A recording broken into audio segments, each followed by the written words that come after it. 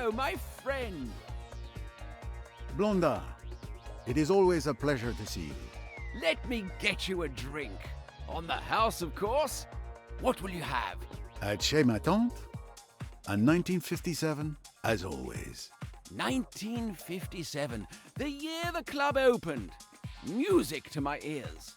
Harry, a 57 for my friend. Right away, boss. I'm sorry, but I must leave you to prepare for a special event. We'll talk later.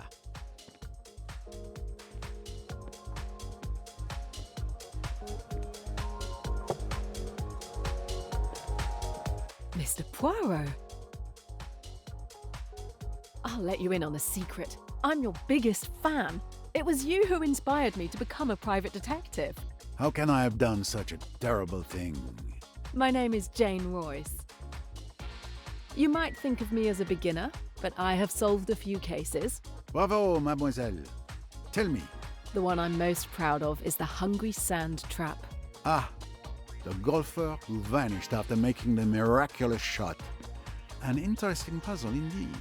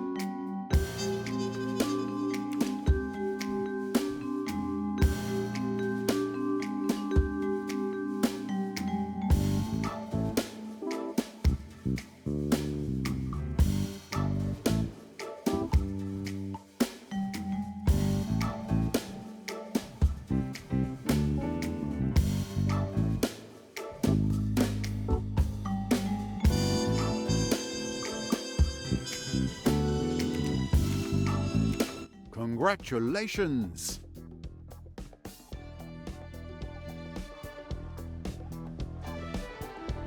Ladies and gentlemen, my apologies for interrupting your evening, but I have a very good reason.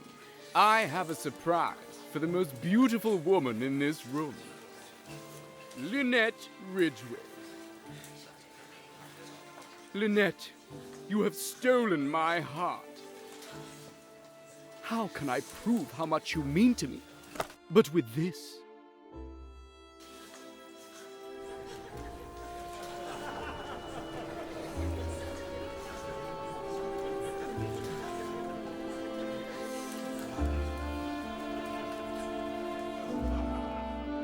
empty box? What is this? Where's the ring?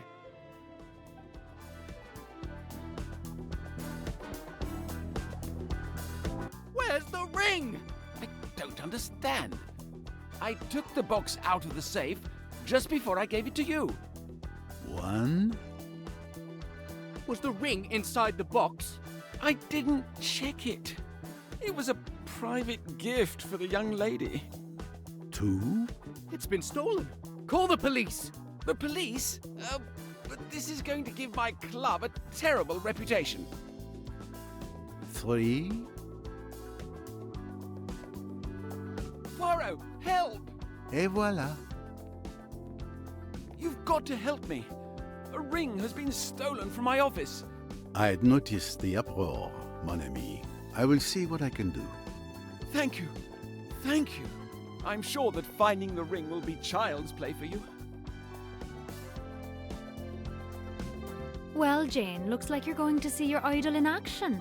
Such a beautiful emerald. What a shame to see it go to waste. Mr. Poirot, this is Emmy Duns, my friend and partner in detection. Nice to meet you, Monsieur Poirot. Jane has told me a lot about you.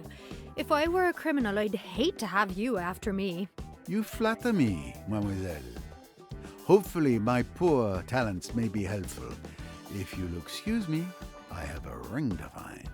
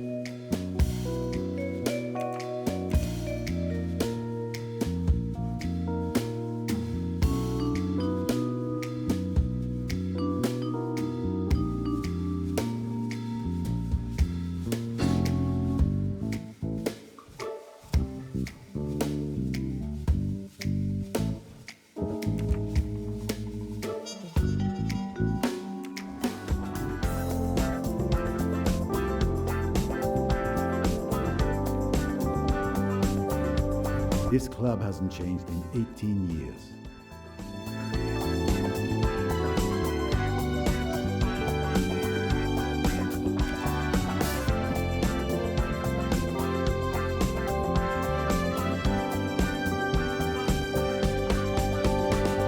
Good evening, Your Lordship, I believe. I have no time for socializing. I've just been robbed. I had noticed, monsieur. No need for the police and publicity just yet, I think. I am Hercule Poirot, and I intend to help you find your ring, if you will permit me.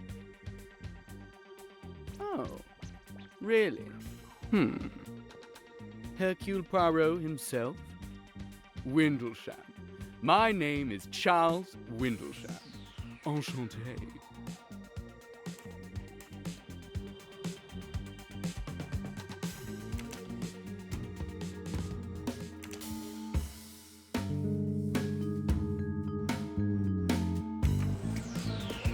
Some questions then. Did you organize this evening? Absolutely. I wanted everything to be perfect.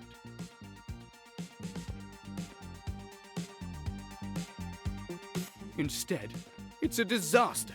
It is not a disaster yet. Poirot is here. Tell me about this ring. It was an engagement ring. I planned to propose to Miss Ridgway. I gave it to Mr. Blondin earlier this evening. Why did you give him the ring? I didn't want to carry it all evening and possibly lose it. Blondin put it in a safe in his office behind the bar. Did you see him put it in the safe? Yes, I was with him when he put it away, and I'm sure the ring was in the box. I was also there when he opened the safe and took it out. Then I held the box in my hand until the announcement. There's no chance that anyone could have stolen it after I retrieved it from the safe.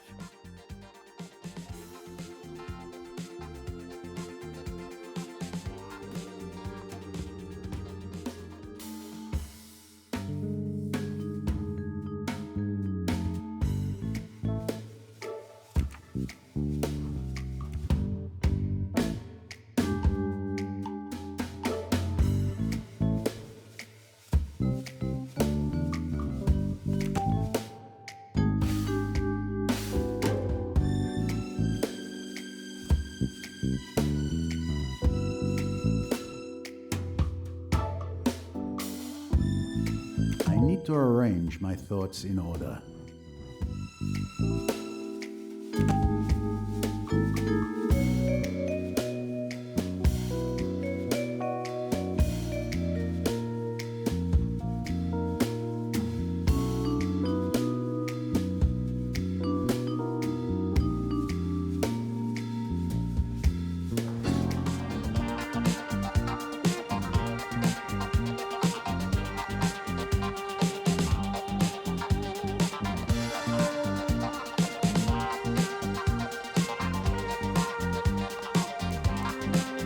Who knew you were going to propose? I asked Miss Southwood to help me choose the ring, as she knows Lynette's tastes well. She recommended an emerald. Mr. Blondin also knew. He had laid on extra champagne for the announcement. So, 3 possible suspects. Monsieur Windlesham himself, Miss Southwood, the friend, and poor Blondin. An emerald ring. Not the first stone many would expect. It would seem there may be one more suspect.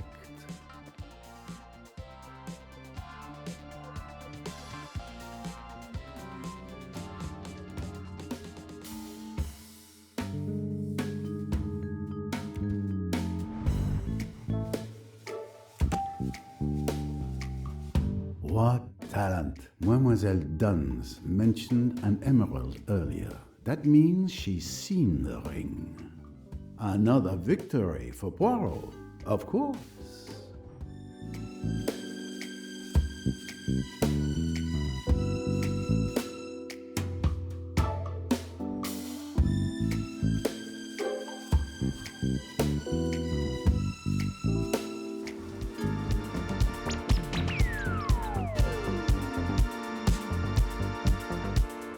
Are you enjoying the party? It's certainly been entertaining so far. Need any help solving the crime? There's something you could help me with. If I remember correctly, you alluded to the ring earlier and said it had an emerald in it. How did you know that? I wondered if you'd catch that. But I didn't steal it. I was at the bar when Mr. Windlesham showed it to Mr. Blondin. When he got ready to propose, I realised it must have been the ring I saw. Were you near the bar during the proposal? No, I was on the dance floor.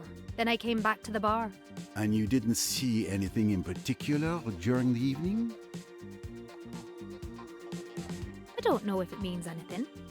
But I saw that brown-haired young woman coming out of the storeroom with a record under her arm. Anyone missing an LP?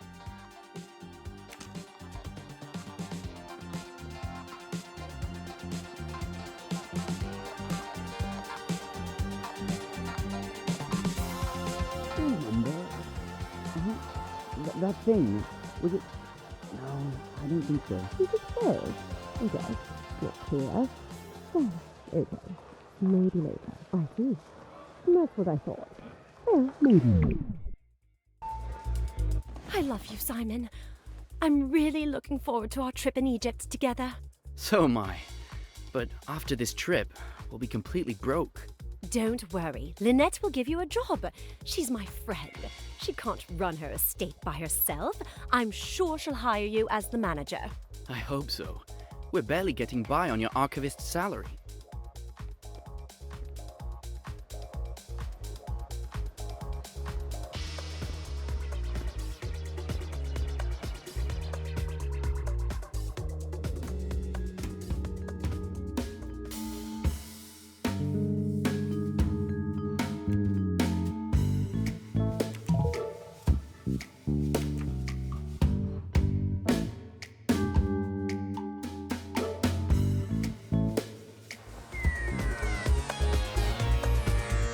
Pardon me, mademoiselle.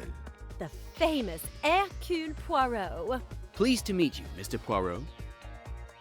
Sorry your evening out should turn into an investigation. It happens more often than you might think. Any sign of the missing ring? Signs? Oh yes. And the direction they point in becomes clearer. Would you mind if I asked you some questions? Interrogated by the famous Hercule Poirot? I confess, I'd love it. Someone told me they saw you coming out of the storeroom where the stolen ring was. Is this true? I just went to get a record so that the DJ could play my favorite song. He didn't even have it in his set. And nobody questioned you when you went into the storeroom? No, it was very easy. How long did you stay in there? Barely 2 minutes to find the record. I hope you're not accusing Jackie of anything, Mr. Poirot. I accuse no one, monsieur. I simply ask the questions. There is nothing to suggest the young lady is not telling the truth. Did you know about the proposal? I suspected his lordship was either going to propose or talk about a new business deal. Hard to tell which.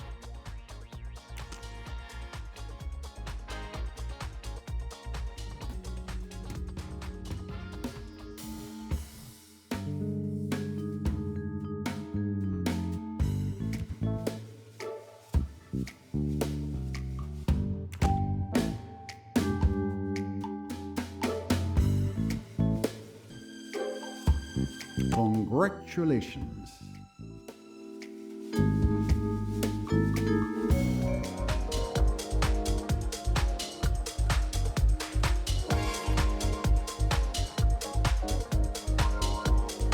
I'm sure you've heard that a ring has been stolen from the safe in Monsieur Blondin's office. I didn't know anything about the ring. I've just heard that there's been a theft, but I didn't leave the bar all evening. I didn't see anyone enter the storeroom. Did you know about the proposal? No, not at all. Poirot, I don't know what to do. I suppose I'm a suspect. Your position obviously gives you the honor of being the prime suspect, but that would be too easy. You would not risk ruining your establishment's reputation. And, in addition to not having the profile of a thief, my dear friend, you asked Hercule Poirot for help. So, I'm innocent. Let's just say that for the moment, you are not suspect number one. How are you holding up, my friend? With all this going on, I fear for my club's reputation. Tell me about this ring. Mr. Windlesham gave it to me earlier this evening. We put it in the safe together. I'm the only one with the combination. Even my employees don't know it. And no one was aware that the ring was in the safe. Mr. Windlesham and I retrieved it together. You knew about the proposal? Yes. Lord Windlesham asked me to organize the announcement. I warned the DJ he needed to know when to cut the music.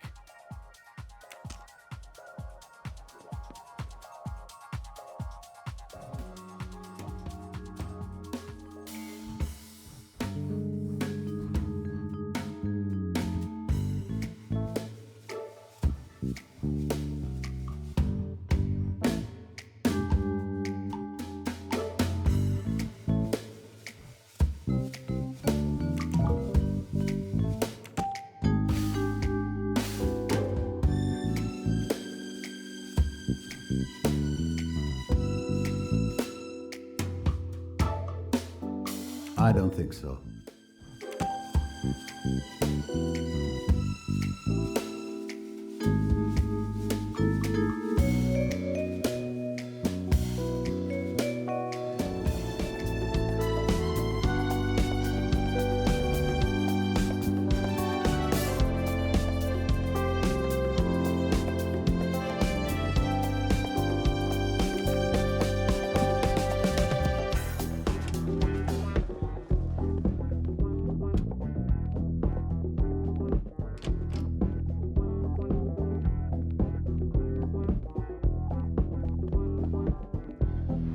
What a magnificent moustache.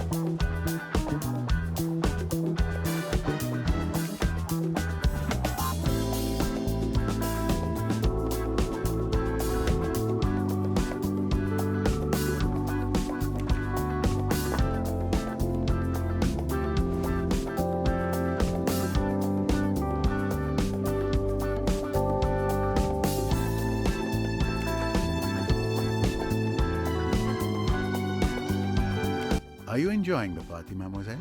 Oh, I come here all the time with Lynette. Usually I love this club. But tonight, what a disaster. What luck you were here. You could say that. Can you tell me anything about the ring? What a shame it's gone. It was beautiful. You know, I chose it. You knew about the proposal? Of course. Charles came to me to help him find an engagement ring. He knows I'm Lynette's best friend. I'd do anything for her. Good evening, Mademoiselle Ridgway. May I ask you a few questions? Monsieur Poirot, I presume? Of course. Your reputation precedes you. I recognized you straight away. Especially your moustache. Lynette, I'd like you to meet the love of my life, Simon. Your timing could be better, darling. Nice to meet you, Simon.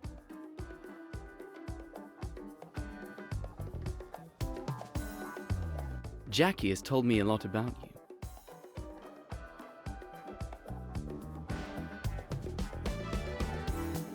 Lynette, you've got to give Simon a job. I know you need a manager for your estate. Simon would be perfect. I'm sure he would be, dear, but this is hardly the time. I'm having a conversation with Mr. Poirot.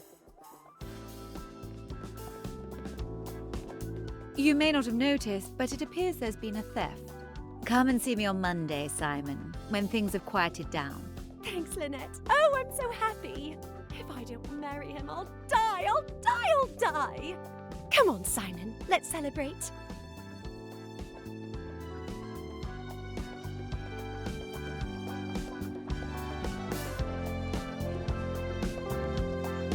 Let's continue this conversation.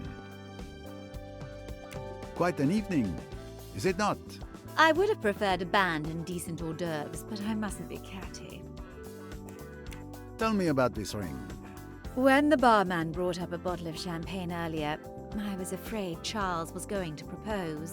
You know, something supposedly romantic like putting a ring in a glass of champagne. A dangerous tradition. What if the intended swallows the ring? Did you know about the proposal? I suspected it would happen. Everyone thinks we're already married, but we definitely are not. To be honest, I'm afraid of being eclipsed by him. I do not intend to live in any man's shadow. I was going to say no in front of everyone, but that would have been too embarrassing for both of us. The theft. It was a lifesaver then for Miss Ridgway.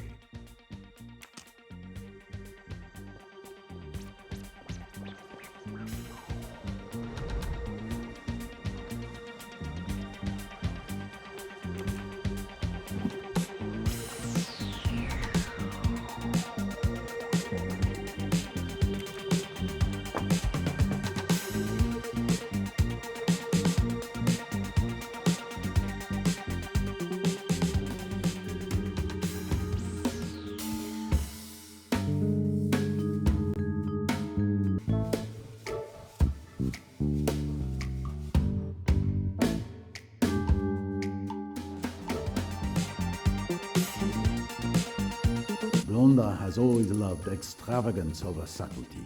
This club is his pride and joy.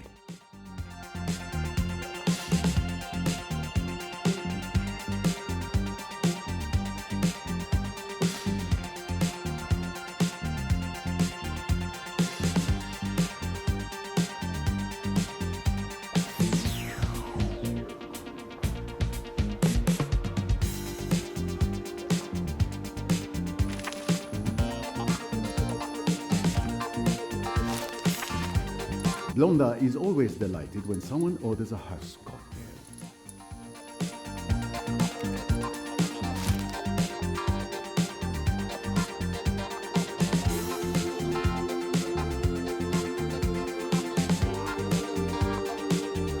I'm sure you've heard that a ring has been stolen from the safe in Monsieur Blondin's office. I didn't know anything about the ring. I've just heard that there's been a theft, but I didn't leave the bar all evening. I didn't see anyone enter the storeroom. Harry. You answer my questions before I ask them. I can assure you that I know nothing, Mr. Poirot.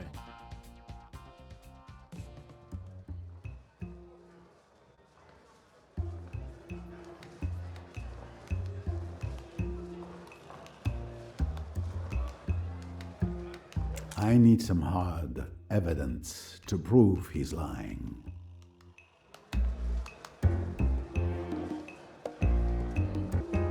I don't think you've been entirely honest with me. What makes you say that?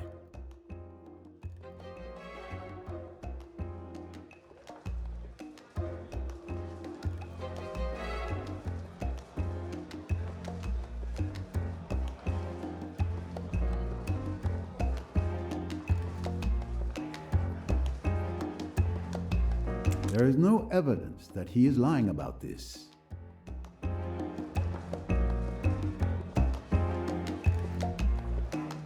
You forget that you stepped away from the bar to take a bottle to Miss Ridgway. The thief could very well have taken advantage of that moment.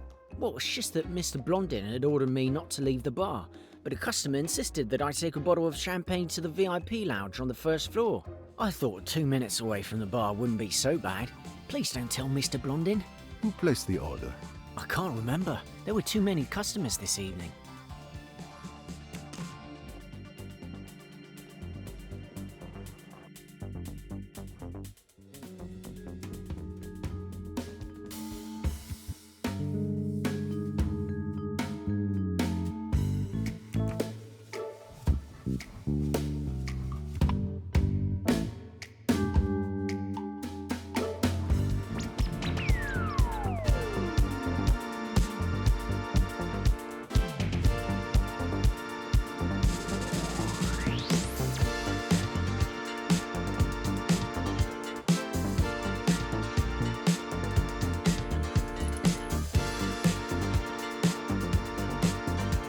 Yeah.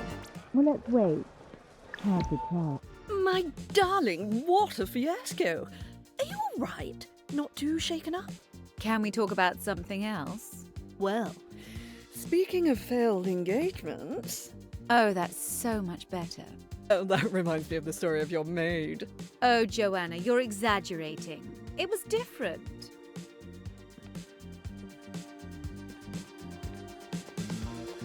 The poor thing had fallen for a strange man.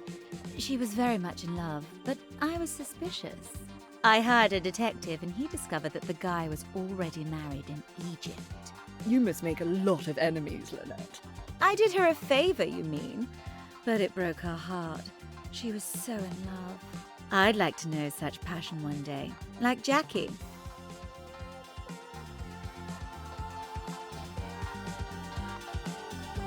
Lucky Jackie.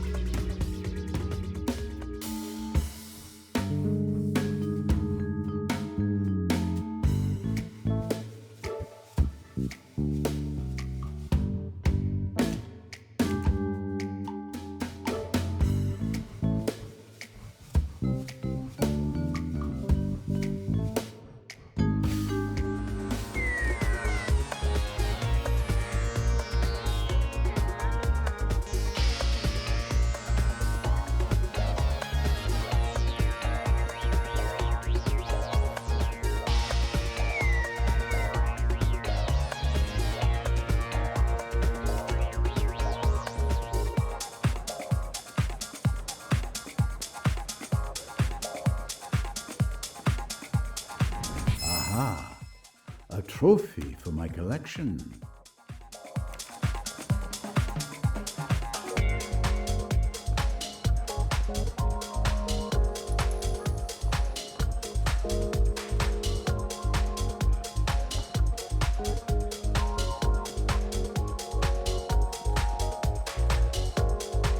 Would you mind if I asked you some questions?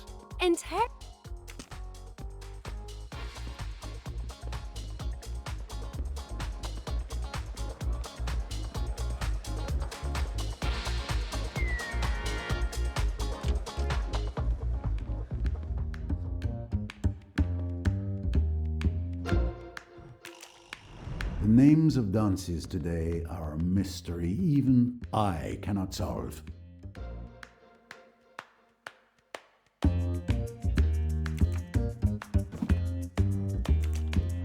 Blondin has a vast collection of popular music, everything from the 50s to today.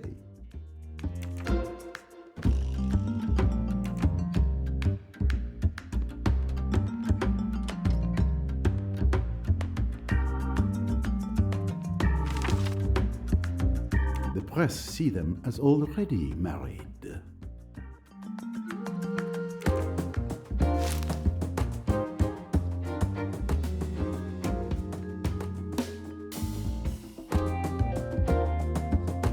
The ring was stored in this safe.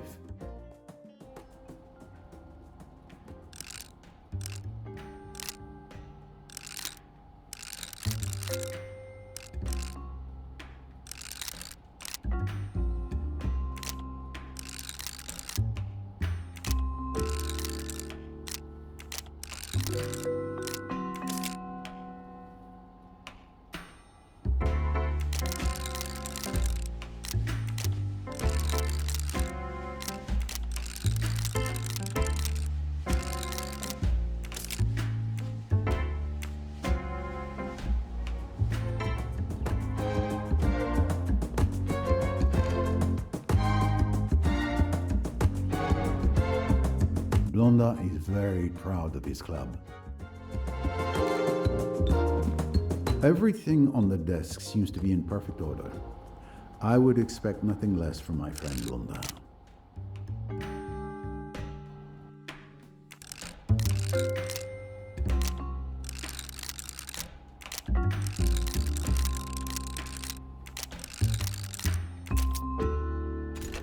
I found the code without anyone's help. The combination was easy to guess.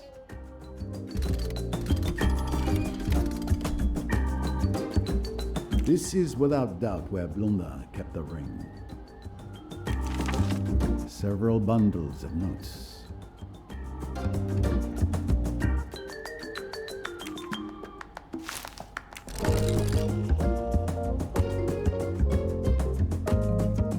The door isn't locked. Blondin trusts his employees.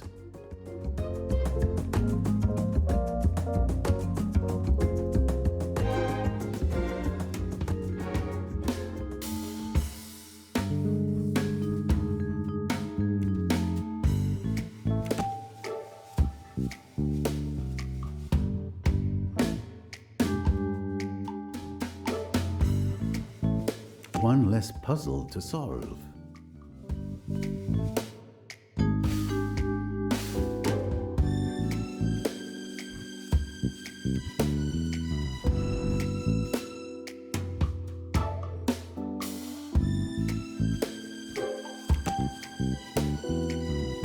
Of course.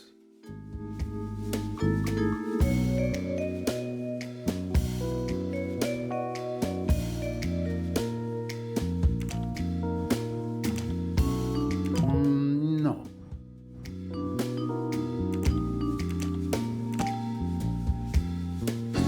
Fantastic. Lynette Ridgway has told her friend Joanna Southwood that she doesn't want to marry Lord Windlesham.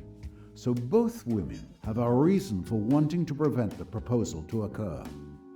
Who is the world's greatest detective?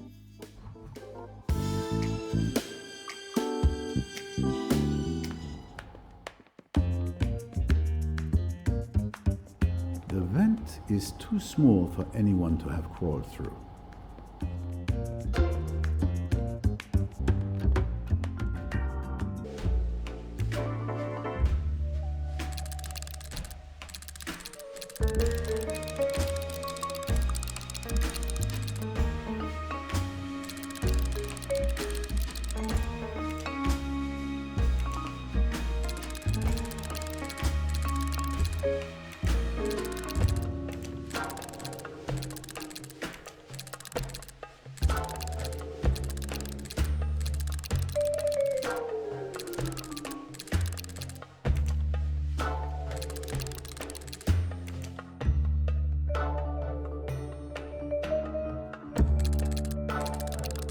Bravo!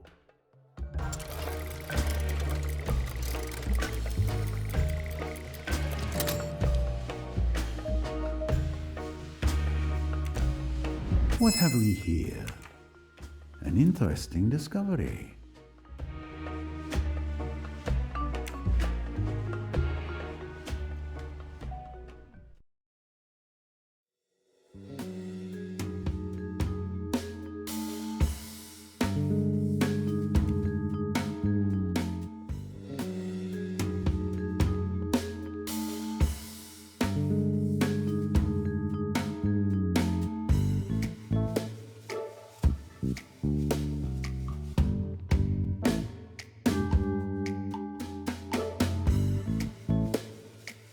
I'll get to the bottom of this.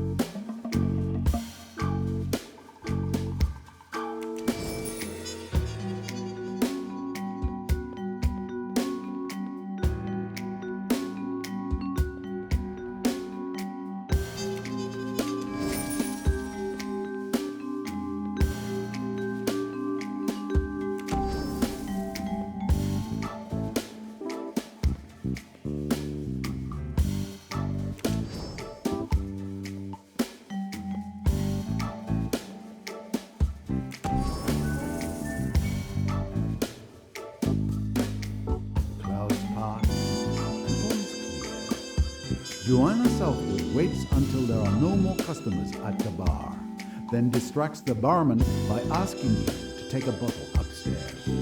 She enters Blondin's office and closes the door. She figures out the code to the safe with childlike ease, as I was able to do, and grabs the jewel. At the same time, Jacqueline de Belfort enters the storeroom to pick up a record purely by coincidence. She leaves again, and Mademoiselle Duns spots her when coming out of the ladies. Alone again, Miss Southwood leaves and returns upstairs with the ring. The barman returns to his post and suspects nothing.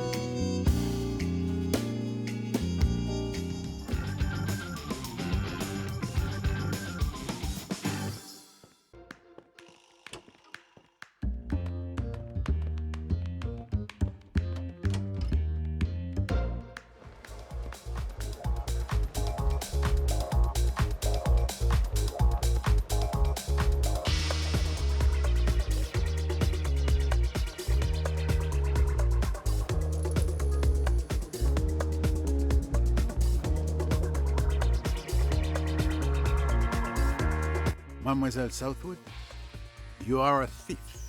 Bravo! You found me out. I'm not going to deny it, but I did it to help my friend Lynette. I was going to return the ring at the end of the evening. What? You stole the ring? Why would you do that? To help you. You didn't want to marry Charles. No ring, no engagement. And I admit, I wanted to see his face when he opened that empty box. Give me the ring now, and I'll forget to mention you when I give it back to Lord Windlesham.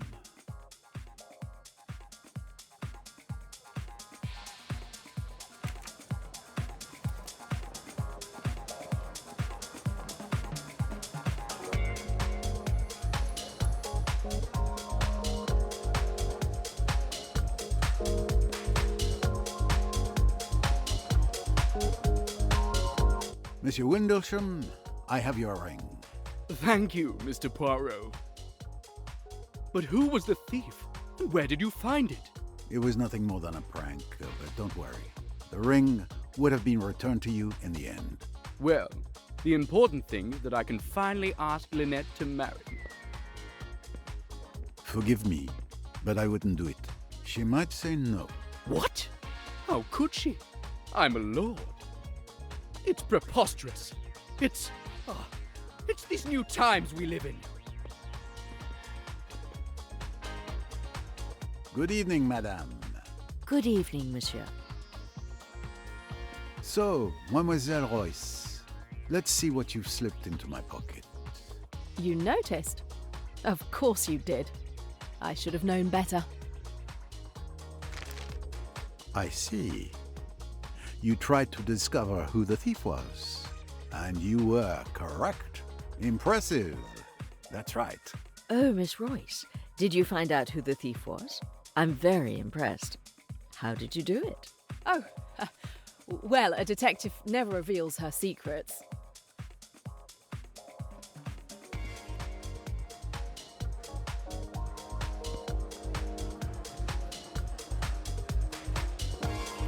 Jane, we should get going. I'll get our things and wait for you outside. Au revoir, Mr. Poirot. Mr. Poirot, it's been a pleasure to meet you. A shared pleasure, mademoiselle.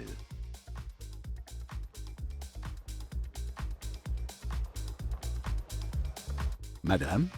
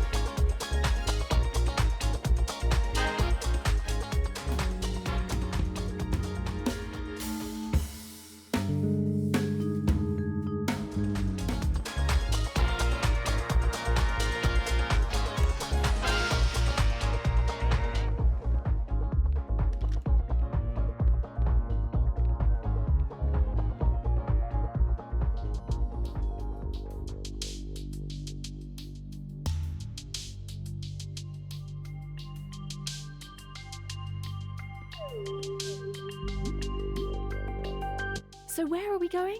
I know a great Chinese restaurant. It's a 5-minute walk from here. Follow me. These streets around here look pretty dark. Down these mean streets a female detective must go.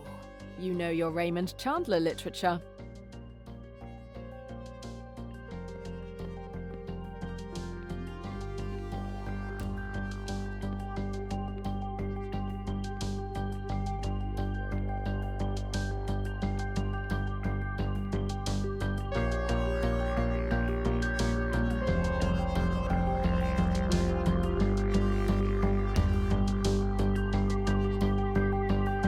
Thinking, it's been so long since we last went on holiday together.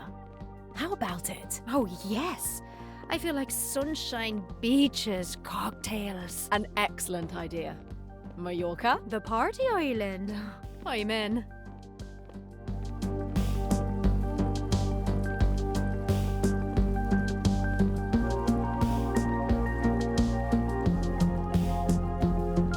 What an evening. I'm so happy for you. You finally met your idol. You're forever telling me about Hercule Poirot. And what's more, I saw him in action, which was so impressive. But how did you know that the thief was Joanna Southwood? Would you like to know too? That's because I'm a mind reader, as well as a detective. Ah, very funny. Maybe. I'll tell you later. Another of the world's strangest collectibles.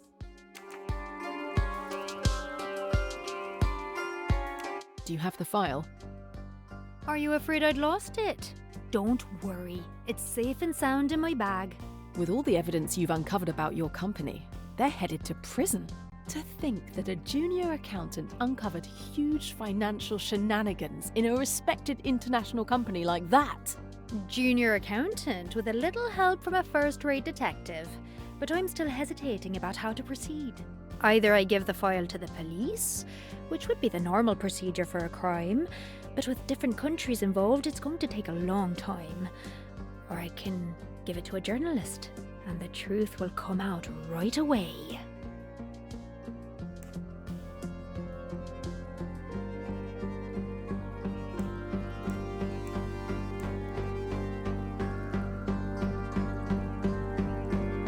The best thing is to give it to the press. At least the truth about AWL won't be suppressed. You're right. I'm completely stressed out. I felt like I was constantly being followed these past few days. Don't worry. Everything's gonna be fine. Nobody knows you're investigating anyway, so you don't have to worry. Yes, I know. But still, you know, we should work on the next case together. Hey, how many more mean streets do we have to walk down before we reach this fabulous restaurant? You'll see. The destination is worth the detour. We're here.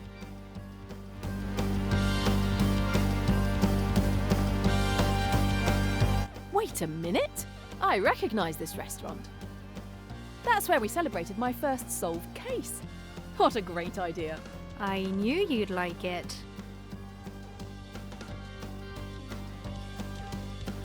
Go ahead, sit down. I have to use the payphone to make sure my contact will be available tomorrow to deliver the file. Okay, I'll order some wine to celebrate you breaking your case. Order, I'm coming.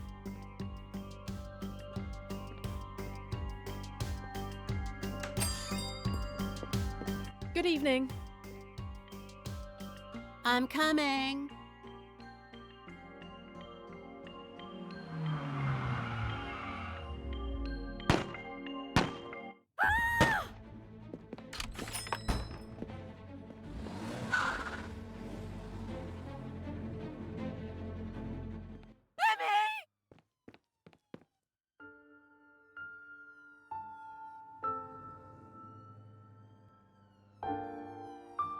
Emmy?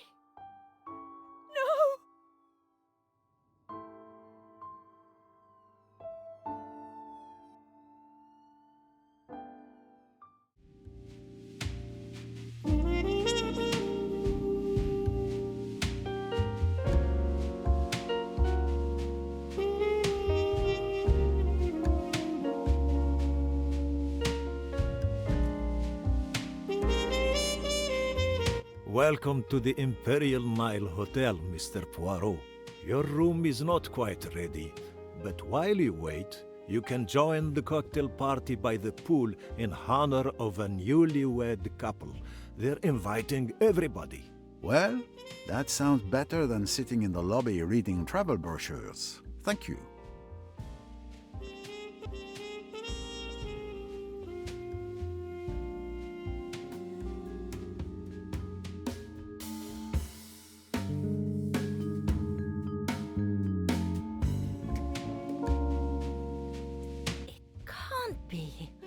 Tim! It's Hercule Poirot! Of all the damned luck.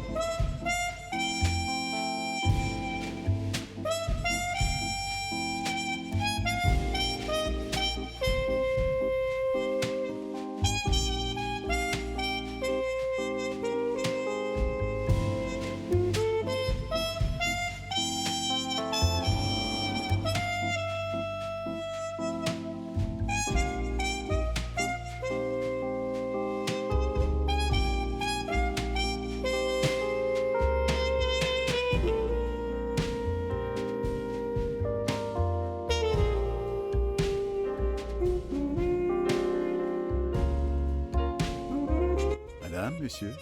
Are you also waiting for your room? No. We arrived yesterday. Mr. Poirot, isn't it? Of course. How stupid of me. I'm Adele Allerton. This is my son, Tim. Are you going to the Doyle cocktail party? Doyle. That name. Newlyweds. Could it be? I was just about to go myself. I will see you there.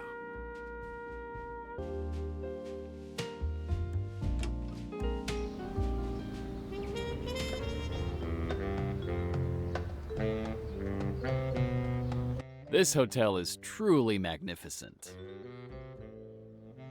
Oh, I didn't see you there.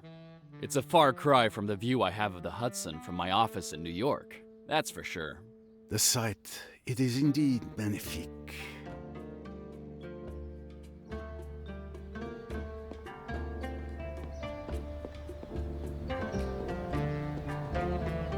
Good morning, sir. Forgive my curiosity, but aren't you joining the cocktail party? I don't associate with that kind of people. The bourgeoisie and their bunch of hypocrites. Not my cup of tea. The hypocrite bids you a low bow and will go join the cocktail party.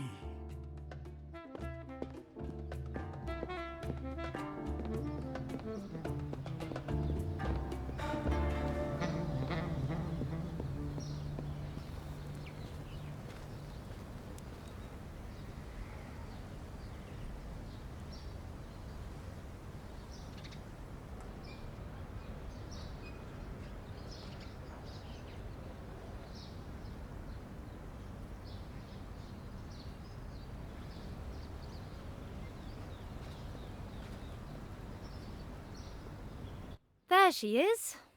Lynette Ridgway. Doyle, sorry. Hello, everyone. Welcome to our cocktail party. The Egyptian pyramids took thousands of years to build, so I hope you'll forgive us for our tardiness. By any measure, this has been a whirlwind romance. Simon and I wanted to share our joy of being on our honeymoon by offering you this cocktail.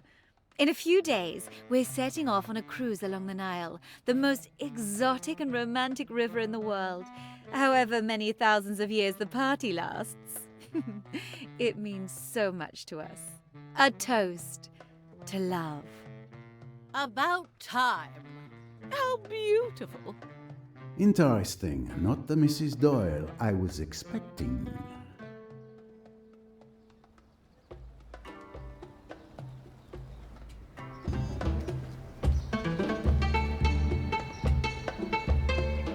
Congratulations, madame, on your wedding. Monsieur Poirot, what a surprise. Do you remember Simon? Mr. Poirot was pretty busy that night at Chez Ma Tante. I'm Simon Doyle, the lucky man. But how extraordinary to find you here.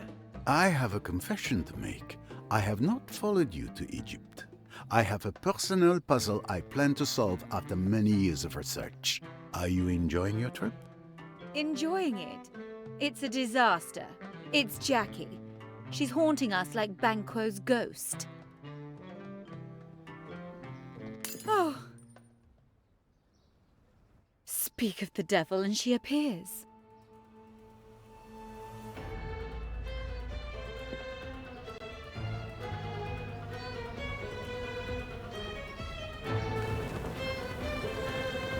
Wait, Lynette.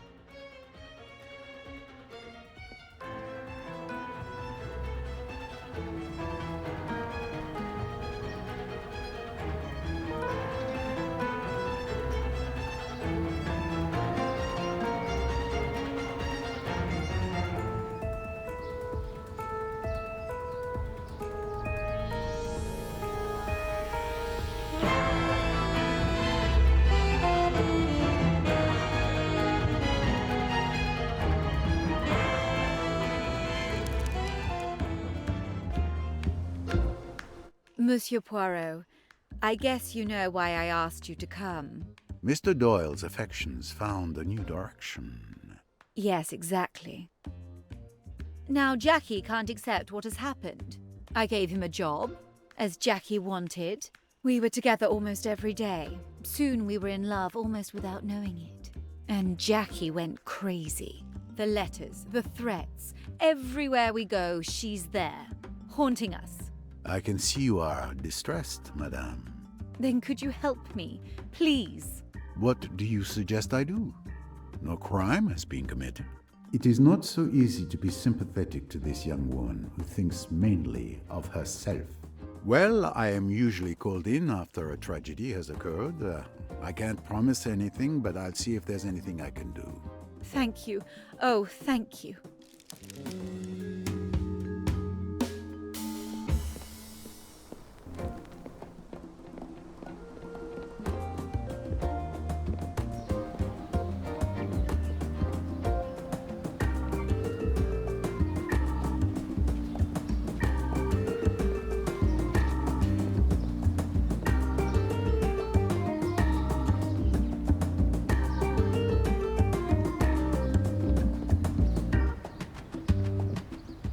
Maybe not.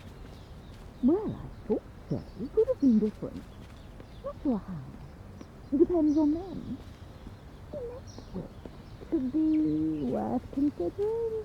Could have been different. Not sure how. It depends on them. Which that makes sense. Possibly. Hard to explain. You think? Right. Could be worth considering. You never know. It could happen.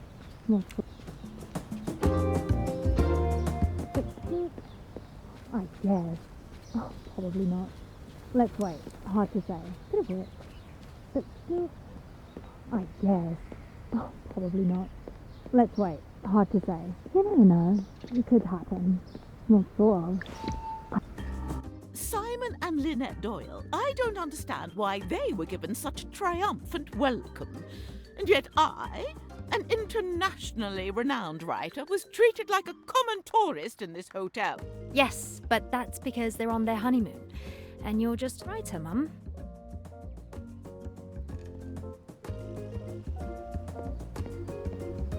Beautiful view, isn't it? Do you dance, Monsieur Poirot? Oh no, there's no music. What a pity. I'm sure you're a good dancer.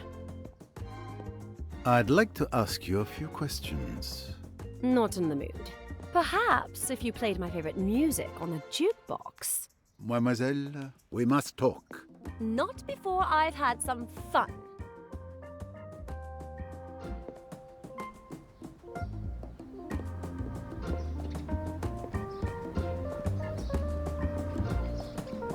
Not yet, I suppose. Okay then. Hard to say. I guess.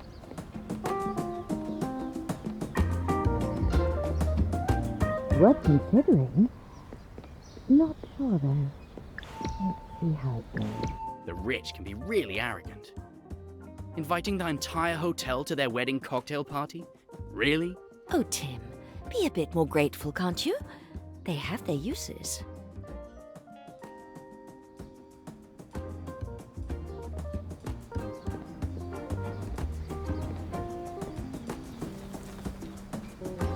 Thought about it.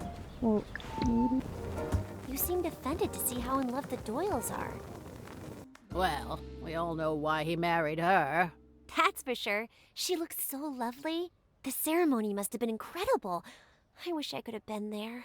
It's been in all the papers for the last 2 weeks. I've had my fill of it.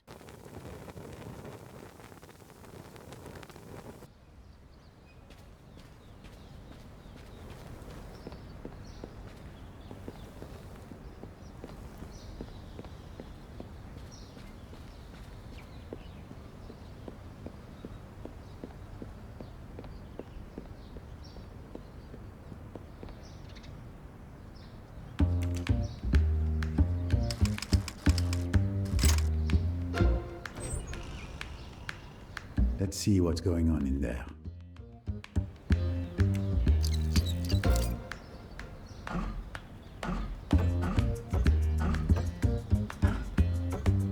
Oh, I can see why it doesn't work.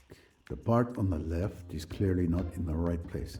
It should be against the border on the far right.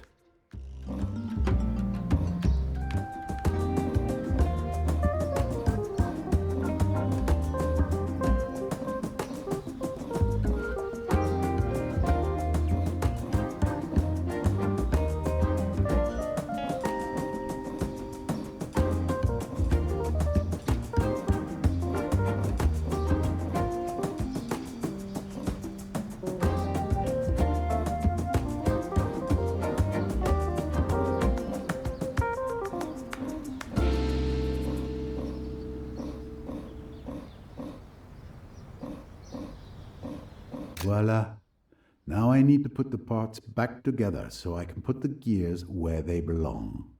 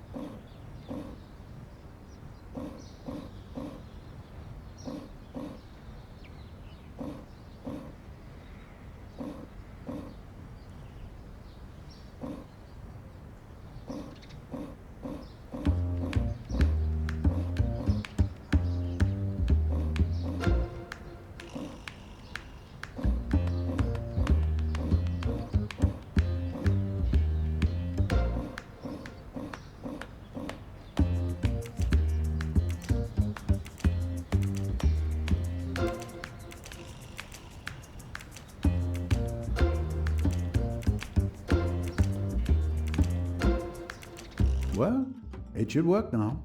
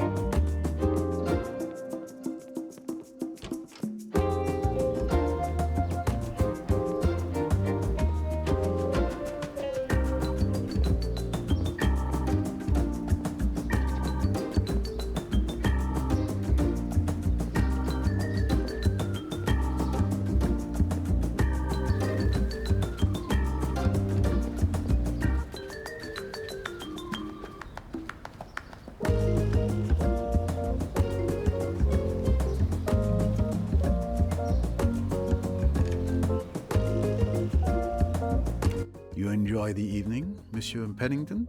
It's amazing. My first time in Egypt. Are you here for business or pleasure, Mr. Poirot? Both. I seek to solve a puzzle that has captivated me for years, and that will give me great pleasure. Well, I hope you succeed. Do you know the Doyles well? Lynette, since she was a little girl. I've only known Simon for a short time, just a few months ago. He was managing Lynette's estate, the house, the extensive properties, someone whom she'd just hired.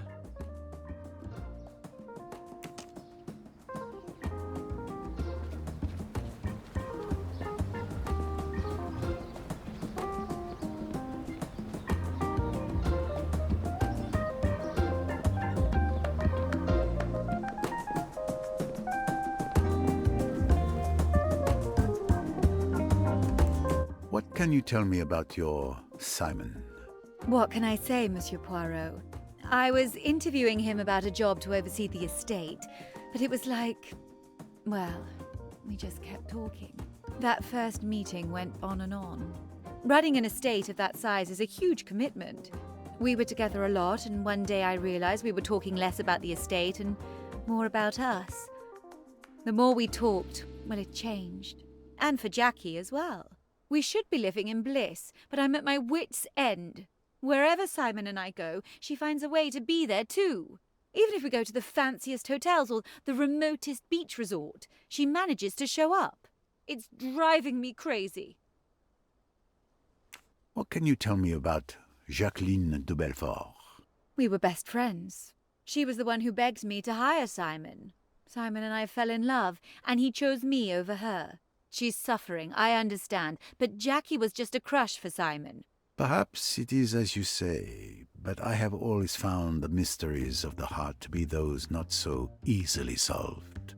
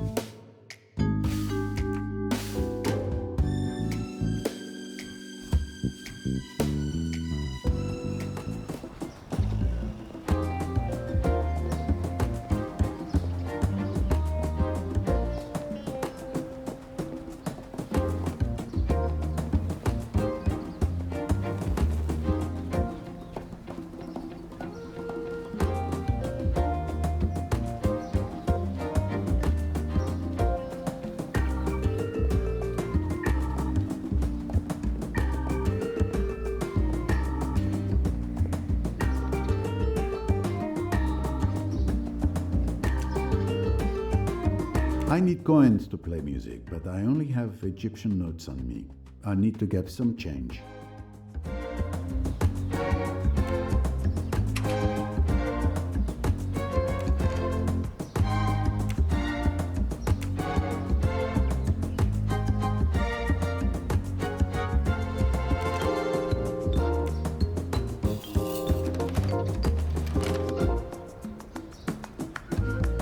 Thankfully, my friend Blondin introduced me to his new jukebox at Chez Ma Tante. What was most important?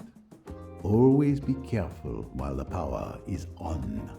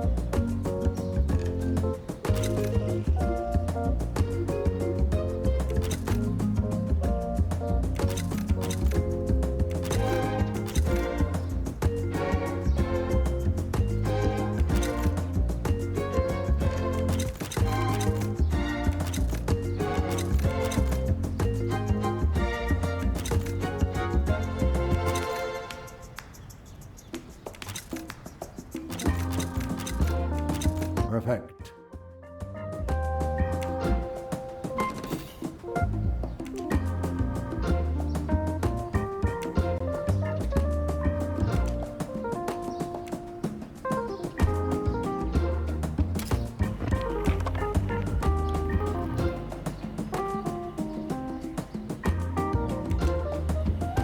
It's closed.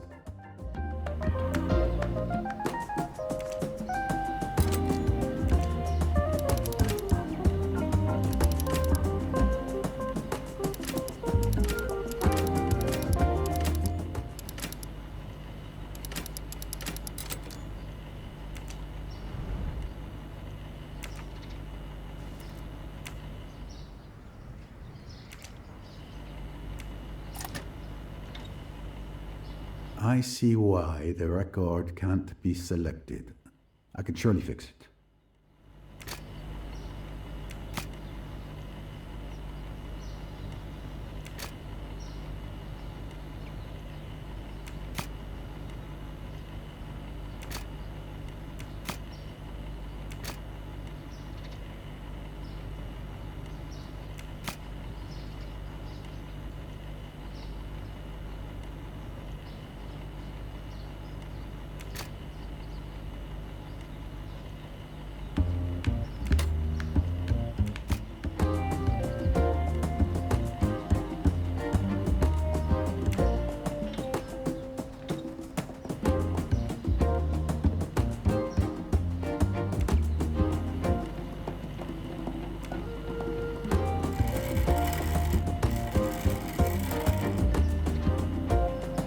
I need coins to play music, but I only have Egyptian notes on me.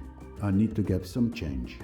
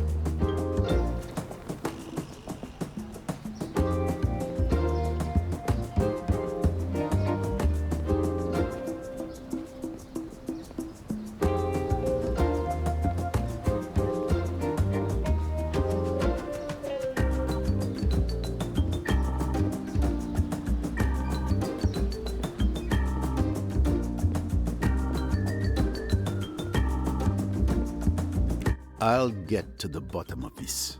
Thank you very much.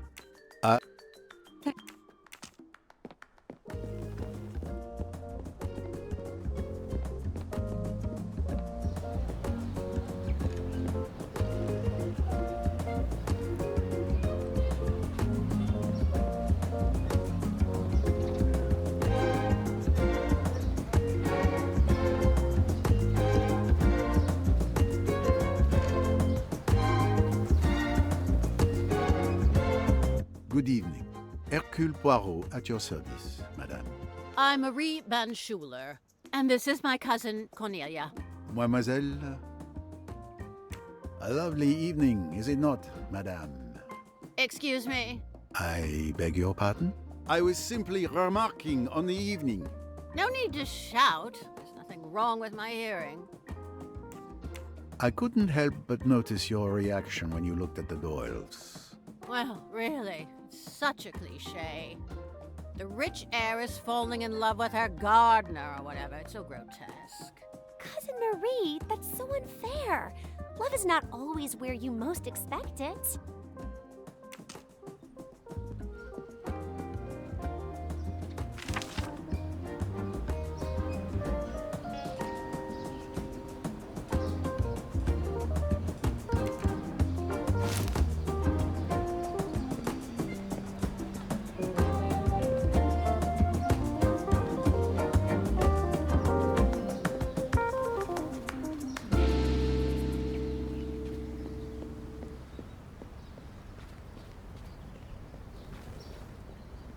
Hercule Poirot.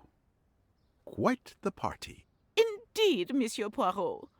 And in Egypt. I am Salome Otterbourne, and this is my daughter Rosalie. I am so excited to be here. This enchanted land of 1,000 wonders. Don't you think it's extraordinary, Monsieur Poirot? Now, Mum, please. No need to overdo it. Au contraire, it is my first visit as well. I'm pleased to meet you. It's a lovely evening, isn't it? Yes, it's inspiring me to write my next book. I know my readers can't wait to read it. Like all the books I've written, it's going to be a bestseller. Mum, aren't you exaggerating a bit? Not a bit of it. You looked happy to see Mr. and Mrs. Doyle. Of course, you can see all that love between them can overcome any obstacle. Lynette is so in love with Simon, it's so touching. I will capture it all in my latest masterpiece, Secrets of the Egyptian Moon. Masterpiece or not, the books give us a chance to see some amazing places.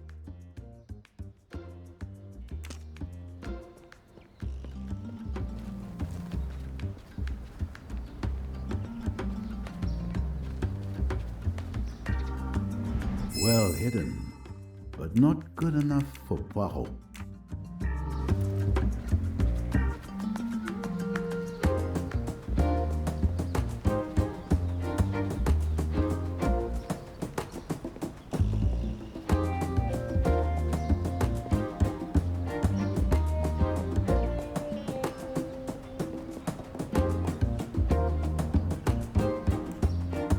Do you know the Doyles? Yes. My niece, Joanna Southwood, is a very good friend of Lynette Doyle. Ah, yes, the friend of Lynette Doyle. I became acquainted with your niece at Chez ma tante. Ah, the mystery of the stolen ring. If you knew Joanna, you would know she had only the best of intentions.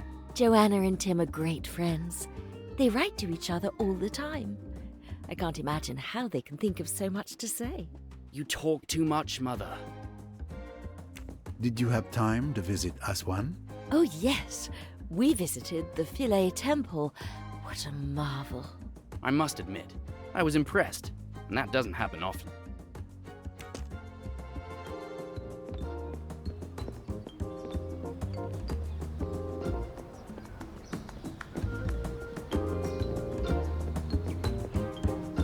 I'd love to hear the song Simon and I used to dance to all the time.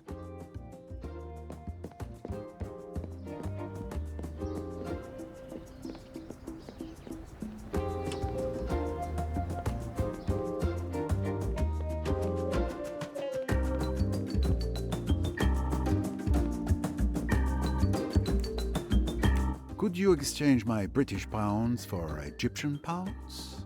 But of course, here you are.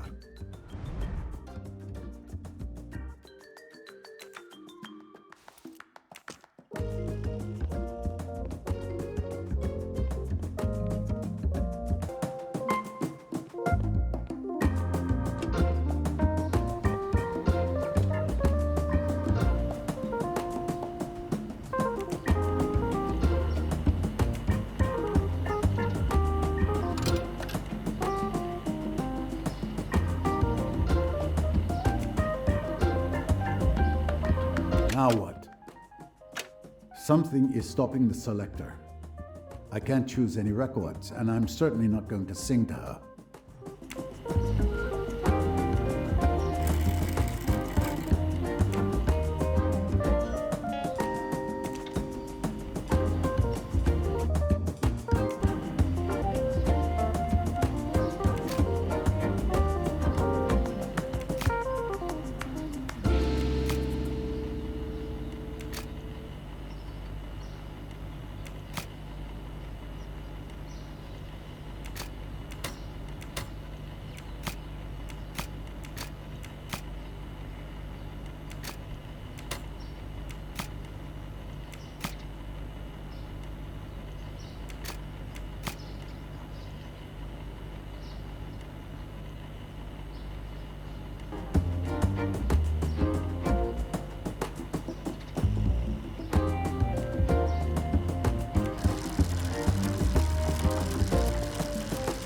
Is it possible?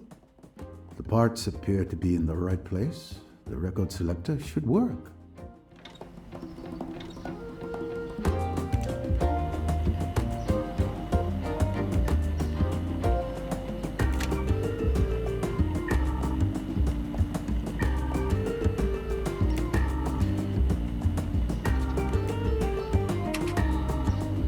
Perfect.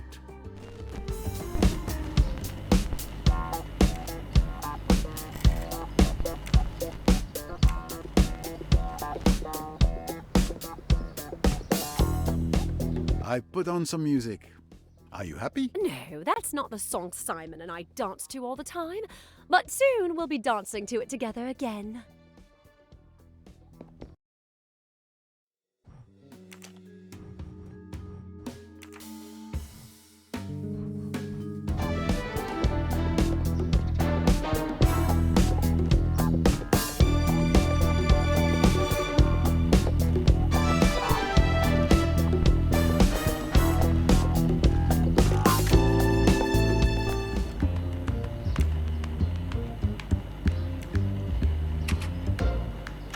Perfect.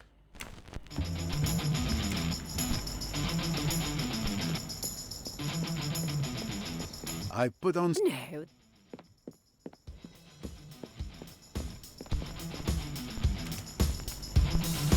I need coins. I need coins to play music, but I only have...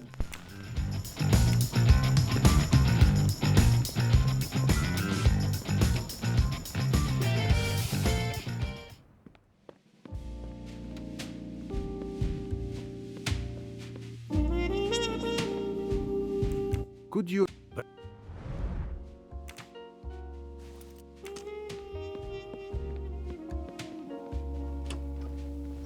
Come on, Louise. We've almost got it all in. Just a little more effort. Oh, I'm doing my best, monsieur, but it's impossible to fit everything in. Madame, as you know, everywhere we go, Madame shops, and... Monsieur Doyle, may I speak to you for a moment? Oh, Mr. Poirot. Of course. Louise, I leave you in charge of the luggage. See that it fits.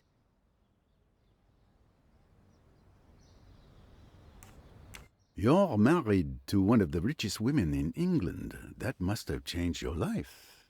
I don't know what you're implying, but yes, lucky me. When I met you at Chez Ma Tante, you seemed so in love with Miss de Belfort. I thought I was. She was a different person then, but now I see a whole other side of her. She's become completely unhinged. She's having fun terrorizing us, and it's not a game to her. Her hatred is very real. What do you mean by that, Mr. Doyle? What do you think I mean? Jackie threatened Lynette's life. Sorry. Look, I don't really feel like talking about this. I understand. I'm trying to remember the name of the song you danced to with Miss de Belfort at Chez Ma Tante. It's Midnight Storm, Jackie's favorite song. Are you leaving? That's the plan. If we can get all the suitcases into the cab. Right, Louise?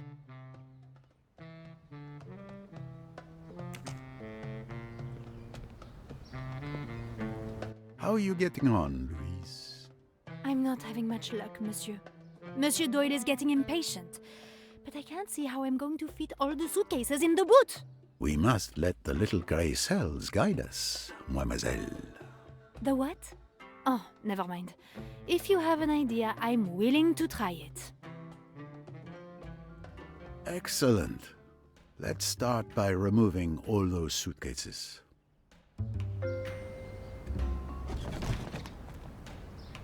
All right, let's begin.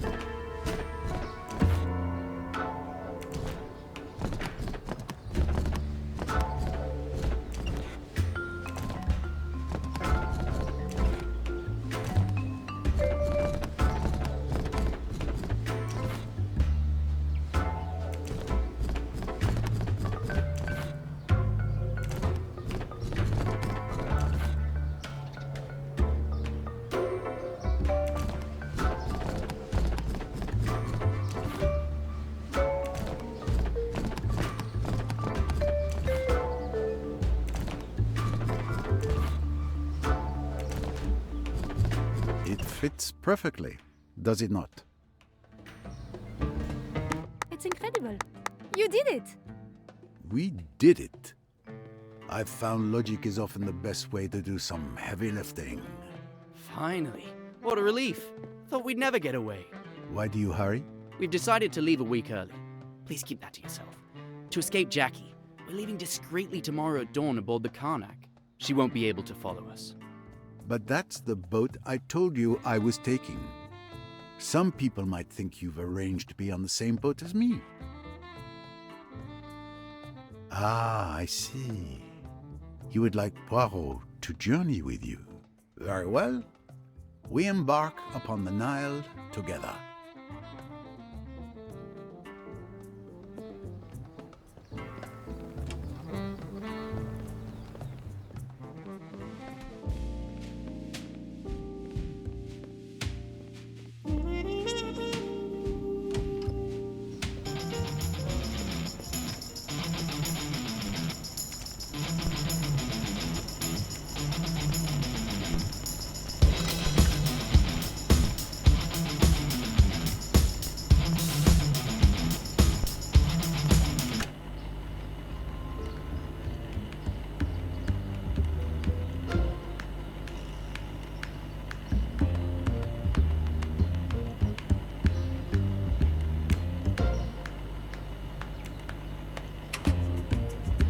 Perfect.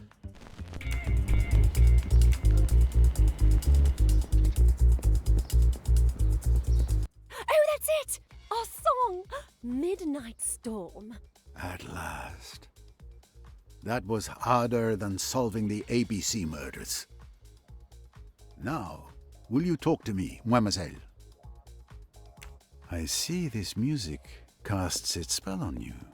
Oh, don't be such a fuddy-duddy, Mr. Poirot. Okay, I'll answer. You may question the witness. What can you tell me about Lynette? She was my friend. I trusted her, and she betrayed me. I hate her, but I don't want to hurt her. I believe Simon and I are destined to be together. I can win him back. You'll see. Everyone will see. You are not being honest with me, mademoiselle, or yourself. I beg your pardon.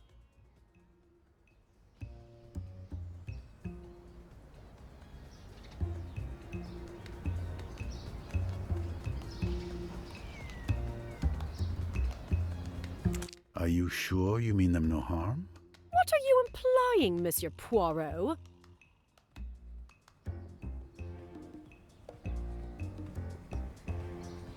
I do not imply. I state it plainly. You don't want to hurt them, yet you threatened Lynette with death. Oh, so they've talked to you.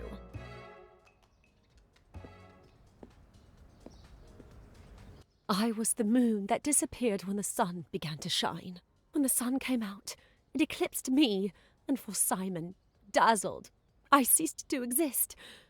All that remained in his eyes was Lynette, his son. But you know, they're the ones who hate me because I follow them everywhere. Besides, I've got something to defend myself with. My grandfather taught me to shoot, and I'm a very good shot. Mademoiselle, I beseech you, do not do what you are doing. Do not open your heart to evil. Tell me about Simon. He is the love of my life.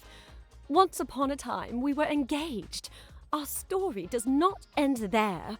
I won't let it.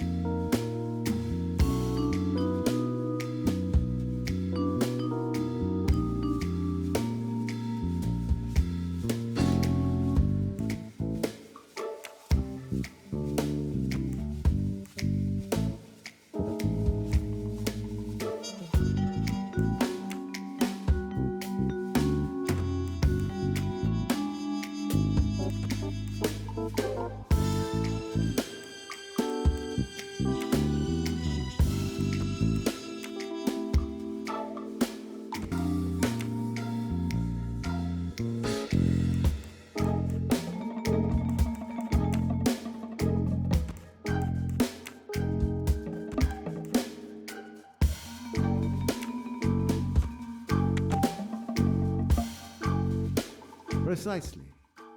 Is that applause I hear?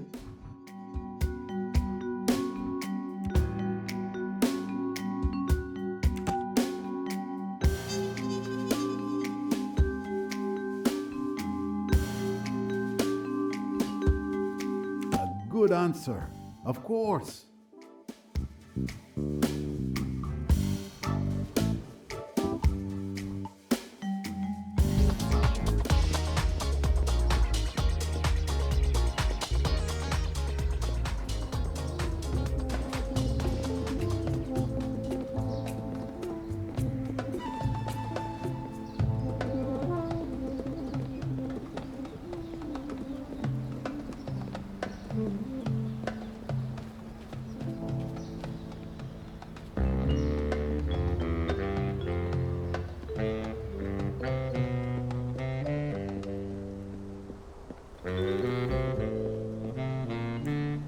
What can you tell me about Jacqueline de Belfort? We were best friends. She was the one who begged me to hire Simon. Simon and I fell in love, and he chose me over her. She's suffering, I understand, but Jackie was just a crush for Simon. Forgive me, but I do not think that's completely accurate, madame. I don't understand.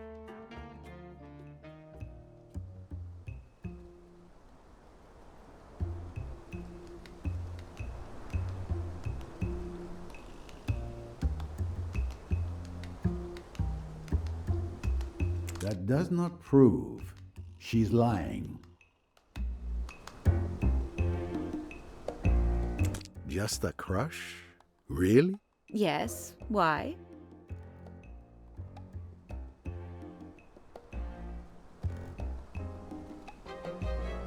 This wasn't a simple crush. They were engaged.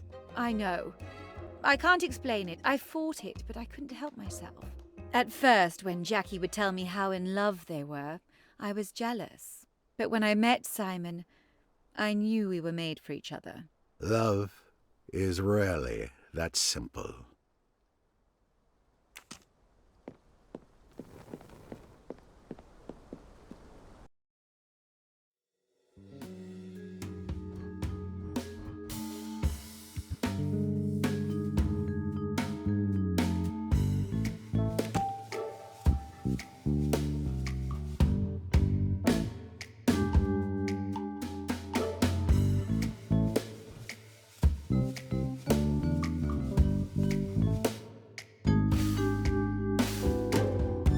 to arrange my thoughts in order.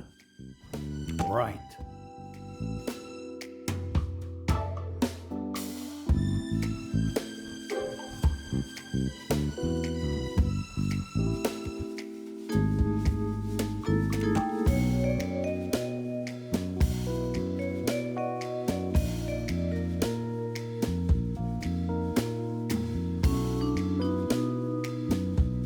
Good.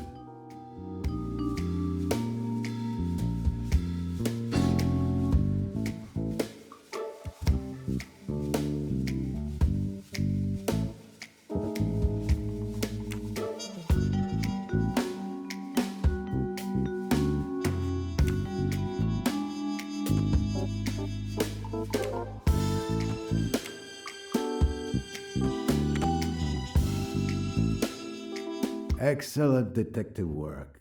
Naturally.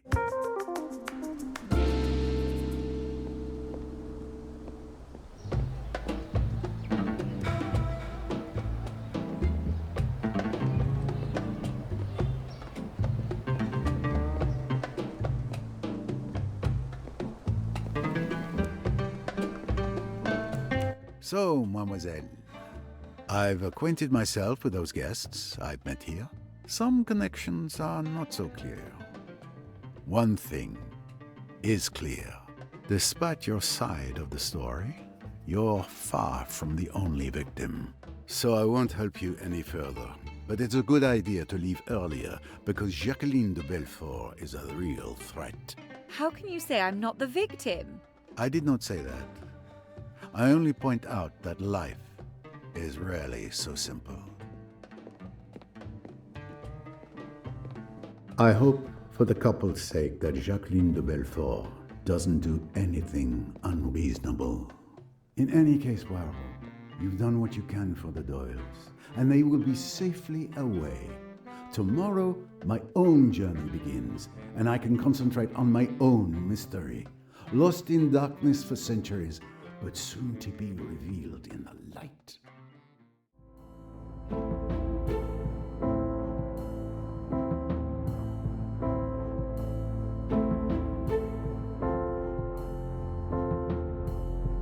Six months I'd been investigating Emmy's murder and searching for the documents she took from AWL, but getting nowhere.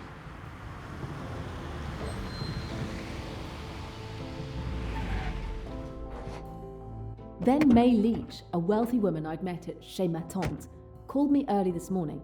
She'd had a bracelet stolen from her villa in Mallorca, and on the guest list she faxed me was the name Vikram Kapoor, Emmy's boss at AWL. I lowballed my fee and jumped on the first flight to Mallorca.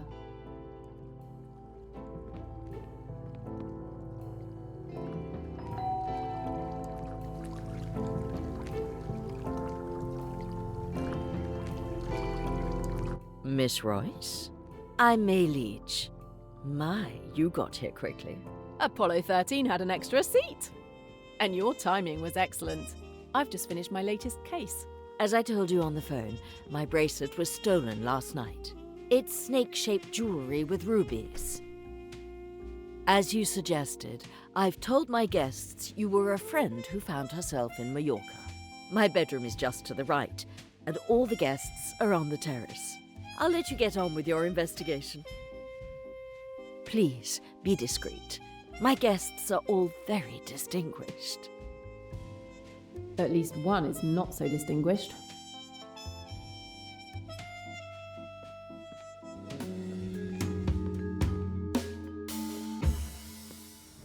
Found you!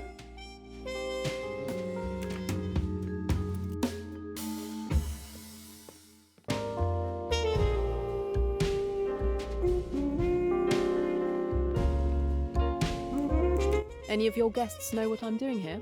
No. No one knows about the theft. I introduced you as a friend from London. Think they bought that? Oh, yes. I have a reputation for inviting all sorts of people to my little soirees.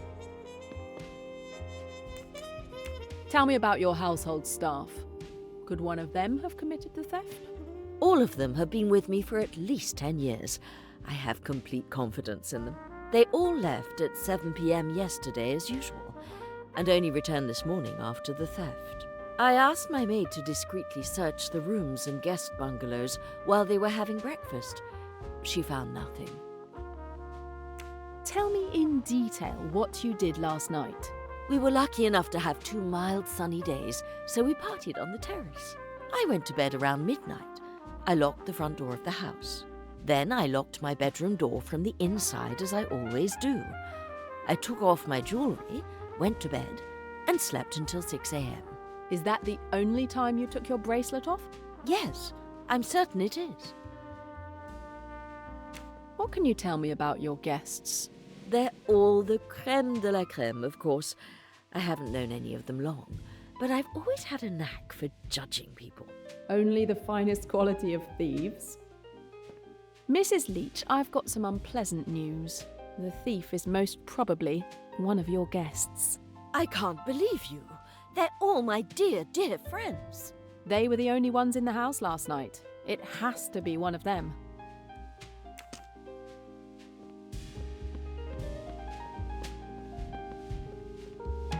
This rocks!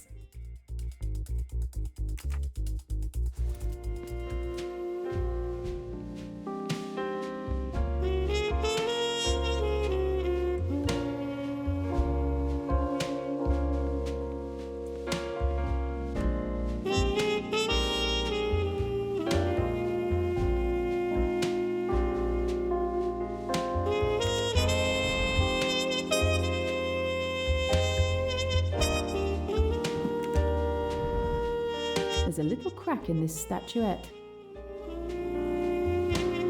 This statuette is broken in the middle, but it's been carefully mended.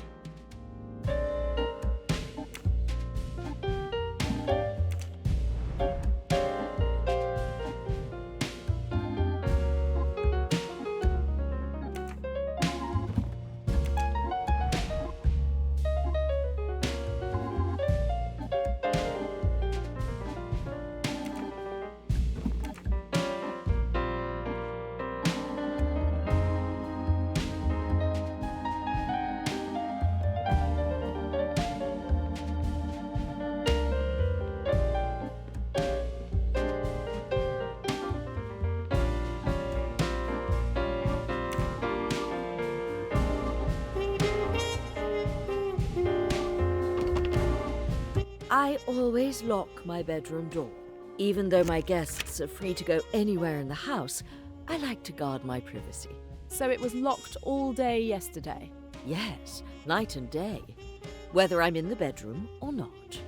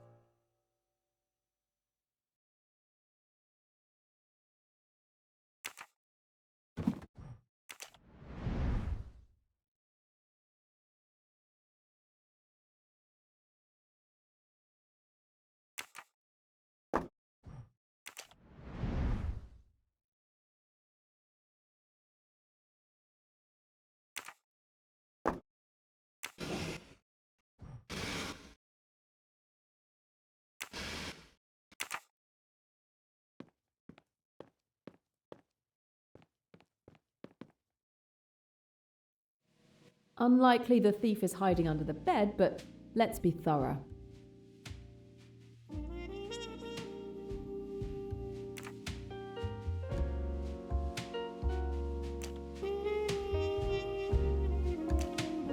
What? What's this? The ruby bracelet? I flew all the way to Mallorca to find a piece of jewellery under a bed.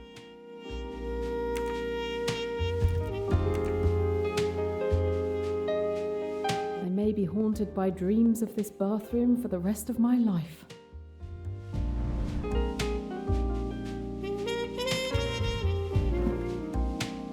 I can't imagine the price of such a perfume.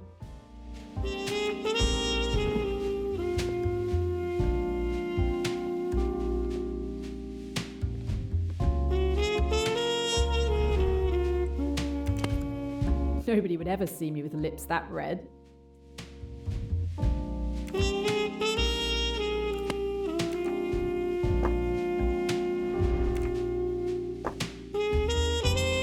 High quality makeup. Hypoallergenic, of course.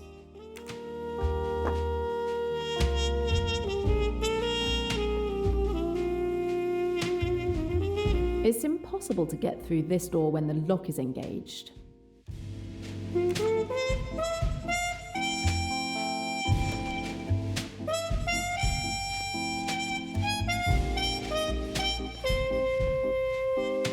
I searched your room and found your bracelet under your bed. Oh, you mean the one I threw away? It's a fake. How do you know it's a fake? It looks real. This morning when I got dressed, I put on my bracelet. Then a few minutes later, I started getting red marks on my wrist. Look, it's clearly an allergy. My real bracelet never did this to me. Trust me, it's a fake. I trust you. And given the size of the bracelet, I think it's unlikely that the thief would dare to keep the real one with them. It may be nothing, but I found a broken green statuette. Oh no! I'm sure everything was in perfect condition yesterday. Otherwise my maid would have told me. One of my guests did it. Who could have broken my beautiful statue and not even tell me?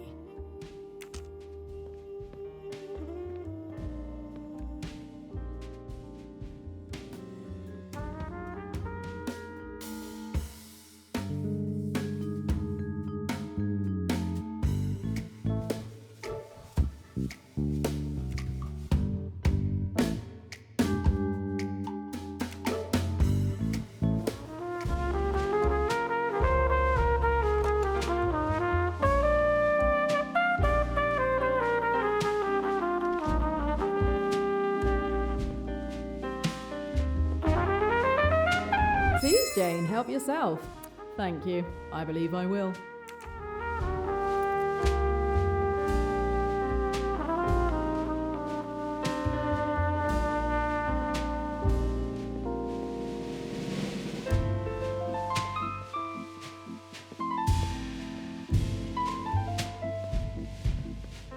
The window looks closed, but it's actually very slightly open.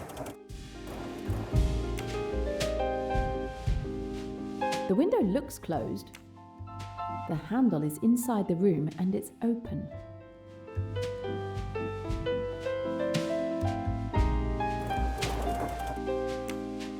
The window was unlocked. Apparently, none of the staff noticed the open window before I discovered it. All are loyal and have been with Mrs. Leach for a decade. I can always question them later. But for now, I'm going to concentrate on the guests. And that gives me a chance to question Kapoor.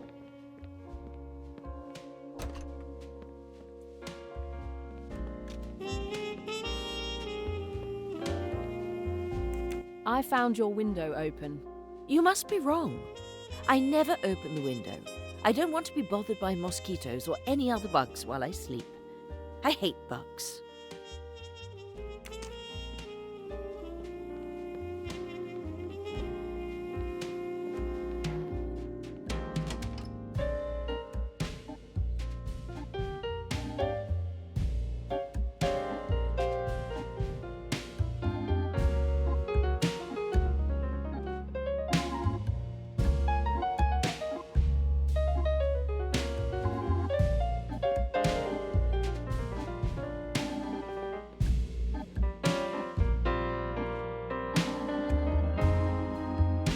I'd never have taken this case if I hadn't known Kapoor would be here. But thanks to the thief, I can question him without him realizing he's my real target. 6 months I've been trying to get the bastards who killed Emmy, but every direction has been a dead end. I almost feel like no matter what I do, I'll never be able to make them pay for Emmy. Now that I think about it though, if I had the opportunity to do it any other way, I wonder if I could.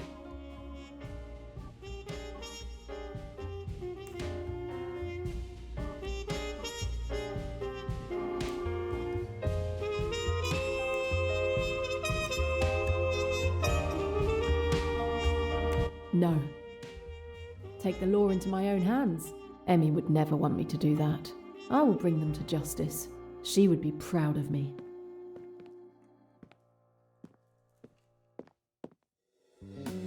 It could happen. Well, sort of. I thought so. I didn't expect that. Depends. You're right. Interesting. Depends on the situation, I suppose. Good work.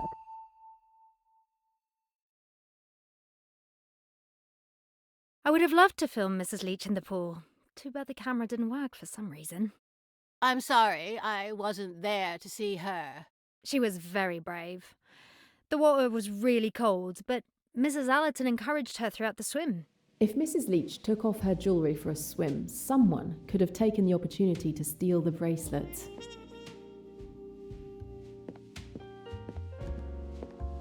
Yes. Sort of hard to say.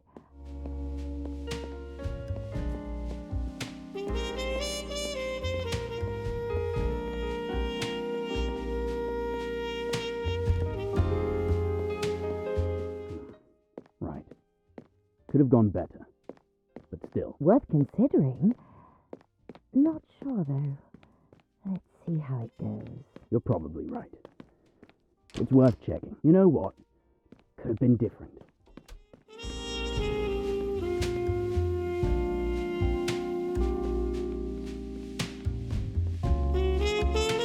Worth considering.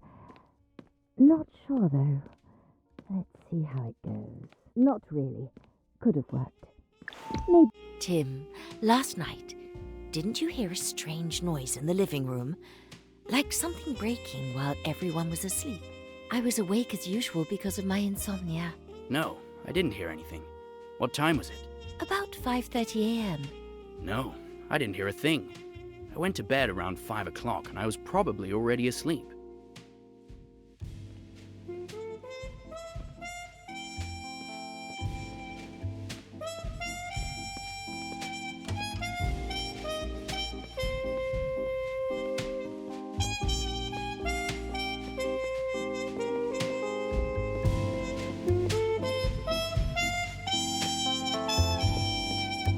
Maybe later, I guess. Not sure about it. But still, could be worse, I guess. Hard to say. Hard to say. I guess we should try. What a wonderful house! It would make the perfect setting for a passionate love affair. Yes, the house is very pretty, but it's not very practical with all these stairs. My patients, of course, sometimes have trouble with stairs.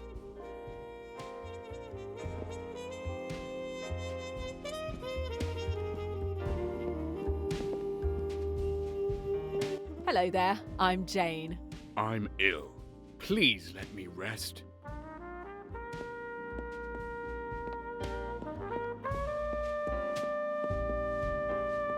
I don't have any business in this bungalow. I want to find out where Mr. Kapoor hangs his hat.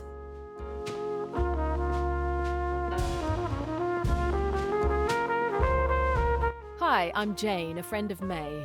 Jane Royce, nice to meet you. Adele Allerton, and this is my son. Royce? Like the Rolls? I'm Tim. More of a Cadillac kind of guy. Did you enjoy the party last night? It was most enjoyable. Entertaining enough to keep me up after my usual bedtime. Oh, who were the late partiers? There were only 3 people left when I toddled off to sleep. One was a girl named Rosalie. We immediately hit it off and stayed up quite late, chatting on the terrace. The pool looks inviting. Is Mrs. Leach a good swimmer? Yes, I was impressed. Mr. Kapoor was supposed to join us as well, but he must have changed his mind because he didn't show up. I bowed out too after Rosalie wasn't interested in swimming. Mind you, I'd have stayed around if she were going to take a dip. Watching Mrs. Leach splashing around didn't appeal.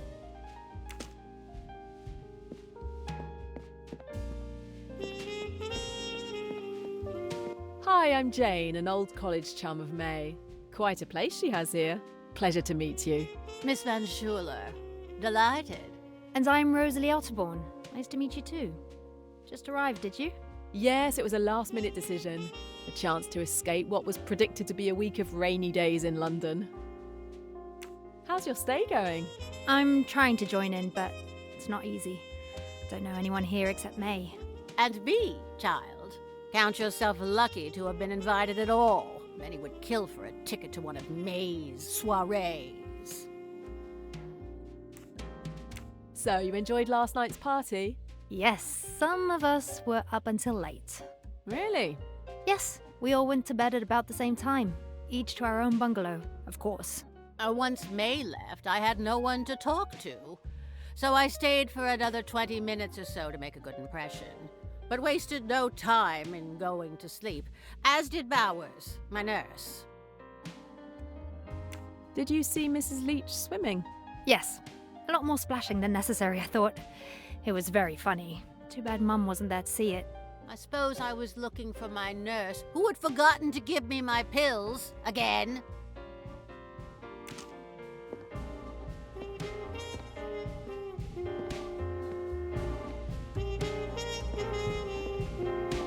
Hi there, I'm Jane Royce, a friend of May. Nice to meet you. Salome Otterbourne, delighted. But you probably already know who I am. Elizabeth Bowers, delighted. How's your stay going? It's very inspiring. Mallorca is so poetic. A writer's paradise. Can't you feel it? I am exploding with the urge to write. I'm not exploding, but I'm really enjoying being here, even if I'm working. I'm Miss Van Schuler's nurse. So, did you enjoy last night's party? I'm sorry I missed it. Yes, it's a change for me. To be part of a small group, of course. Usually I'm surrounded by crowds of admirers. I was so energized I didn't get to bed until late. It must have been close to 3 a.m.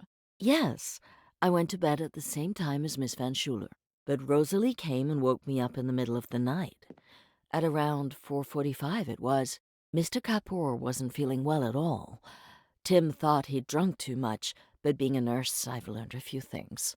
I could tell it was probably just food poisoning. I escorted him to his room and kept an eye on him until morning, in case his condition worsened. Food poisoning? Ha! Poor guy. Sounds like people had a good time yesterday. Did you see Mrs. Leach swimming? No, I was resting in my room. I heard she took a dip in the swimming pool, but I didn't see her swimming.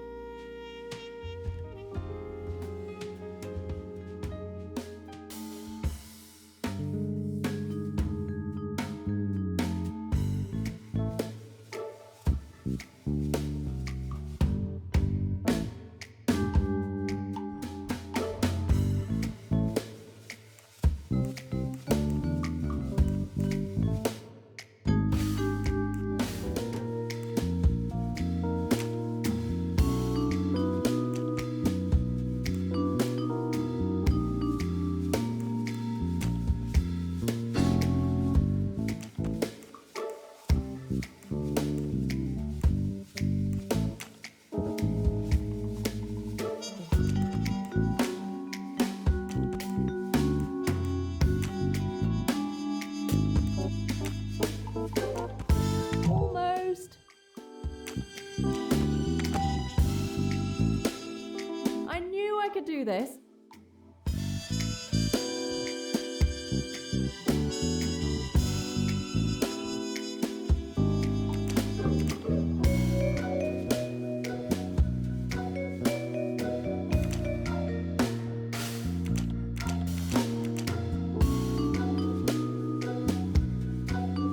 Damn! No, I did something wrong. Exactly! That's it! Test passed with flying colours.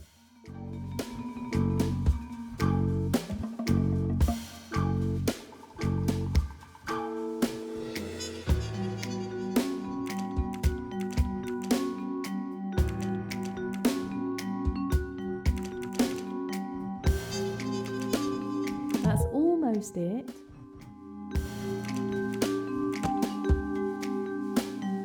I knew I could do this. Yes! Sometimes I even surprise myself.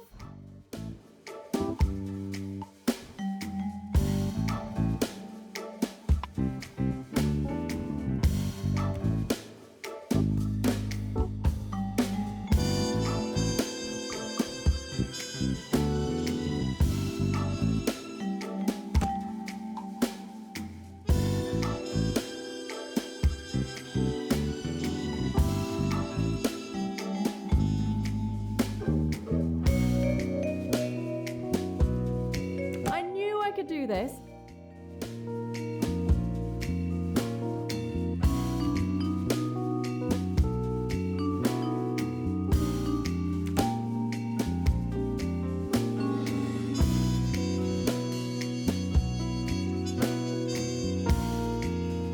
This must be the right solution.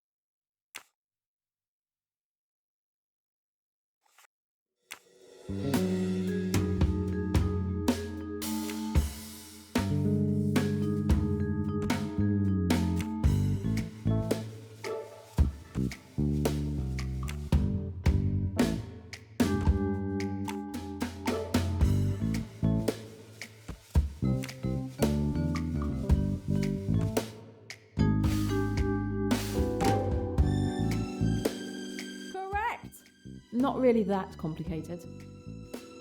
The three suspects probably didn't know each other before that evening, so the thief probably acted alone. It's time to close the case of Mrs. Leach's fake bracelet.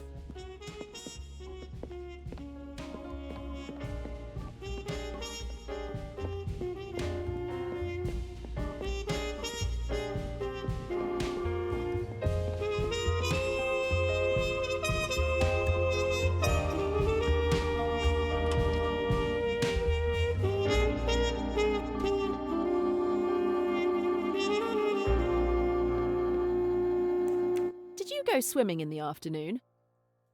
Yes, Rosalie challenged me.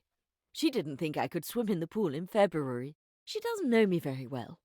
I swim all year round. It's very good for your health.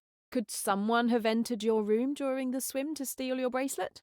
No, I kept my bracelet on while swimming. Oh, come to think of it, after I'd changed in my room, I forgot to lock my door. But it was only for 15 minutes. 15 minutes. So her room wasn't always locked.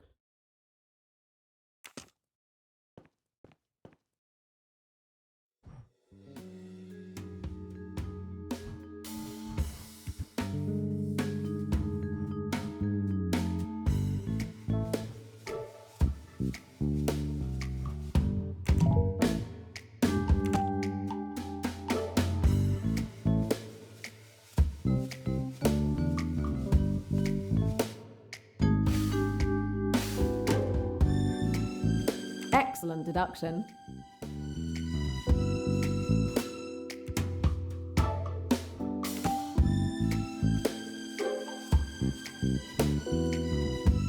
One more test successful.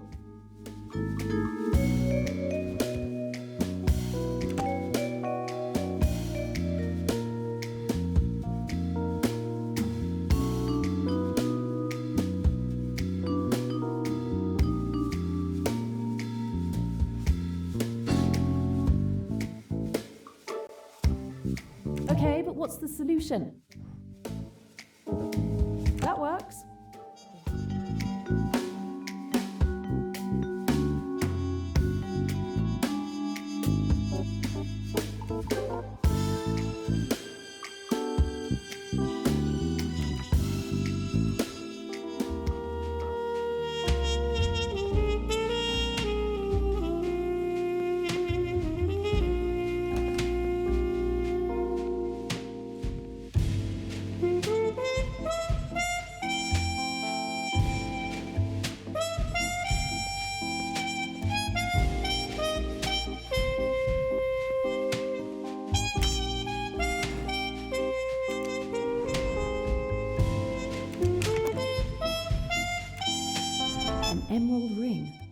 just sitting here. Incredible that the thief didn't steal it too. I'm looking for a bracelet, not a ring.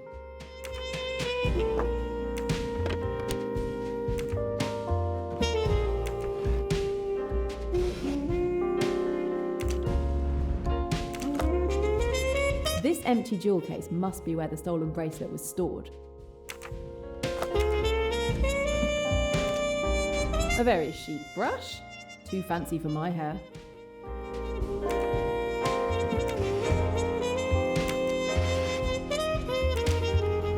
This makeup box would cost me more than a month's rent.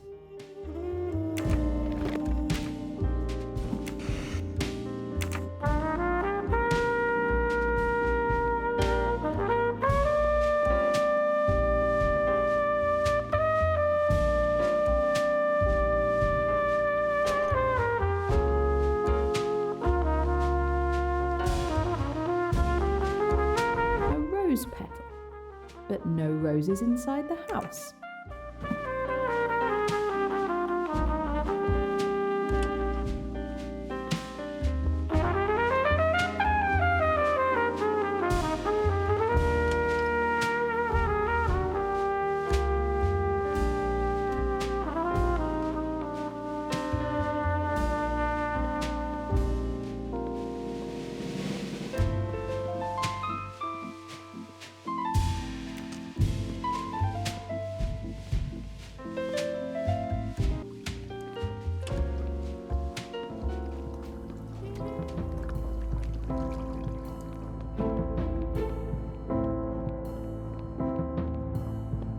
Which car is Mr. Kapoor's?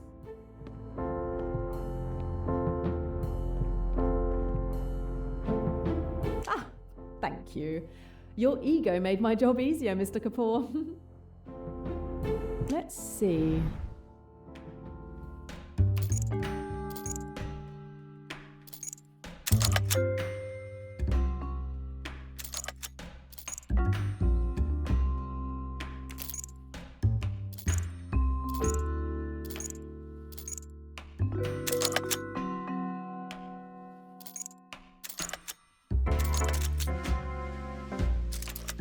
A flimsy lock, Mr. Kapoor. Shame on you. Well, if it was a spare tyre that was stolen, I'd be all set. I won't find anything in there.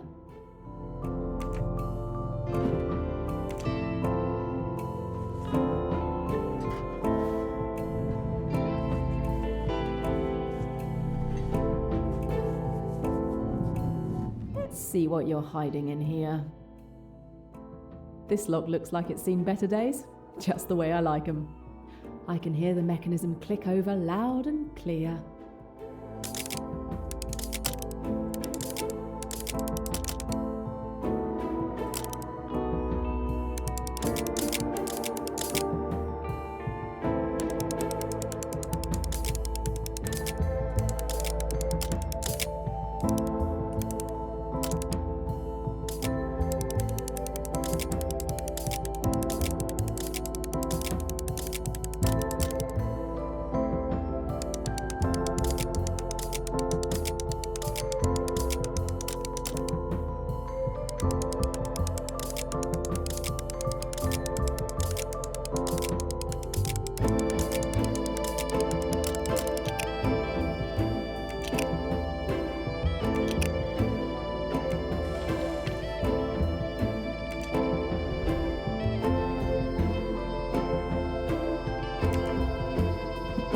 A dangerous man. I would have been surprised not to find one of these inside.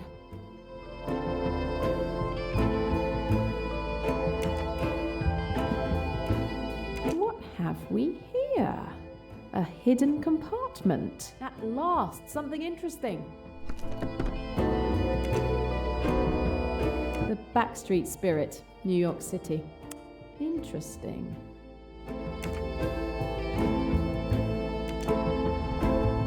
London, ED. Emily Duns. Emmy! Finally! Finally a lead to your killer.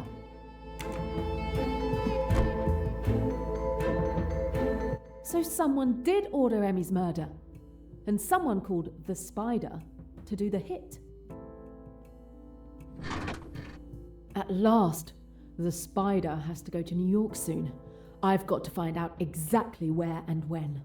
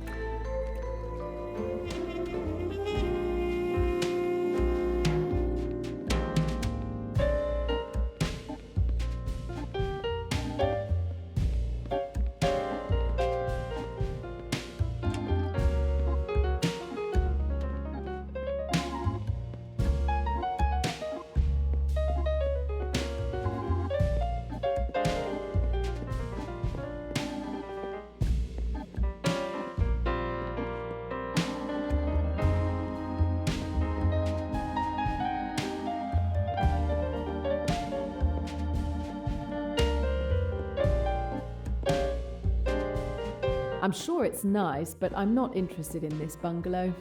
I'm sure it's nice, but I'm not interested in this bungalow. I'm sure it's nice, but I'm not interested in this bungalow.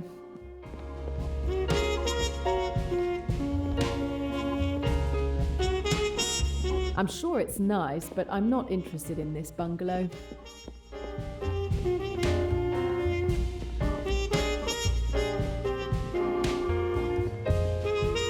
I don't have any business in this bungalow. I want to find out where Mr. Kapoor hangs his hat. This is Mr. Kapoor's room. The door is, of course, locked. Let's have a try with my trusty lockpick.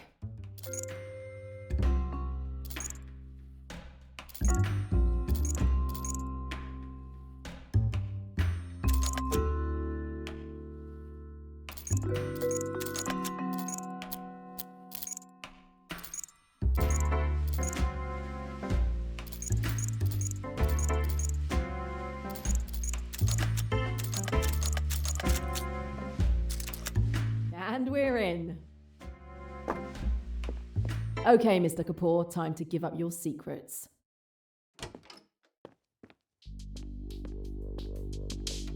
This lock wouldn't stop a child.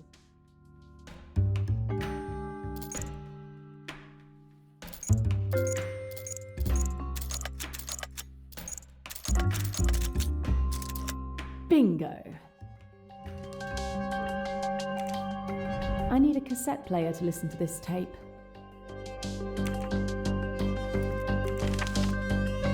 Fast, discreet work for AWL? Emmy was definitely onto something.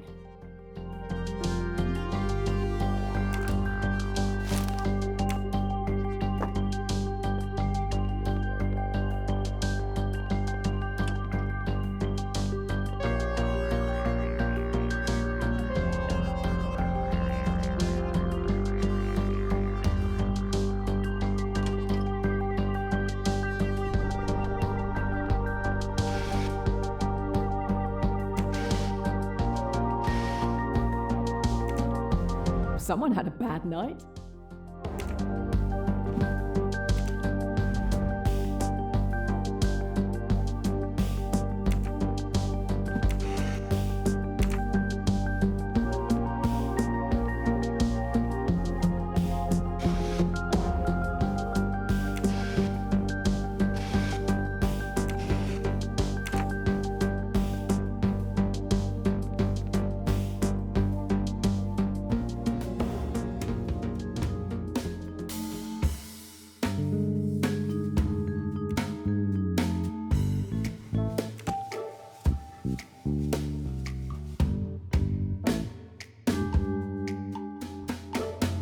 That's fair.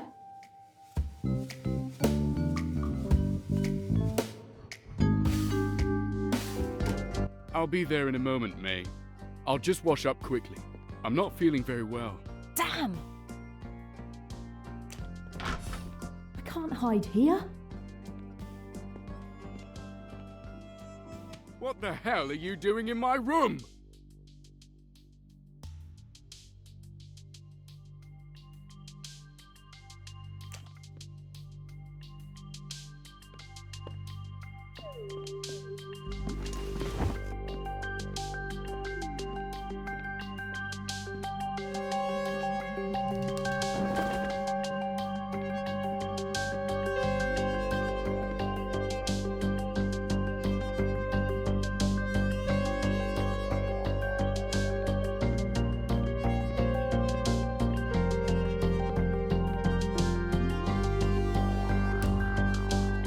Phew, that was a close call.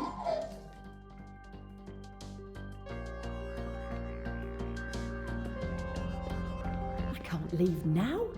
An opportunity like this is unlike... Kind of him to bring me something else to serve. Phone number. I need to find out who it belongs to.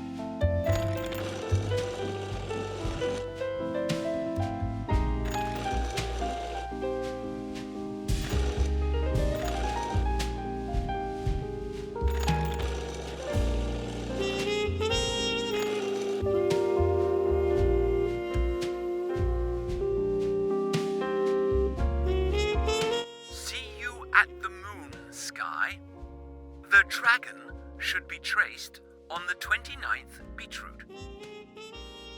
An encrypted message.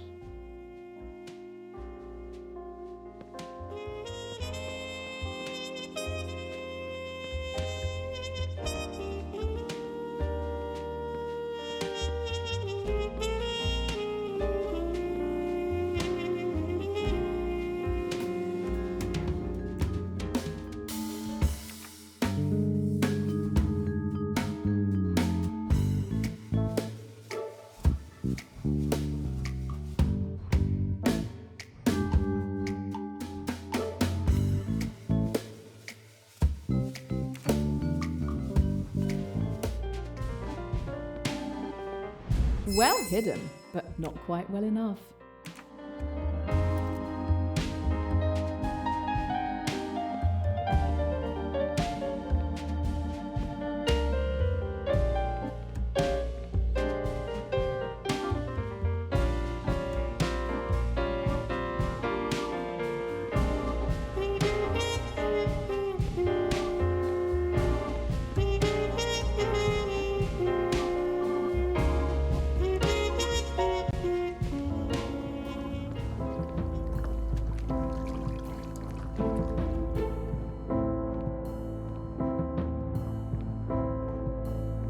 Mrs. Leach has a beautiful car.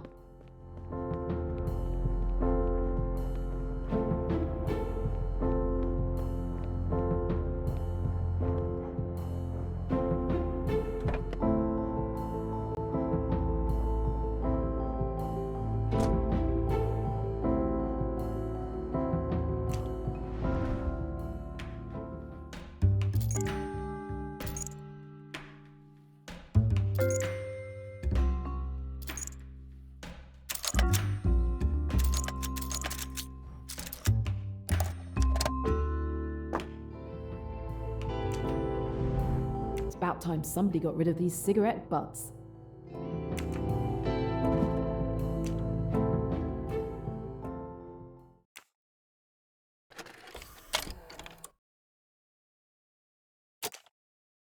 I'm at Skye until the 37th beat route. I've traced the instructions to the moon. Don't forget the dragon. P.S. Check with PP about the dressed potato.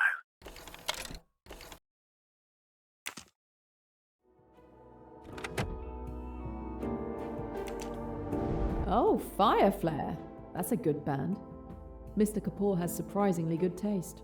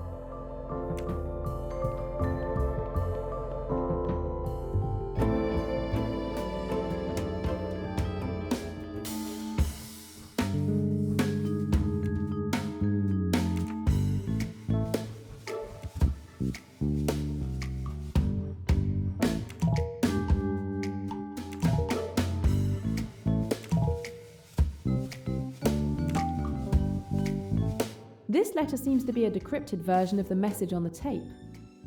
I wonder if I can identify the code names.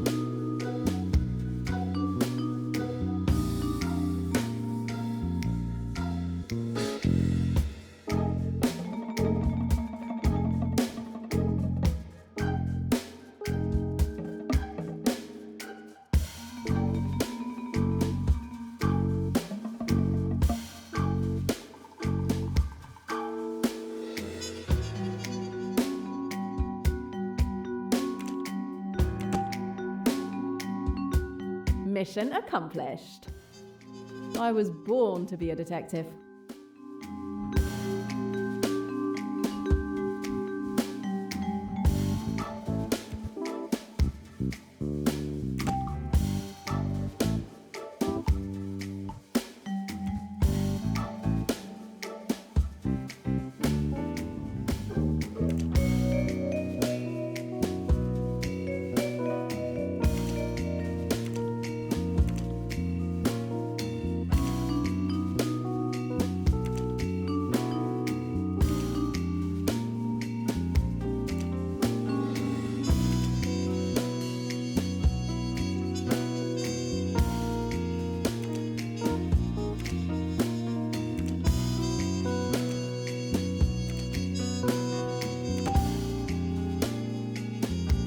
In New York. I have the information I wanted on Mr. Kapoor.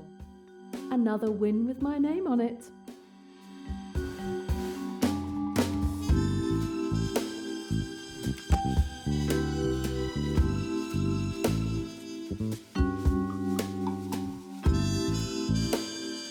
Correct!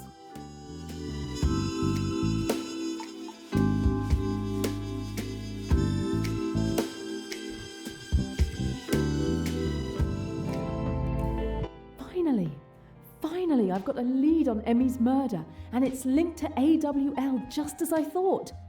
The company apparently commissioned her murder, and it was someone called the Spider who carried it out. And now I learn that this Spider is due to be in New York in a few days' time. I need to get on a plane as soon as possible.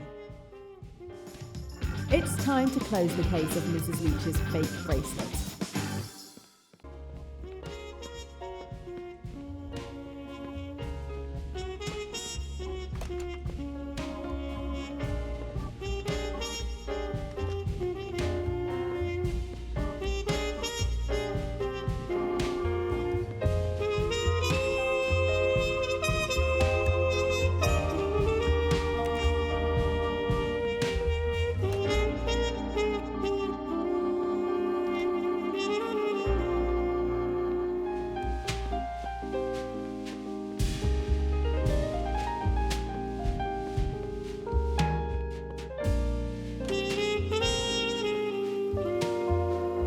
Roses have lost some of their petals.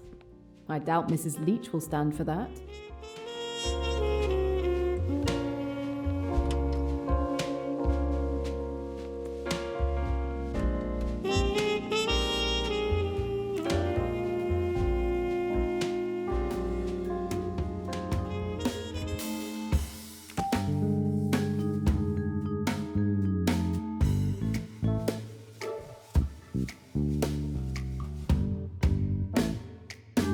Yes, that's exactly it.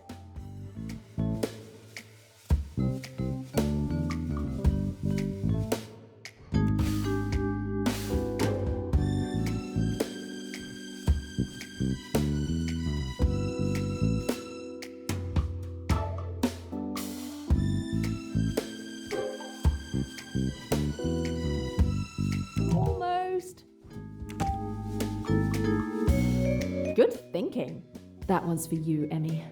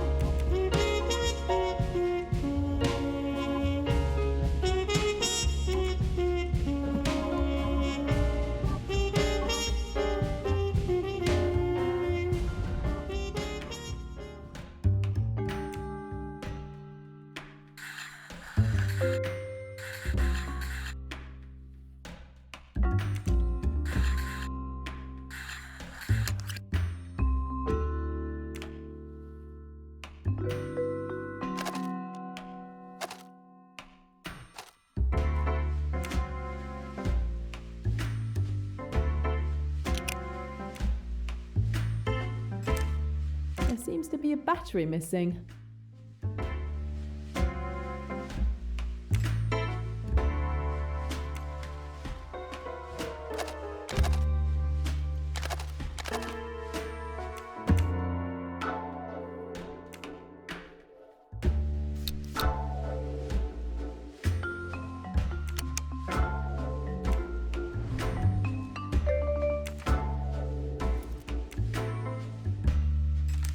It should work better that way.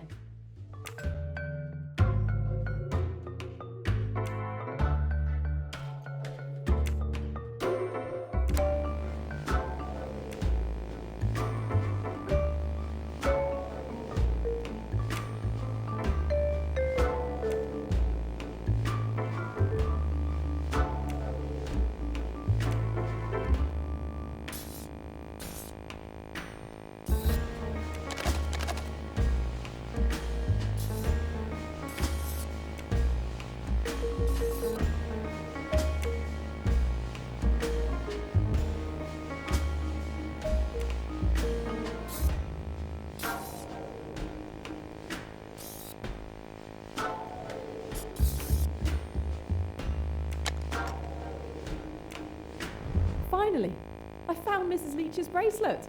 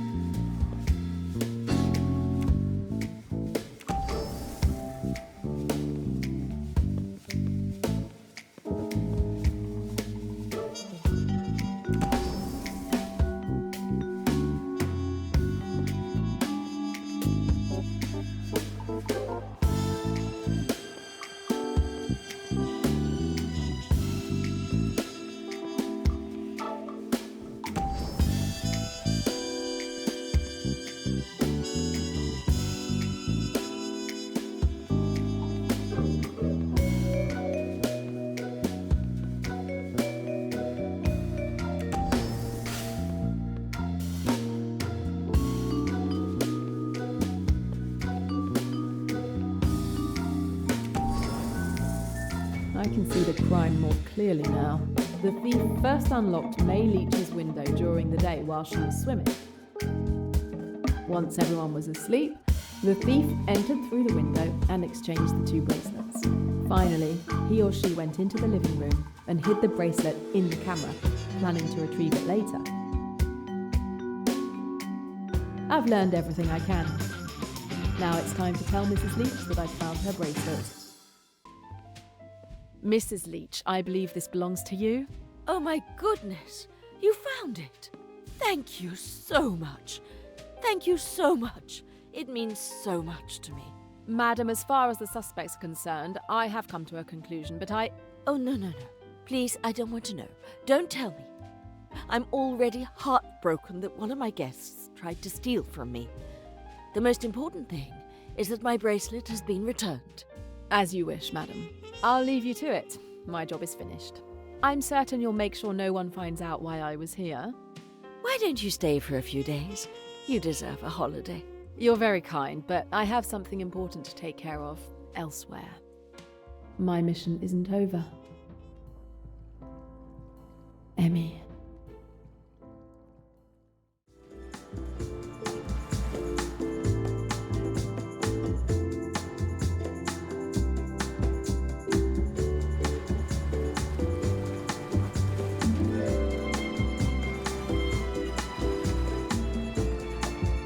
The Doyles are safely aboard the Karnak steaming south with no sign of Mr. Belvoir.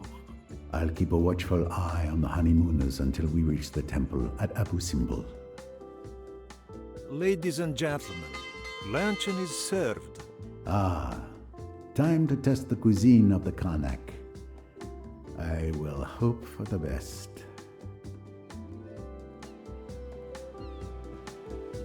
The restaurant is on the lower deck, sir, aft.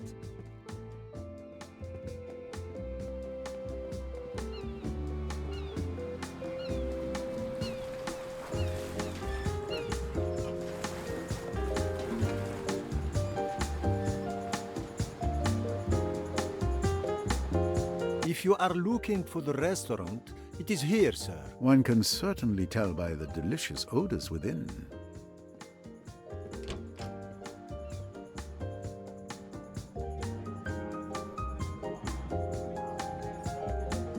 Monsieur Poirot, over here. Please join us, won't you? Monsieur Poirot, I know who you are. You who are obviously one of the wealthy, but who paradoxically are also intelligent. I would like your opinion. You are 2 steps ahead of me, young man. To whom am I speaking? Richard Ferguson, world traveler. What do you think of the rich? Personally, I find them to be worthless. Why? Sorry to disagree. I'm just a notary clerk from London. My job's to keep an eye on both rich and poor when they get naughty. But your attitude seems a bit extreme. Pleased to meet you, Monsieur Poirot. I'm Yamao Hayashi. A pleasure, sir. I'm inclined to agree with you. And I, too, find it necessary to step in when anyone rich or poor gets naughty, as you say. In general, my view of the rich... Excuse me. May I join you? Of course. You can give us your views on the rich. My views on the rich? Well, I work for the Doyles, who are very wealthy, but also very nice to me. No. They've perverted you, blinded you. Monsieur Poirot, you were saying? Well, my view of the rich... My friends, I was waiting for you all to be here to toast our honeymoon. Simon and I are really happy to have you all here to share this moment. Cheers!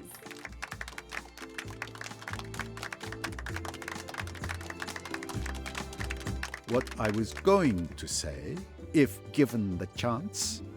Excuse me, sir. Your bottle of Chateau Côte de Saint-Romanet, 1966. We opened it 12 minutes before serving it to you as you requested. And your caviar verine. Oh, and there are walnuts in it. Excellent. I can take the rich or leave them be as long as I get to eat. Waiter? There are shards of glass in my wife's verine. My God, if she'd eaten any. I don't understand how. I'll change your verine immediately, madame. Simon, I'm all right. I didn't eat any. It was a careless mistake, nothing more. We needn't be afraid of every shadow. Nothing can spoil our honeymoon now. Bravely spoken, perhaps. But if Lynette had eaten them, it could have caused an internal hemorrhage that would have severely injured her or even killed her. It's not trivial. I need to know more. But I don't want to disturb the lunch. I'll investigate after the meal. Waiter, keep the plate as it is in the kitchen. No one is to touch it. I'll come and inspect it after the meal. Oh, and can you confirm that all the passengers are present for the meal? Yes, we keep a list. Everyone is here.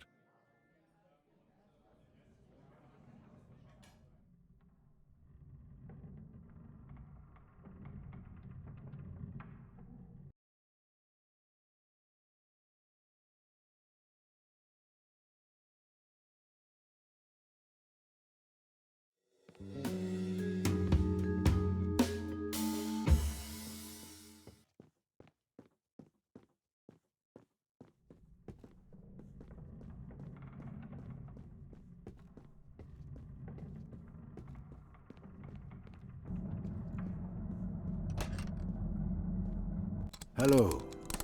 Are you the mechanic? Yes, Fleetwood's the name. Can I help you?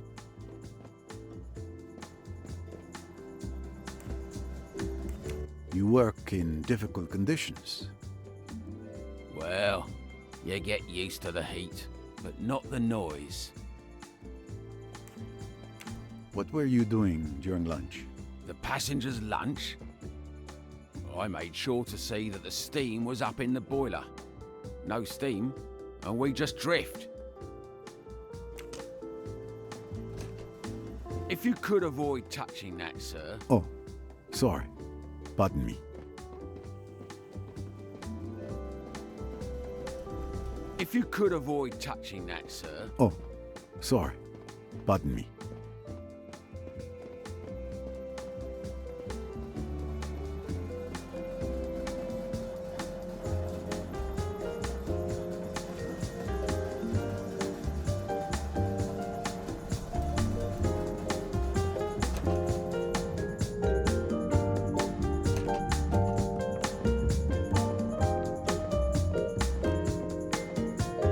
I'm sorry if I'm disturbing your cooking, sir. I just have a few questions. I won't be long. This is terrible what happened. What will my poor guest think? And now I have tonight's dinner to prepare. Coquille Saint-Jacques. But will anyone eat it? Ah, scallops. I, for one, will look forward to it. Thank you. You are too kind. Please tell me, step by step, the preparation for the meal. I add a layer of crushed ice under the caviar in the verine to keep it fresh. So I waited until the last moment to prepare the starters. Then, Tarek, the steward, sent the dishes to the dining room with the dumbwaiter.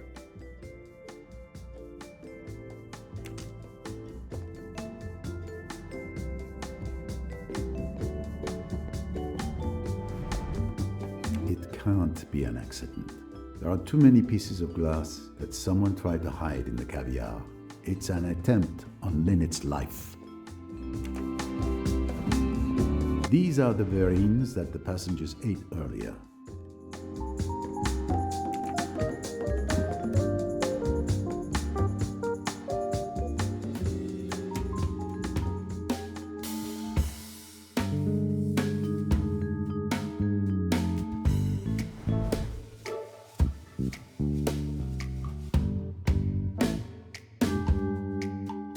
No.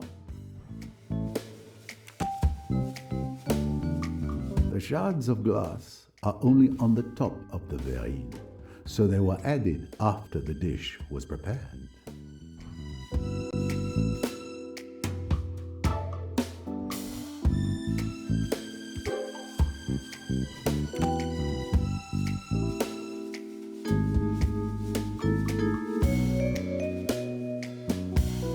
I'm missing something. Score 1 for the forces of good.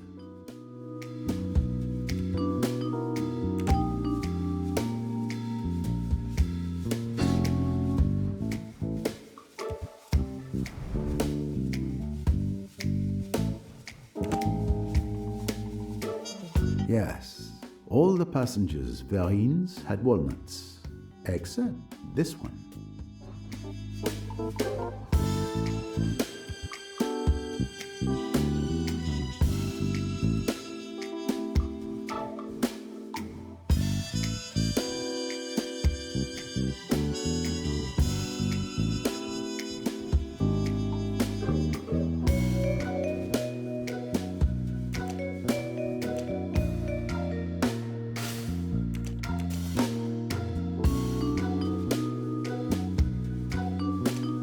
No, Poirot, think.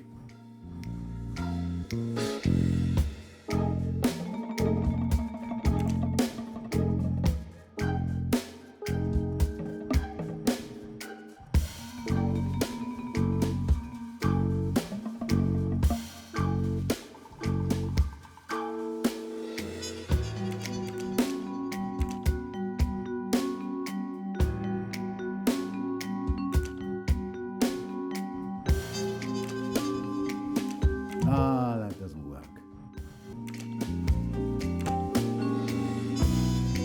All the passengers were apparently sitting in the restaurant when the verrine was tampered with. It appears, therefore, only a member of the crew could have done it. Excellent detective work. Naturally.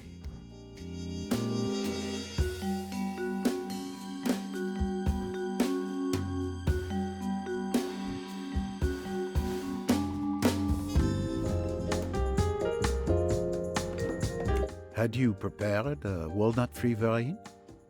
Yes, it was a special order, but I don't know for whom. Samir passed the request on to me. You know that there were shards of blue glass in a verrine. I don't understand how it could have happened. There are no blue bottles or blue glasses in the kitchen. You can check if you like.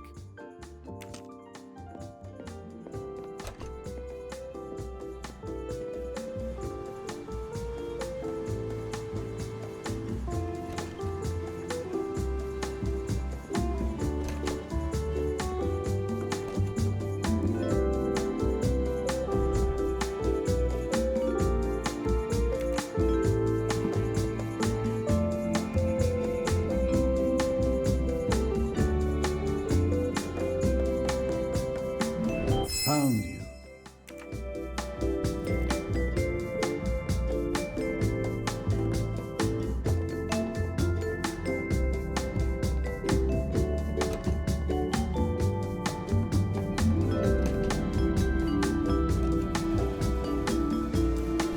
Did you know that one of the verrines at lunchtime had no walnuts?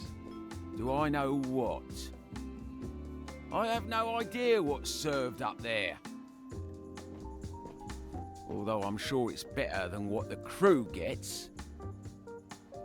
Do you have a blue bottle? What? No. Try the bar. Lots of pretty bottles there.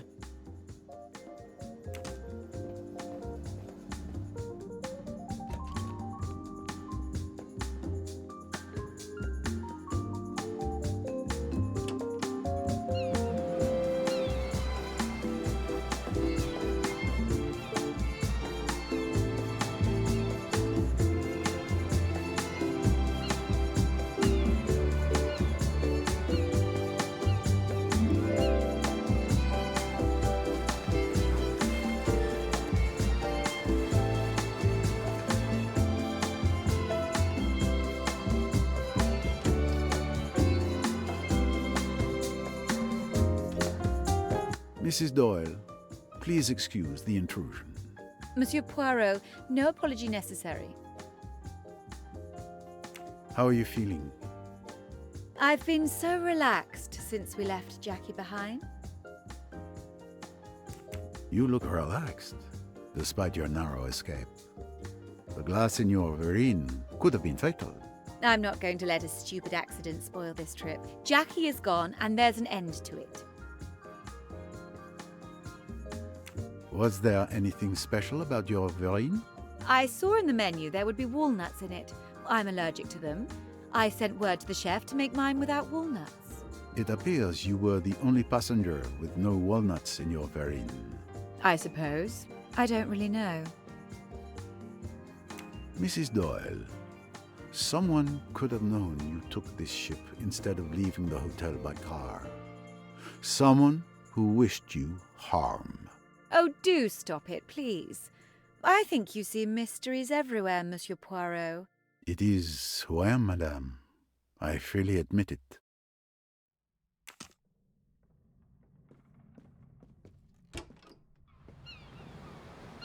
Good afternoon, sir.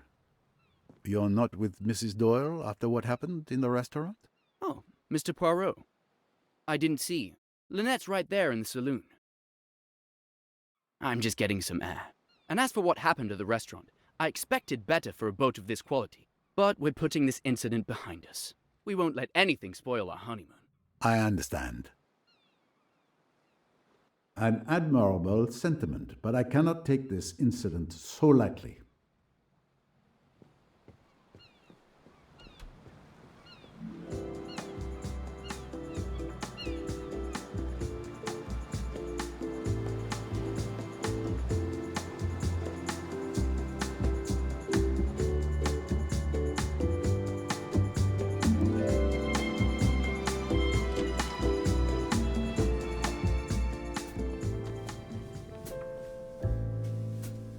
Pardon me.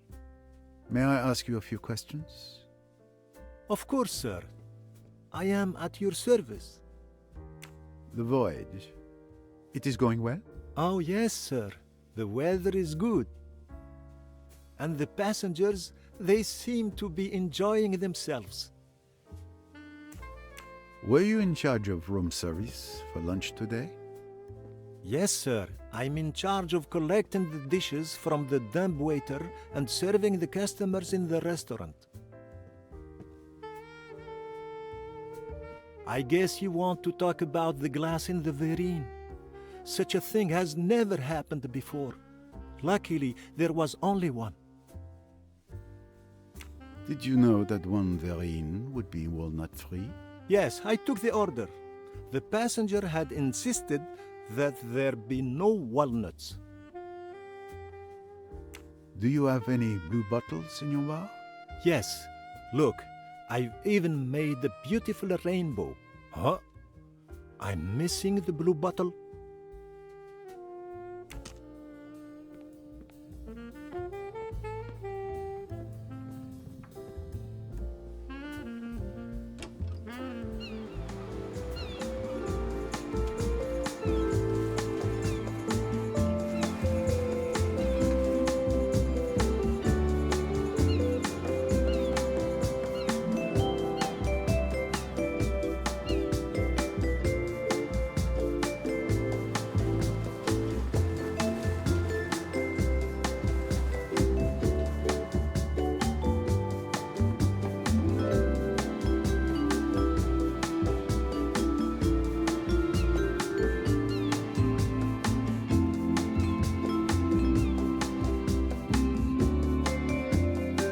Strange.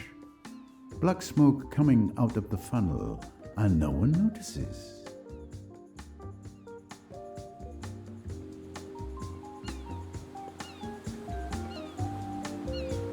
Excuse me, do you have a moment? Always for our guests, sir. I must know, what's the secret to a good cocktail? Whatever the recipe, the key is a perfect balance of ingredients and a hint of passion. What were your responsibilities during lunch? As usual, I was in the kitchen. I waited for the chef to prepare the starters before sending them up to the restaurant on the dumb waiter. But just as the Verines were to go up, the dumb waiter broke. I went to get Fleetwood, our mechanic. He fixed it quickly. In the meantime, I helped Ibrahim to prepare the main course. As soon as Fleetwood had finished fixing it, I was finally able to send up the starters. Apart from that, nothing special until the uproar over the Verine. Did you know about the walnut-free Verine? It was a special order from a passenger, I think. I don't know who. Do you have any spirits with blue bottles? Yes, look, there are several here. Are any bottles missing? No, don't worry. I can make any cocktail you want. Do you know what can cause the black smoke I saw coming from the funnel?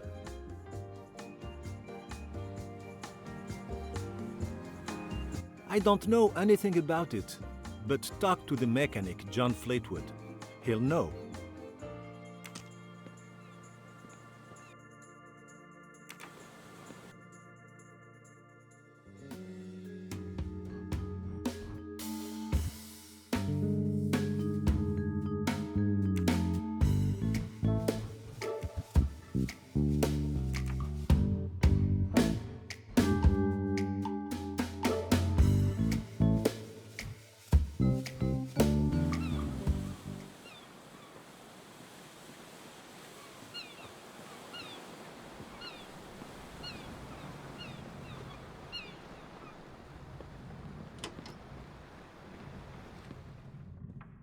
Captain? Oh, I didn't see you come in, sir. Yes, I am Hassan, the ship's captain. Mr. Poirot, isn't it? You know me. So I am known even here in Egypt, so far from home. To tell the truth, one of the other passengers pointed you out to me. You are the detective with the mustache. Oh, I see. Would you mind answering a few questions, sir? Not at all. You want to clear me, as the Americans say. Yes, if you like. What did you do during lunch? I ate here at my post, keeping the Karnak on course. We're entering a tricky stretch right now. Sandbars, you know. I'm the only one who can pilot the ship through here. Do you like walnuts? The walnuts in my Verin at lunch were nice and crunchy. Why? I was just curious. Do you have any blue bottles here? No. These are strange questions, Mr. Poirot. Did you see that black smoke coming out of the funnel? What? What black smoke? That shouldn't be. It could be serious. I must check the engine room at once. But, you, sir, you are Poirot, the man of strength and intelligence. Please take the helm for a couple of minutes while I'll go and have a look. What? But I don't know. Get another crew member. That black smoke could mean a fire, out of control. I must check the funnel at once. Let me explain the basics. It's not that complicated. Here you can steer to starboard or port. Sorry, you may not know this, but starboard is right and port is left. Here you have the gear lever with the speeds in knots. All you have to do is steer south. South. And be careful. The Nile appears to be a long, calm river, but underwater, the sandbanks can damage the boat's hull. Avoid them with the help of the map. They're marked on it. I'll be back.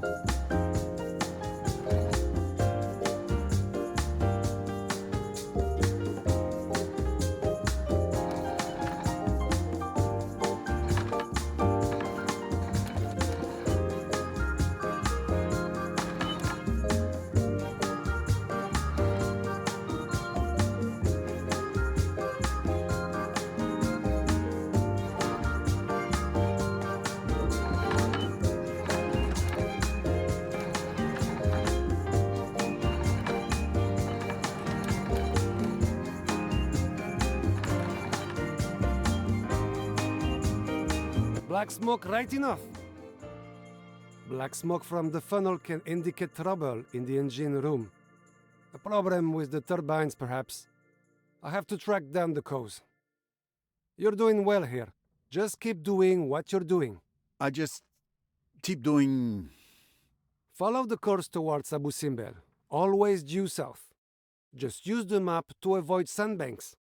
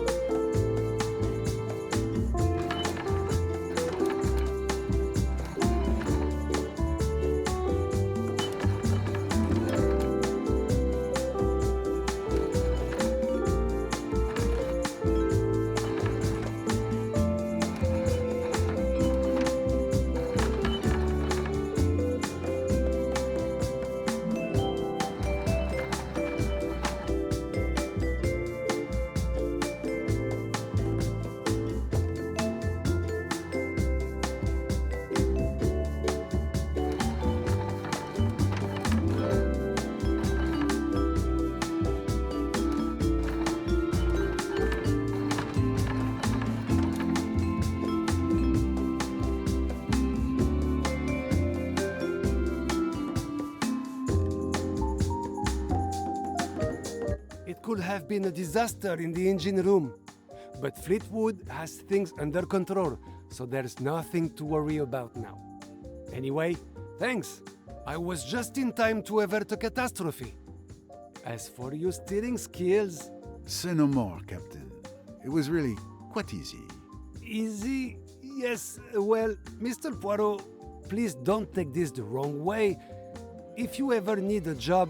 Thank you so much for the offer, Captain.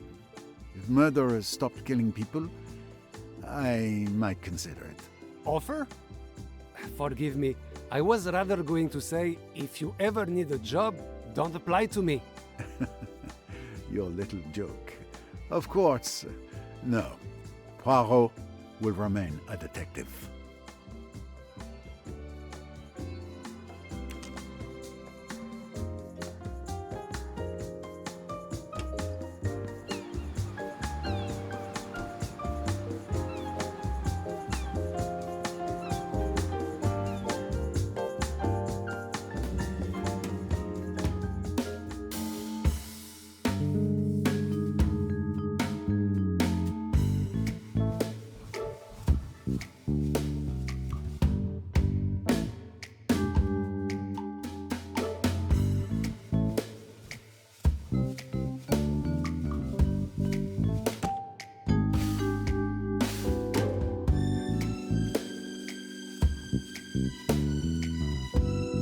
That's it?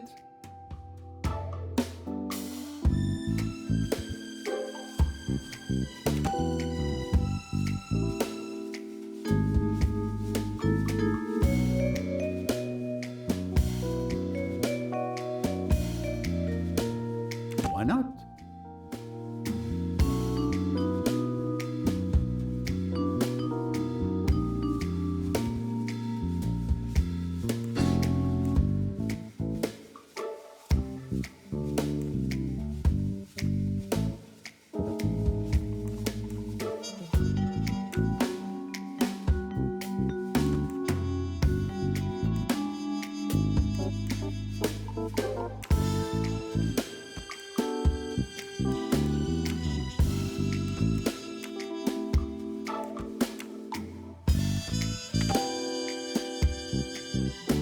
Good answer.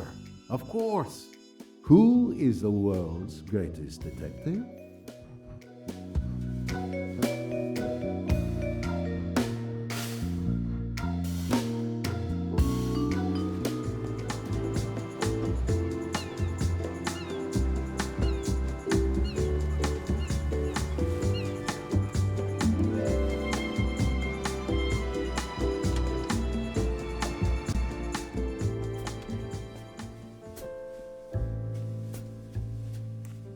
Did you see the black smoke from the funnel today? No, the smoke's usually white, perhaps grey.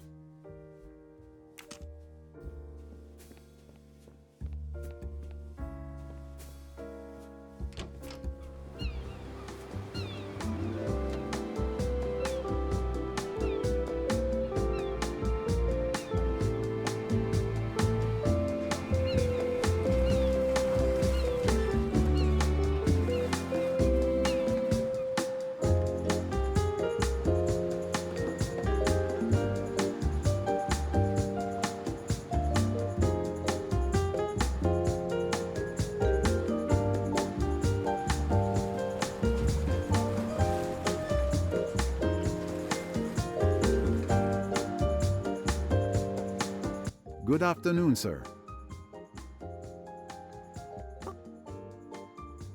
I didn't see. Lynette's right there. I'm just getting some air. And as for what... But we won't let... An admiral.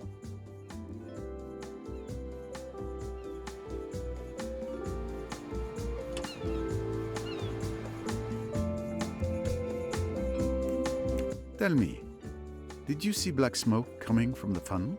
No, not at all. Is there a problem? I'm not sure, but a number of strange things have occurred on this boat. As long as Jackie isn't here, everything is fine.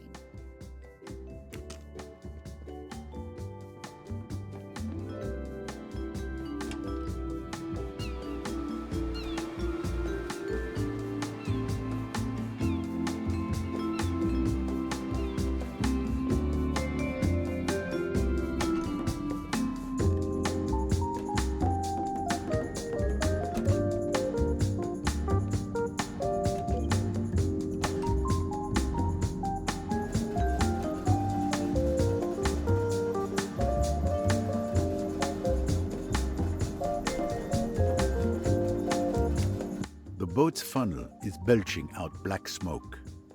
Is that normal? Listen, you stupid man. I know my business. Black smoke doesn't necessarily indicate a problem. I take orders from my captain, and that's not you. If there was a problem, I'd answer to my captain. Not some crazy passenger who thinks he knows how the Karnak is supposed to run. I don't think you're telling me the truth, Monsieur Fleetwood. Oh, what makes you say that?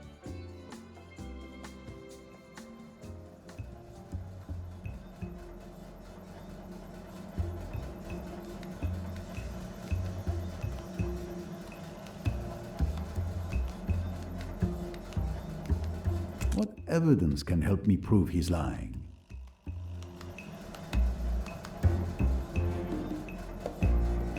My instinct tells me I'm close to the truth.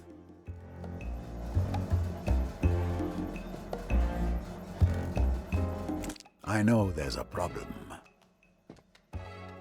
Is that so? Are you a mechanic too?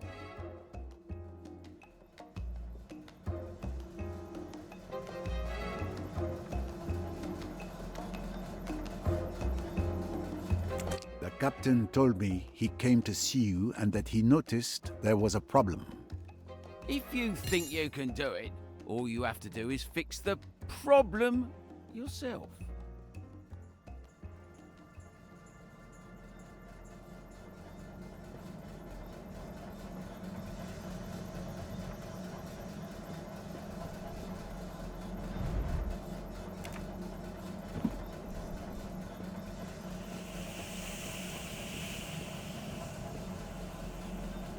It looks like this control panel is used to move this network of pipes. One of these pipes is blocked, preventing the steam from escaping properly. I need to create a new route without using this blocked pipe and without any leaks.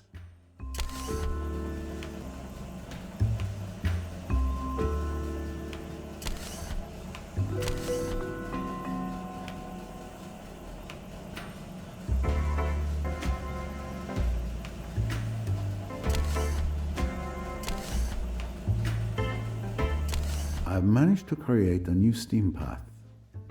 The pressure must have dropped in the engine.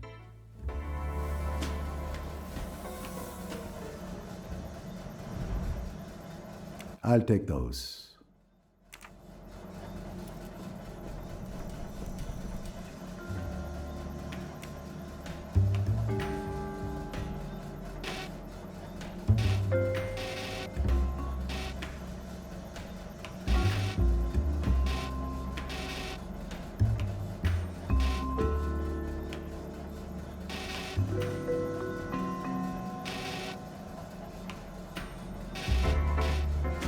I have to be careful not to reduce the pressure too much. Otherwise, the boat won't be able to make any headway.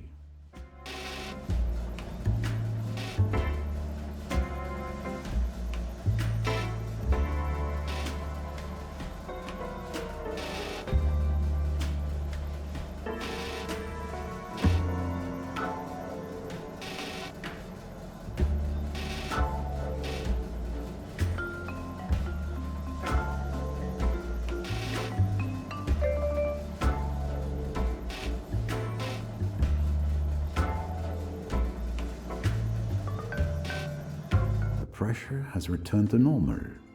I'll be able to open the furnace.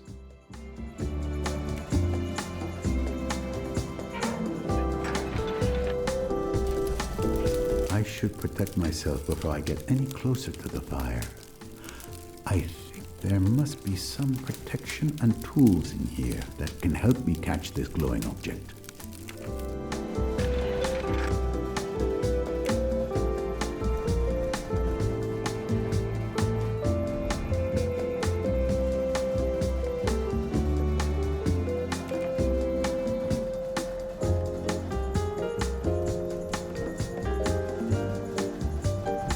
Tongs.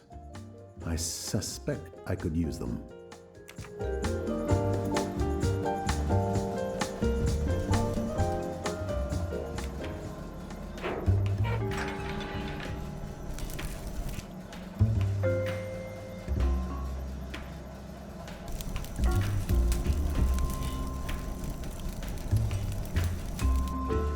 Molten glass. Blue.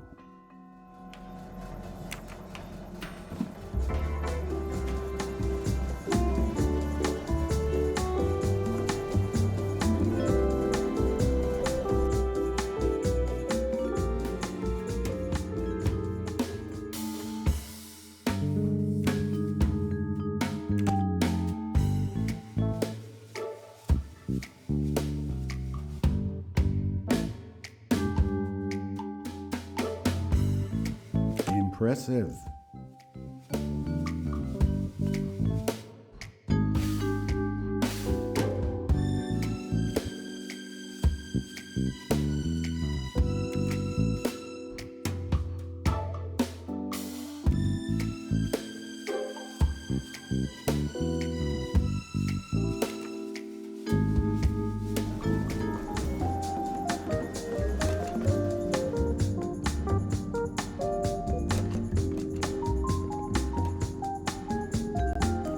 I don't suppose the black smoke comes from your kitchen. What? Of course not. The smoke is from the engines. You know, the loud things that make the boat go?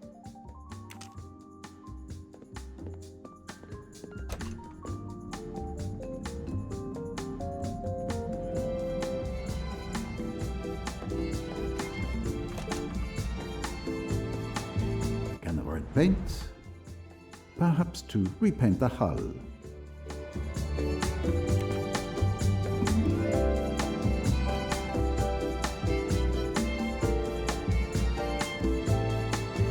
Ah, my collection is growing.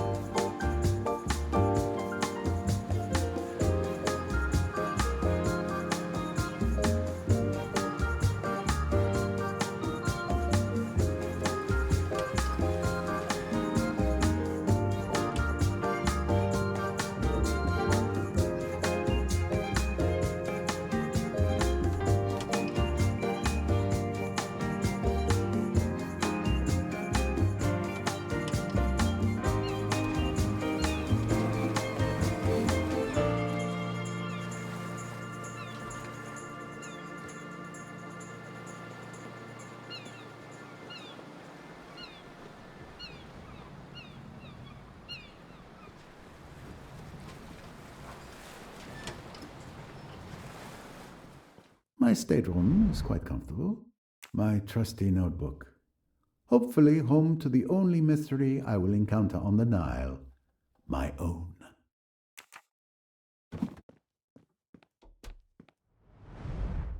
What gentleman goes anywhere without his comb? A longtime friend and companion, my moustache curling iron. Indispensable for styling my exceptional moustache.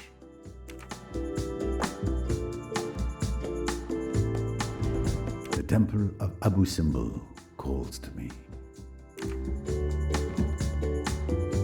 The secrets of the pharaohs are buried in these books.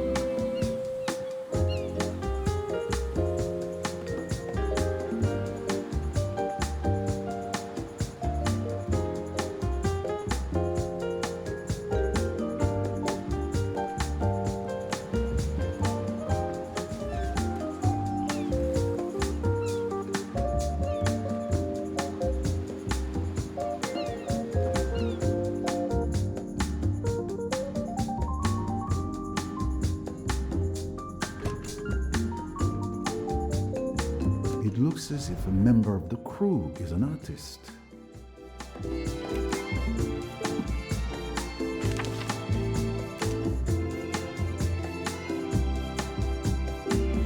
That reminds me of a story, but what is it?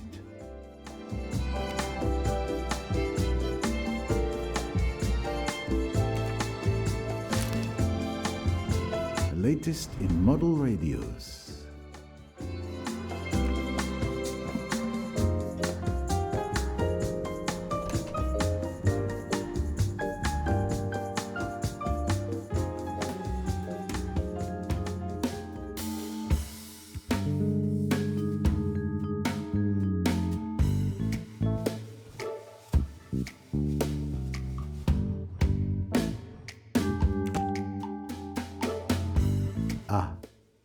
I remember it now. Lynette Doyle told this anecdote to Joanna Southwood at the Disco Club in London. It's probably the motive I was looking for.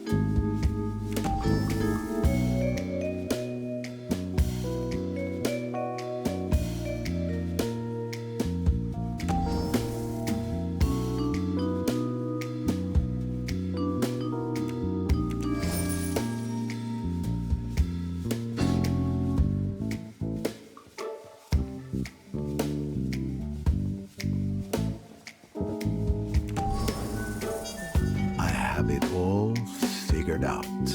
Lynette Doyle investigated her maid's boyfriend, John Fleetwood.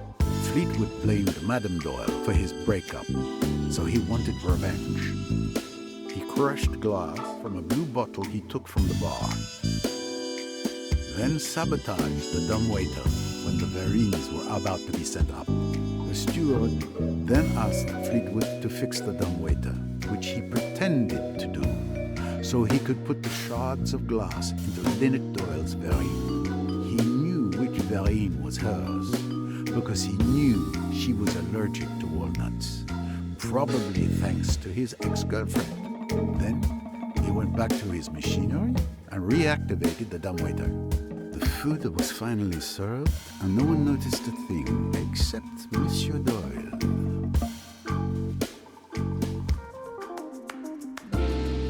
And that's how Fleetwood almost killed Mrs. Doyle. John? A murderer? He must be arrested. Technically, he's not a murderer yet. But yes, he needs to be isolated until he can be handed over to the police. He can be locked in a storeroom in the hold. What happens if we need a mechanic? We're only a couple hours from Abu Simbel. We should be able to get there without a mechanic. And once there, I'll send for a replacement. All right, let's go. You can take him into custody. Ask the stewards to help us, in case he resists. Okay.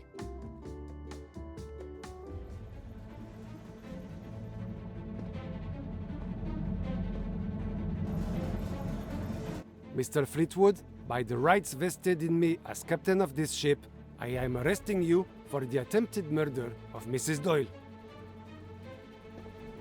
That's nonsense. You have no proof of anything. You made a crude attempt to kill Mrs. Doyle, but you're not very good at crime. Your captain has all the evidence he needs. It's overwhelming. I understand your resentment of Mrs. Doyle because of Marie, but to kill her for that... You don't understand. I really love Marie.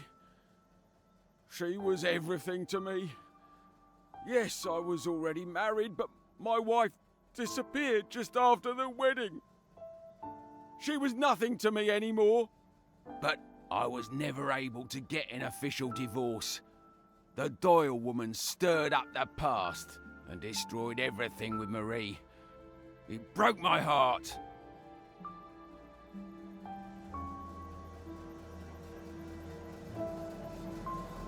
You've never been in love, have you, Mr. Famous Detective? No, not you.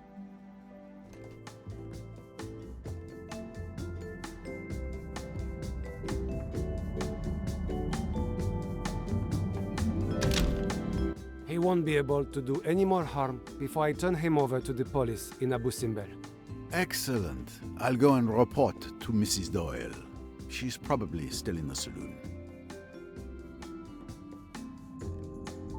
Please tell her to accept our apologies on behalf of the entire crew.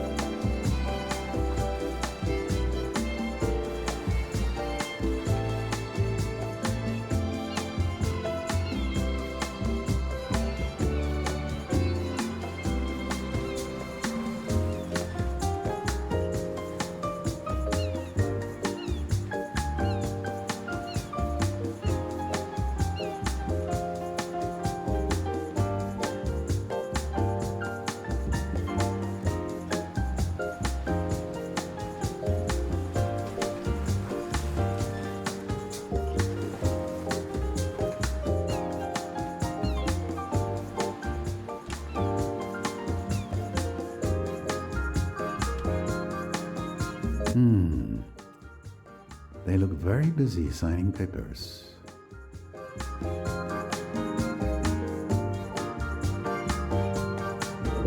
But still, There's just this power of attorney to sign. It's just a formality. Another power of attorney? Aren't my attorneys powerful enough? No need to worry, it's just a formality. I've double-checked it as usual since you came under my guardianship. Everything's in order, remember. You pay me to do the reading so you can enjoy your life together instead. Lots I don't need to do, isn't there? Mr. Pennington, my father always told me to read everything carefully before signing. You're a businessman. You should understand that, shouldn't you? I've never read a legal document in my life. I just sign where I'm told. Simon! That's terribly careless. It would be easier to work with you than with Lynette. I don't want to meddle in matters that don't concern me, but you're quite right to read before you sign. Okay, we'll sign later. There's no rush.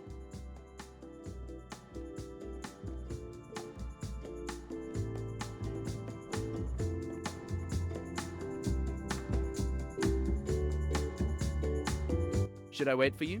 No, I'll meet you there.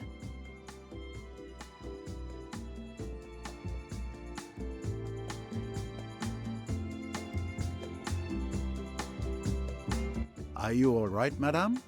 Yes, Monsieur Poirot. I'm better than all right. This trip down the Nile is like a new beginning. I can finally let myself enjoy the journey. I'm not going to spoil the good mood with stories of attempted murder. Did you want to talk to me? I only wanted to make certain you are all right. I'm reassured. Let's eat. I'll freshen up a bit and then join you.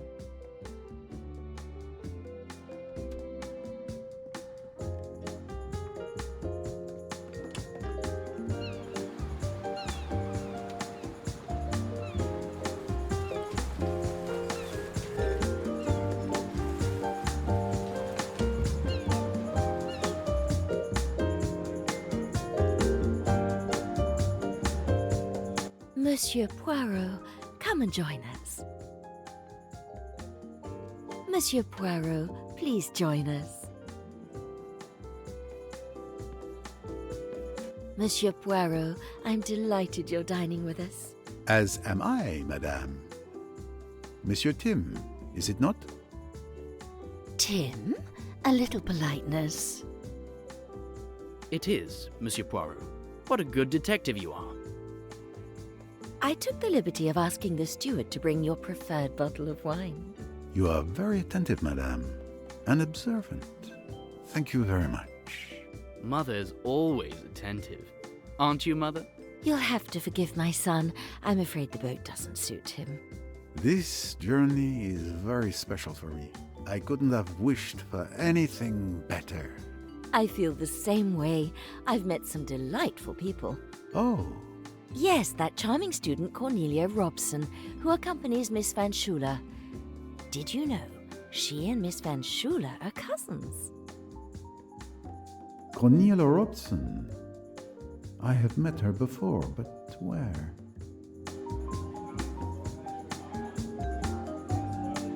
No, this person does not fit Madame Allerton's description. No, this person does not fit Madame Allerton's description. I'm sure it's that young girl next to the older woman. Have you met any passengers?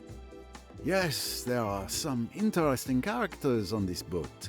For example, that hippie-looking young man, Mr. Ferguson. He freely shares some very strong opinions about rich people. Oh, yes. Who are you talking about?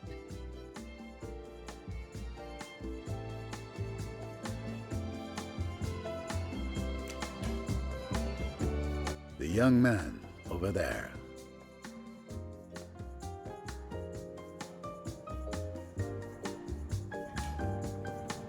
He has a very original look.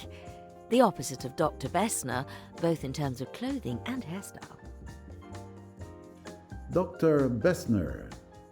Let's see.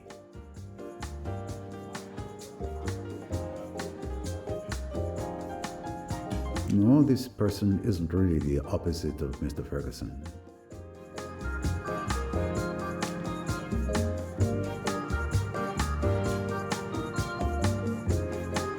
I'm sure it's him. I can feel that I'm putting your detective talents to work. You're reading my mind, madame.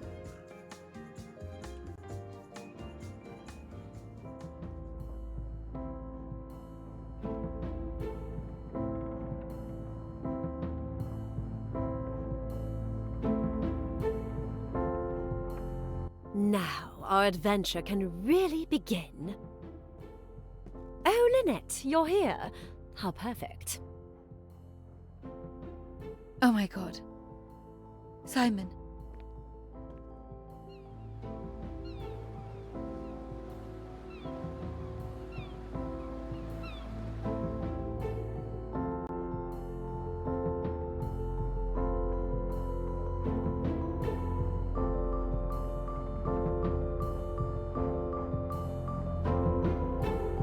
Time to retire for the evening, mademoiselle.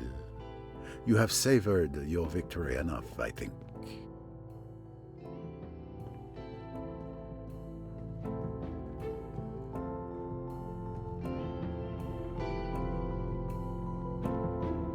I have to admit that it was worth waiting for that moment while hidden away in my cabin.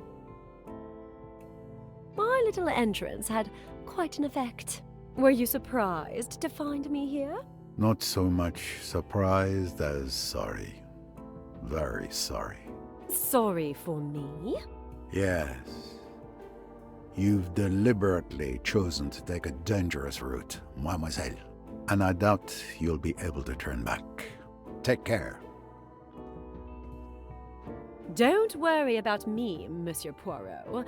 My route, as you say, stretches before me. And I'm going to enjoy every step of the way.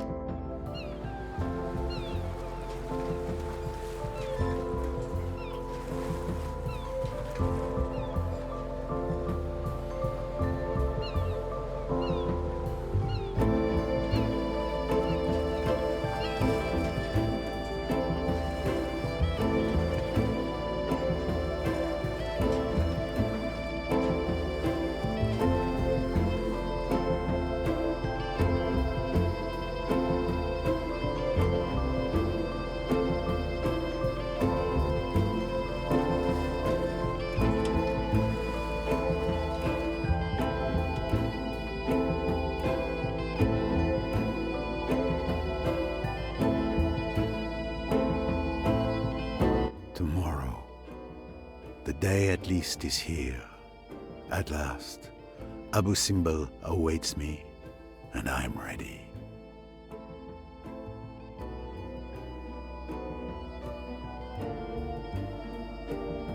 We've got to go through with it now.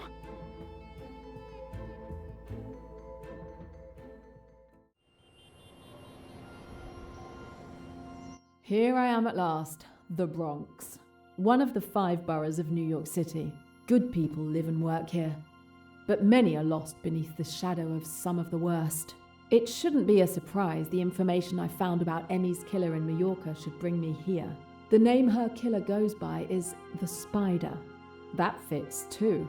He's supposed to show up at this wreck of a bar next door called Backstreet Spirit, but I don't know when. So I only have a few hours to track him down.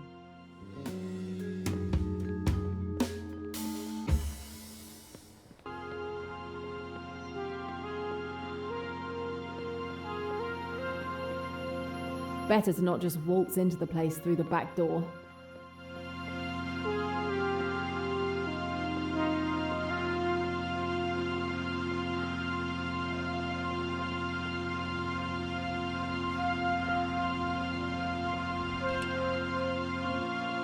Hey there. You lost? Yeah, I was told I could find the Statue of Liberty in here. We got no statues. Oh, I was misinformed. I'll take a beer.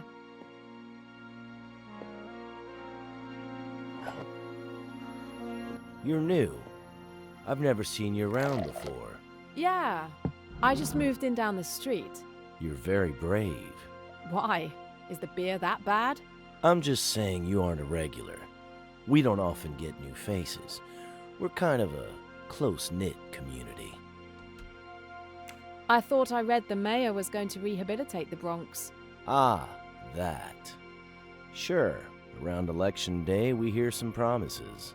Funny how they get forgotten after the votes are in.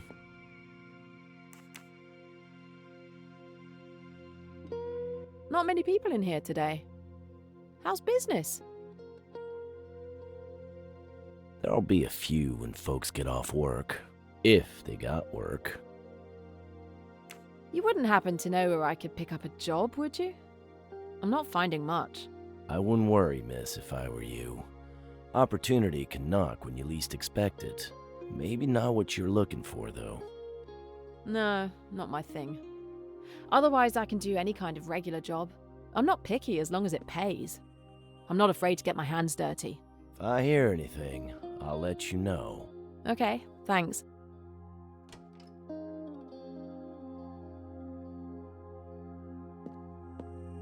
Well, Will?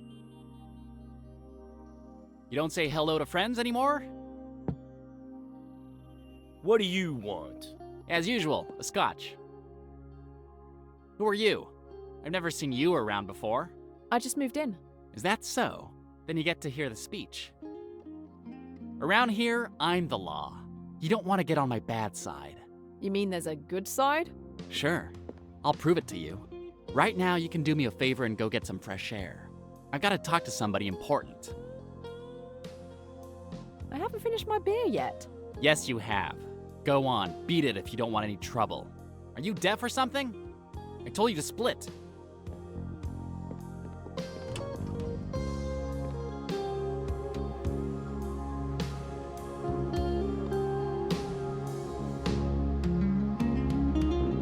I need to hear what they're saying.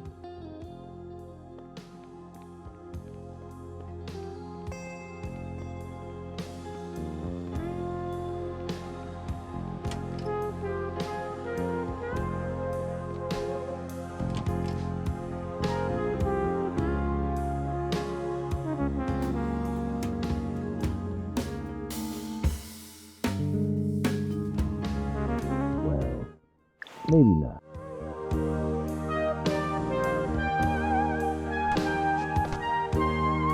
Perfect. Okay, out with it, Chang Ming. Why are you here? You know why. Where's my envelope? Your envelope? It's only the 18th. I don't have anything yet. I'm here today. I need it today. Don't push, Chang Ming. Marcus doesn't like to be pushed. Get my money. And add a box for me while you're at it. Oh, and make sure Ryan secured the merchandise properly.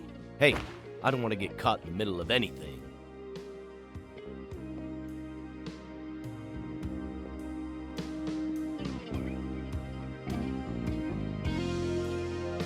Nobody listens to me.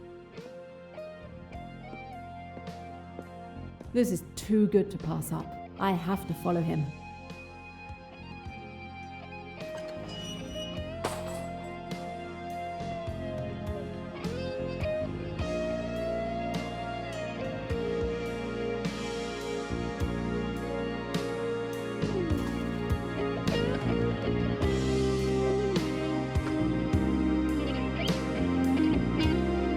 I'm not blind. I see you following me. Beat it!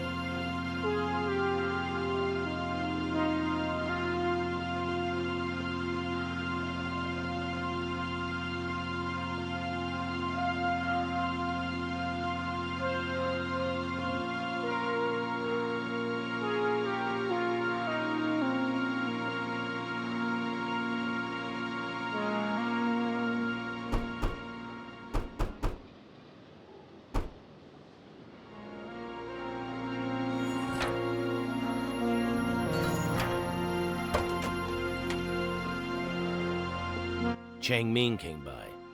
He wants his money. What do you mean he wants his money? It's the 18th. Don't think I know that? I can do the math. Damn it. Hold on there. Ah, and he wants a box, too. A box? Of course he does. Hang on.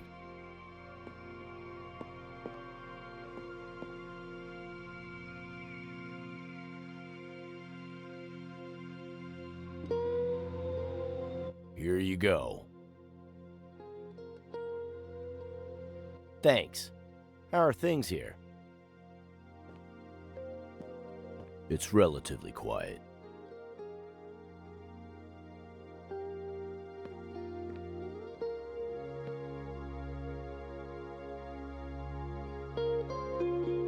I have a feeling the spider isn't just going to walk into that bar. If I'm going to find him anywhere, it's going to be here.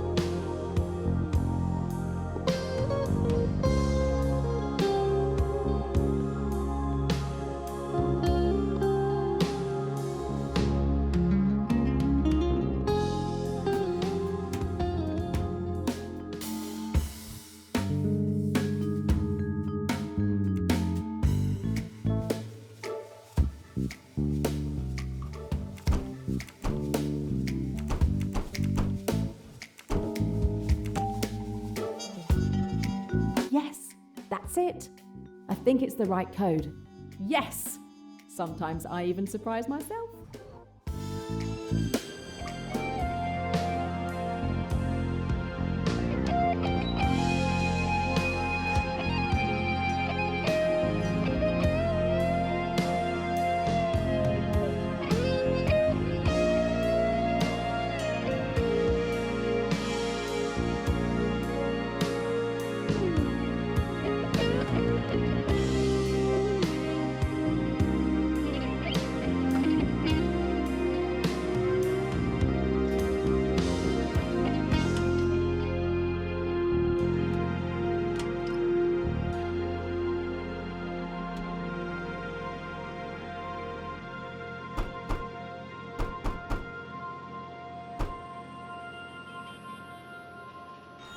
Who are you standing there all perky?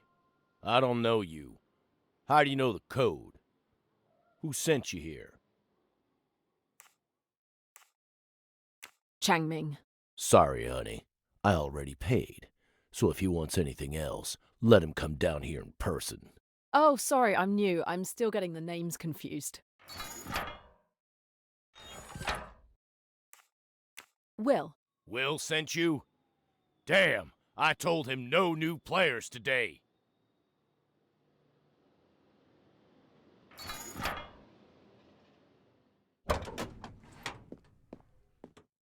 Well, you better come in.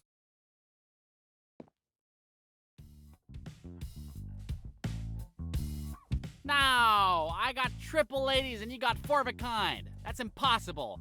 How can you have four of a kind? There's 4 6 spots in every hand. It's the luck of the draw, darling. That's why they call it draw poker. Unless you want to make a stink about it to the management. No, it's okay. I need a break, that's all.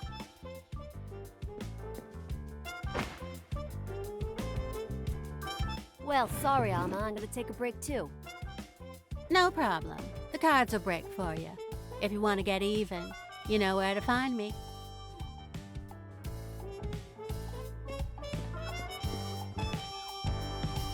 Hi, can I ask you something? You want conversation? You gotta pay for it. We play first. Lucky for you, I got a great game, but no opponent. Okay, but then we'll talk. How much is the stake? A little bet for you. You'll love it. Let me explain. I'm going to deal you 9 cards. You have to align these cards horizontally or vertically to make as many points as possible. If you make more points than me, you win. Got it? Got it. What are the combinations? If you line up 2 cards of the same suit or number, it's 2 points. And if you have 3 of the same suit or number, it's 3 points. Okay. Is that all? No, you can also make sequences of at least 3 cards, like 1, 2, 3, or 4, 5, 6. But 3, 2, 1 works too. It's 1 point per card in the sequence. Okay. I guess I'm ready.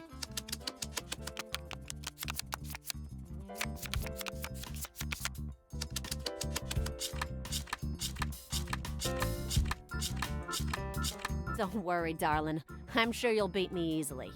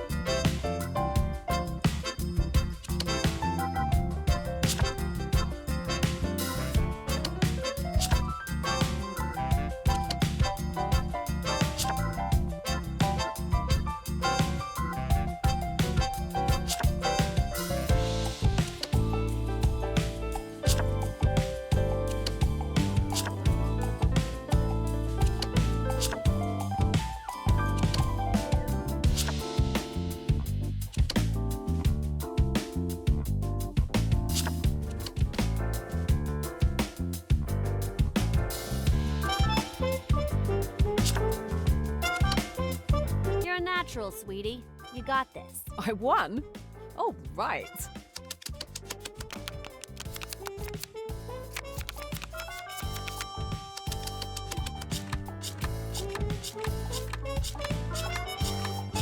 This time, I'm not doing you any favors.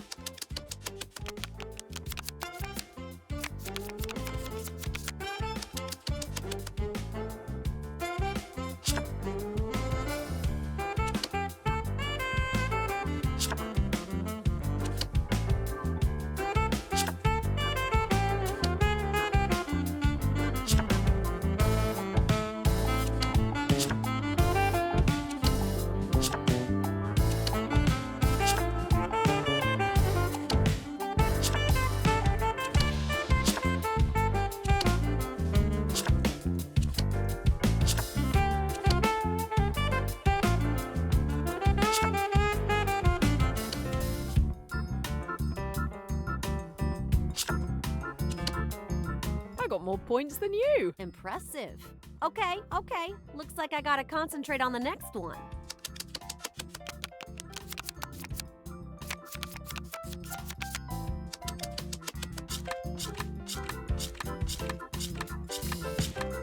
There's no way you can win this round.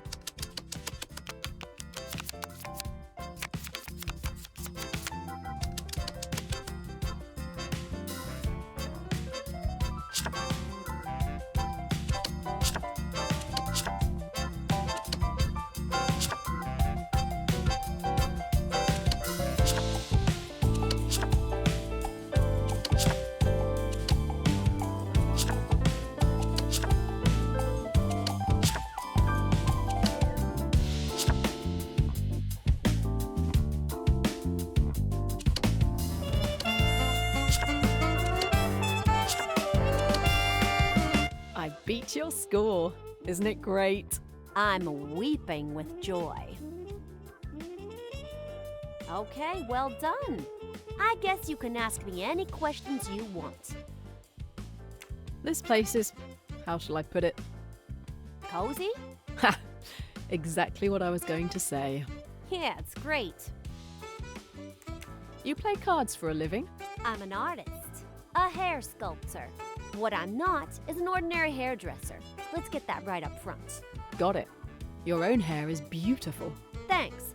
And if I can speak frankly, your hair could use some loving, dear. Don't hesitate to drop by sometime. I pay for a chair in the salon 3 blocks down and across the street. I'd love to. Listen, I'm not really here for the cards. I'm looking for someone who goes by the name of the Spider. Ring a bell? No. And anybody who calls themselves the Spider sounds like somebody I don't want to know. But if you're looking for somebody called the Spider, it's probably my cousin Lenny you want to talk to. He looks after the neighborhood, keeps an eye on things. He knows the best and the worst of the folks around here. At the moment, you'll find him on the first floor of the building with the tiger graffiti. Tell him I sent you. Name's Clover. And think about my offer to do your hair. You'll like it, I promise. Thank you so much, Clover. At last, a lead. A small one. But when it's all you got, you play it.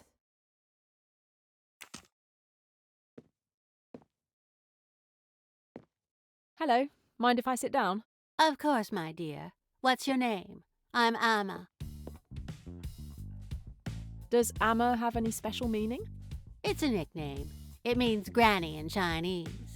Nice to meet you, Amma. I'm Jane. I'm new here. Do you mind if I ask you a few questions? Around here, information has to be earned. If you win my game, I might answer a question or two. I guess I can give it a try. What kind of game is it? You must collect both bird tiles in 12 moves or less. You have to remove the tiles in pairs. To remove them, they must have at least one side, left or right, free. And there must be no tile on top. If you succeed, then you can ask your questions. Understand? I think so.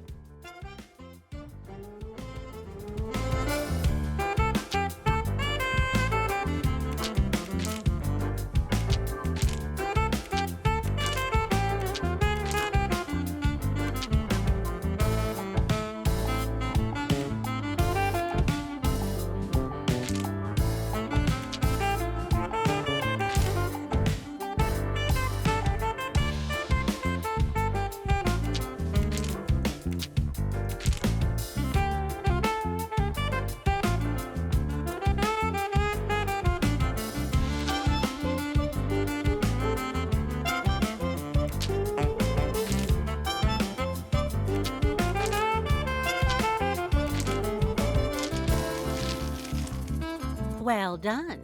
And on the first try. That's not every day. For the next one, I'll raise the level a bit.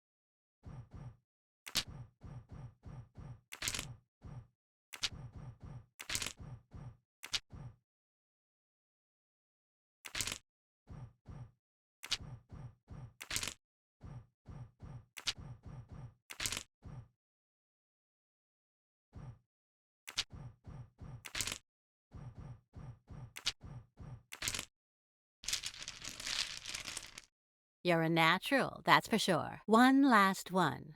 But this time I added a twist.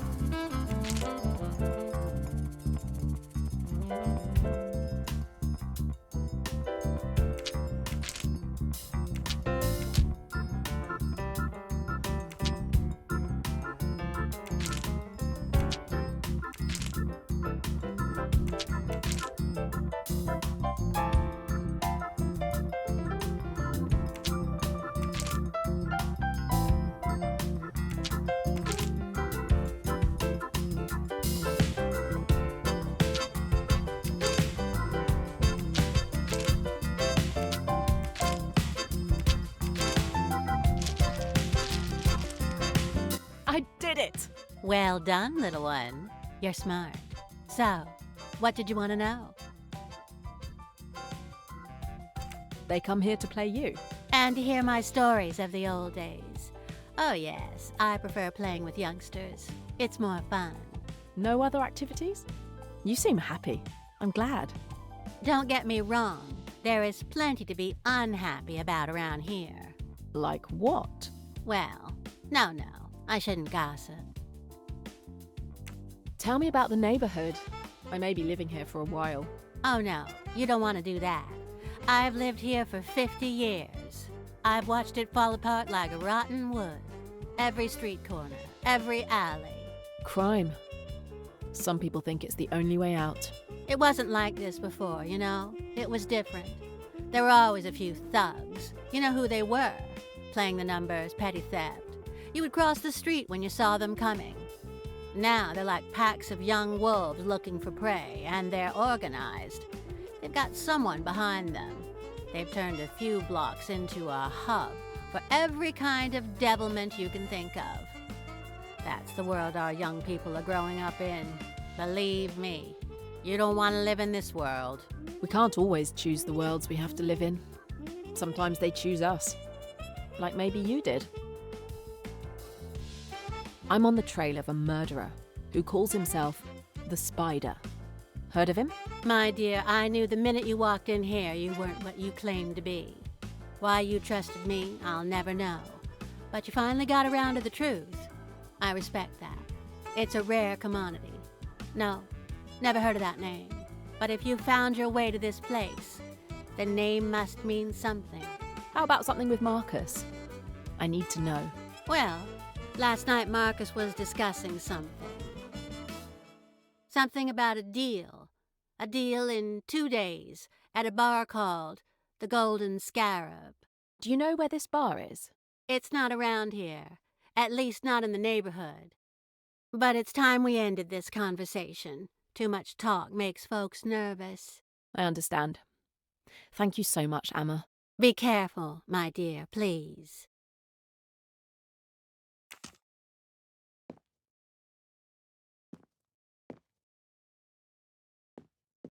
Bad day? It shows, right? If you're looking for some company, I'm not your guy.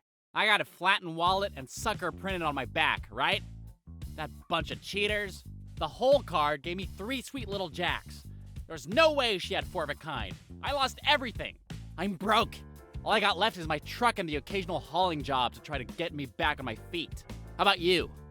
You won't lose much. I almost got clean. And you really want to play again. Right. I'm Jane. What's your game? It's a dice game. Very simple. I'm Ryan. Come on, sit down. Okay, Ryan, you're on. It's not complicated. I roll the 4 dice. Then I can turn them. But I must always turn 2 dice at the same time, and always 2 adjacent dice. I have to get the highest score by adding up the numbers on the top faces. Once I think I've achieved the best possible result, I stop. You have to try to get a better score than me in as many or fewer moves. You understand? Yes, I think so. Time to play.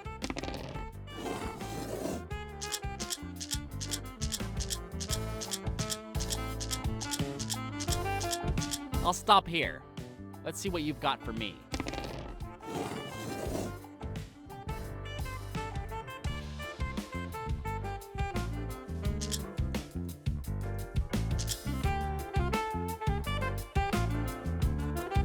Beginner's luck. Call it what you like, but I win. All it takes is a little luck.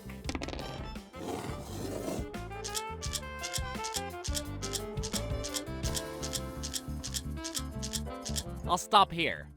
Let's see what you've got for me.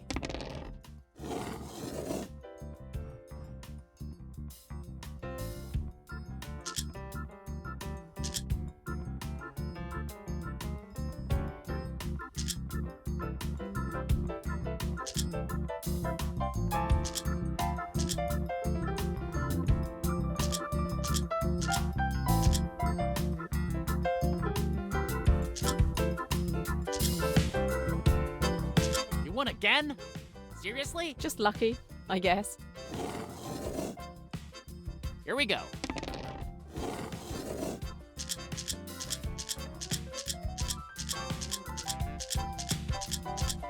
Uh-oh. I'm afraid that score is gonna be hard to beat.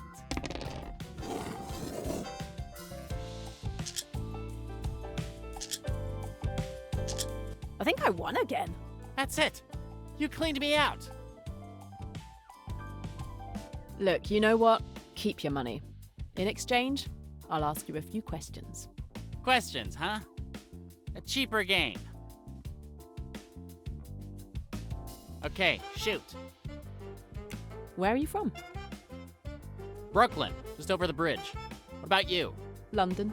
I thought there was something fruity about your accent.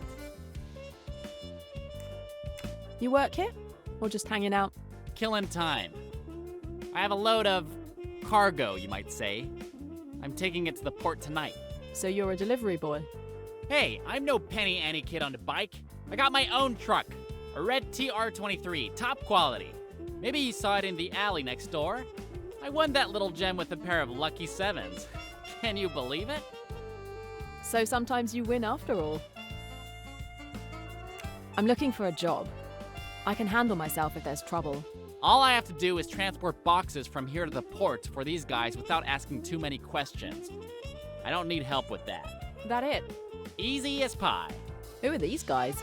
Hey, what'd I say about questions?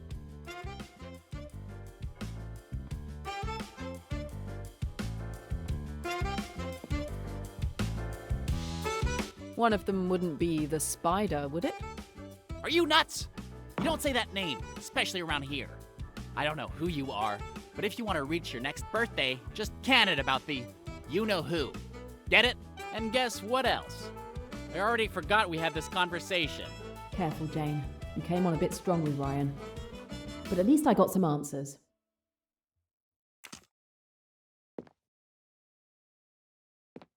Hi, I'm Jane. Well, hi there, Jane. I'm Marcus.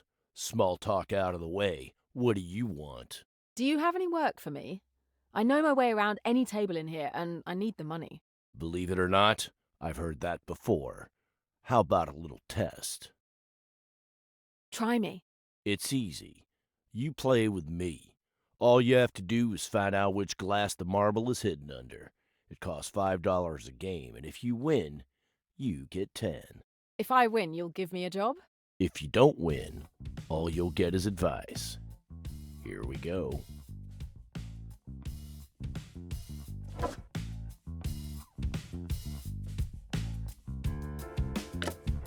Ready? Keep your eye on the marble. Having trouble keeping up?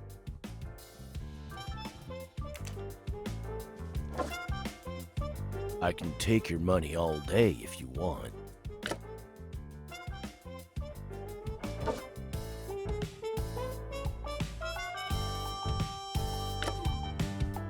Another go?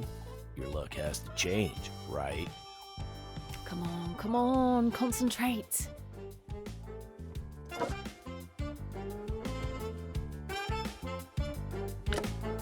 Ready?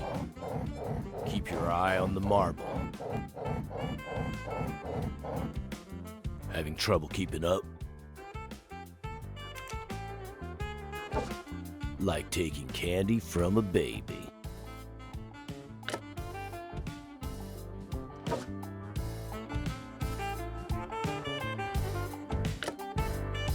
Another go? Your luck has to change, right? Come on.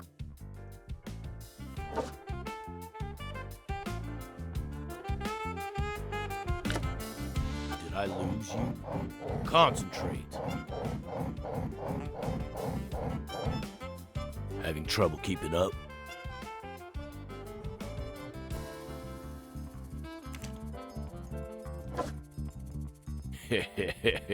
Oh, you were so close that time.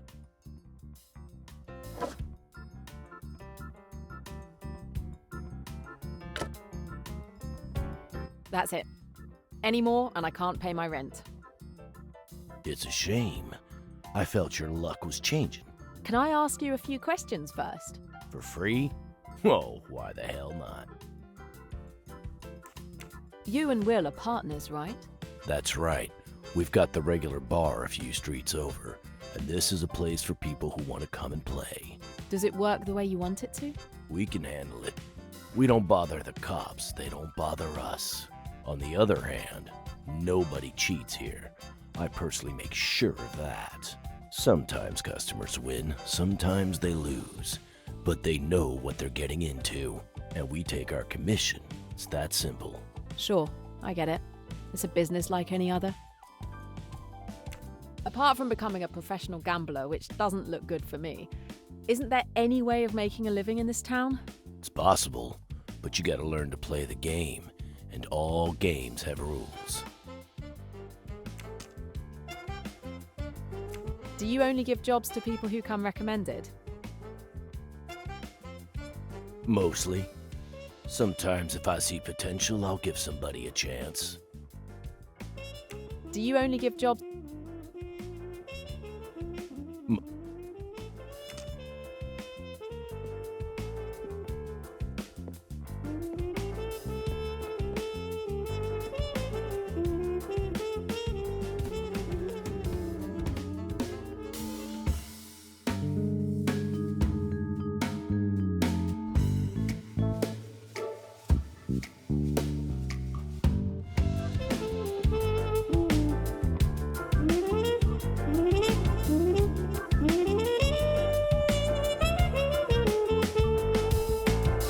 Do you own?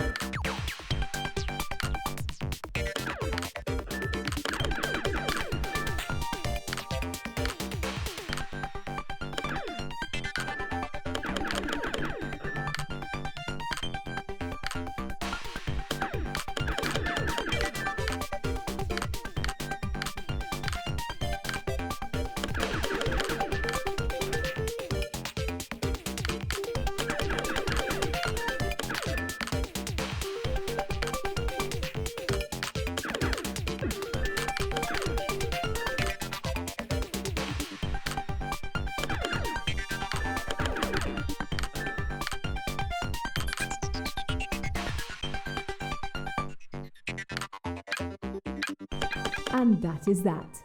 A little incentive for L4W next time they play.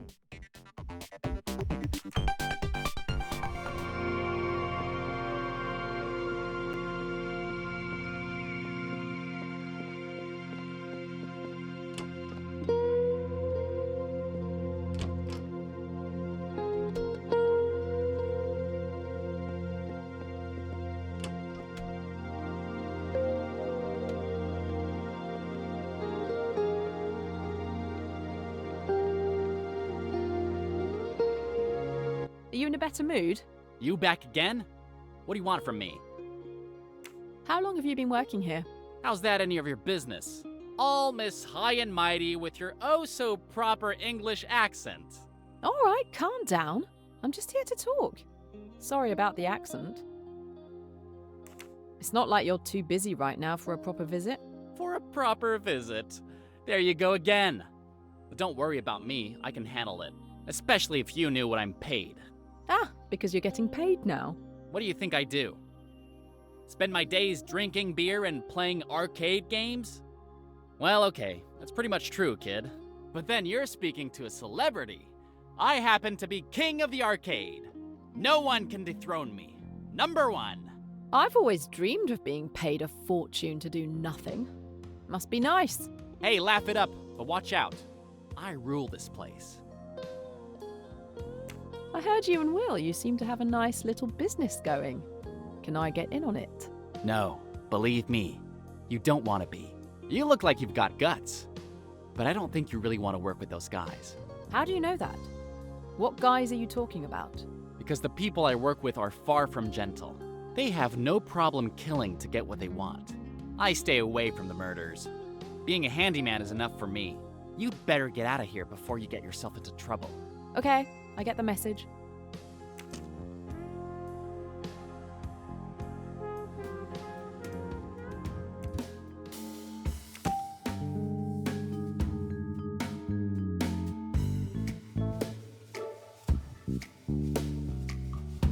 Wonderful!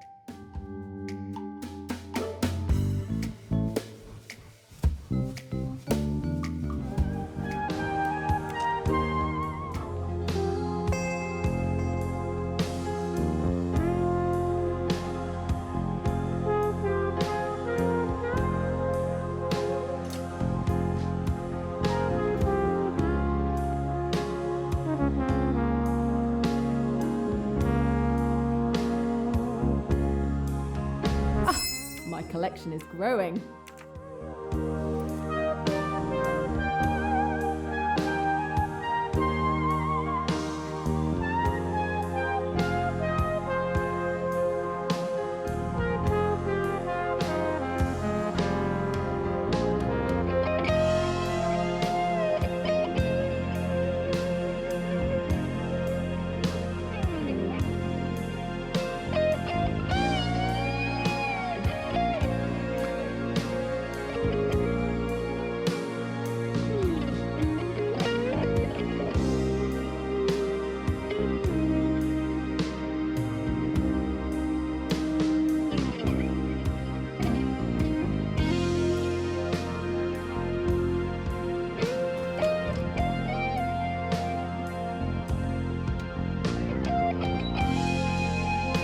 Hold it right there, miss. You lost?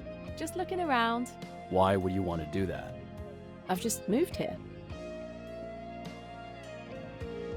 Trying to learn the neighborhood. You've got a funny accent. You English? You're very perceptive. Yes, I'm from London. And you landed up in the Bronx talking to me. Who told you that would be a good idea?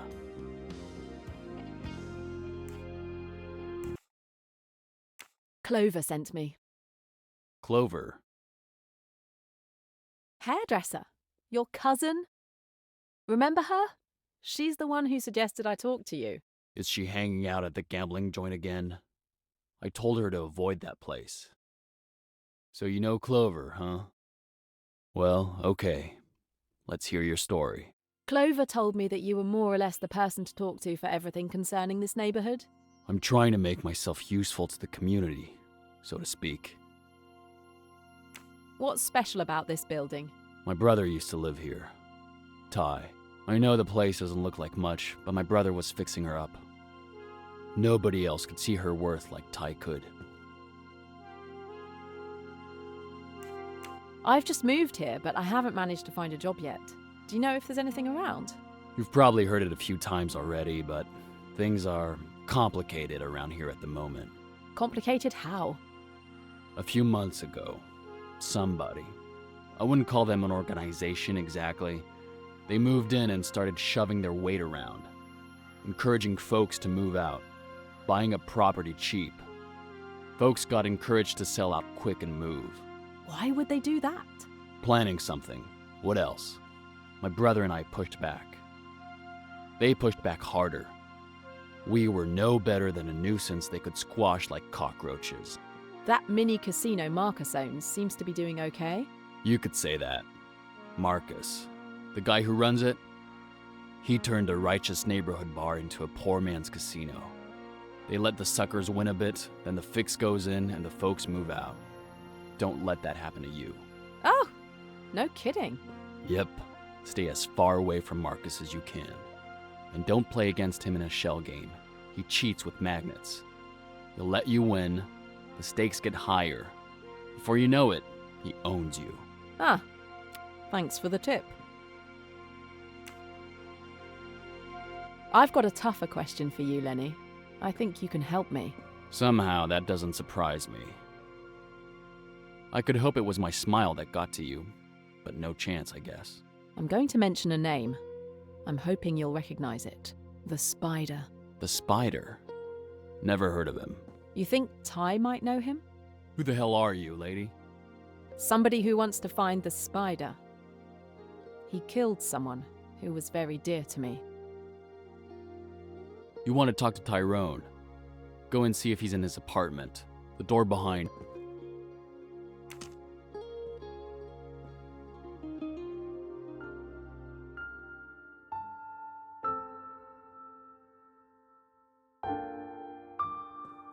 Everyone loved Ty. He was murdered yesterday. He died here. Did you know him? You gotta be kidding. Ty was my brother. I am truly sorry. Is there an investigation underway? Investigation?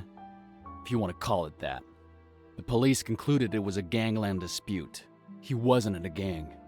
The only dispute was when they pushed him. He pushed back. How did it happen? Late evening. It was a drive-by.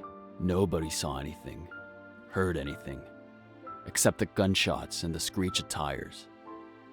Appears that he made it back in here, then died. I wasn't around that day. I would have given my life for him, and I'd be ready to give it to avenge him. That's how my friend died too, exactly like that. You think it was this Spider? Killers like him tend to stick to an MO they like. But I need more than that. Do you mind if I take a look? You're welcome.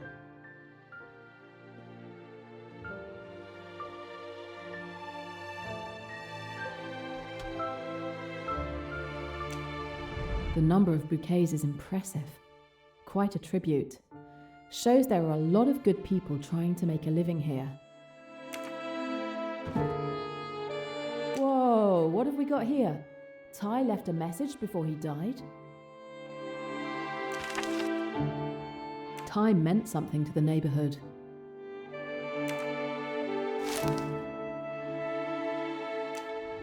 Lenny's brother died so young.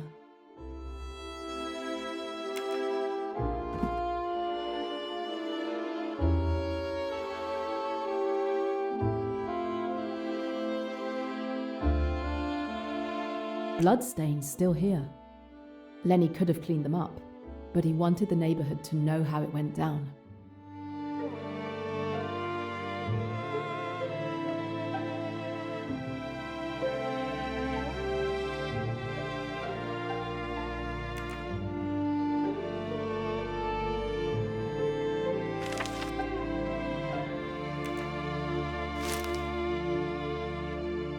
Almost the whole neighborhood came out to pay tribute, you know? It's beautiful, isn't it? All these flowers. He was loved. Yes, it shows. He was the best of us. He left that message when he was dying. Any idea what it might mean? Law? Call for justice, pointing a finger at the police. Doesn't mean anything to me. To tell you the truth, lately Ty had become really paranoid. He was convinced that everyone was working for this organization. Even me. He came pretty close to accusing me sometimes. If he wanted to leave a message, I didn't understand what it was, no matter how hard I looked. I still had no idea what he meant. Yet it must have been important enough for him to write it down. Got me.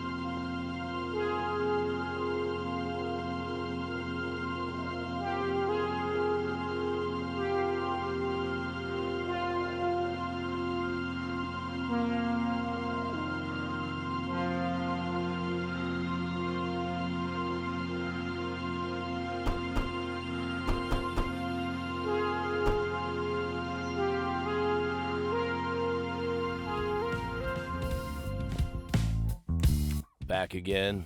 I couldn't stay away. You and Will are partners, right? That's right. We've got the regular bar a few streets over, and this is a place for people who want to come and play. Does it work the way you want it to? We can handle it. We don't bother the cops, they don't bother us. On the other hand, nobody cheats here. I personally make sure of that. Sometimes customers win, sometimes they lose. But they know what they're getting into, and we take our commission. It's that simple.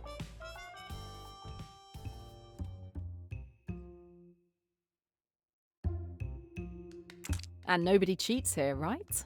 I don't think I like your tone of voice. Who says I cheat?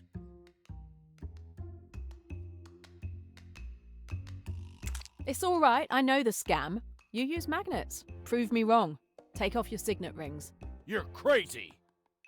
Okay, I'm crazy. Remove the rings. Okay, I can take them off if you like, but don't get carried away. You're still gonna lose everything.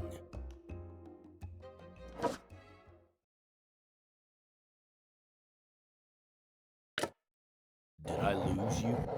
Concentrate. Having trouble keeping up?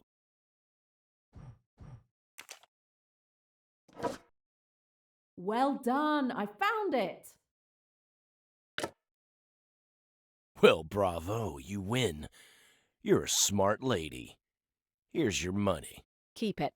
And in exchange, I'll level with you. I think you know a guy called the Spider. What if I do? I want to work with him. I don't know you, sister. What could you do that would interest the Spider? I'm good at a lot of things. And I always get away with them. Heh, probably true. You talk big, but who knows? I'm willing to give you a test run. We can start with an easy job. Then we'll see. All right by me. What's the play? Simple. You go to Bob's place and collect a package for me. And where do I find Bob? Just follow the graffiti of the cat on the wall outside. Riddles? You'll understand. If you don't bother coming back to me for a job. You might want to leave town, too.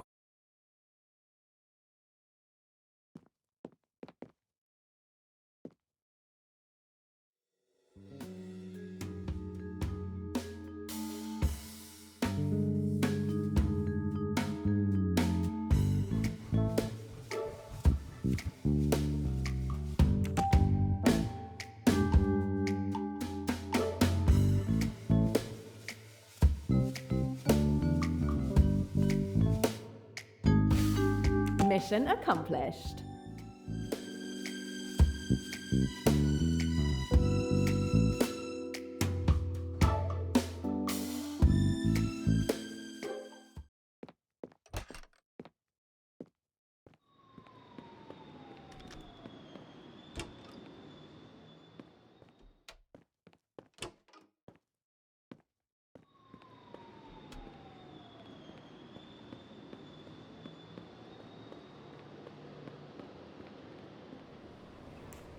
I heard you and Will, you seem to have a nice little business going.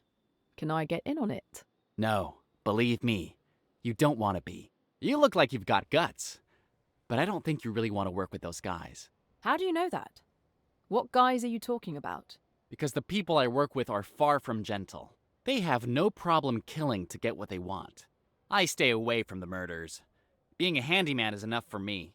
You'd better get out of here before you get yourself into trouble.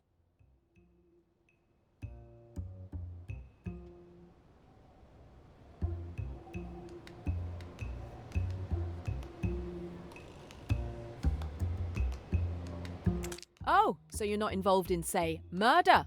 What do you want from me?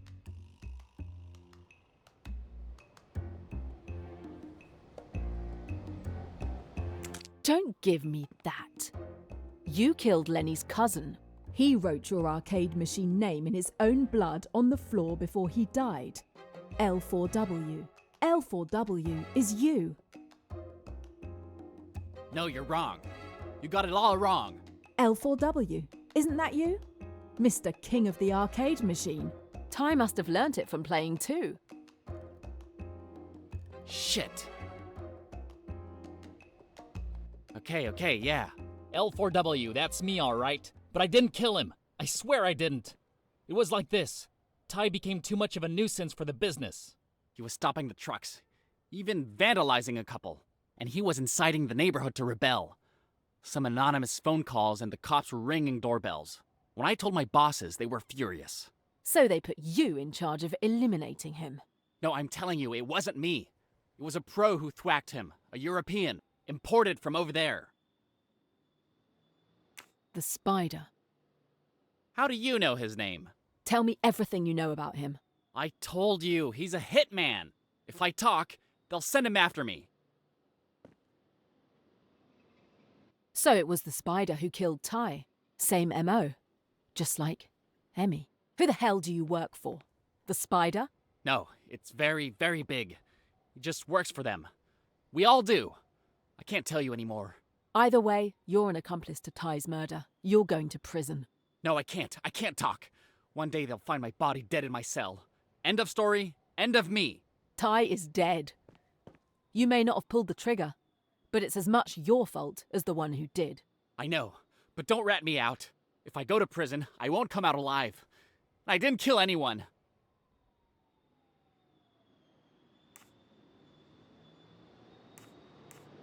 You didn't kill anybody. But if it wasn't for you, Ty would still be alive. When I inform the neighborhood, I doubt they'll forgive you. You better get out of here fast and never come back. Aren't you gonna call the police? I don't need to. I'm going to drop a word in Lenny's ear. The neighborhood can decide what happens to you. What's going on here? I think this is the part where you leave.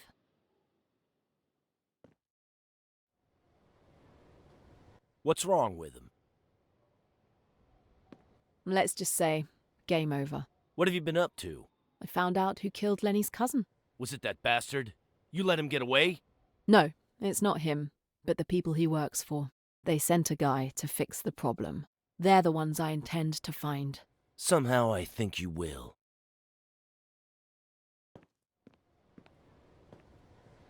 Anyway, thanks. I never liked him to begin with. My pleasure.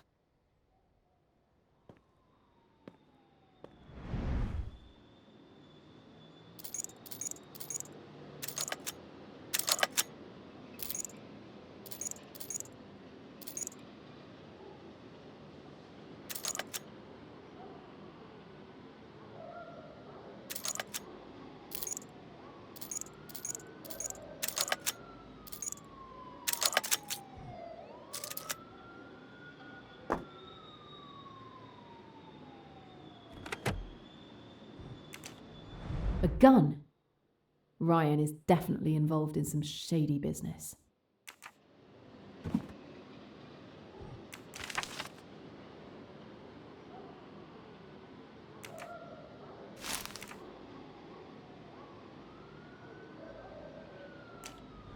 Empty.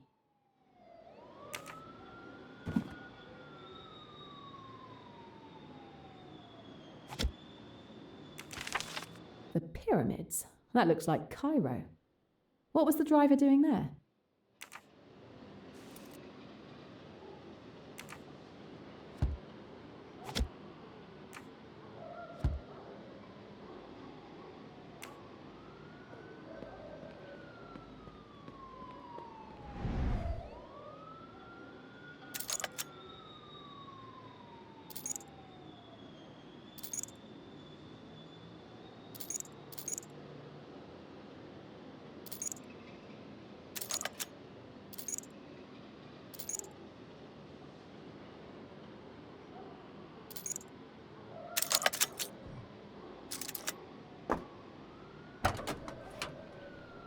The AWL logo? Emmy's company. I'm on the right track. If there's anything hidden in this truck, it's at the back behind all those crates. I've got to push my way through the crates. I'd be safer with the doors closed.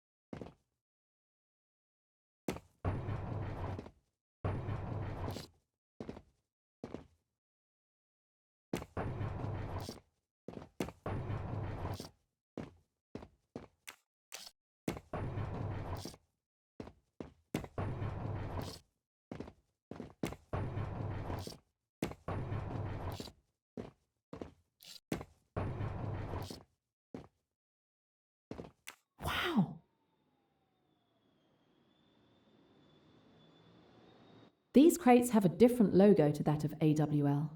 Let's have a look.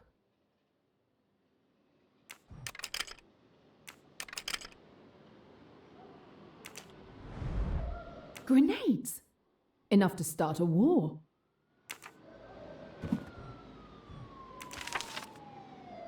So behind AWL, there's this organisation called the Spire. They must be the ones the Spider and Changming are working for. Assault rifles. Emmy was right. AWL is trafficking, but she didn't know what. If she found out it was weapons, that could be what got her killed. Okay, I found everything to find here. Time to make my exit.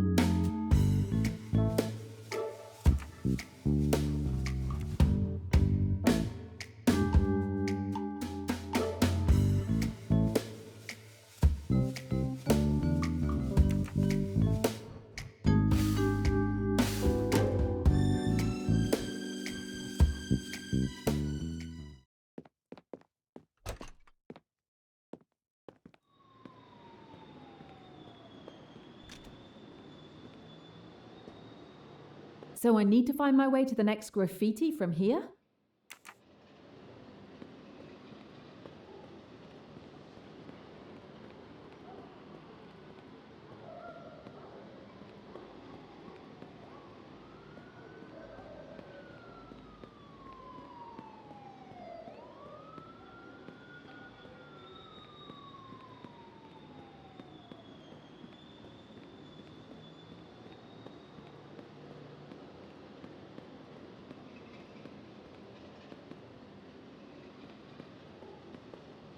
Okay, that was it. Where's the next one now?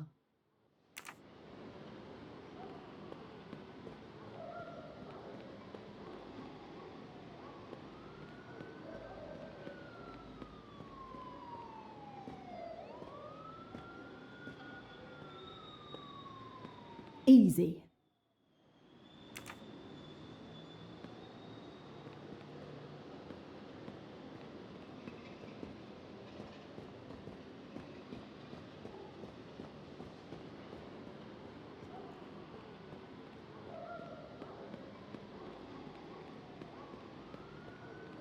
And another one.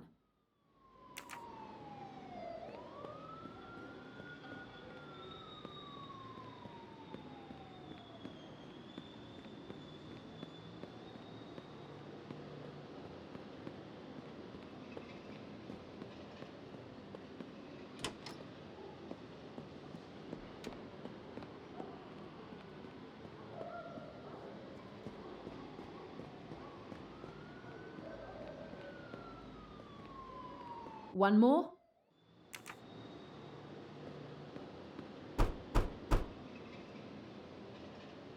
If this place is linked to the gambling den, they must have the same code system.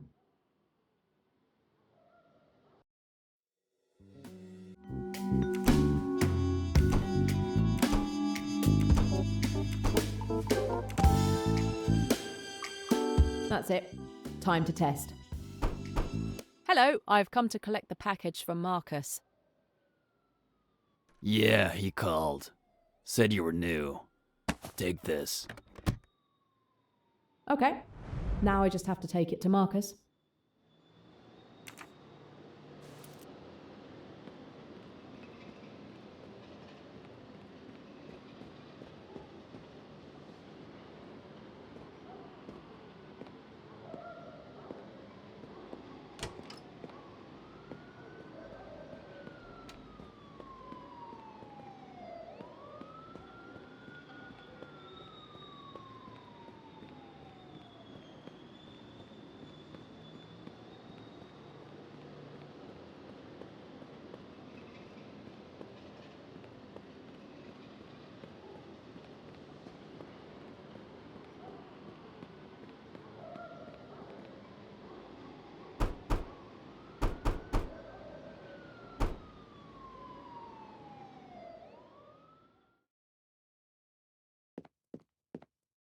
Here's the package.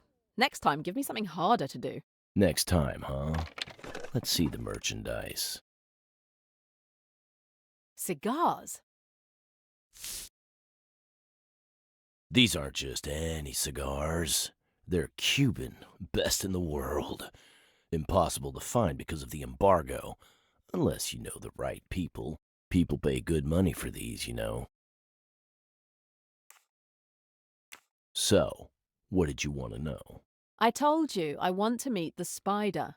Do you really think that running an errand for me entitles you to meet the spider? We're talking about a person at the very top of the ladder here. And anyway, you're too late. He's gone. Excuse me?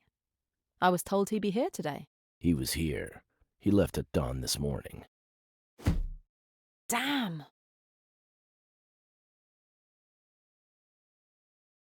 I need to talk to him, Marcus. You're out of luck, lady. He's gone. Cairo, I think. Cairo? Why? That's all I know. What do you want for a box of cigars? I need to know. That's all you get, lady. You know, I'm more afraid of the spider than I am of you. Sorry, I got carried away.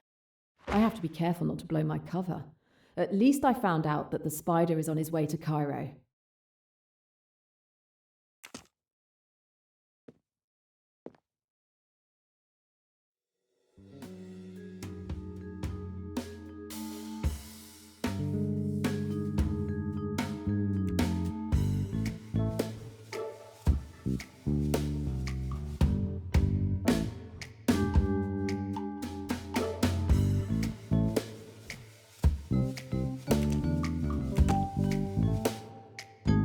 The transaction will take place in the bar The Golden Scarab.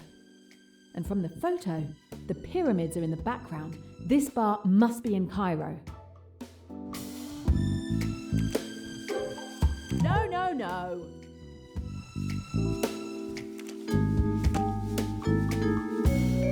The secret organization behind AWL, the Spire, deals in weapons. That's almost it. In 2 days' time, there'll be a transaction carried out by the Spire. It has to be a sale of smuggled weapons. That's almost it.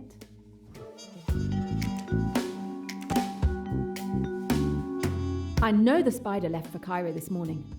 Maybe I can pick up something useful in that bar. Maybe he'll be there at the time of the transaction.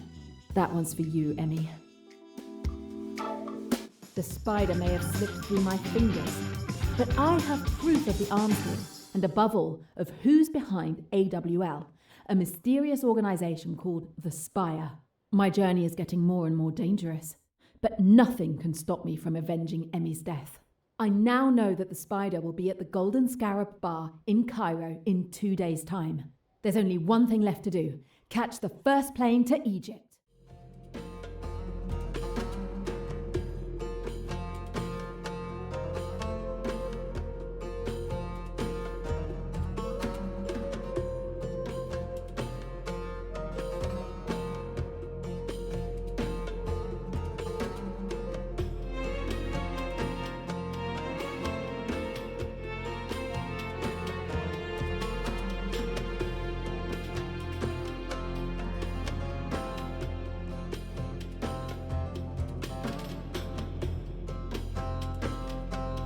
Sir, forgive me. Everyone is ready to begin the tour of Abu Simbel. My friend, an excellent cup of coffee is like the last brushstrokes of a painting. A work of art cannot be rushed. But the other passengers are waiting for you on the jetty. Ah, very well. I too am looking forward to this visit.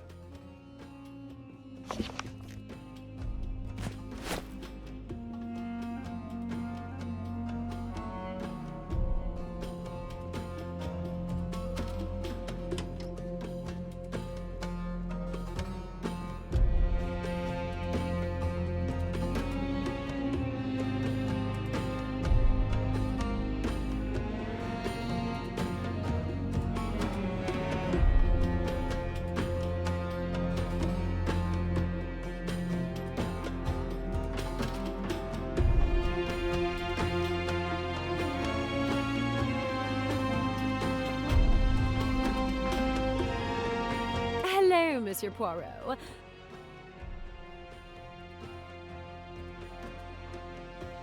Ah, at last, Monsieur Poirot sees fit to join us.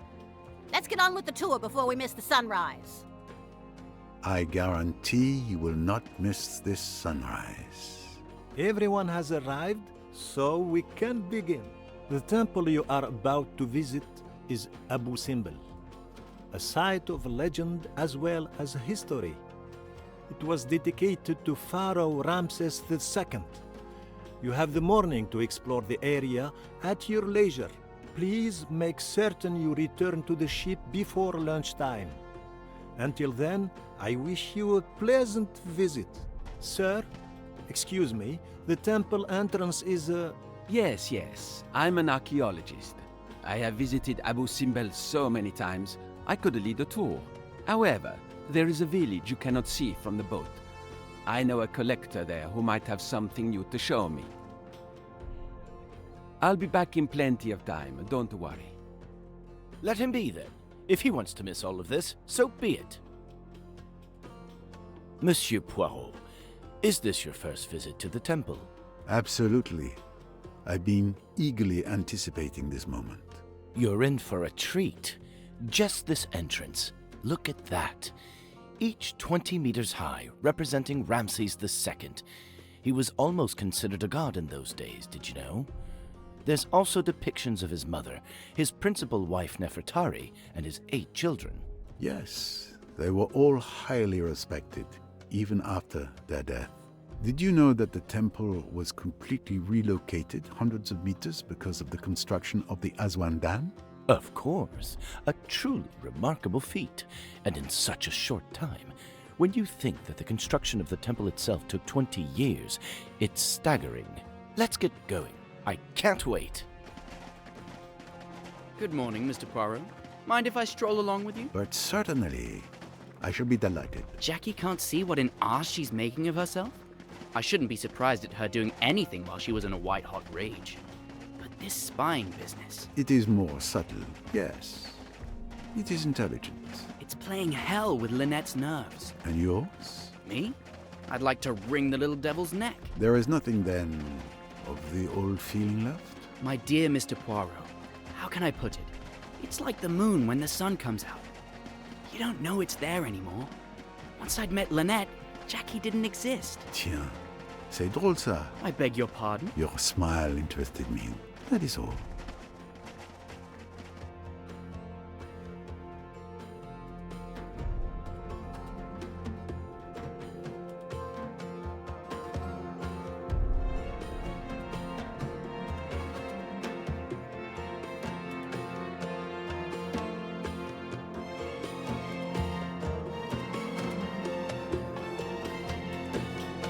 My friends, I'm going to reveal to you the true reason for my journey to Egypt. This is not just tourism. I am here to solve the great secret of Abu Simbel. Twice a year, sunlight enters the temple and illuminates the naos, the room of the altar at the very back. This is no coincidence.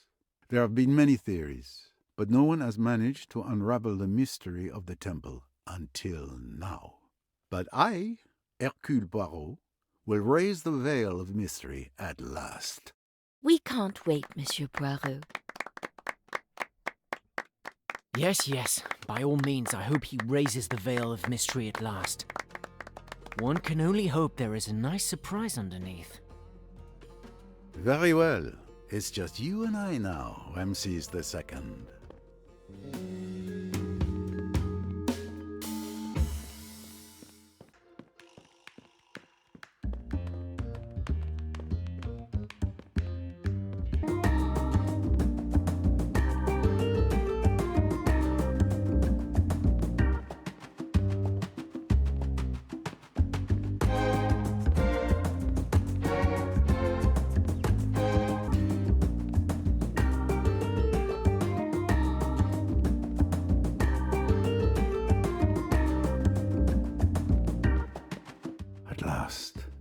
I'm finally here.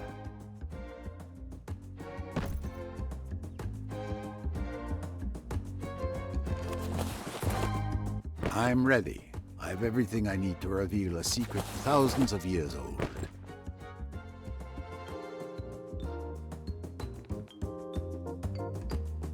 Months of research fit into these few pages.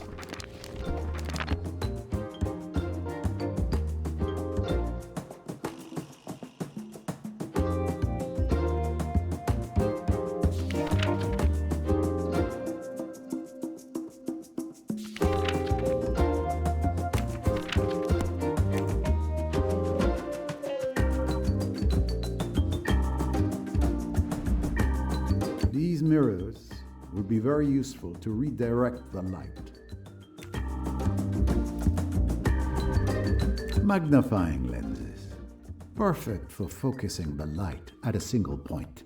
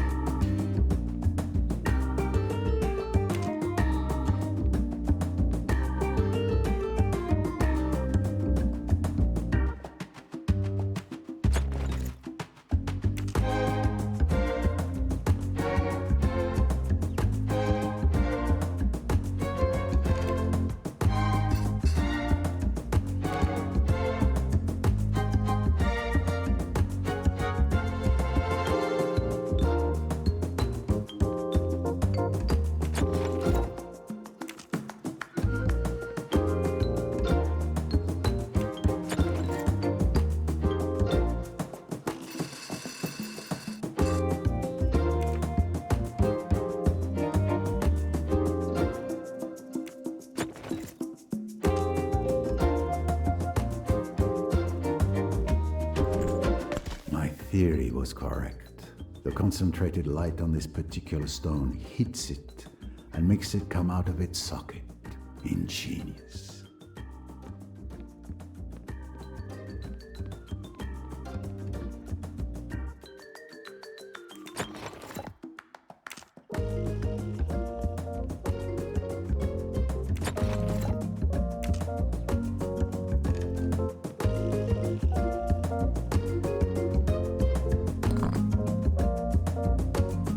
An Egyptian artifact, or rather, a part of one.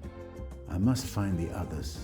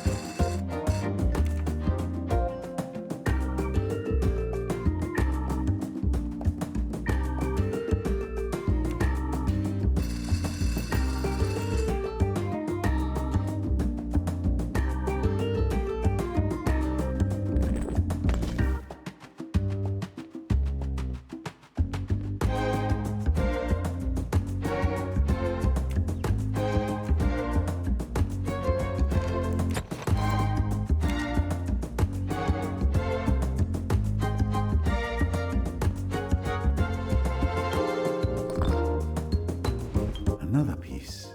Clearly, each hiding place conceals a fragment of this artifact.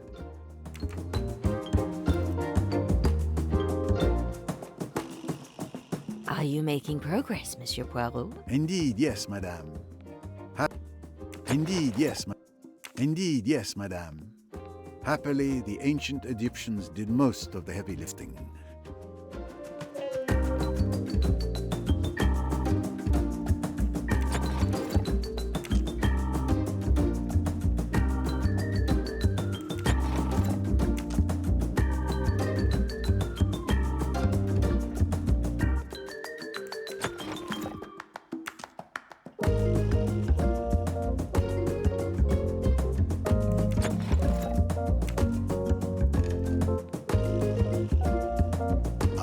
ready to be dazzled, mademoiselle? Oh, yes, quite literally.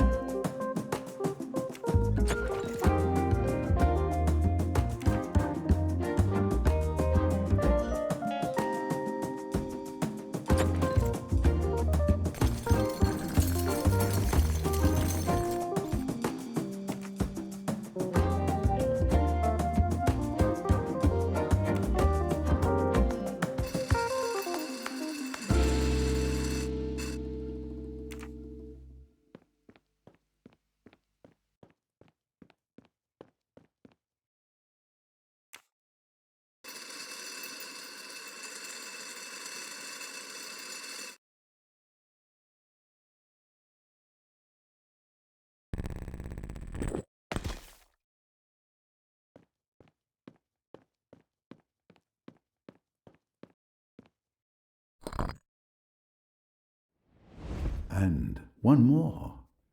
I'm getting closer to my goal.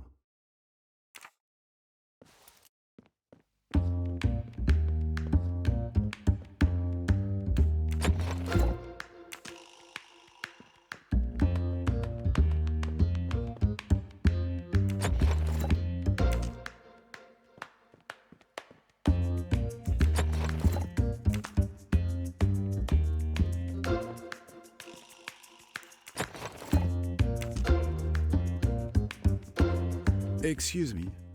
Madame Otterborn, would you kindly step back a pace or two? Oh, I'm so sorry. I don't want to hinder you from solving the mystery. It's just so exciting.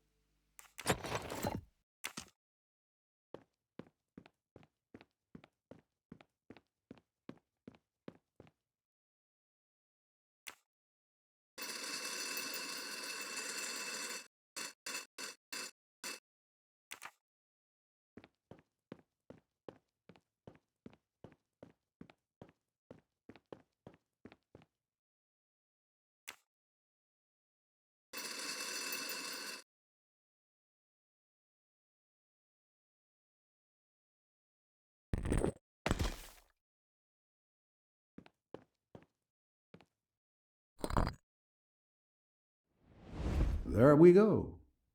There should only be one left to find.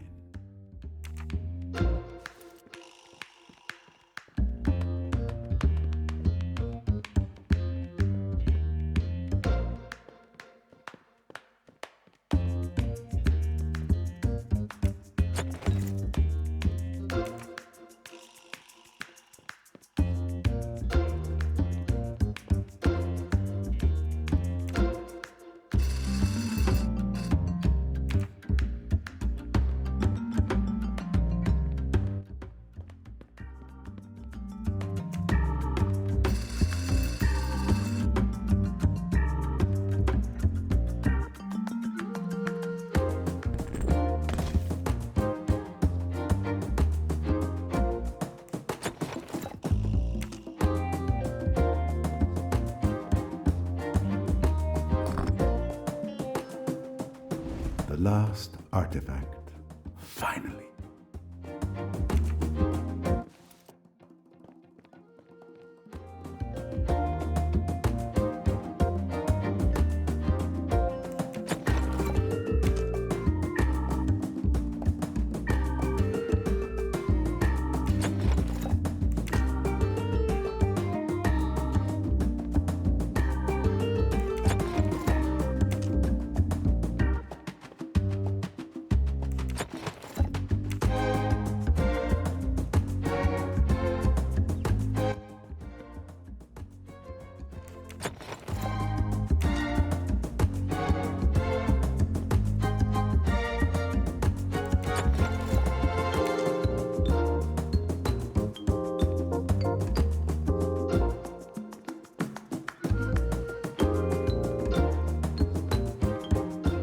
Now to assemble this ancient artifact.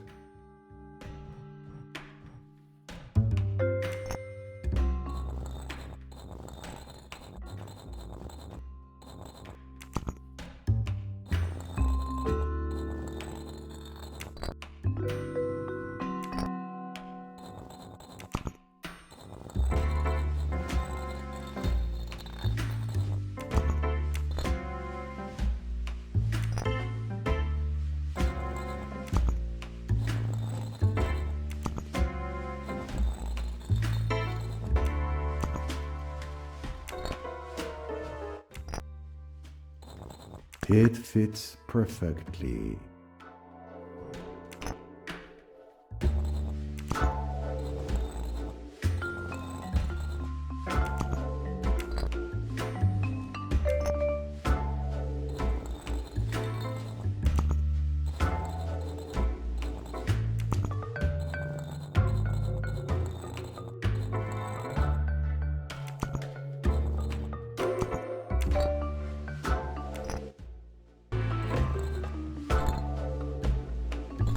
Another piece assembled.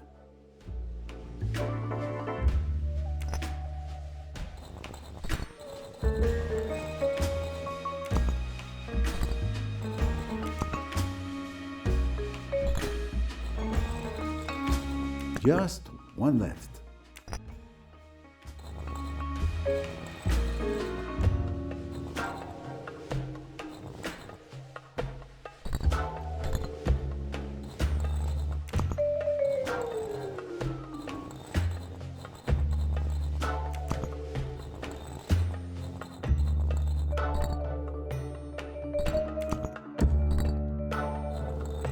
Et voila, the artifact is complete once more.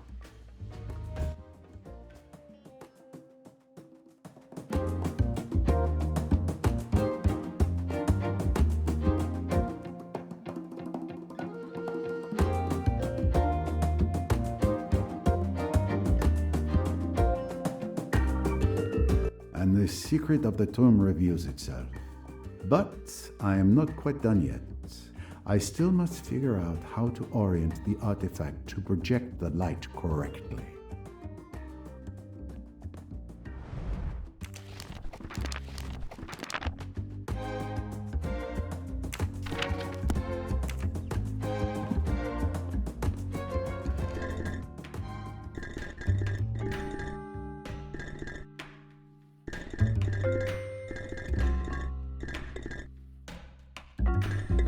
No, it doesn't seem to match.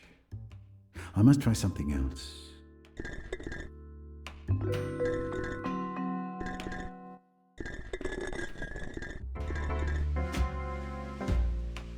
No, it doesn't seem to...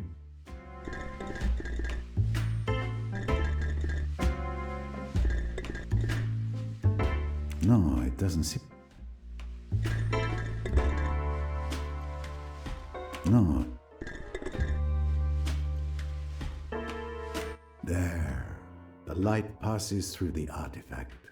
I've aligned the light beams correctly on the walls. And now I can see which hieroglyphics should be used.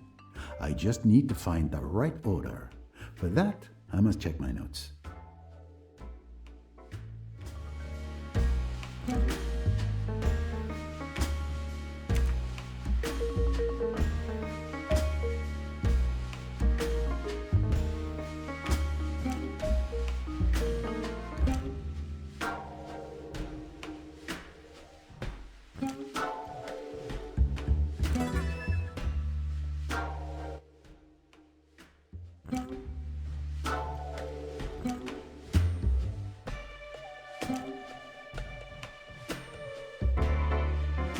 I don't think that's the right answer.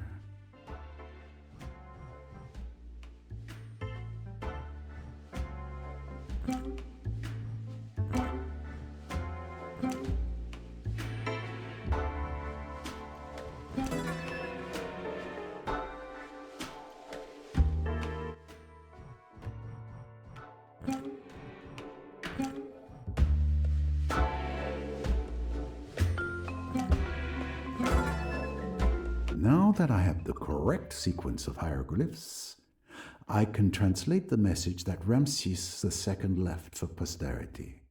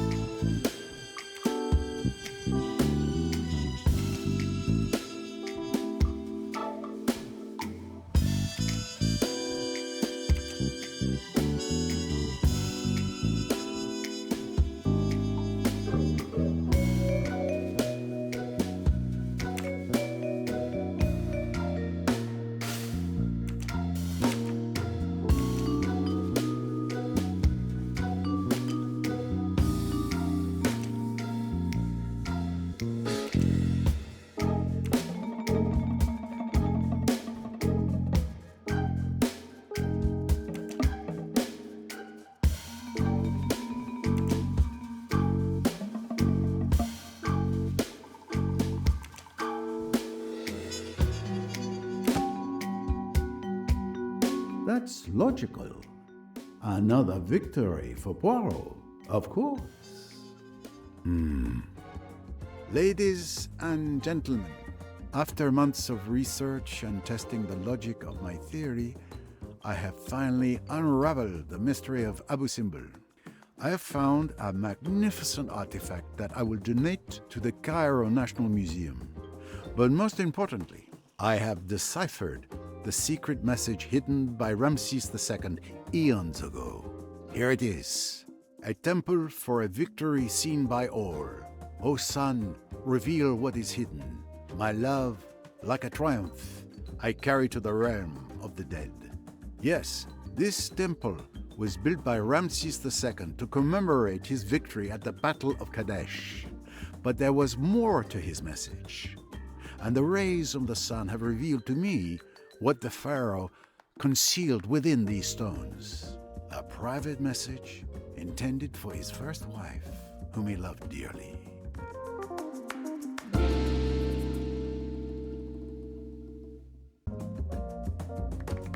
This is incredible, Mr. Poirot.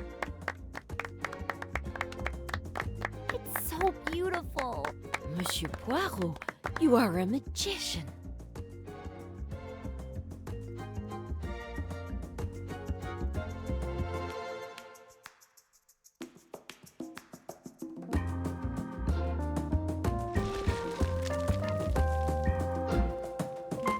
Lynette, watch out! Are you okay?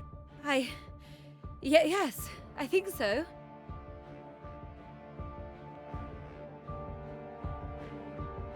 My word, madame. That was a close call. It's her! It's Jackie! Don't you see? It must be her! Goodness, that was a narrow escape. Can it have come loose on its own? It's Jackie. She tried to kill me. It seems unlikely she stayed on the boat. There will be no jumping to conclusions. Accident or attempted murder, we shall see.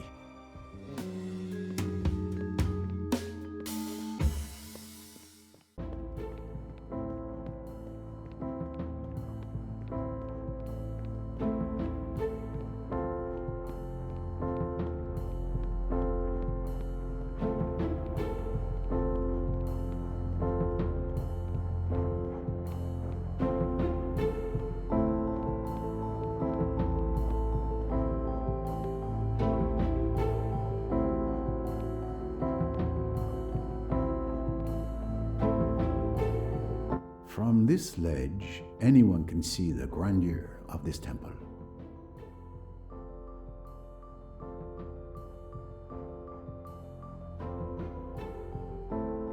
This staircase is the only access to the cornice.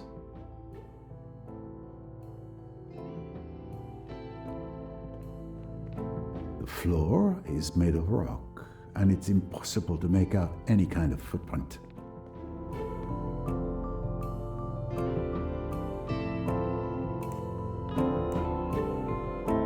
There's a missing statue right above where Madame Doyle was standing when she narrowly escaped being killed.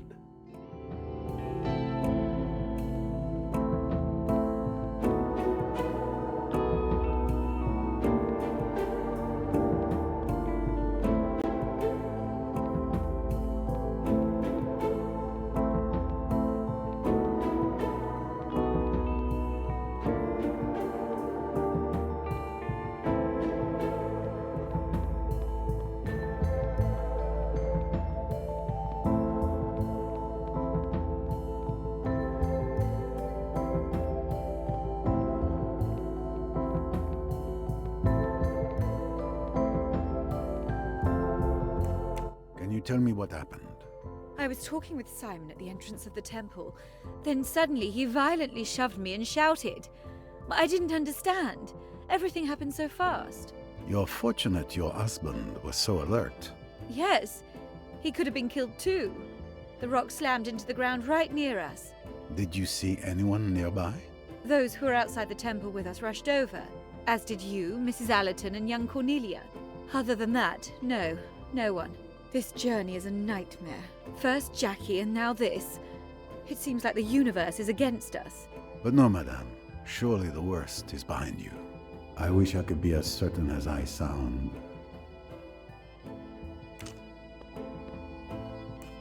Can you tell me what happened? Lynette and I were just talking.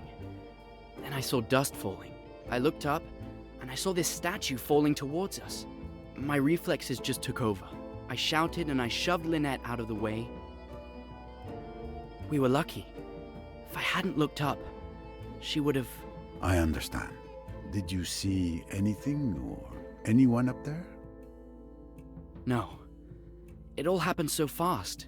The only people I saw were you, Mrs. Allerton, and Miss Robson, along with all the other passengers who were in front of the temple.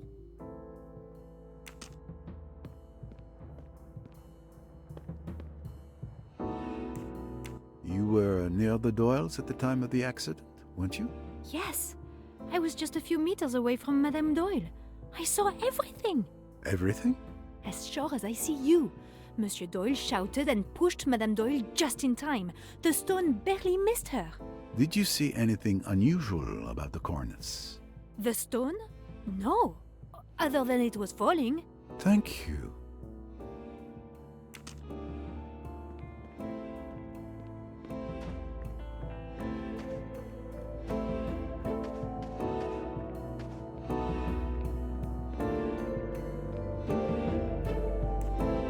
I don't think Miss Robson can tell me anything about the statue falling.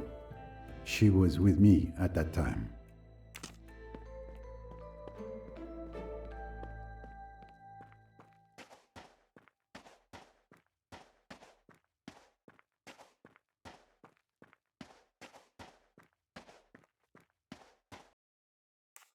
Did you know that Mrs. Doyle almost died? So I understand. Before you ask, I was outside. I saw and heard nothing. You're investigating, I presume. I am gathering information. I wish you luck then. Hopefully the heat won't fry your little grey cells.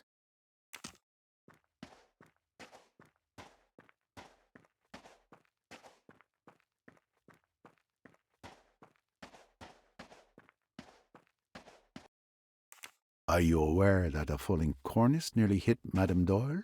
I know there was an accident involving Mrs. Doyle. I didn't know what it was. You weren't outside the temple at the time? I suppose I must have been. I heard some commotion, as did Madame, but it wasn't close to us. I see. Have you seen or heard anything? I heard a dull noise, like a heavy thud, and a scream. And I saw all these people running towards the entrance. But you didn't try to find out more? I'm past the age of running around like a headless chicken, Monsieur Poirot. But I was told later that Mrs. Doyle had a brush with death. Unfortunately, that is correct. So you were outside at that time? With my nurse, yes. Very well.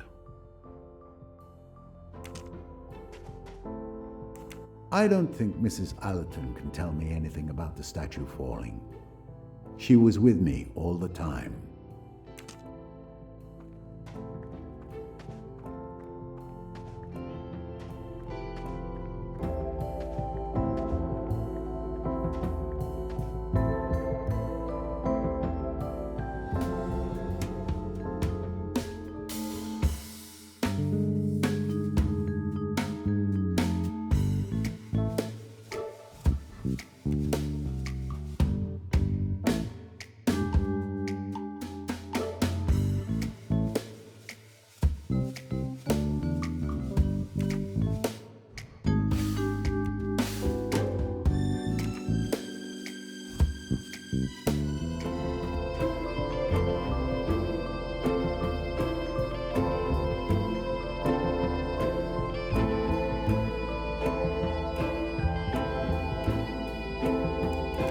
Did you know that your protégé had a brush with death? Yes, someone came and told me. What a story. Lynette doesn't deserve all that has happened to her. She just fell in love. Could you tell me what you did during your visit to the temple? My friends had told me about the fresco of Ramses II on his chariot. I spent some time contemplating it. He was a remarkable man, but this beautiful moment was ruined by the doctor's ecstatic cries. So I changed rooms to avoid hearing them. At that moment, I heard a faint boom in the distance. Simon reacted quickly. Otherwise, Lynette would have been gone. Sure.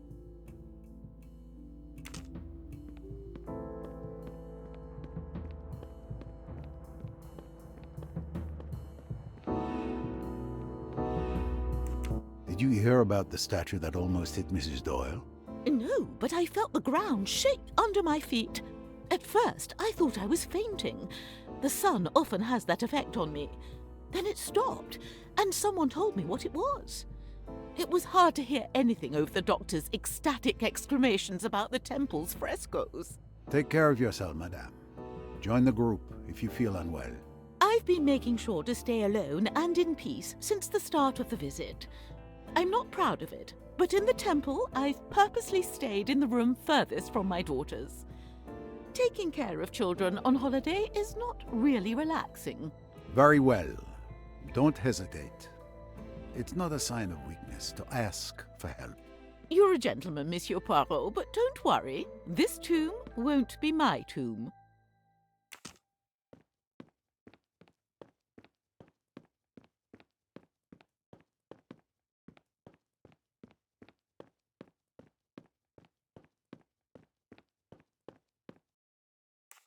Were you warned about the statue falling outside? The one that nearly fell on Mrs. Doyle? Yes, I heard it surprisingly well. Surprisingly well? What do you mean? I was quite far from the entrance, but the acoustics in the chamber must be peculiar. I heard it like a clap of thunder, but I didn't really pay attention to it. I was engrossed in a fascinating discussion with Rosalie since we entered the temple. And it didn't strike you as odd? We figured they would come get us if something serious had happened. I see. Did you hear about Mrs. Doyle's accident? Yes, I was told about it. But not before? Did you not hear the statue fall? Actually, I was busy avoiding my mother during the visit. I wanted to enjoy a moment of peace as far away from her as possible. And during this moment of peace, you didn't hear any noise? I entered the temple with Tim, and we chatted throughout the visit. So, I was away from my mother, but not in complete silence. Very well.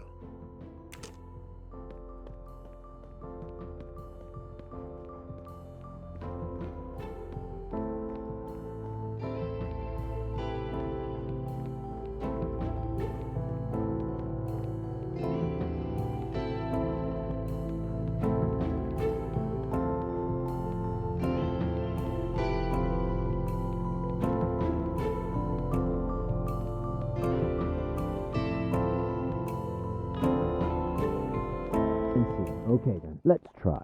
See how it goes. Maybe... You are truly passionate about Egypt. Did you, like many others, have this interest for ancient Egypt when you were a child? Actually, no. I discovered all of this quite late, but I haven't stopped consuming books on the subject since then. And what brought about this revelation, if I may ask? Well, a few years ago, I had the opportunity to embody Amonasro. Amonasro. Amonasro. Wow. You mean you portrayed him in the incredible opera Aida? Indeed, you know your classics. I was a baritone for several years before becoming a doctor. And why did you stop? An accident. My vocal cords were damaged, and since then, I had to stop singing. I'd rather we didn't talk about it anymore. It makes me quite sad. Oh, I'm sorry. That was really insensitive of me. That's really awful. Don't worry, I won't mention it again.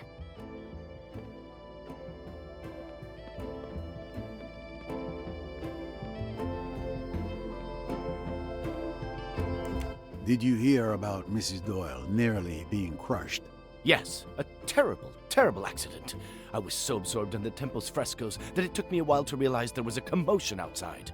You didn't hear anything when the statue fell? No. No. I was too engrossed in exploring this masterpiece and sharing what I knew. Indeed. I think everyone in the neighboring rooms must have heard your commentary.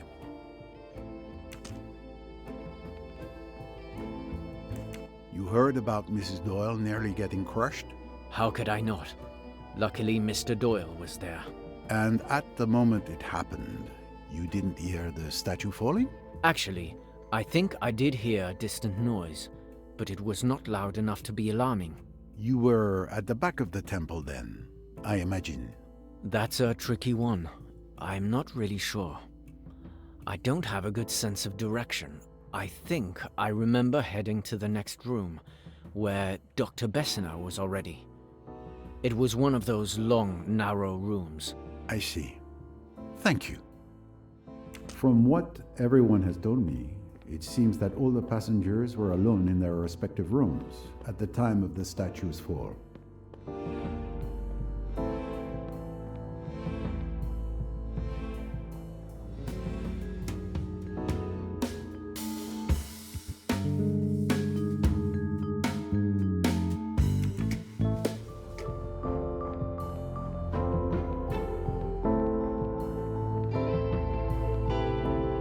It is a piece of the temple that has become dislodged. A cornice. The cause must be discovered.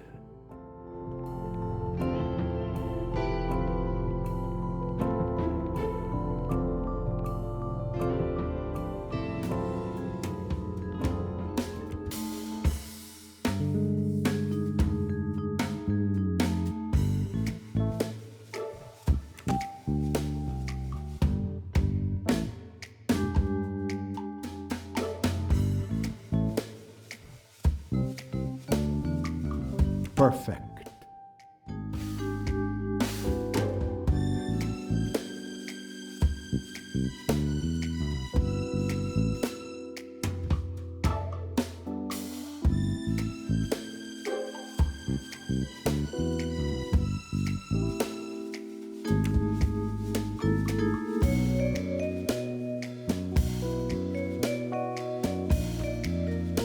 Unfortunately, this can't be right.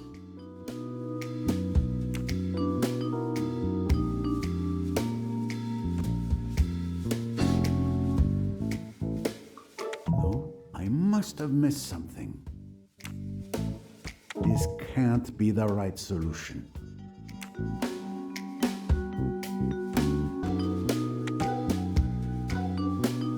That leaves us with only one possibility. It wasn't an accident. The statue was pushed. One of the passengers tried to kill Mrs. Doyle. Every question must have its answer. Who else could have succeeded?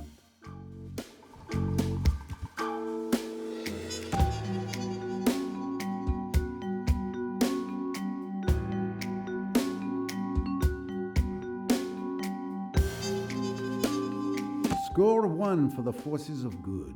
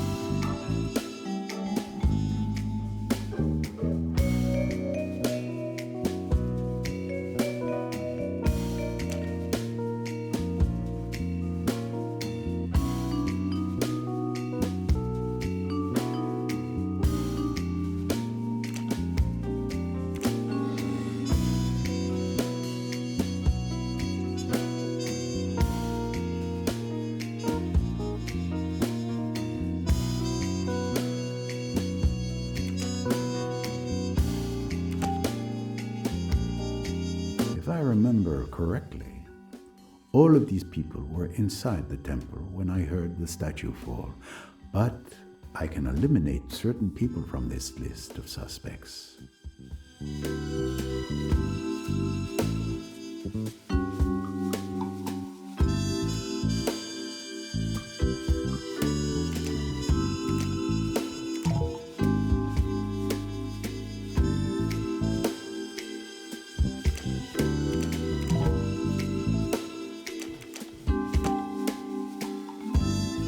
When the statue fell, Mrs. Allerton and Miss Robson were listening to my speech as I brilliantly solved the mystery of Abu Simbel. Therefore, they are innocent. The remaining suspects are Mr. Allerton, Mrs. Otterborn, Mr. Pennington, Mr. Hayashi, Dr. Bessner, and Miss Otterborn. Who is the world's greatest detective?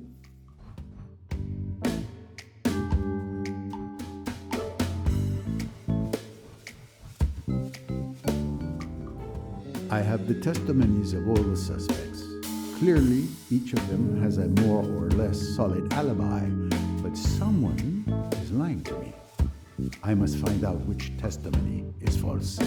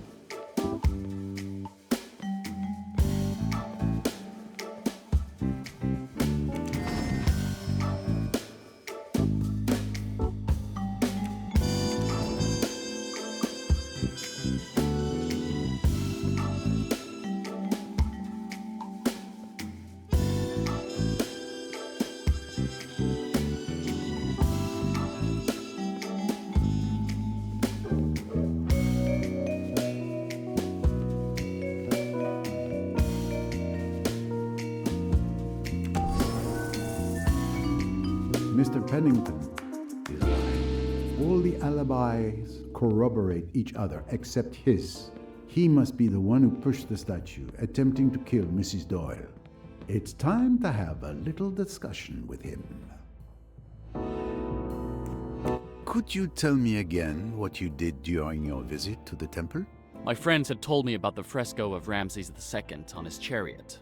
I spent some time contemplating it. He was a remarkable man, but this beautiful moment was ruined by the doctor's ecstatic cries. So I changed rooms to avoid hearing them.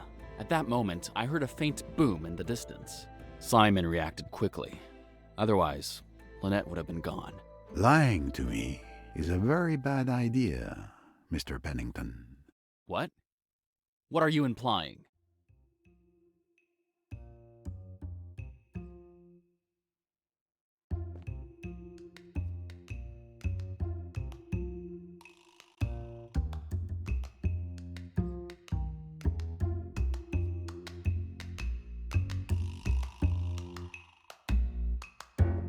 Do you still insist on telling me that you were in the temple at that moment? Definitely.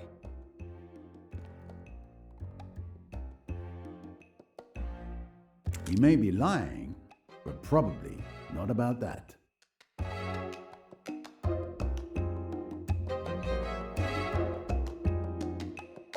I need some hard evidence to prove he's lying.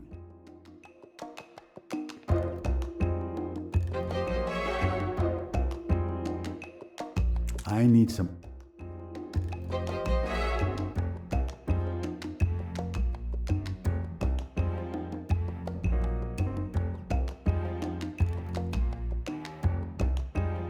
You claim you continued your visit undisturbed. I believe that's quite accurate, for the simple reason that you thought you had killed Mrs. Doyle. What? Me kill Lynette? How dare you make such accusations? Your alibi is laughable, sir. The others present in the room at the back who left at the time you claim to have been there never mentioned you in their testimonies. Moreover, Tim Allerton distinctly heard the statue falling due to the specific acoustics of the room, contrary to your claim. And there's a very simple reason for that. Because you were on the cornice, pushing the statue onto that poor woman. The sun has truly fried your brain, old man. Why would I want to harm my client? Perhaps over those papers? I saw your frustration last night when Mrs. Doyle told you she wouldn't sign them without reading. It wasn't just frustration. There was anger in your eyes. What was in those papers that caused such an emotional reaction? That's none of your business, Poirot. So, you found yourself on that cornice, alone, brooding, wondering how you would achieve your ends. Then you heard her talking with her husband just below you.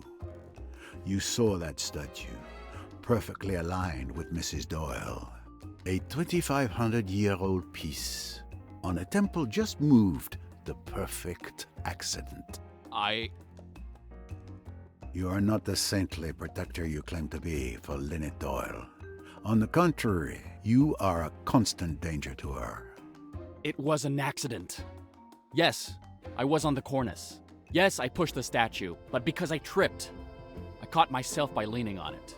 When I heard the commotion below, Lynette's scream, I understood. I panicked and came down as fast as I could. So, you claim it was nothing more than an accident? Exactly. I knew you wouldn't believe me, so I preferred to lie. And you were right. I don't believe you at all. No one died, and you have no proof. I have done nothing wrong. Does the word lawsuit mean anything to you? If Lynette finds out I pushed the statue, she will lose all trust in me. I will not lose my job and someone I consider family over an accident, Mr. Poirot.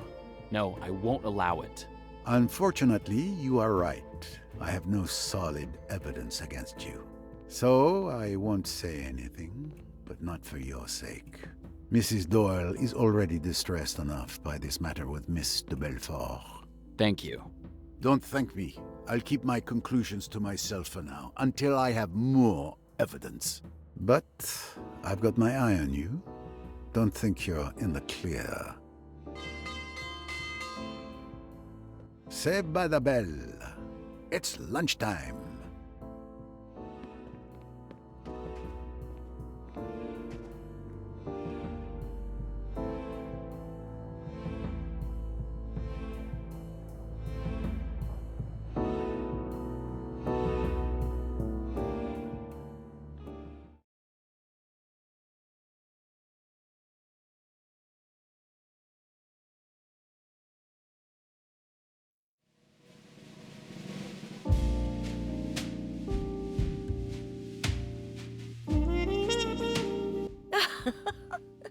But here I am talking away, and look at the time. I hadn't even noticed the restaurant was empty. Indeed. Time flies in your company, madame. I would have liked to continue this discussion, but I feel my bed calling me, Monsieur Poirot. You're right. It seems Morpheus calls me too. But I'll still treat myself to some herbal tea in the lounge before bed. Good night, Monsieur Poirot. Good night, Madame Allerton.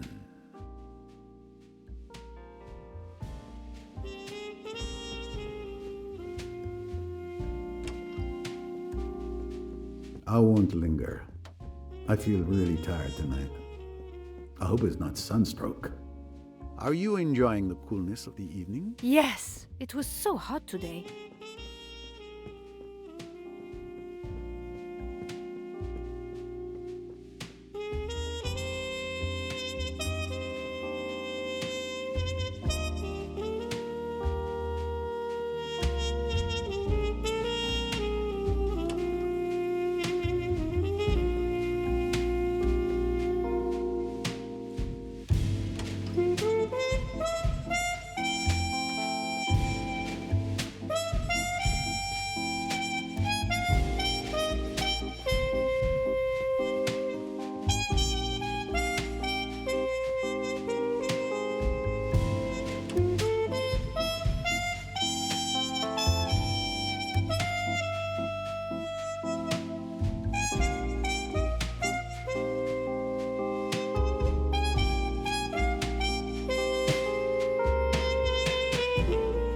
Could I have a herbal tea, please?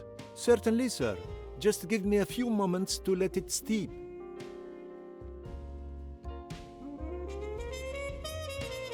It seems Miss Van Schuler has a problem. And Mr. Pennington is there playing with the Doyles as if nothing happened. I'd better keep an eye on him. I'm telling you, I'm sure I left it here. And I'm telling you, I'm sure I've already looked here. Look harder! My scarf was here. Yes, I'm looking. I'm looking. Sorry, I can't find it either.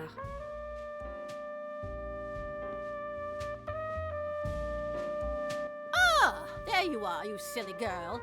Where were you? Probably making a fool of yourself again. Sorry, Cousin Marie. I was walking on the quay. It doesn't matter. Come help us instead of standing there like a fish out of water. Help Miss Bowers look for my scarf. Without me, you wouldn't have been able to afford such a nice trip. Your mother couldn't have paid for that. But... No buts. You owe me this. It's thanks to me that your mother and you no longer suffer from your late father's inability to manage his affairs.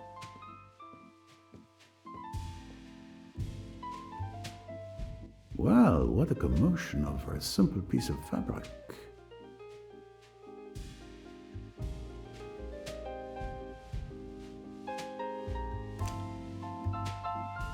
The cards have fallen your way so far, Lynette, but your luck will change. Luck, Mr. Pennington? We'll just wait and see. Good evening. Ah, Mr. Ricchetti. Perfect timing. I wanted to return your telegram. The steward gave it to me by mistake. I'm afraid I opened it. But when I saw I couldn't understand anything, I took the time to check the recipient, and it was you. Pay more attention next time. Stupider.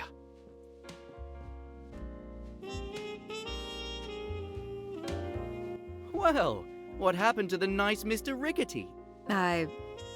I don't know. Let's forget about it, my dear. He's an idiot. Indeed, this Riquetti seemed to be a completely different man from the one who has been traveling with us until now. Here you go, sir. Thank you.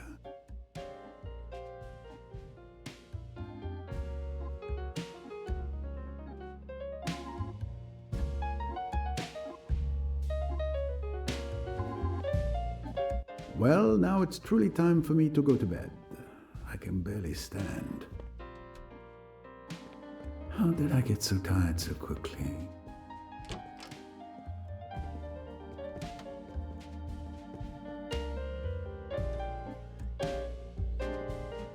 You look sleepy, Monsieur Poirot. Mais oui. I am consumed with sleep. I can hardly keep my eyes open. It has been a day very close and oppressive. Yes, it's been the sort of day when things snap, break, when one can't go on.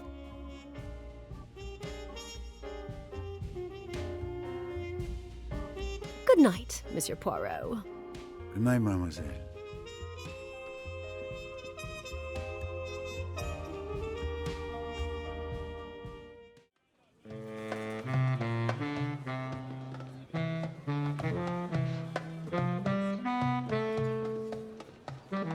Welcome to Cairo, Jane. Now all I have to do to find the spider is to track down that bar with the golden scarab in a city where I don't speak a word of the language. Whoa, what a breathtaking view. I wish we could share it, Emmy.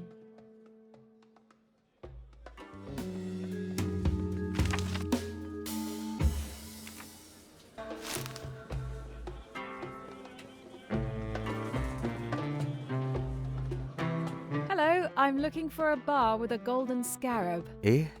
مش فاهم.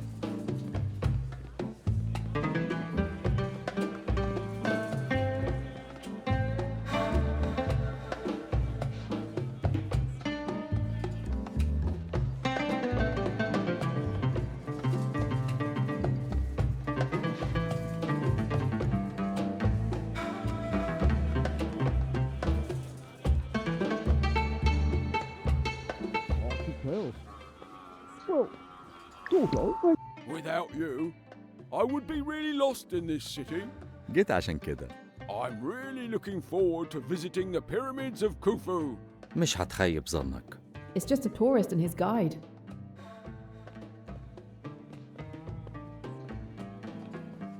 At last! This is the right bar!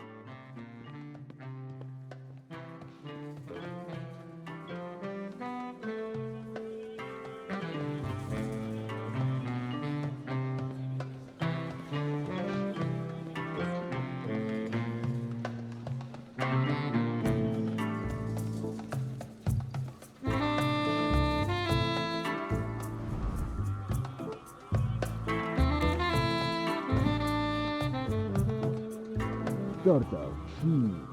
Interesting. You're right. Makes sense. Probably not. You never know. Could happen. Well, sort of. I thought so. Yes, perhaps. That makes sense. I thought about it, but what if not really?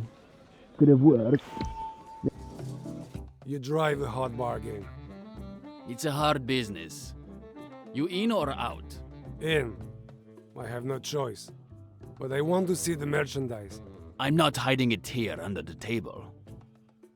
We always take extra precautions with new clients. Fair enough. But if we're satisfied, we might see each other often. Glad to hear that. Let's go. It's not far. It's the right bar and the right time. This is the deal I discovered in the Bronx. I can't lose them. I may be looking at the spider.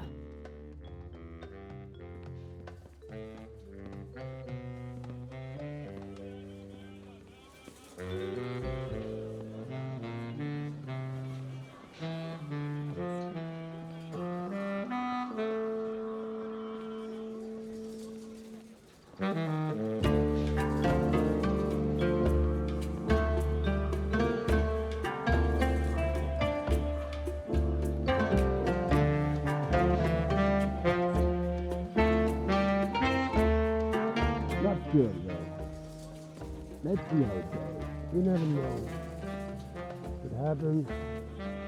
Well, sort of. I thought so. Worse than see. Are you following us? Do I have to explain what happens now?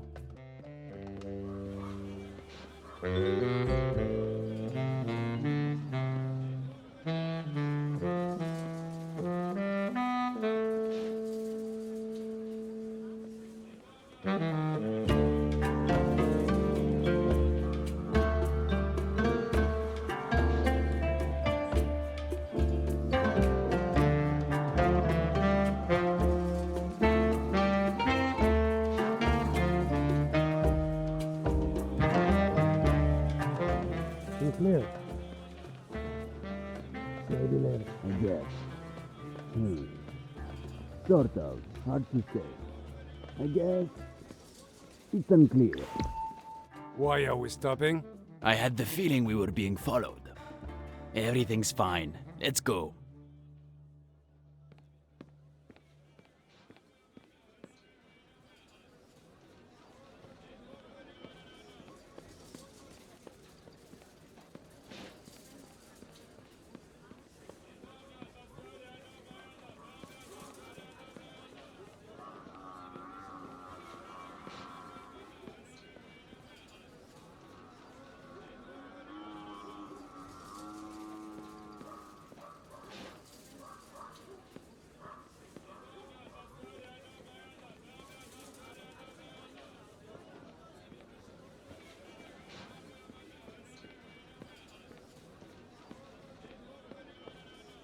Sense.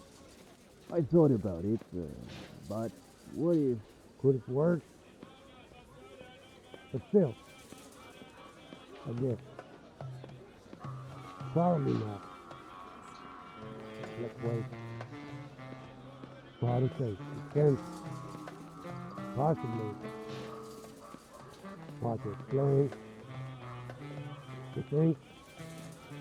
Right. You're probably right. Mm-hmm. Interesting. Earlier, I was saying that if this deal goes well, we'll need a lot more merchandise. No problem. New shipments are already on the way. We can easily meet your demands. Perfect. The shipment I saw in New York is probably part of it.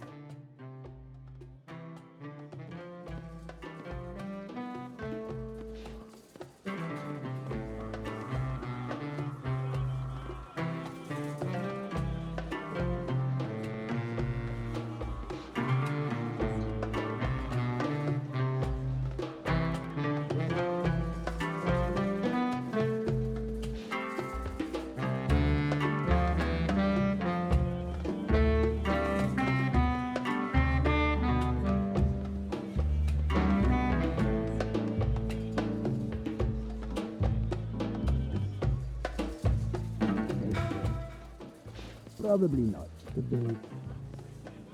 Worth considering. Could be. Worth considering. Yes, perhaps.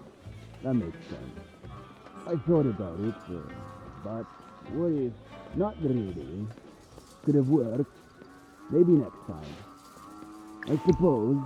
Why are we stopping? I had the feeling we were being followed. I took a detour to lose them. Everything's fine. Let's go.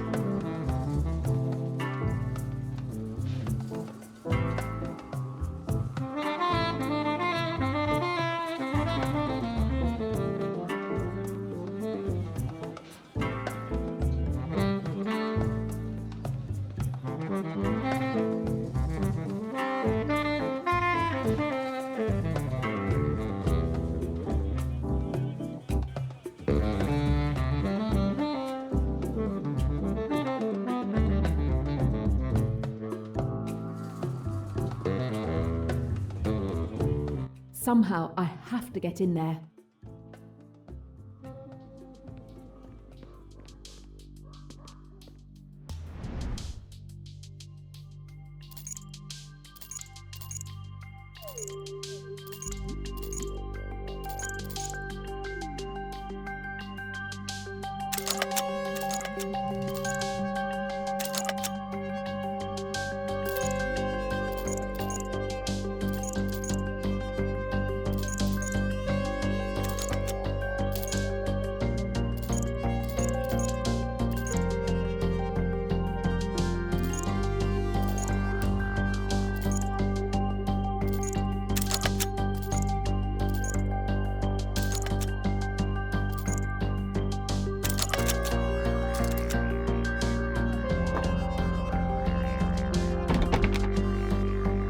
The door won't open. It must be blocked from the other side.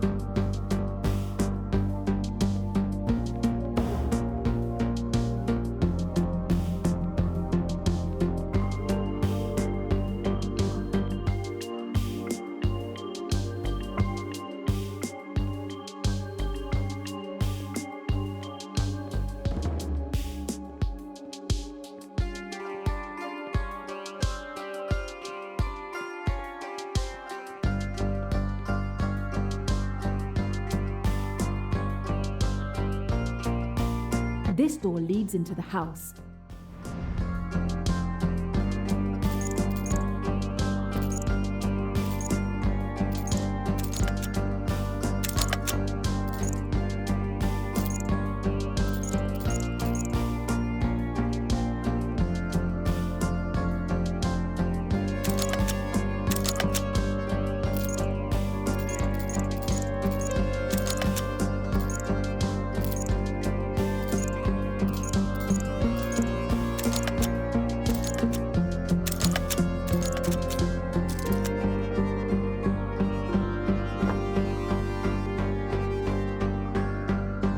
Finally inside. Time to find the spider.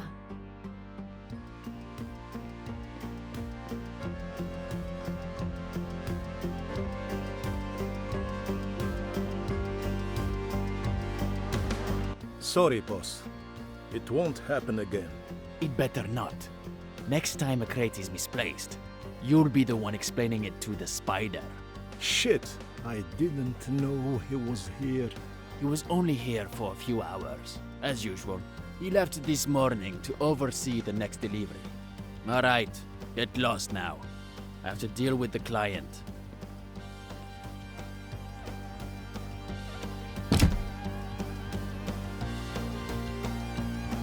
Damn it! Not only is this guy not the spider, but the spider is gone again. Let's see what we can find out about his next destination.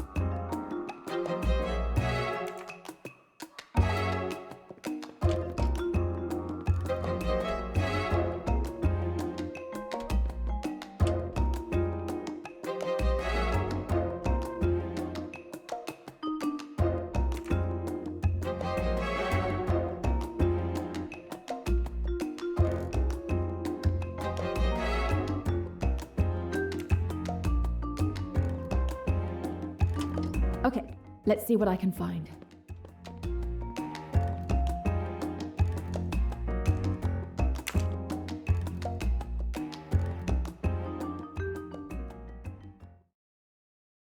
Hey, you!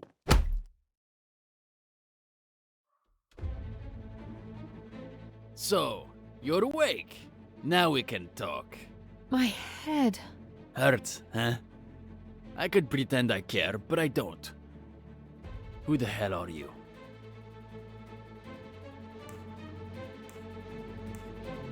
My name is Kate. I was visiting Cairo. I'm a tourist. Oh, really? Then explain to me what you were doing in here. You have a beautiful house. I just wanted to take some photos of the interior.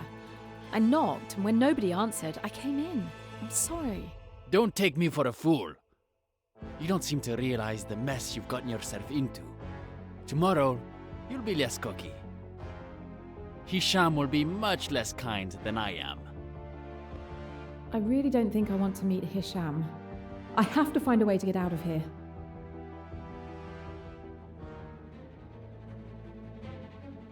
There's a knot on the pillar behind me. It seems to be holding something.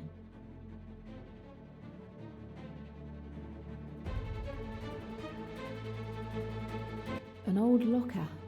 Maybe there's something useful inside. This is the only way out.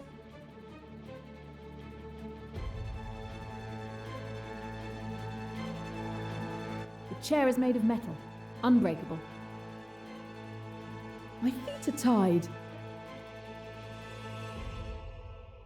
Handcuffed! They've taken my lockpicking tools. So I need to find a piece of metal or something that's good enough to unlock the cuffs. An oil lamp is hanging from the ceiling. The vent is sealed, of course.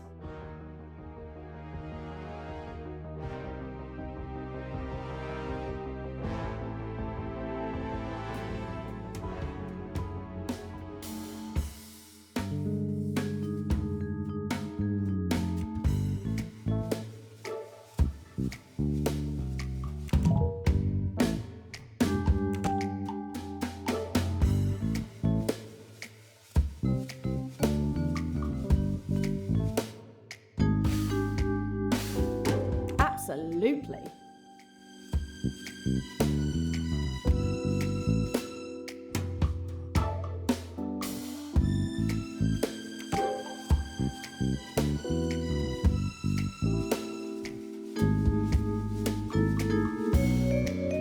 Of course. I could tilt my chair over to try and reach the lamp's knot.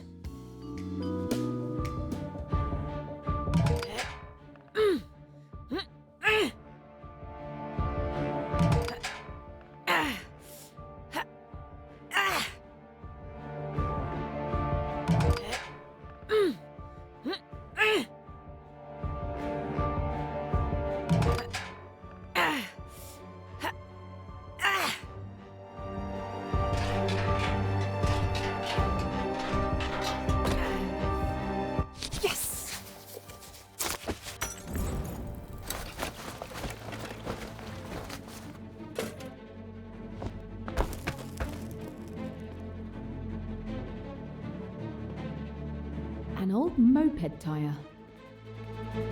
An old empty cardboard box.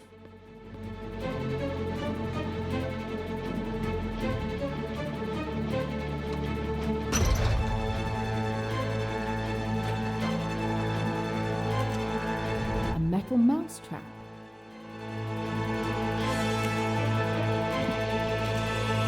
A hand brush.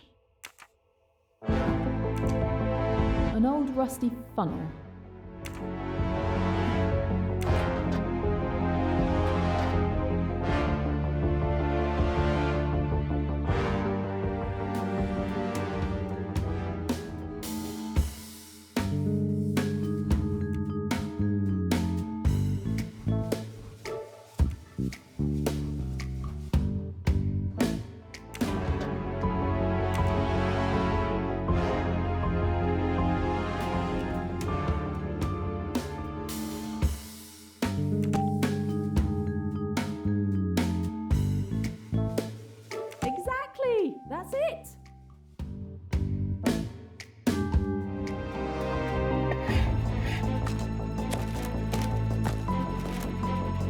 Metal scraps. One of these pieces of metal could unlock these handcuffs. Damn, I can't see a thing.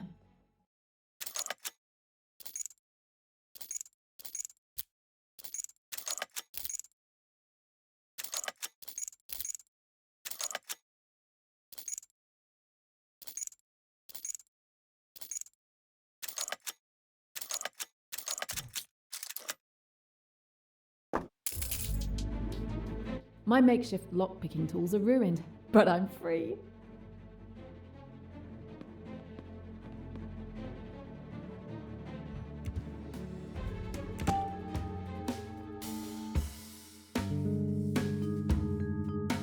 That's logical.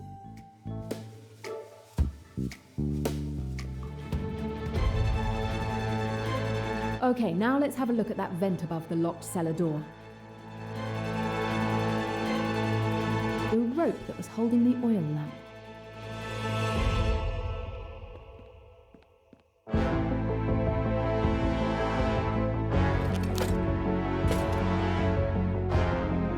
I'm almost there. I just have to get through this door.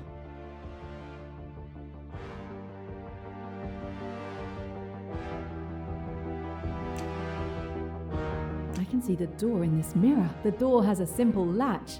It shouldn't be too hard to lift. I just need to reach the handle. That's my way out. The same kind of crates as in New York.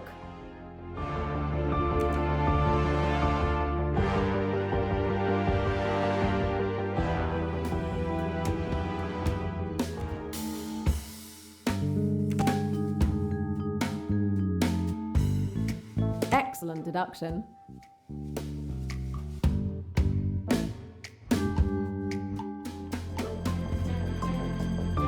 The rope that was holding the oil lamp.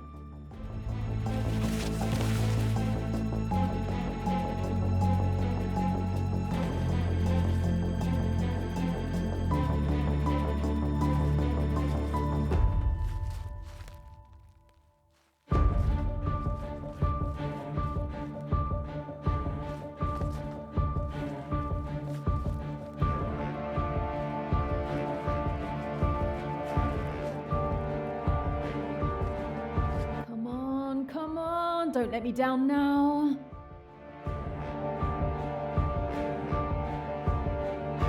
Yes!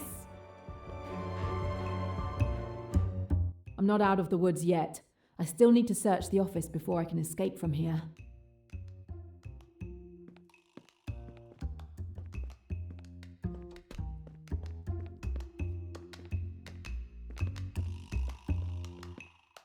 These are definitely the gun trafficking crates. They have the spire's mark on them. It's the same kind of crate I found in New York with the same note from the spire.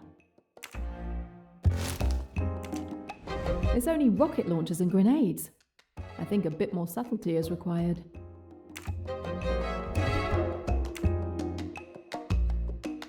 Cairo, Luxor, Aswan, and Abu Simbel, all named with a code name. These cities must be important to them.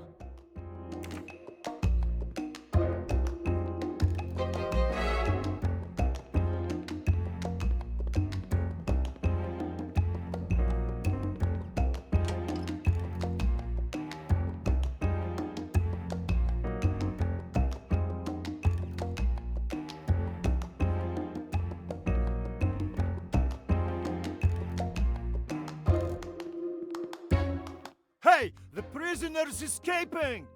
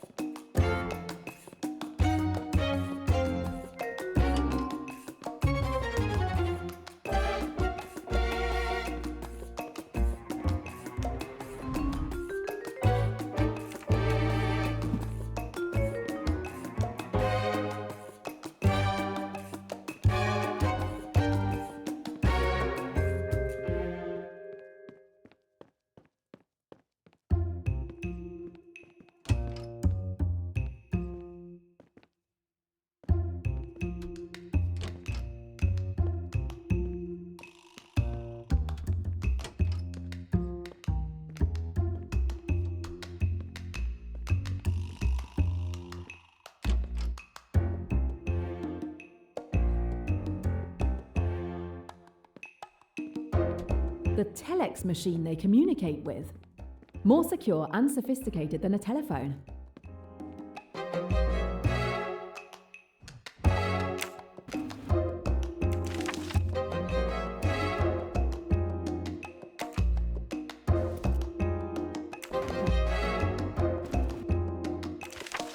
They have enough weaponry listed on here to equip an army.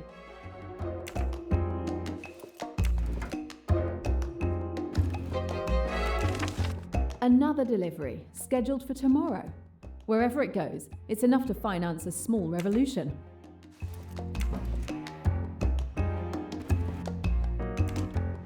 Kind of them to leave me my lock-picking kit. Gorilla. Another assassin? Hairier than the spider? Cradle. Their code for Cairo. That's the one.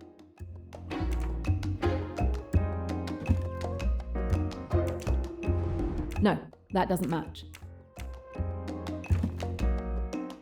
Bingo! Telegrams. Hello, another coded message.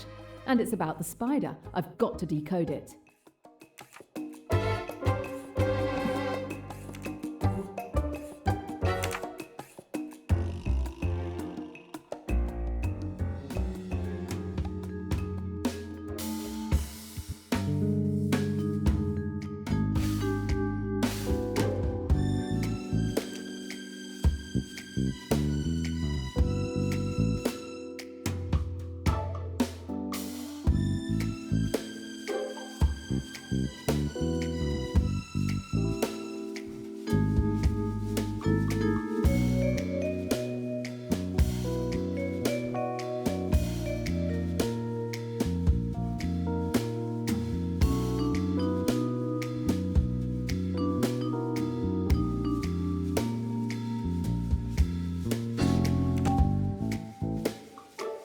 I've got everything I need. I can decode the spider's telegram now. Not really that complicated.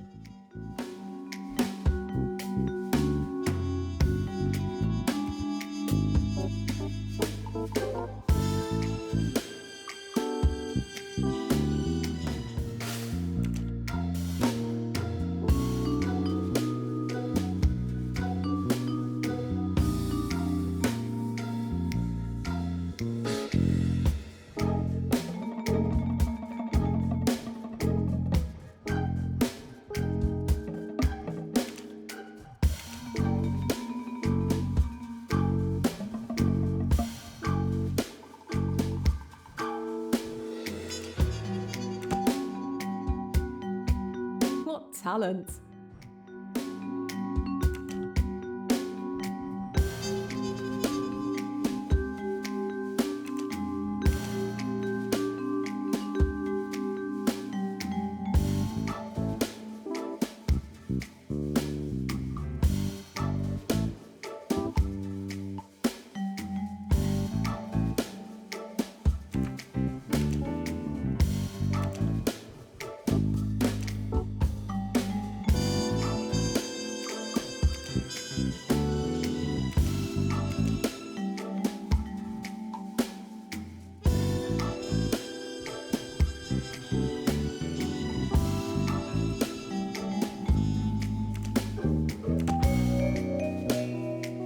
That's it.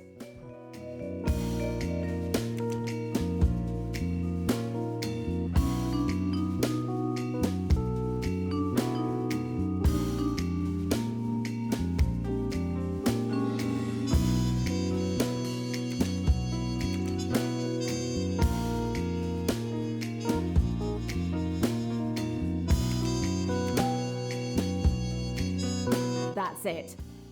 Another win with my name on it.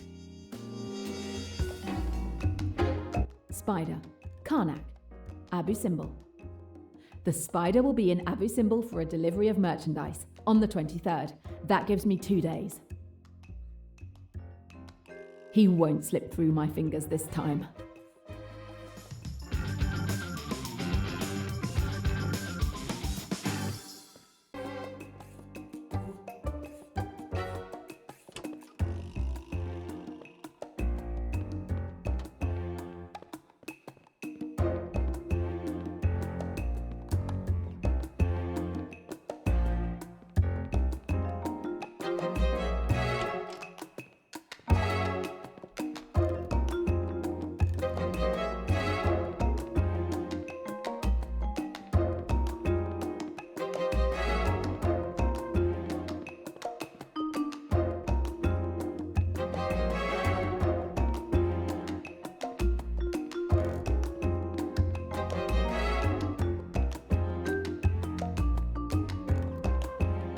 was a good idea to pick that door from the outside after all.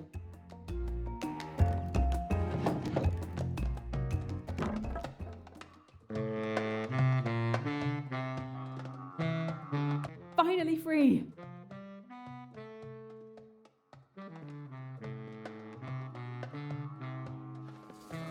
I now know when and where the spider will be in 2 days.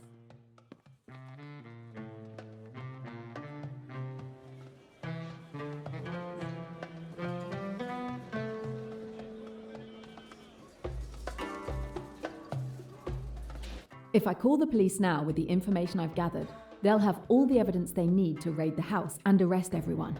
And I may be able to prevent another massacre somewhere in the world. But I must make sure the spider will be there. If he thinks he isn't safe, he could change his plans, and I'll lose his trail again. Do I call the police or do it alone?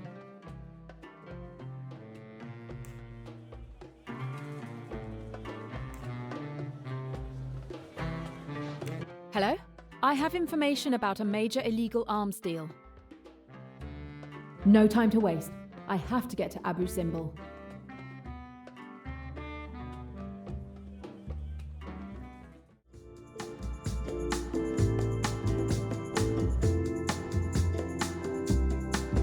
Mr. Poirot! Mr. Poirot, come quickly! There is a problem!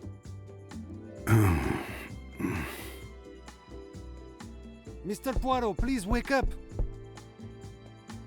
What time is it? Please get dressed quickly and meet me in cabin 202 across the passage. Yes, very well. I'm coming.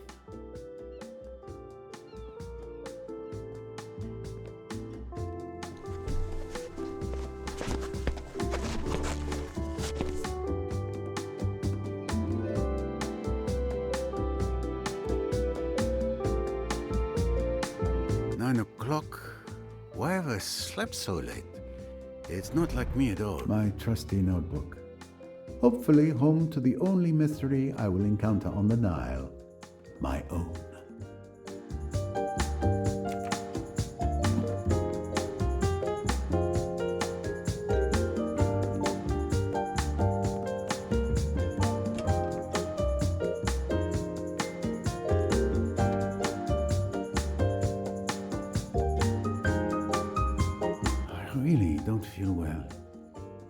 It's more than just simple. Finally, Mr. Poirot. Captain, Dr. Bessner. Monsieur Poirot, thank God you're here. Well, gentlemen, what has happened? I think it best if you see for yourself.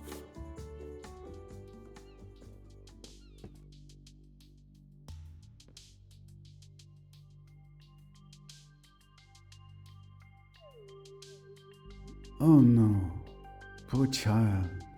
Poirot, this is your fault. I really don't feel well. It's more than just simple fatigue.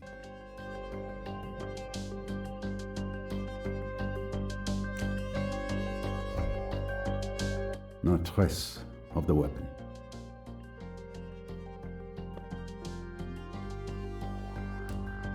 There's blood on one of her fingers. Obviously, she wasn't wearing her necklace to sleep. No signs of a struggle or bruising on the body. Small caliber bullet fired at very close range, judging by the burn marks.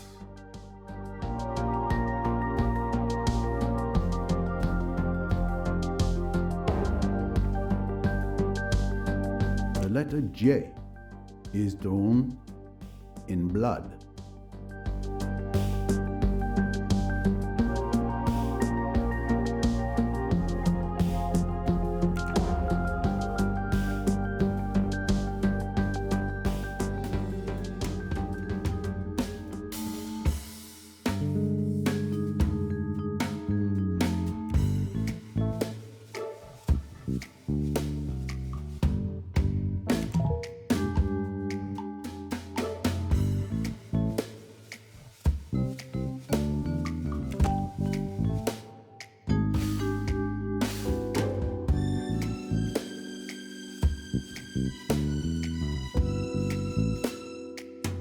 One less puzzle to solve.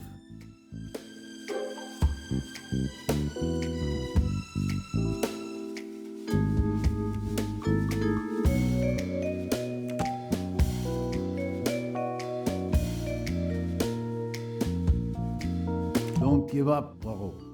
You can do it.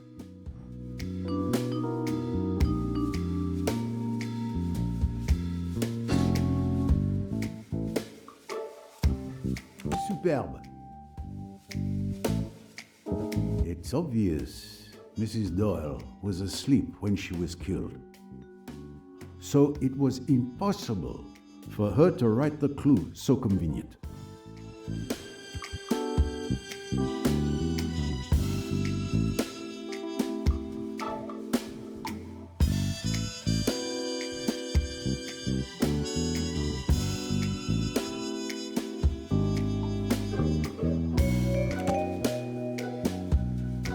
This letter in blood, the blood on Mrs. Doyle's finger, it's obviously meant to appear Mrs. Doyle wrote the letter J. My little grey cells did not let me down.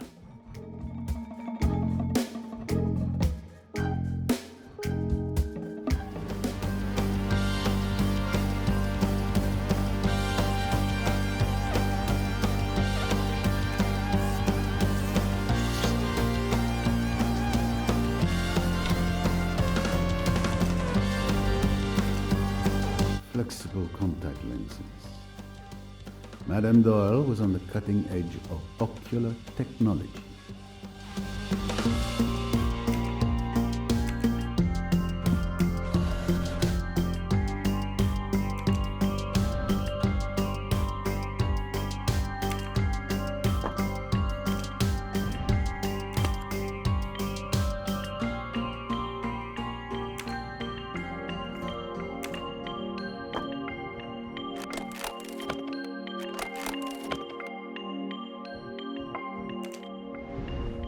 Every time I saw Mrs. Doyle, she was wearing this nail varnish.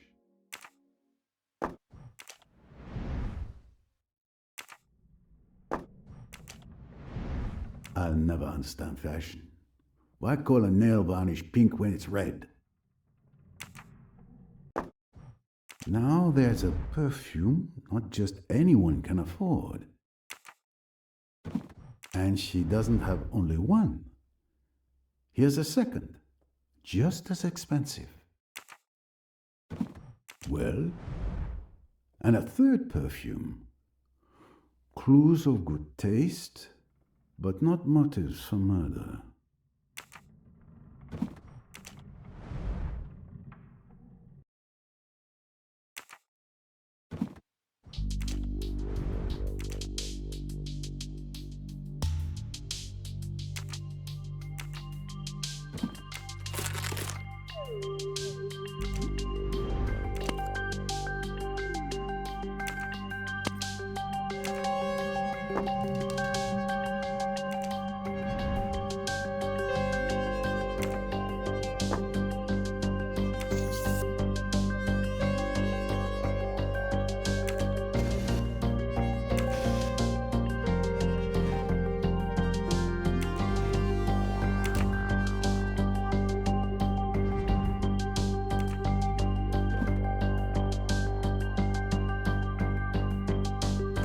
Ah, a case where Mrs. Doyle undoubtedly kept her necklace empty.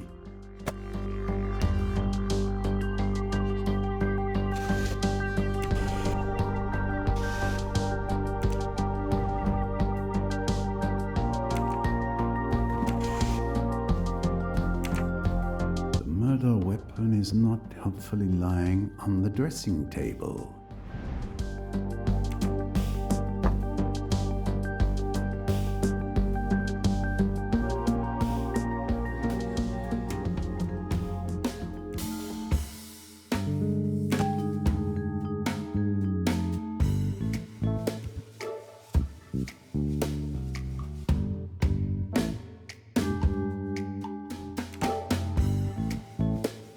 I have it. Mrs. Doyle favored an expensive pearl necklace. Excellent detective work. Naturally.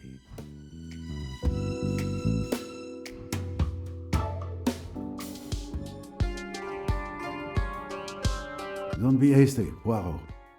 I don't think I've discovered everything of interest here.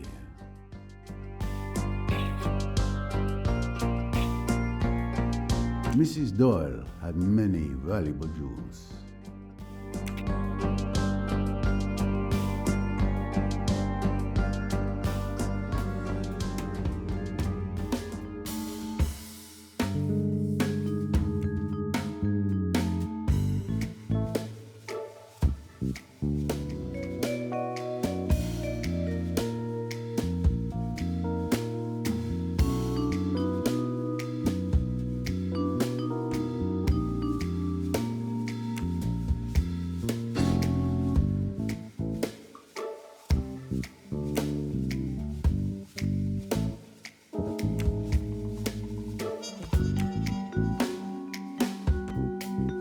No, I did something wrong.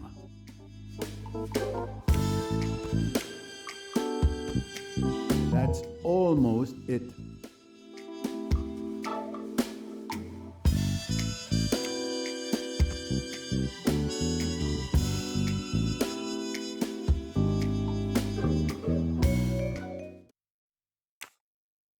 No.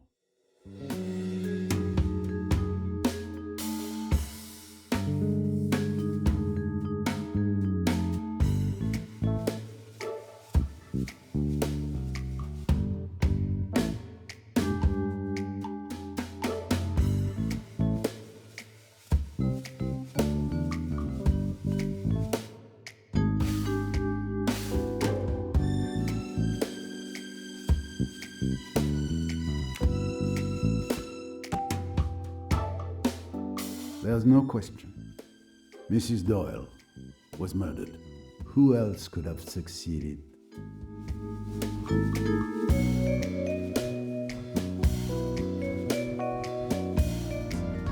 I don't think I can learn any more here at present. Time to compare my observations with those of Dr. Bessner.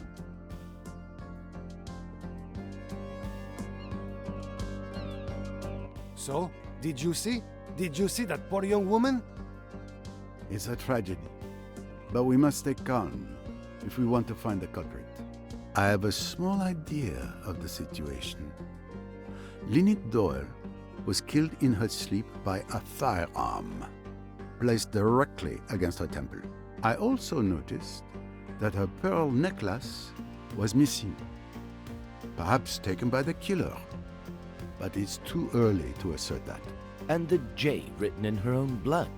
Do you think she was trying to identify her killer? Given her animosity, Jacqueline de Belfort would seem like the obvious choice. What do you think?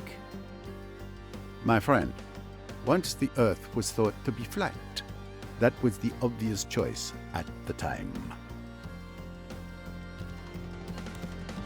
You think perhaps it was Mrs. Doyle with the fatal wound to her head who wrote the initial of her attacker? Impossible. And even if she had wanted to provoke me, Miss de Belfort is surely not foolish enough to sign her crime in this manner. This killer mocks us. Dr. Bessner, were you able to examine the body? Yes, the captain summoned me the moment he was informed of the tragedy. He hoped I could save poor Mrs. Doyle. Unfortunately, it was already too late. Death had occurred several hours ago. Do you have any idea of the exact time? I can give you a rough estimate. It's now 9:15 a.m. Considering the temperature last night and the fact that the rigor had begun to advance, I would estimate the time of death to be at least 7 hours ago, and at most 9 hours. Which places the crime between midnight and 2 in the morning? Exactly. I can also tell you the wound suggests she was killed with a small caliber weapon, possibly a .22. I see. Did you discover the body, Captain? No, it was Louise Bourget, Mrs. Doyle's maid. She came to wake her employer, as she does every morning. Except this time, well, the poor woman didn't wake up. Louise came to find me immediately. She was completely distraught. Do you know if she touched anything in this room? She assured me she touched nothing. Neither did I. So that means, most likely, the murderer took the weapon with them.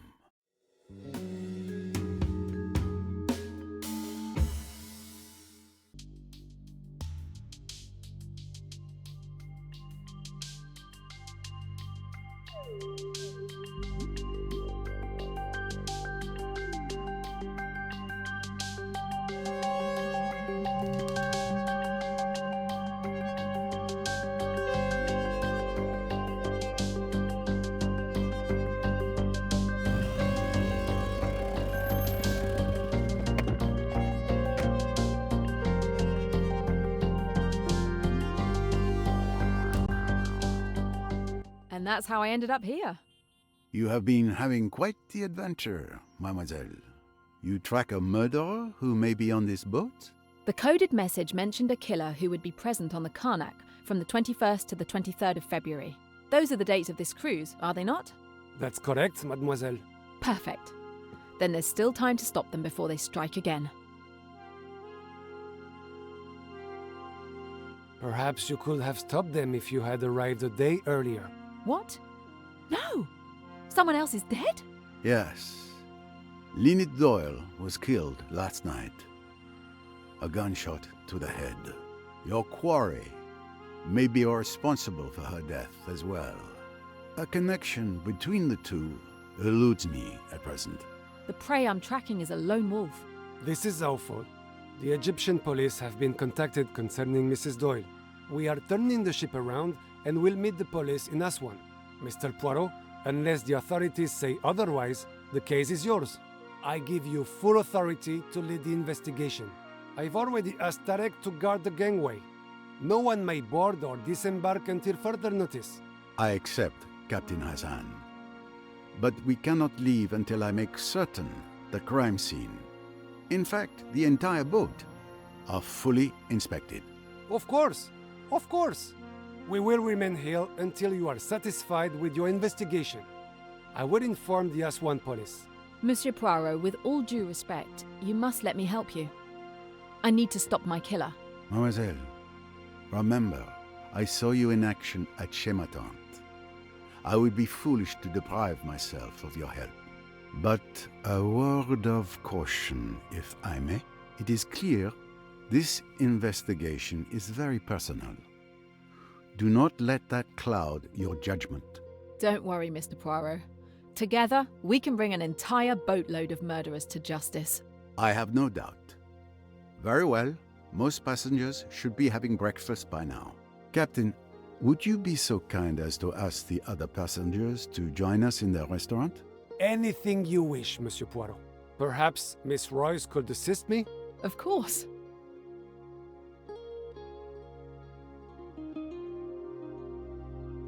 I must go to the restaurant to speak to the passengers.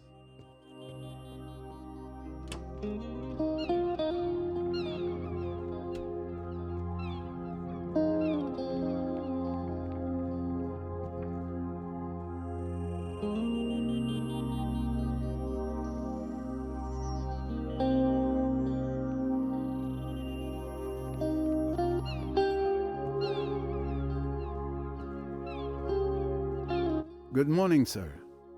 The captain has asked me to investigate last night's tragedy. I'd like to ask you a few questions. Of course. Anything I can do. A bit boring? Staying here, doing nothing? No, it's fine. I look forward to moments when I can peacefully get lost in my thoughts. Can you tell me what you did last night? Like every night, I get off the boat for the curfew watch. The captain raises the gangway, and I stay on the dock all night to ensure that no one boards or disembarks during the curfew. And no one could have boarded or left the boat during the night? No, no one, not even me. And this morning, when the gangway was lowered, the captain asked me to stay here and continue to keep watch. Since then, only Miss Royce has asked to come on board. Do you have any information about Mrs. Doyle's pearl necklace? No, apart from the fact that it is very beautiful. A bit bored.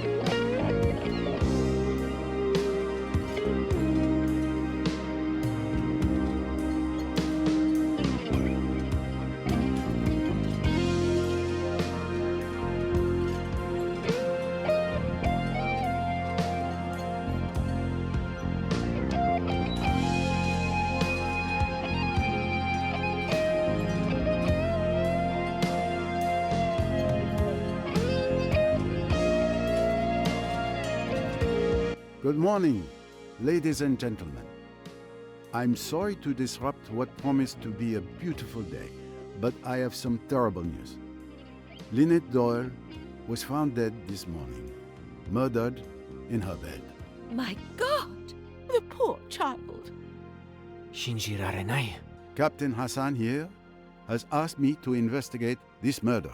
I intend to do so with the assistance of Miss Jane Royce, a private detective who has come aboard working on another case. The murder weapon was a .22 caliber revolver. She will be searching each and every one of you for the gun and anything else which might be relevant to this case. I trust you will comply. Do you recognize her? She's the mysterious friend of Mrs. Leach, who showed up at the party in Mallorca and then just left without a word. Thank you, Mr. Poirot. I'm now going to search each of you. Meanwhile, the captain will confiscate your keys and lock your cabins. You will not have access to your cabins until we've concluded our searches.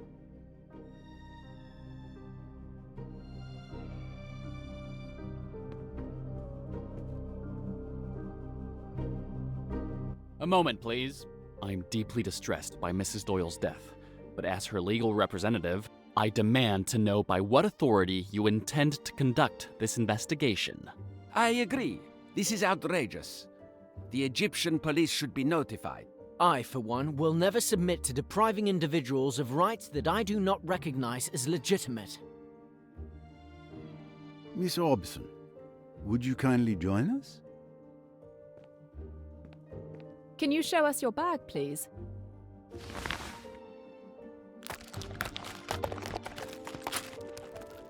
Thank you.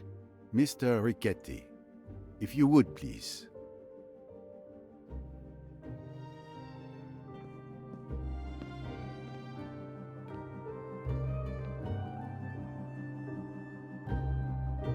Et voilà. Thank you all for participating. You may expect me to interrogate each of you. Since nothing conclusive was found, you're free to go. But you may not return to your cabins or attempt to leave the boat.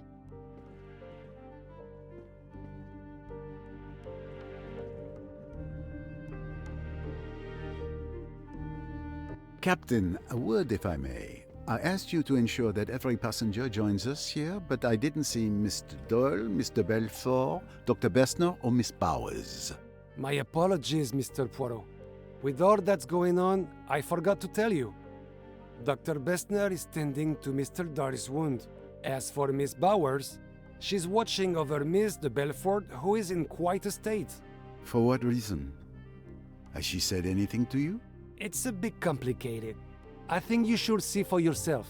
Mr. Poirot, I know you'll want to question the passengers since you know them better than I do. While you do that, I can search their cabins. The captain gave me a master key, so I don't have to try and figure out what key goes with which cabin. Would that work? Quite right, Miss Royce. You have read my mind.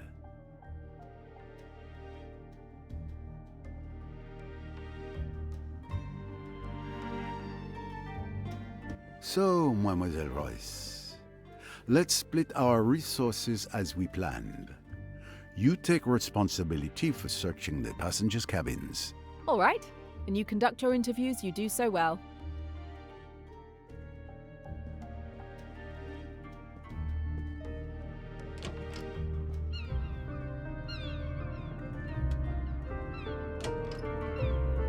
This cabin is not occupied. There's nothing of interest here.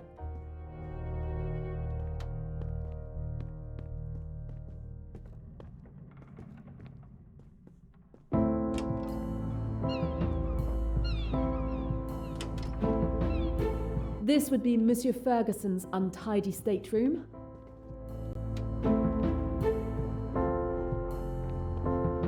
I seem to have gained a moustache.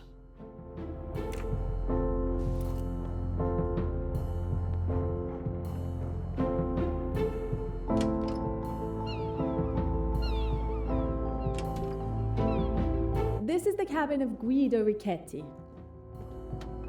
A code. Mr. Richetti doesn't want anyone going through his things.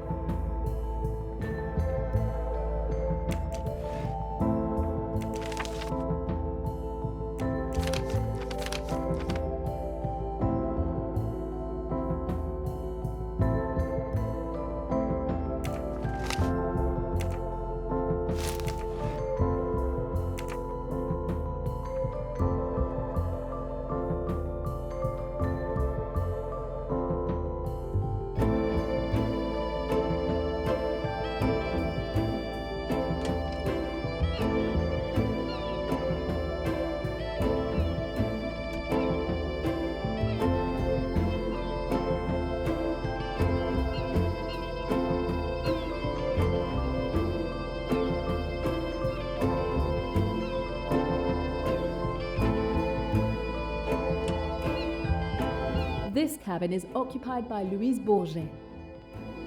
A beautiful sewing machine. Miss Bourget is lucky. I've never managed to sew. I need to find something to cut the thread that's blocking the mechanism.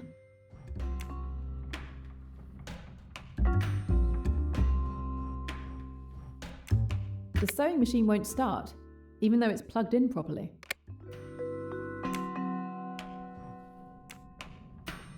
The mechanism is stuck.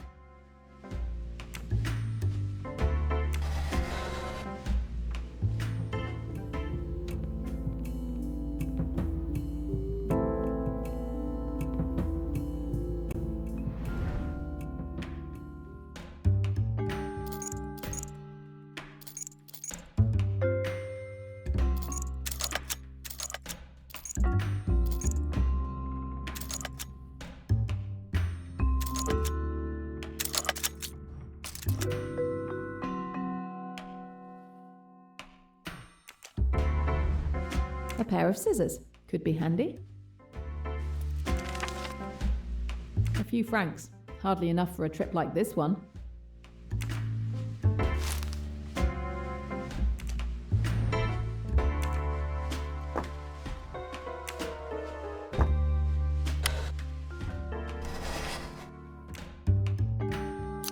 Everything's ready. I just need to switch on the sewing machine.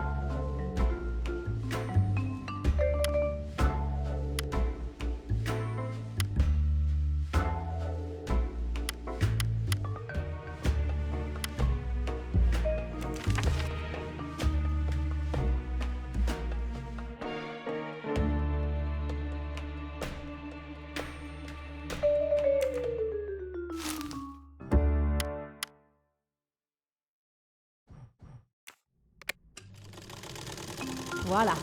The sewing machine is working.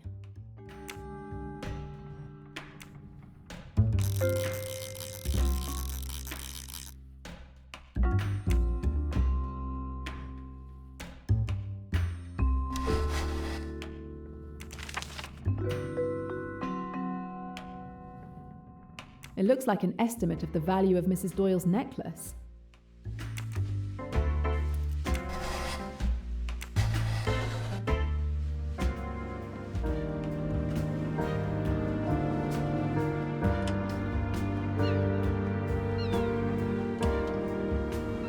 The young Cornelia Robson is staying here. Found you! Wow, that pocket watch is gorgeous. I didn't think Miss Robson owned anything that expensive.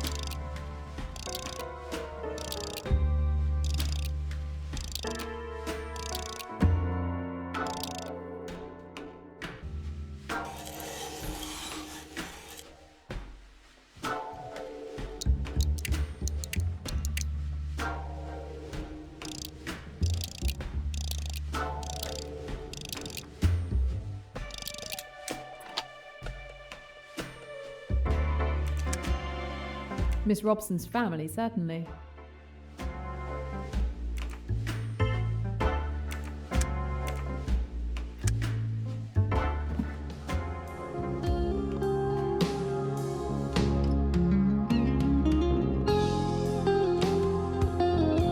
This cabin is not occupied. There's nothing of interest here.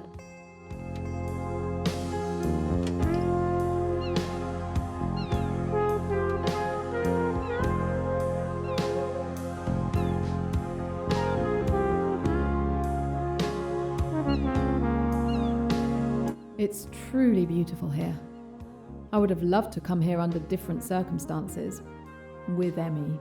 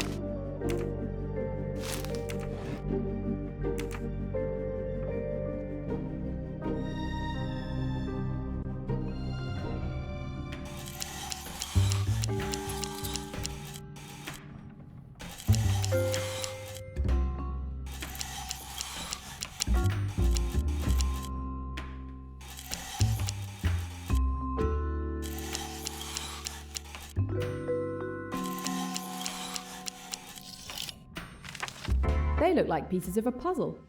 There must be a reason Mr. Riquetti has saved them.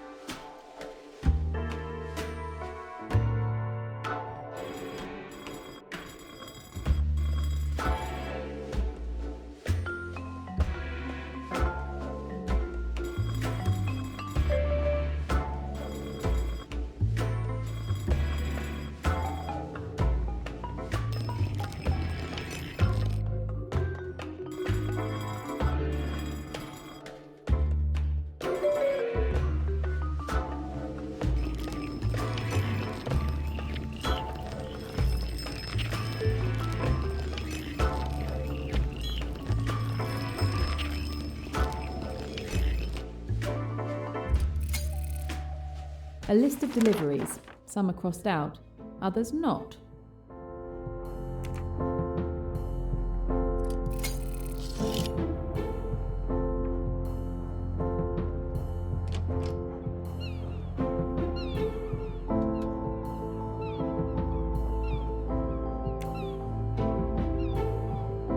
Miss Royce, I was looking for you. I was looking for you too, Mr. Poirot. Time to share information?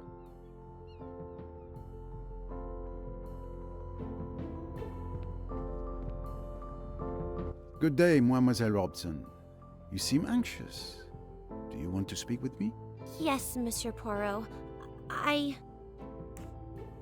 Tell me of last night, Mademoiselle, if you will, in your own words. Yes. Yes, I will explain everything to you. After you retired for the evening, I went back to the lounge for tea. And then Jacqueline de Belfort arrived. Waiter, a drink, a double gin.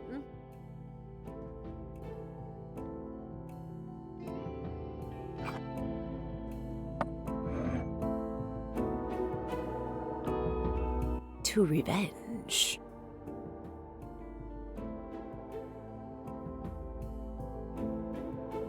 I'm tired. I'm going to bed. Are you coming, darling? I think I'll stay a bit longer. Maybe have one last quick one, read a magazine.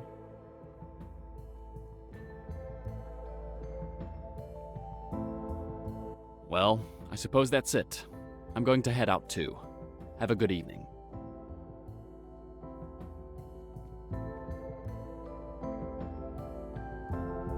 Robson. Cornelia, right? Tell me about yourself. About me? I'm not very interesting. Who are you? Where are you from? I want to know everything. Why are you interested? Why are you avoiding my questions? We girls must stick together. Miss de Belfort kept questioning me for almost an hour. I tried several times to excuse myself, but she would plead with me to stay each time. I lost count of how many drinks she had. There was a strange atmosphere in the room. Miss de Belfort was talking to me, looking at me, and yet it was as if I wasn't really there. As if she was talking to someone else. And we have excellent drawing classes. Simon, I want another drink. You've had quite enough drinks, Jackie. What damned business is it of yours? Go to bed, Jackie. You're drunk. If you're embarrassed, Simon dear, you'd better leave the room. And when I saw Mr. Hayashi leave the lounge, I thought I could finally slip away too. Miss de Belfort was glaring at Mr. Doyle with a crazed look, full of rage. I really must. It's so late. You're not to go. You're to stay and hear what I've got to say. You're making a fool of yourself. For God's sake, go to bed. You're afraid of a scene, aren't you? That's because you're so English, so reticent. You want me to behave decently, don't you? You damned fool. Do you think you could treat me as you have done and get away with it? I told you that I'd kill you sooner than see you go to another woman. You're my man, do you hear? You belong to me. I'll shoot you like a dog, like the dirty dog you are.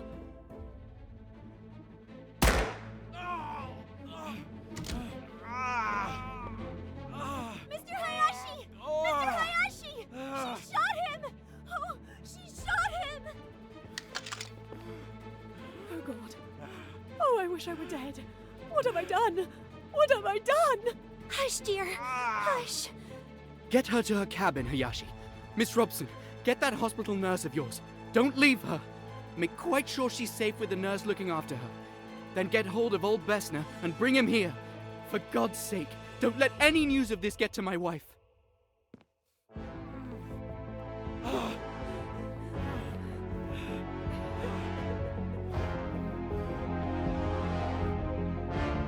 I'll drown myself. I'll drown myself. I'm not fit to live. Oh, Simon. Simon. Better get hold of Miss Bowers. I'll stay while you get her.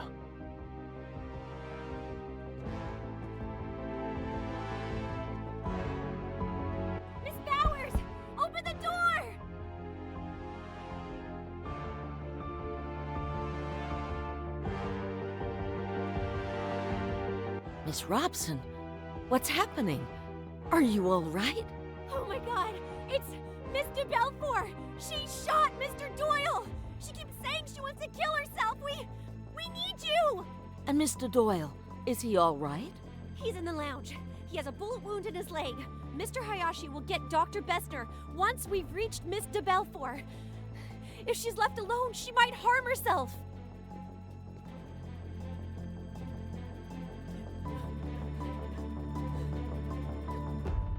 Now then, what's all this?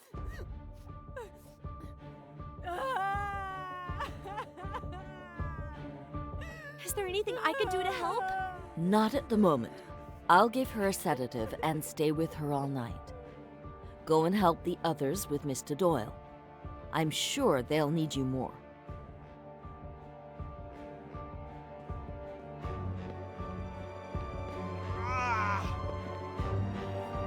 Perfect.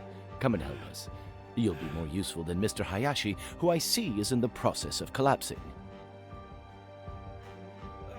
You're not going to let me down, are you? Don't worry. I'll do what I can.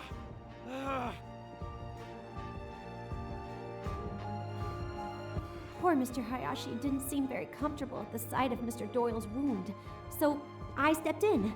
The doctor and I carried Mr. Doyle to the doctor's cabin. Luckily, we didn't have to carry Mr. Hayashi as well. The wound was really ghastly. The doctor busied himself cleaning and treating the wound as best he could. Well, this is the best I can do. You've been brave. I'm going to give you something to help you sleep. And your wife?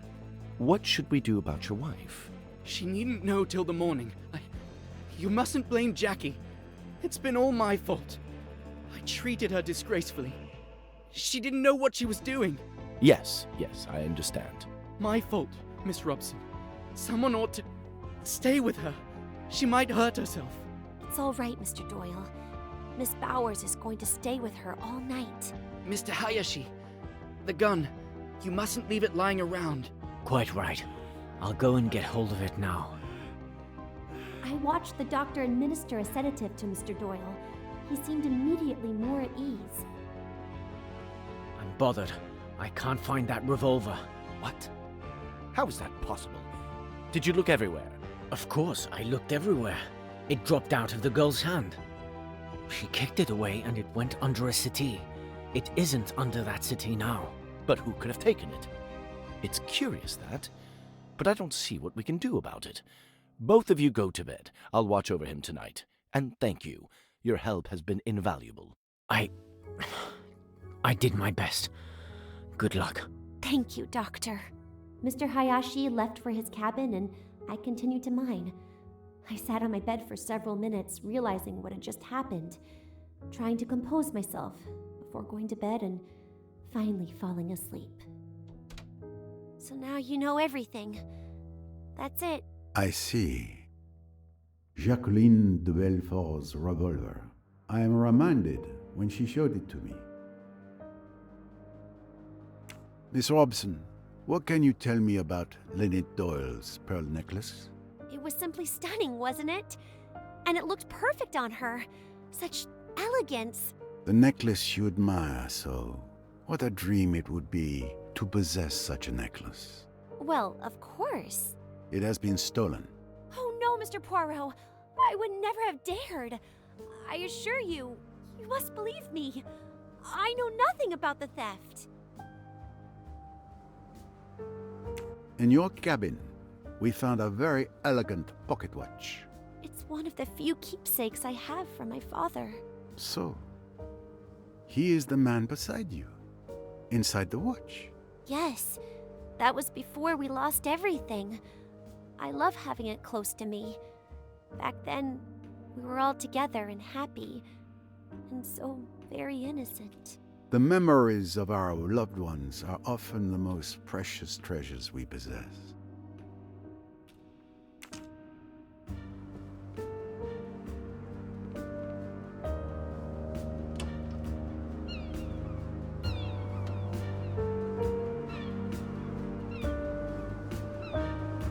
May I ask you a few questions about the death of Lynette Doyle? You're making a big fuss over nothing. It's not worth it. The world is full of useless rich people. A murder has been committed, and it will not go unpunished. Can you tell me about your evening yesterday? I don't see why, but let's get on with it. I took Cornelia for a walk ashore. We returned around 10 p.m., just before they lifted the gangway back onto the boat. I lingered on deck alone for a while, and then went back to my cabin a little before midnight. Did you hear anything that night? I think I heard something like a cork popping.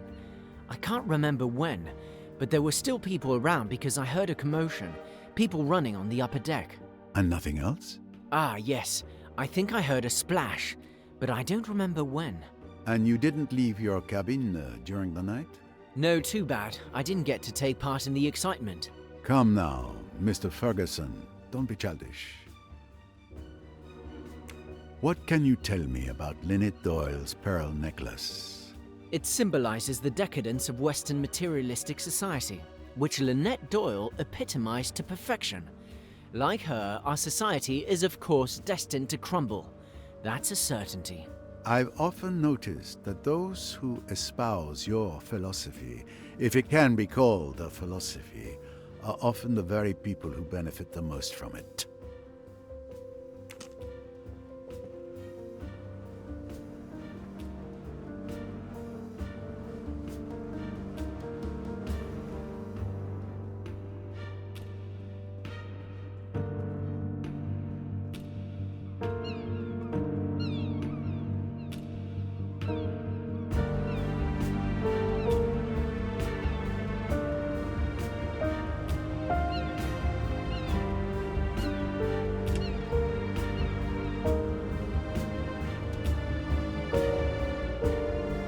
Good day, Samir.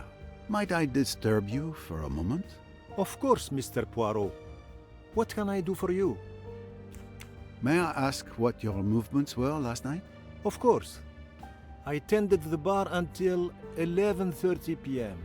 After that, I joined the chef and the captain for our role-playing game session. You look at me strangely, but the scenario is getting very intense. I've been thinking about it all day. My spell book is nearly depleted. We played until around 3 a.m., I think. Goodness, I haven't stayed up that late since I was 17. Did you happen to notice Mrs. Doyle's pearl necklace? How could I not? It is so beautiful. I think it's worth more than anything I could earn in my lifetime.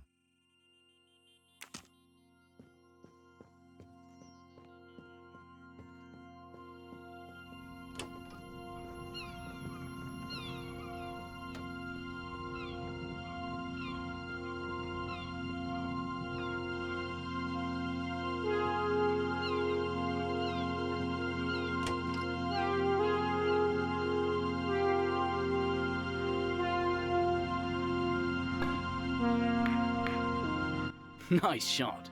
But one good shot doesn't make a game. Most certainly, my friend. And the next shot promises to be even more difficult. Excuse me, gentlemen, for interrupting. But would you have a moment to answer a few questions? Of course. Anything I can do to help. Right now? Can't we at least finish our game? I could insist, monsieur.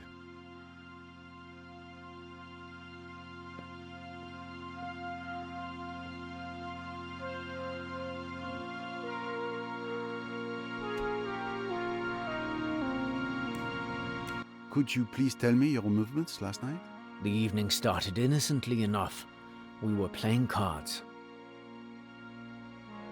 I spent the early part of the evening playing bridge with the Doyles and Mr. Pennington. Waiter, a drink, a double gin. Simon, are you playing or what? Sorry.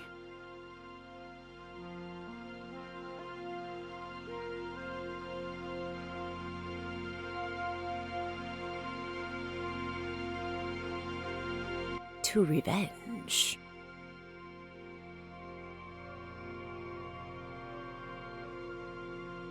I'm tired.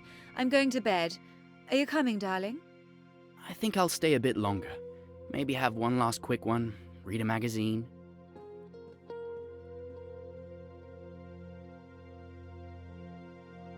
Well, I suppose that's it. I'm going to head out too. Have a good evening. When our game was over, Mr. Pennington and Mrs. Doyle went to bed. As for me, I simply moved to a sofa to read my book. I admit, it was an old murder mystery. Mr. Doyle stayed on his sofa, and Mr. Belfort started talking to Miss Robson. Steward Samir remained behind the counter until 11:30 p.m. Poor child. She had to put up with the woman's incessant questions. She was clearly drunk, but the little girl was at a loss what to do. It was a distressing sight. You've had quite enough drinks, Jackie.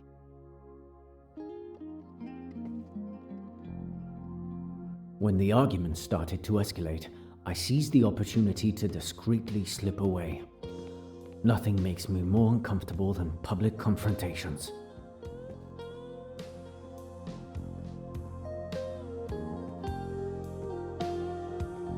I paused for a moment, leaning on the railing of the deck. I could still hear them shouting inside, and I was relieved to have gotten out. I felt a pang of sympathy for poor Miss Robson, who wasn't as lucky as I was. That's when I heard the gunshot.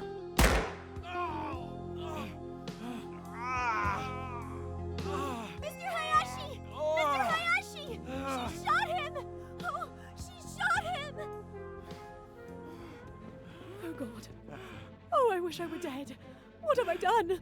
What have I done? Hush, dear. Hush. Get her to her cabin, Hayashi. Miss Robson, get that hospital nurse of yours. Don't leave her. Make quite sure she's safe with the nurse looking after her. Then get hold of old Bessner and bring him here. For God's sake, don't let any news of this get to my wife. I'll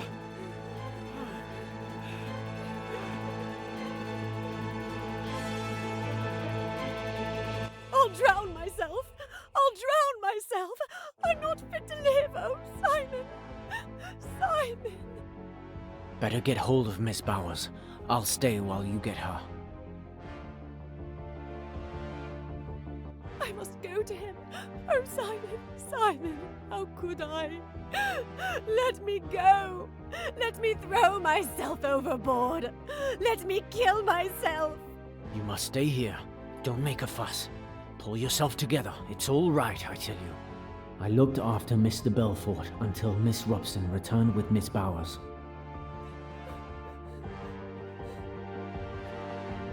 Now then, what's all this? As Miss Bowers seemed to have the situation well in hand, I rushed off to wake Dr. Bessner.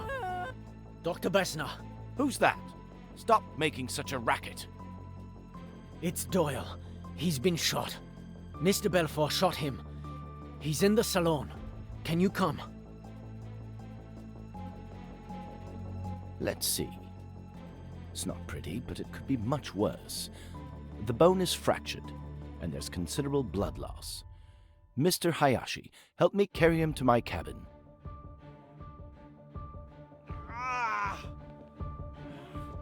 Perfect. Come and help us. You'll be more useful than Mr. Hayashi, who I see is in the process of collapsing. You're not going to let me down, are you? Don't worry. I'll do what I can.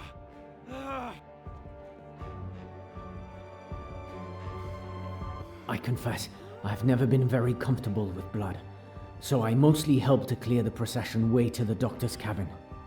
I was surprised and pleased by young Miss Robson's mental strength and composure. It was as if she had been waiting for this moment to bloom. I stayed near the door to get some fresh air while the doctor attended to Mr. Doyle. The groans he made, it was terrible. Well, this is the best I can do. You've been brave. I'm going to give you something to help you sleep. And your wife?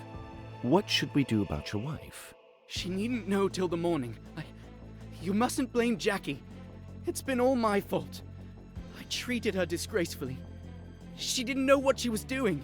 Yes, I understand. My fault, Miss Robson. Someone ought to stay with her. She might hurt herself. It's all right, Mr. Doyle. Miss Bowers is going to stay with her all night. Mr. Hayashi, the gun. You mustn't leave it lying around. Quite right. I'll go and get hold of it now. I searched the entire lounge for a good 10 minutes, but I couldn't find that damn revolver anywhere. It had completely vanished.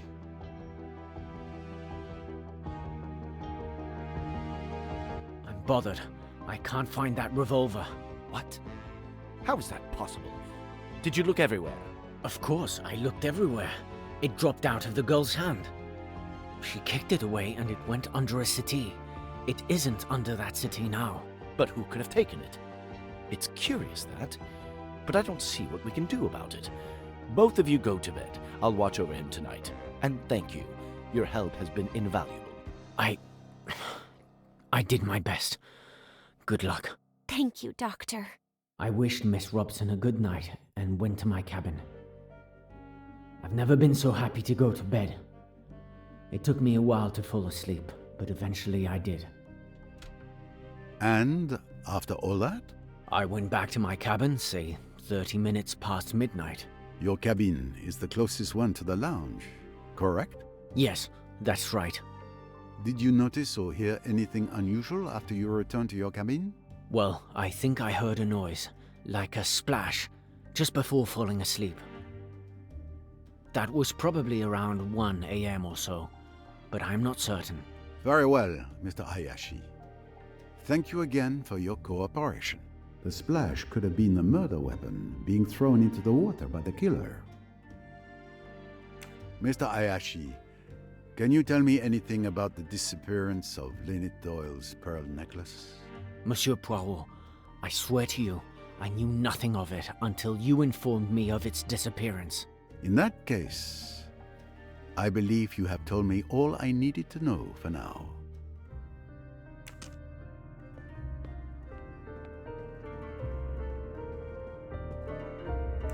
Could you tell me your movements last night, Mr. Allerton? Since you ask so politely, we all had dinner together. Then I went to bed around 11 p.m. I was awakened by noise. Miss Robson calling Mr. Hayashi, footsteps, and then Dr. Bessner talking. After that, I went back to sleep and heard nothing else until this morning. Last night's meal. I'm sure I was the only one drinking wine at our table. Lynette Doyle's pearl necklace disappeared last night. Can you tell me anything about that? You're the first to tell me the news. I didn't even know it had been stolen. The thief will make a fortune if he can sell it, but he doesn't stand a chance if you're there to stop him. Very well. Thank you for your testimony. Let's move on.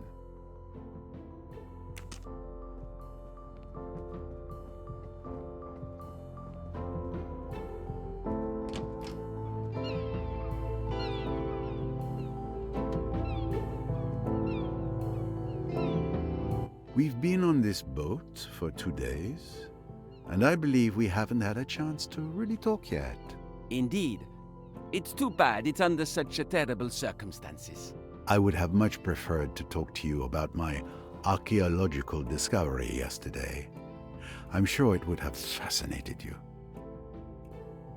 Could you tell me your movements last night? Of course. Time for the interrogation. Let's see. After dinner, I read on the deck. I went to bed around 10 p.m. and woke up around 8 a.m. this morning. Nothing out of the ordinary, I'm afraid.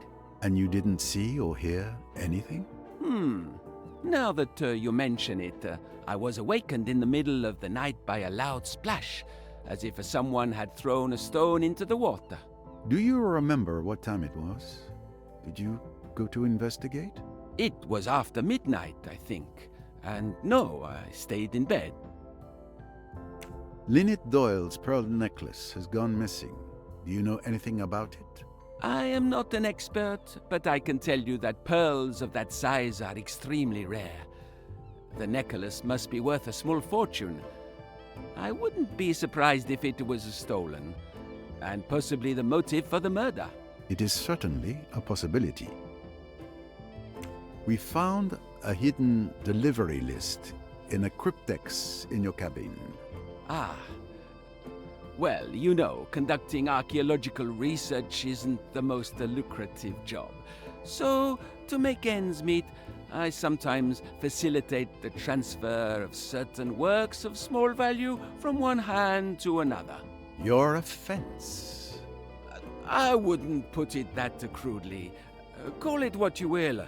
I'm not proud of it, but without it, I couldn't fund my research, which I like to think is a benefit to my colleagues. I see. Well, enjoy the view. I must concentrate on finding a murderer.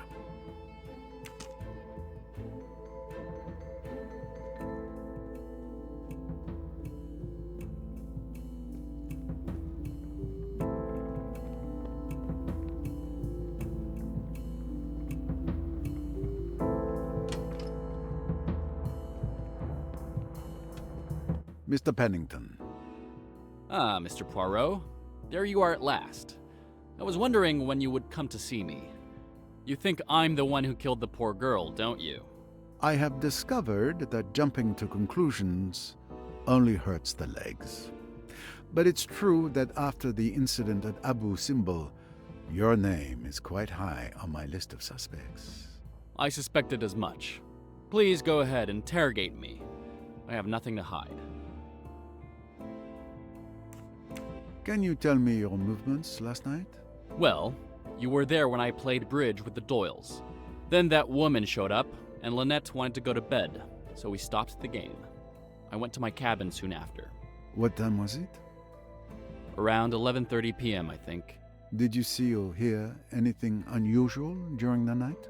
Around midnight, there was a commotion in the next cabin, Dr. Bessner's cabin. I didn't pay much attention to it. I drifted off again, slept till morning. Nothing else? That's all I have to say. You're wasting your time with me. You should look into that girl, the one who's half French, Jacqueline de Belfort. There's something suspicious about her. Rest assured, I won't overlook anyone.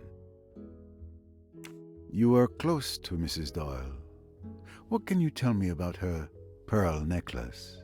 A very beautiful piece, worth a small fortune. Because of its value, it was quite tricky to insure.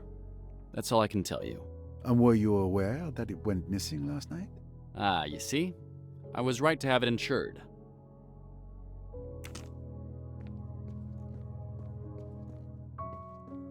I'm sorry to disturb you, Miss Van Schuler. May I ask you a few questions? It would be a waste of time for both of us. It's just a formality. I promise my visit will be brief. What time did you go to bed last night? Oh, there you go, asking questions anyway. I usually go to bed at 10 p.m., but last night I lost 10 minutes because that foolish Cornelia was searching for my shawl, which of course she didn't find. Do you remember? Yes, of course. Did you hear anything unusual? I'm a light sleeper. I was woken up by that vulgar woman, Lynette Doyle's maid, saying, "Good night, madame," in an annoying voice. Then I fell asleep again. Later, I was woken up by some noise on the deck. I don't suppose you can tell me who made the noise. Oh, but I can. I got up to see. Rosalie Otterborn was on the deck in front of her cabin. It looked like she was throwing something into the water. I'm not sure what she was up to, but I'm certain it was her. I saw her face clearly. She went back into her cabin, and I returned to bed. Rosalie Otterborn. At last.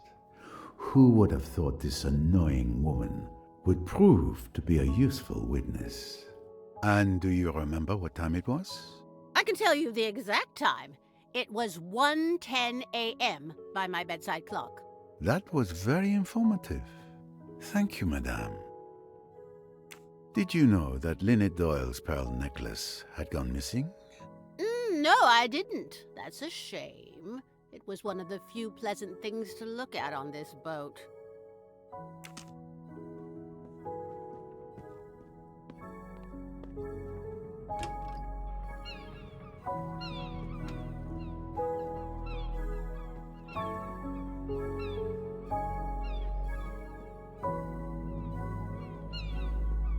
Mrs. Allerton, always a pleasure. Pleasure shared, despite the dramatic circumstances. I would like to question you regarding the murder of Lynette Doyle, madame. That poor child. I'm so glad you're here. I'm sure you will find out who did it. That is my intention. I'm sorry to have to ask, but I must get a clear picture of everyone's movements last night. Can you tell me yours? Please don't apologize for doing your job. It's simple. Tim and I had dinner together, and then I went to bed around 10:30 p.m. and slept as well as usual. Nothing particular to report? Now that you ask, it was probably nothing, but I heard a splash. It must have been around 1 a.m. It may have been a dream, but I came fully awake. I listened carefully, but heard nothing more. Then I drifted off again. Thank you, madame. Your testimony is very important. What can you tell me about Lynette Doyle's pearl necklace? It's really very beautiful, isn't it? It was stolen last night. Oh, poor child. To be robbed and murdered on the same night. What kind of world are we living in? A very dangerous one, it would seem. Thank you, madame.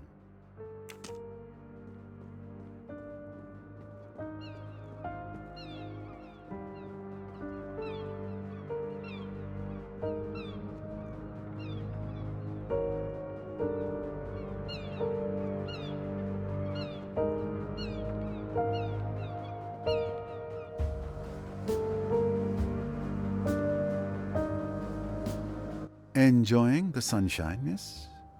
It would be a crime not to, would it not, on such a beautiful day? It's more the tranquility of the place that drew me here.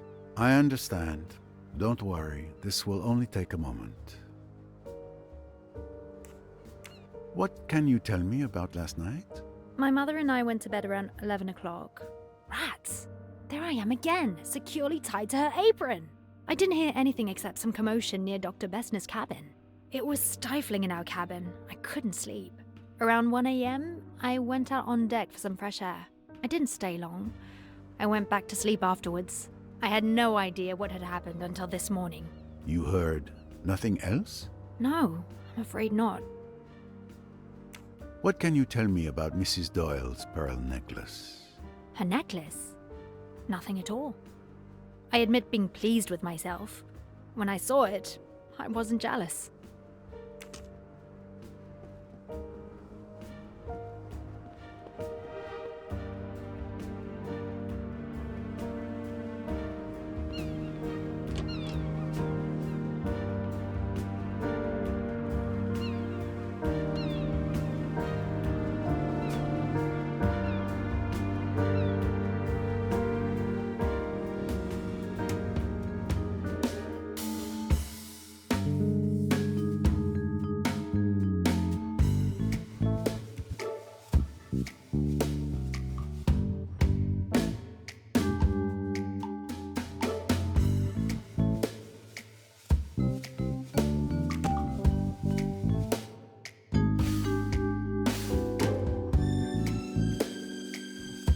That's fair.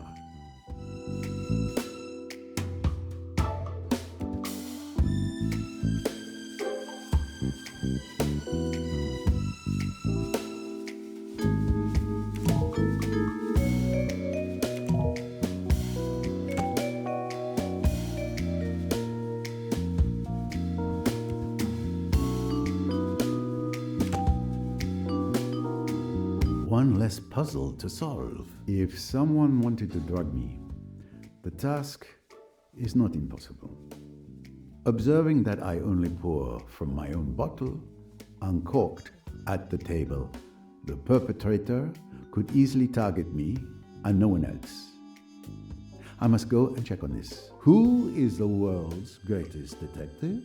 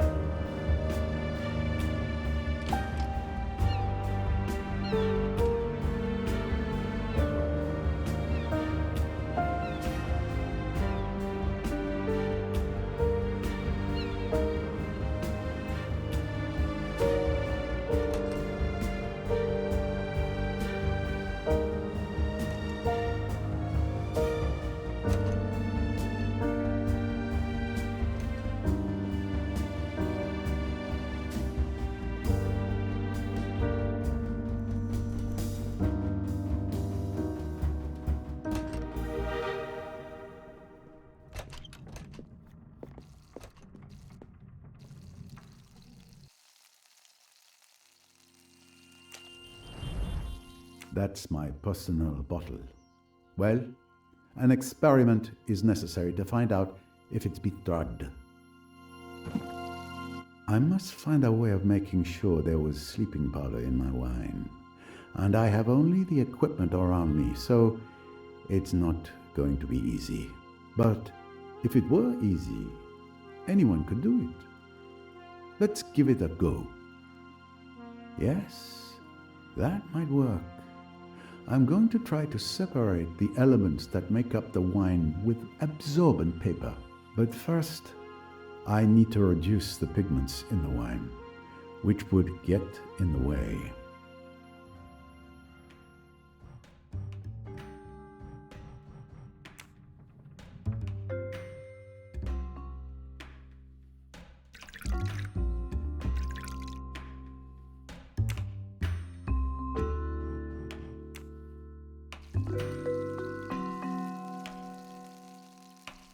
Coffee has the desired pH, but its coloration masks the result just as much as the wine does. Bad candidate.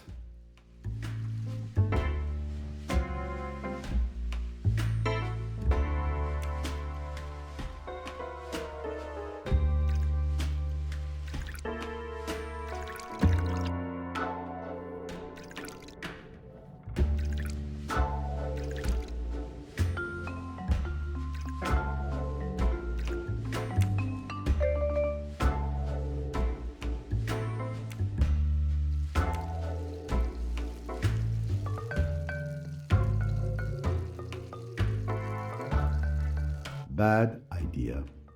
Water will just dilute the wine. The reaction will be too weak to be visible afterward.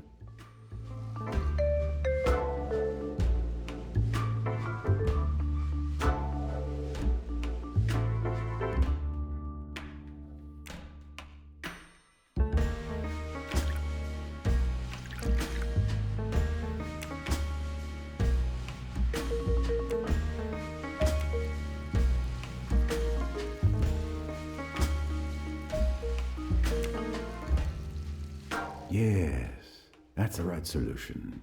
The wine is transparent enough to see the result without masking it. And there is indeed an intruder. I count 4 spots instead of 3. As I expected, my wine does contain a chemical compound that shouldn't be there. Something has been added to it. Given the strong reaction of the strip, it wasn't a small amount, and therefore it wasn't an accident. Someone has deliberately drugged me. Exact. Someone did drug me last night. But why?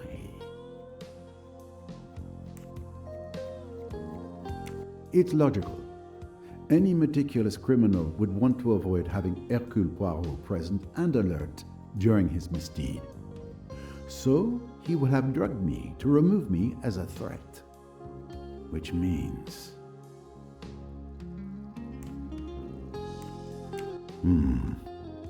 This clue proves that the crime was carefully premeditated. The fact that my bottle had been drugged before the murder, possibly several hours before, proves that the killer had as long as an hour or more before removing me as a danger.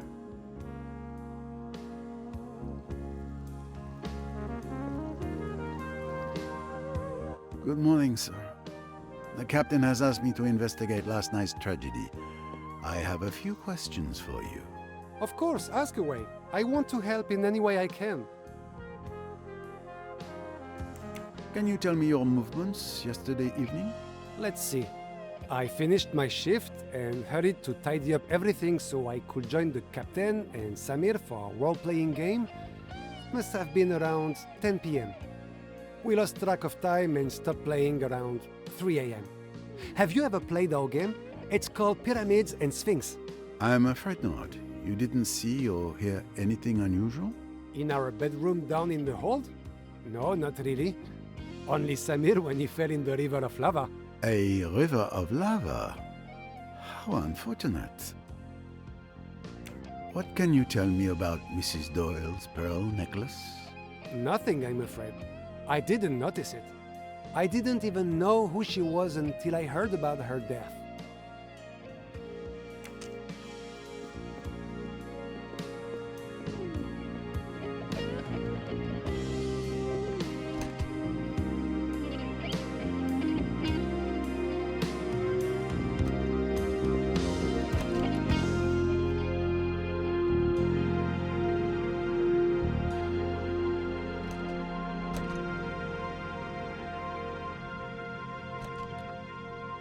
I imagine you had a rather quiet evening. Is this a joke? I'm completely cut off from the world, illegally detained and bored to death. Why'd you ask? I can at least relieve your boredom. What do you mean? Lynette Doyle was murdered last night.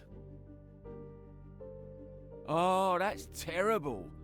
I expect with her looks and all that money, she managed to collect more than a few enemies.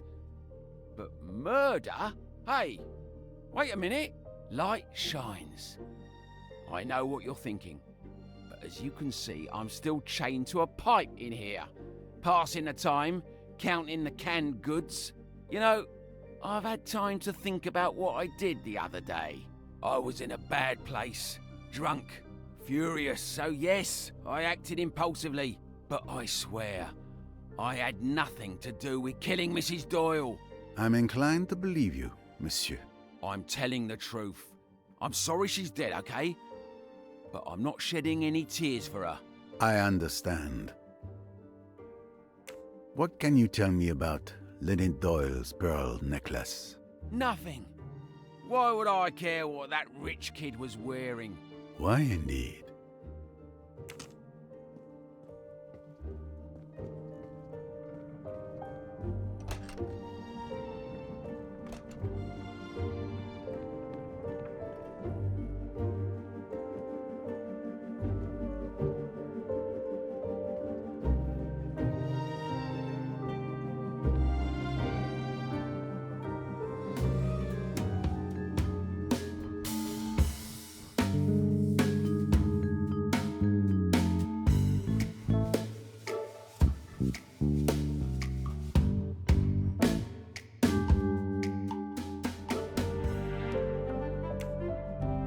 Good idea to convene with Miss Royce.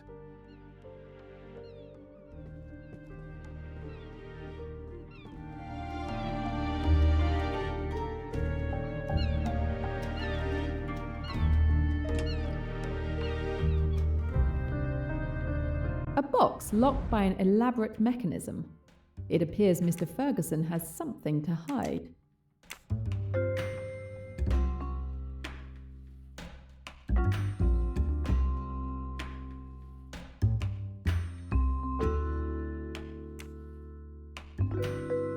It's jammed. I should inspect the rest of the box.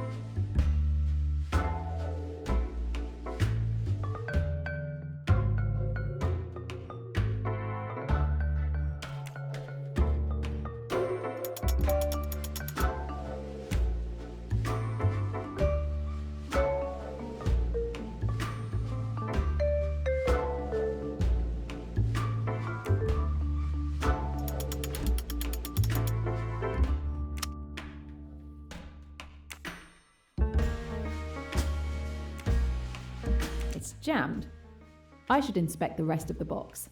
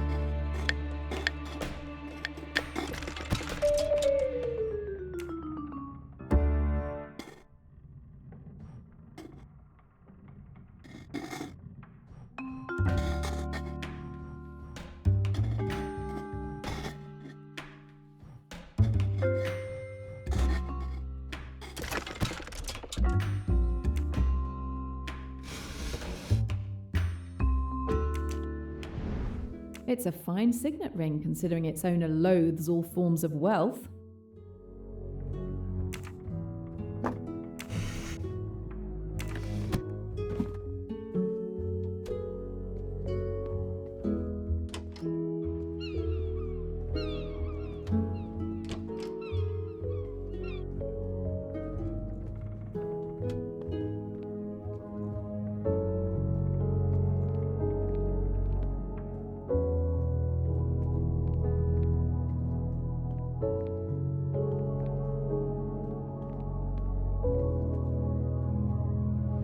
This rocks!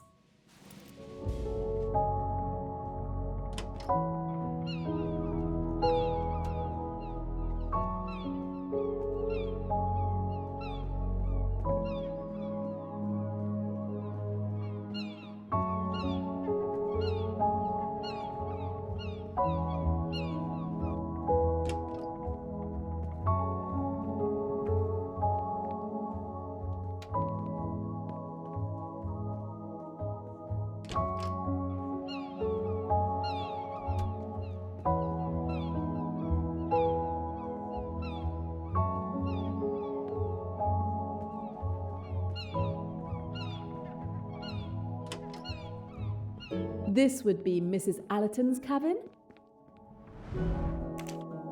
Seeds. Food for the parrot.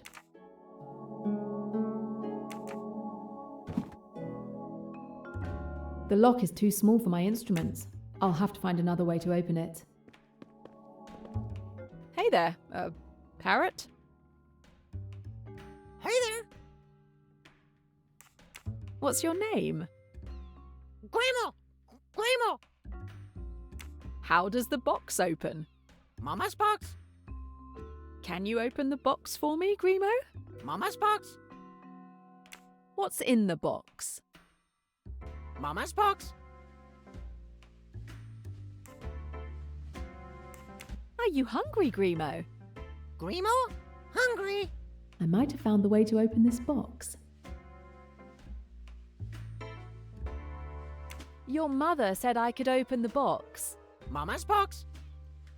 Okay, I've had about enough of this parrot. In the movies, they're smarter.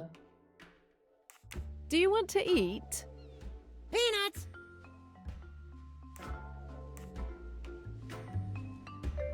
Mama doesn't want to give you peanuts. Peanuts! If I give you peanuts, will you open the box for me? Peanuts! Where can I find these peanuts? Do you want to play, Grimo? Grimo? Hungry?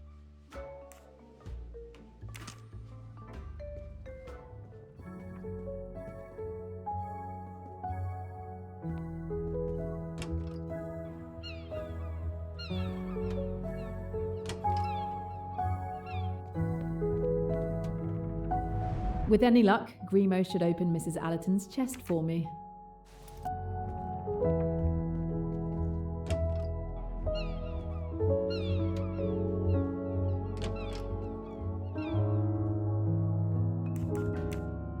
Here are your peanuts, Grimo.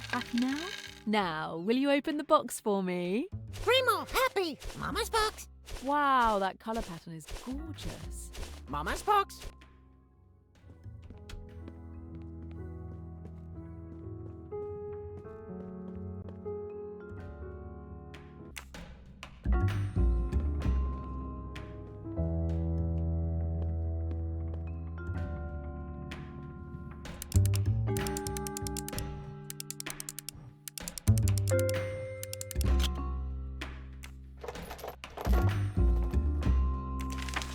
Amanda Bolton, a nasty film critic. Why does Mrs. Allerton keep reviews written by such an odious woman?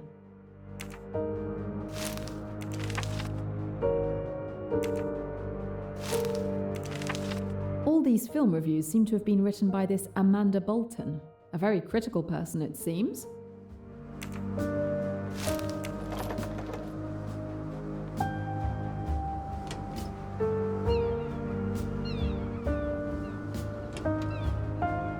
The cabin of Hercule Poirot. What I could learn from this man.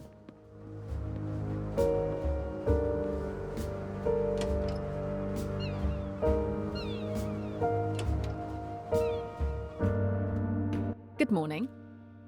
Good morning. This is a surprise. What are you doing here? I didn't expect to see you again after our meeting in Mallorca.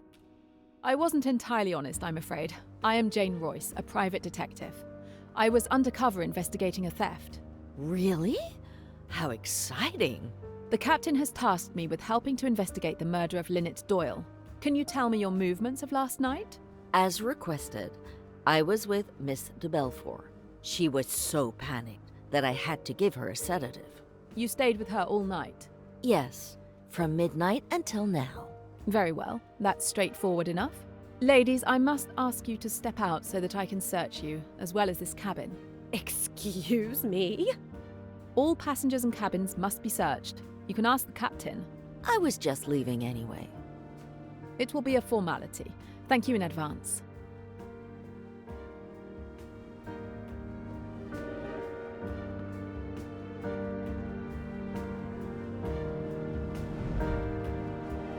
No sign of the gun.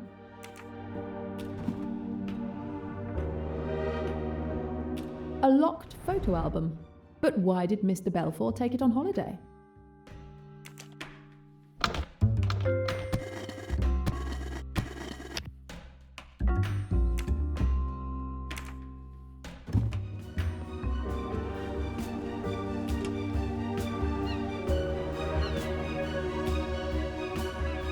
How are you? Last night must have been brutal for you as well. It shouldn't have happened like that. Are you investigating with Mr. Poirot? Circumstances have us investigating together, yes. My name is Jane Royce. Pleased to meet you.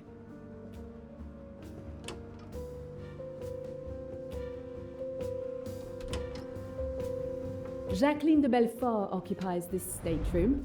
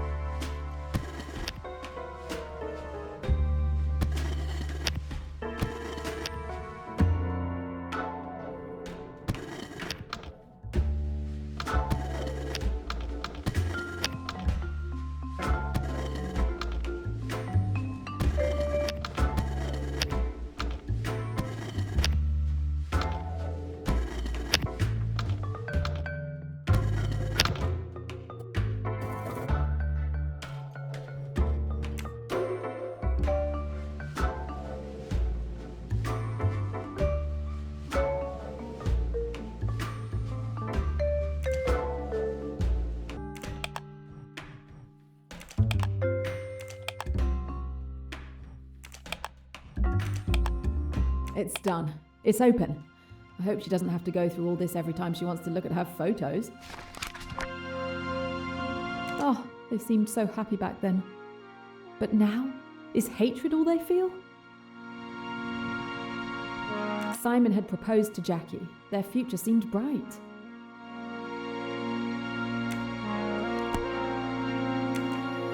The murder weapon is not at the scene of the crime or in Mr. Belfort's cabin. Why would the murderer get rid of the weapon? It would make more sense to use it to incriminate her.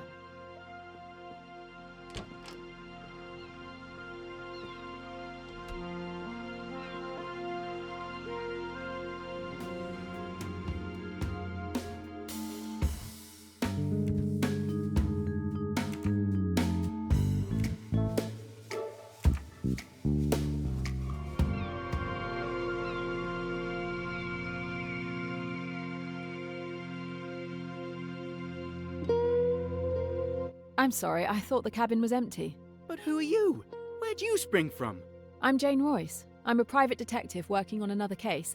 Now I'm helping on this one. The captain assigned me the task of searching all the cabins. If it will help uncover my wife's murderer, go ahead. For God's sake, you're not going to search my cabin? If it's a problem for you, I suggest you discuss it with the captain. Meanwhile, I'll proceed with the search. If you must, you must. But this is outrageous.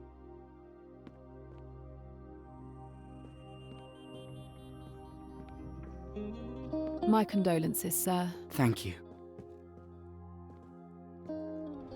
This is the bag where Dr. Bessner keeps his medical instruments. This instrument is used to monitor blood pressure. A scalpel. Not unusual for a doctor to carry one, but in the wrong hands it could become a weapon.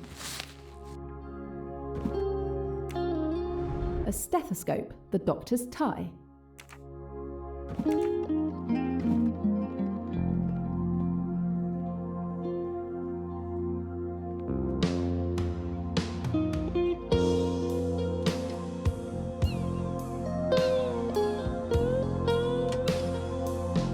Miss Bowers is extremely tidy. I think I've found Miss Bowers' medicine cabinet.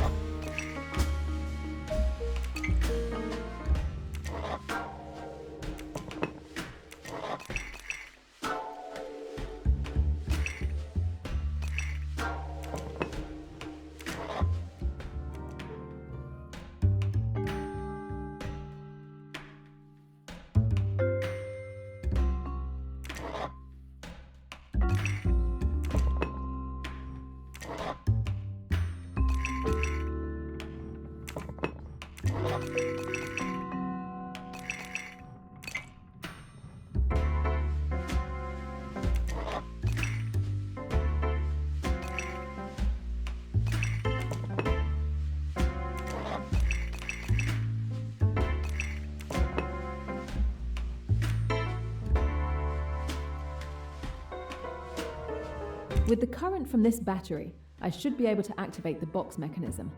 Then all I have to do is get it to the end of the line.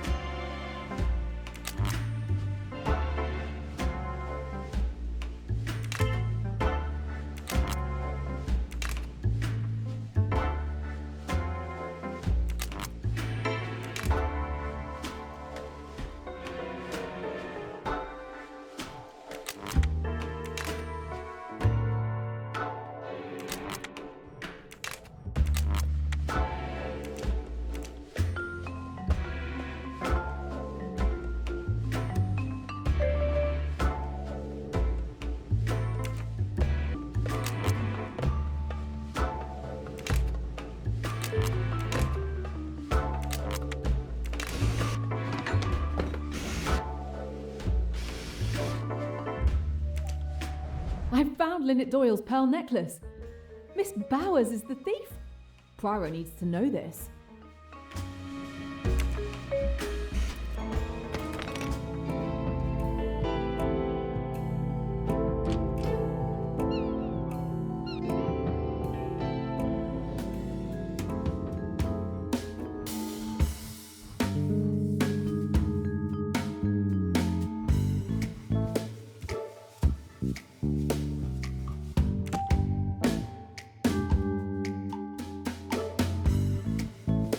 Fantastic!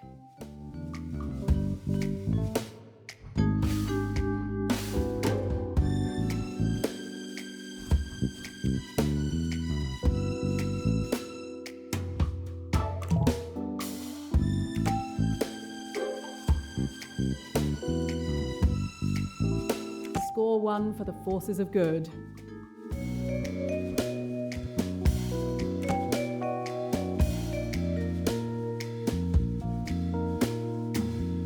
Talent.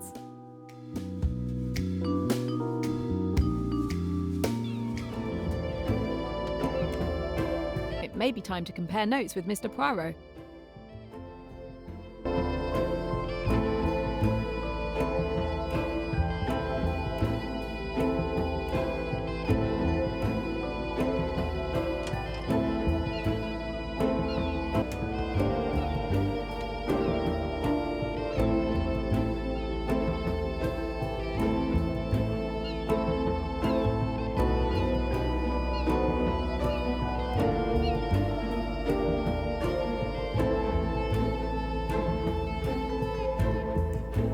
What did you do last night? Let me see. Last night was eventful, to say the least. I had gone to bed early after dinner, but I was abruptly awakened by Miss Robson around midnight. Miss Bowers! Open the door! In the middle of the night, I was woken up by a pounding on my door. I got annoyed, wondering if it was a bad joke, but when I saw the little girl's face...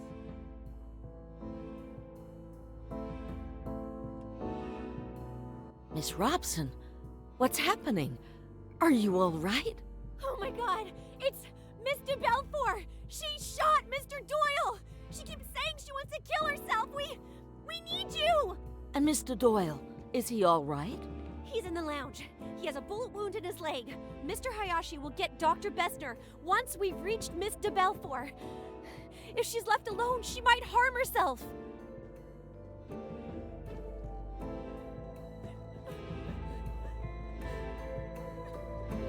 Now then, what's all this?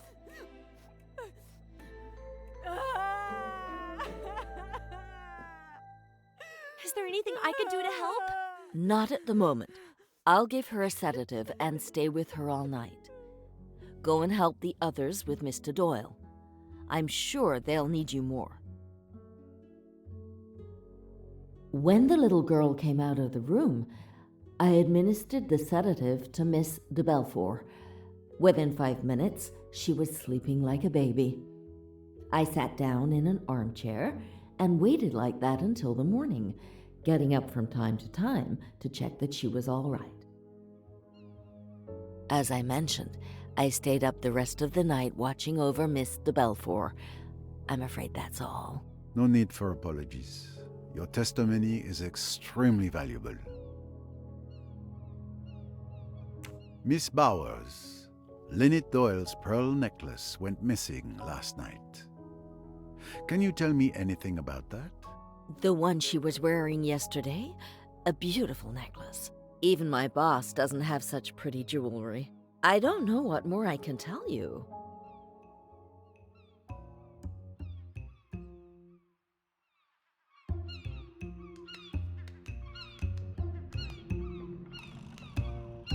I need solid proof.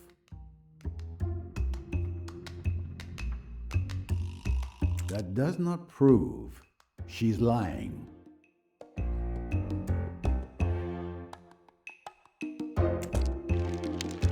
Are you sure you can't tell me anything more? What are you implying, Monsieur Poirot?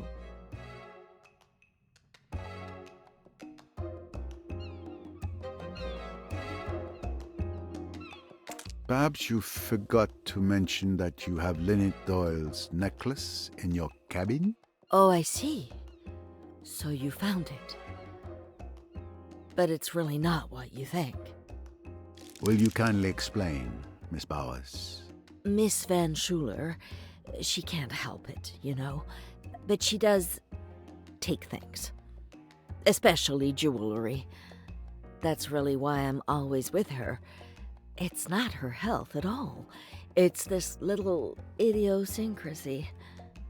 I keep on the alert, and fortunately, there's never been any trouble since I've been with her. And she always hides the things she takes in the same place. So that makes it very simple. How did you discover they had been taken? I look each morning. They were in her jewelry box this morning.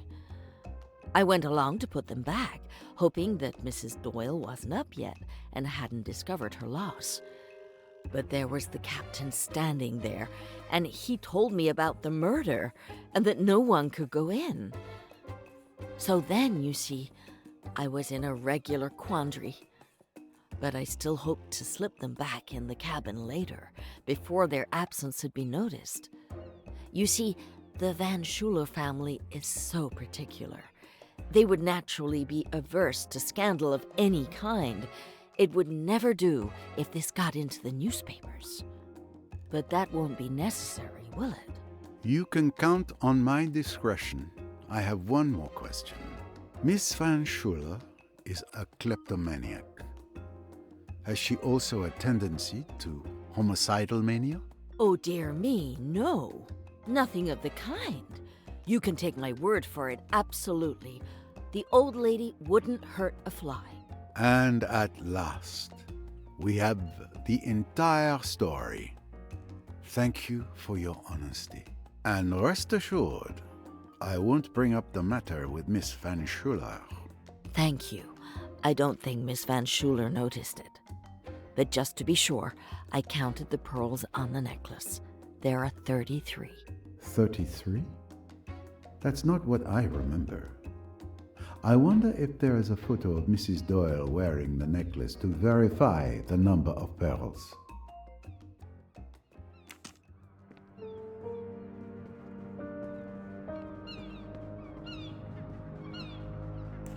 What can you tell me about last night?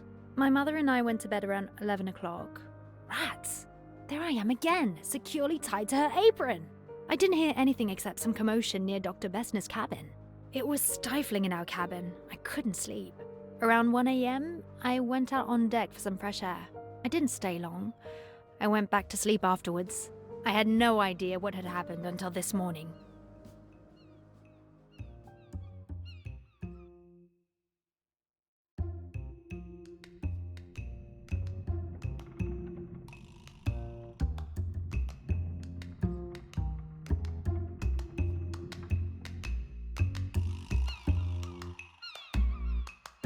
My instinct tells me I'm close to the truth.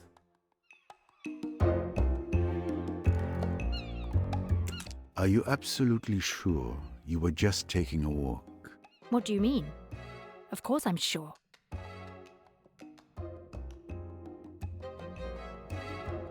Did you happen to go out on the starboard deck to throw something overboard? But who claims to have seen me? Miss Van Schuler and other passengers have confirmed hearing a splash at that time. Miss Van Schuler, that old busybody? Maybe she heard a splash. I didn't. She still refuses to admit anything.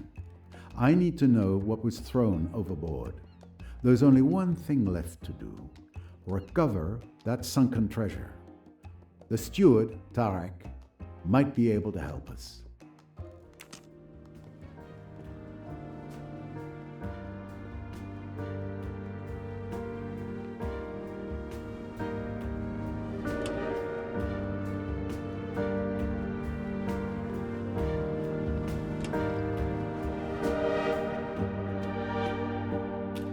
Good morning, Captain. Ah, Mr. Poirot, my turn to be interrogated for your investigation? Nothing to worry about. It is the detective's routine to ask questions. What did you do last night? Well, I have a new hobby recently. Role-playing games. It was an American tourist who taught me a few months ago. And I got completely hooked. The game we play is called Pyramids and Sphinx. I converted the chef and Samir, and we play almost every evening. I'm the game master. I adjust the scenario as we go along. They never know what diabolical plan I have in store for them. It's always a mystery. Have you ever played it? I've had a similar experience from time to time. When did you start playing? We started at 10 p.m. as usual, and Samir joined us around 11:30 p.m. It lasted until about 3 a.m., I think. And did anyone leave during the game? Not even to go to the bathroom. We were also involved in it. Imagine that. Is there any new information about Mrs. Doyle's pearl necklace? I don't know if it's relevant, but I've only seen pearls like those once before. They are found only in the Sea of Japan.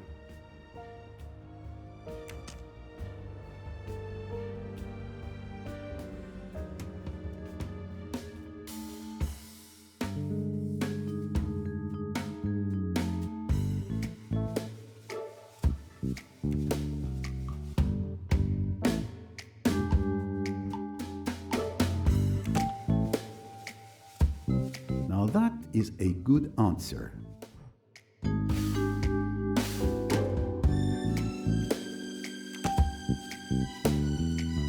All right.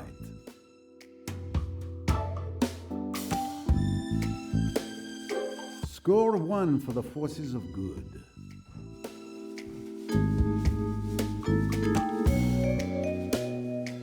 Brilliant.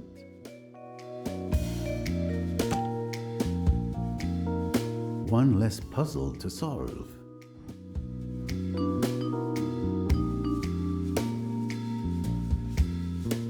No, Poirot, think. This is wrong, but I'm never far from the truth. Wonderful. Impressive. Come now, Poirot. Just another pothole on the road to success. Excellent deduction.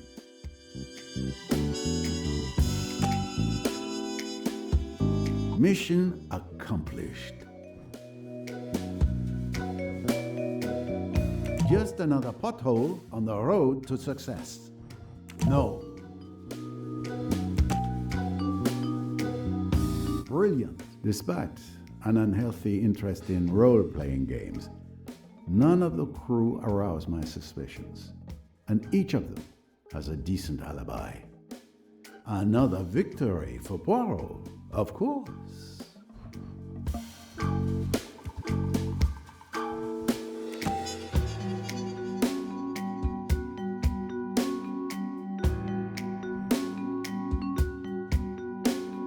Mission accomplished.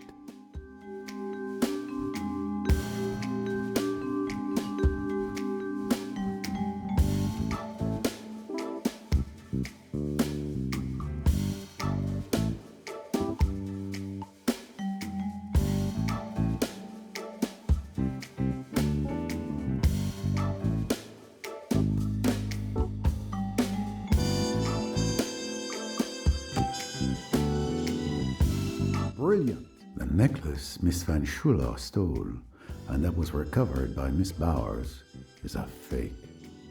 I must find out who could have swapped a real necklace for this one. Precisely. Is that applause I hear?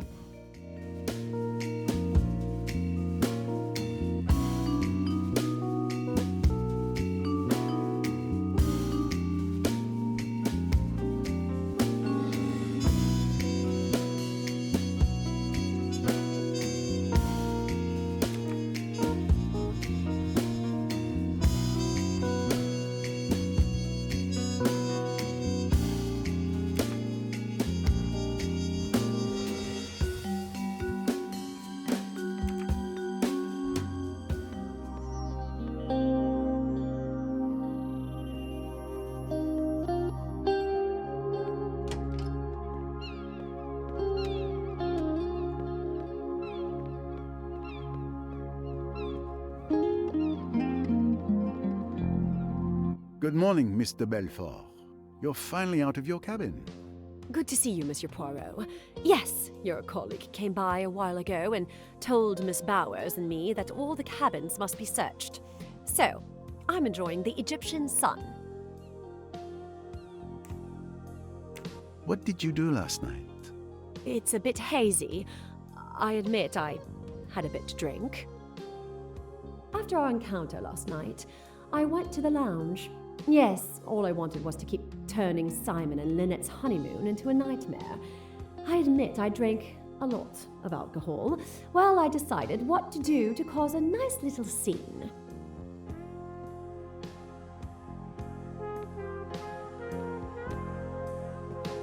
Waiter, a drink, a double gin.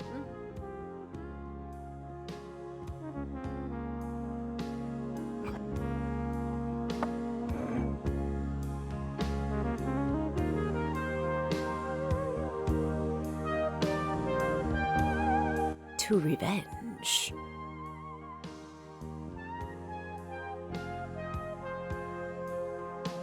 I'm tired. I'm going to bed. Are you coming, darling? I think I'll stay a bit longer.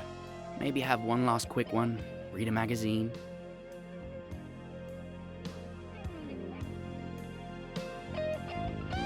Well, I suppose that's it. I'm going to head out too. Have a good evening.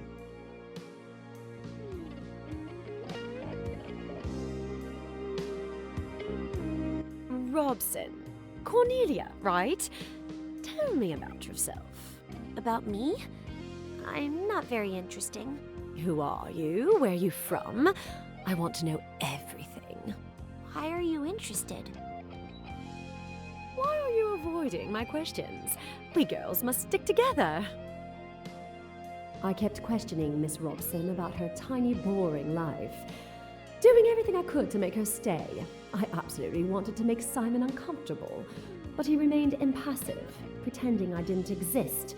I was seething inside, and with the help of alcohol, I finally lashed out. And we have excellent drawing classes. Simon, I want another drink. You've had quite enough drinks, Jackie. What damned business is it of yours? Go to bed, Jackie. You're drunk. If you're embarrassed, Simon dear, you'd better leave the room.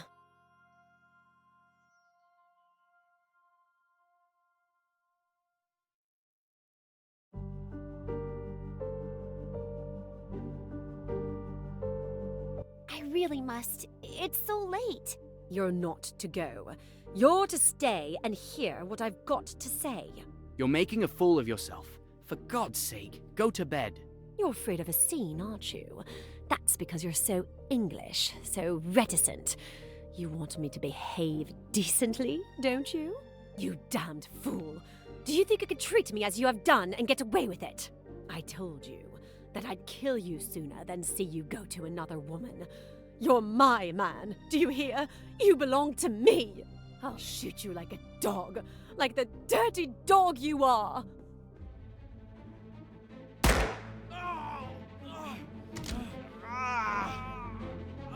Mr. Hayashi! Mr. Hayashi! She shot him!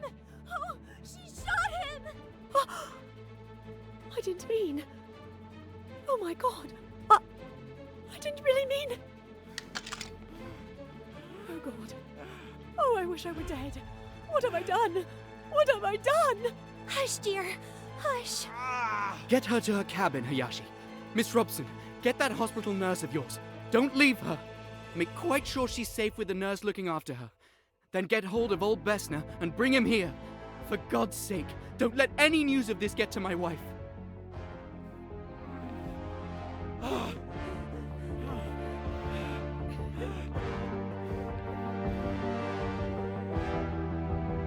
I'll drown myself! I'll drown myself! I'm not fit to live! Oh, Simon! Simon! Better get hold of Miss Bowers. I'll stay while you get her.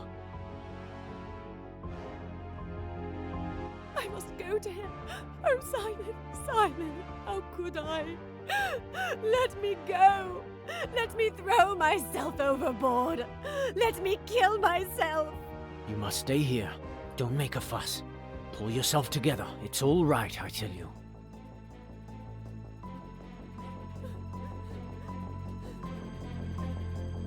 Now then, what's all this?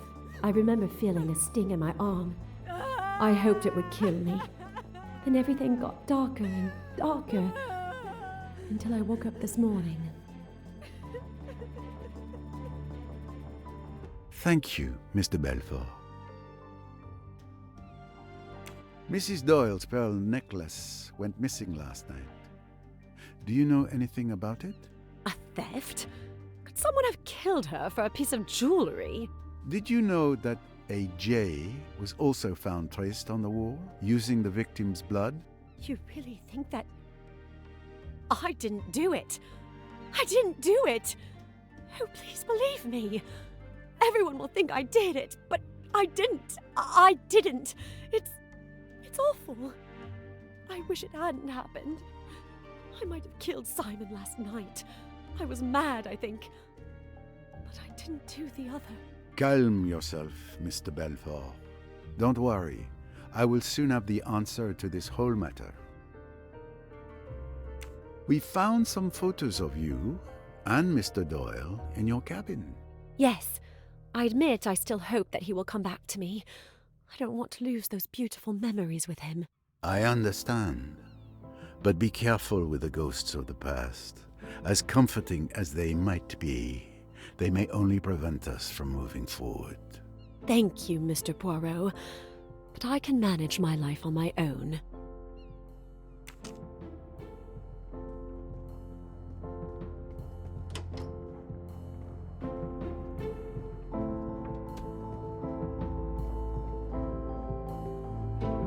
Mr. Doyle, I've managed to stabilize your wound.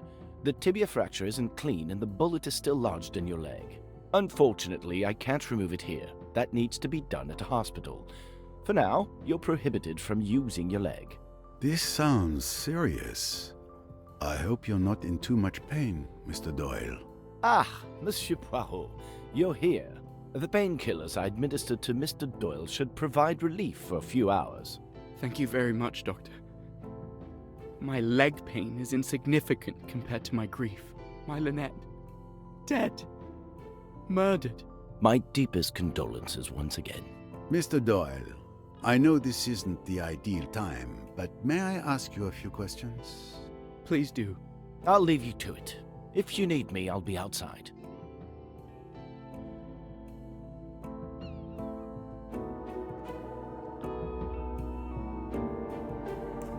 Can you walk me through what happened to you last night?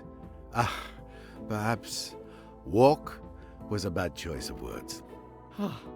What a night it was. I'll tell you everything I can remember, if it will help catch Lynette's killer. After you left, we continued playing bridge for a bit. Waiter, a drink, a double gin. Simon, are you playing or what? Sorry.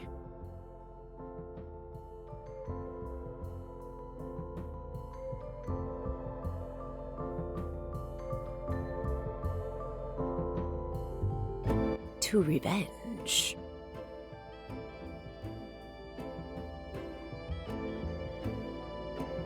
I'm tired. I'm going to bed. Are you coming, darling? I think I'll stay a bit longer. Maybe have one last quick one, read a magazine.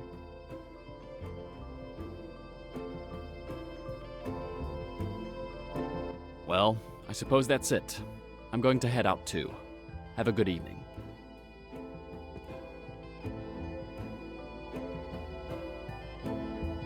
I was trying to read my magazine, but I couldn't concentrate, with Jackie doing everything to make herself the center of attention with Miss Robson. She clearly wanted to get to me, but I didn't let anything show. We were engaged in a duel of patience, and I was determined to win this time. And we have excellent drawing classes. Simon, I want another drink. You've had quite enough drinks, Jackie. What damned business is it of yours? Go to bed, Jackie. You're drunk. If you're embarrassed, Simon dear, you'd better leave the room.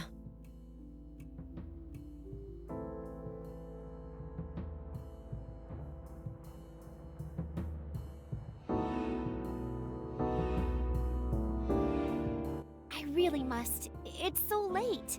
You're not to go. You're to stay and hear what I've got to say. You're making a fool of yourself. For God's sake, go to bed. You're afraid of a scene, aren't you? That's because you're so English, so reticent.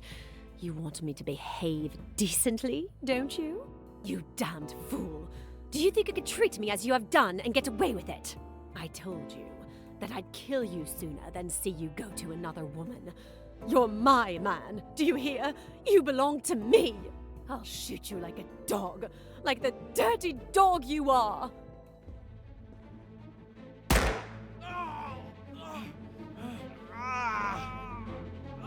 Mr. Hayashi! Mr. Hayashi! She shot him! Oh, she shot him! Oh, God. Oh, I wish I were dead. What have I done? What have I done? Hush, dear. Hush.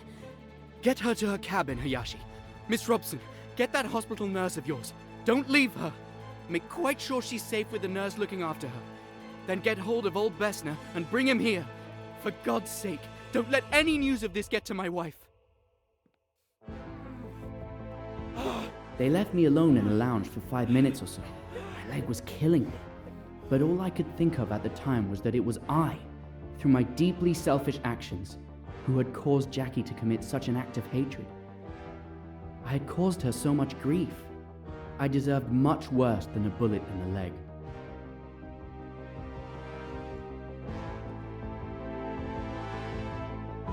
Let's see. It's not pretty, but it could be much worse.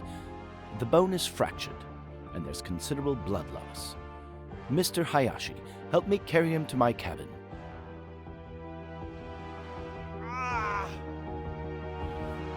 Perfect. Come and help us. You'll be more useful than Mr. Hayashi, who I see is in the process of collapsing. You're not going to let me down, are you? Don't worry. I'll do what I can.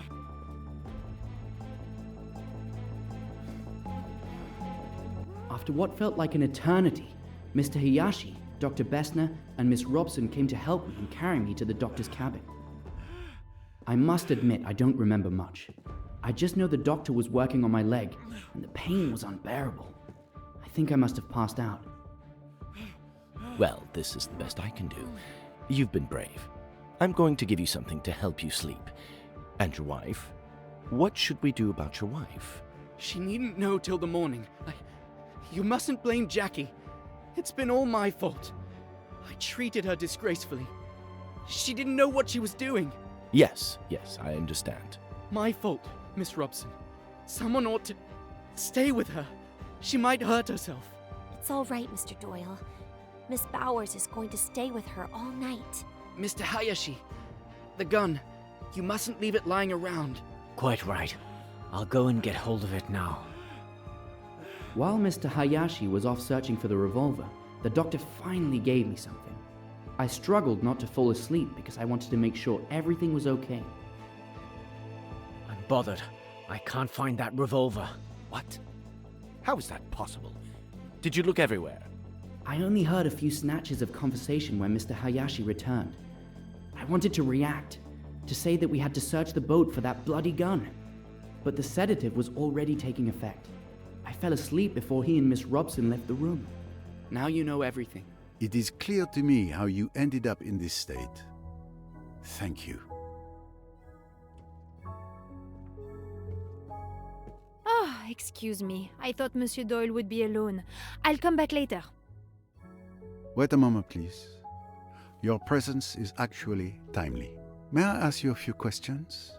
Oh, very well. I'm listening. Your movements last night, what were they? I helped Madame Doyle to bed around 11:30 p.m.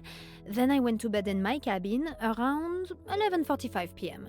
Did you see or hear anything that could be useful to us? No. Naturally, if I had been unable to sleep, if I had mounted the stairs, then perhaps I might have seen this assassin, this monster, enter or leave Madame's cabin. But as it is... Monsieur, I implore you. You see how it is. What can I say? Don't be a fool. Nobody thinks you saw or heard anything. You'll be quite all right. I'll look after you. Nobody's accusing you of anything. Monsieur is very good. Do you know anything about your madame's pearl necklace? Madame Doyle was wearing it last night. And I also saw Madame put the necklace back in its case last night before going to bed. Is that the last time you saw the necklace? Yes, monsieur. And what about this morning? My God, I didn't even look. When I entered her cabin, I saw Madame. I screamed and ran out. It was indeed missing this morning. It's a bit delicate to talk to her about this here. I'll wait until she is alone. We are done for the moment, mademoiselle. I am truly sorry for you, Monsieur Doyle. I know how you must feel. I hope everything will be all right for you. Monsieur Poirot, I'll be in the saloon if you need to question me.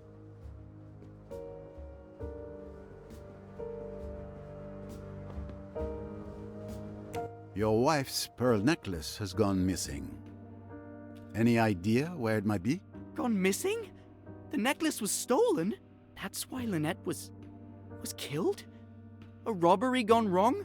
It is indeed a hypothesis at this stage of the investigation. Please, Poirot. Please catch the murderer. That is my intent, Monsieur Doyle.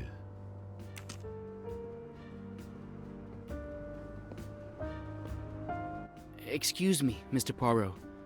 I should like to see Jackie. Would you mind if I asked you to bring her here?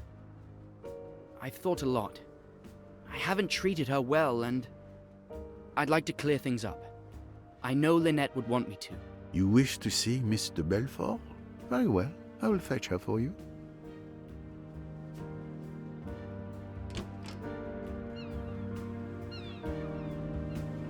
What happened to you last night, Dr. Bessner? It all started when Mr. Hayashi woke me up in the middle of the night. I was asleep when I heard someone knocking on my door. I got up quickly, wondering what they could possibly want with me at this late hour. Dr. Bessner! Who's that? Stop making such a racket. It's Doyle. He's been shot. Mr. Belfort shot him. He's in the salon. Can you come? Let's see. It's not pretty, but it could be much worse. The bone is fractured, and there's considerable blood loss. Mr. Hayashi, help me carry him to my cabin.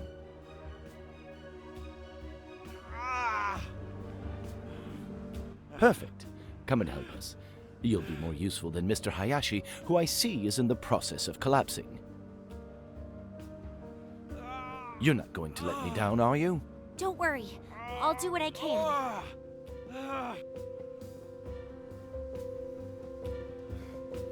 Luckily, the young lady was there. She kept a cool head and was a great help in getting Mr. Doyle to my cabin. And without proper equipment, I had to improvise. Honestly, I'm quite proud of the result. However, poor Doyle was in agony. Well, this is the best I can do. You've been brave.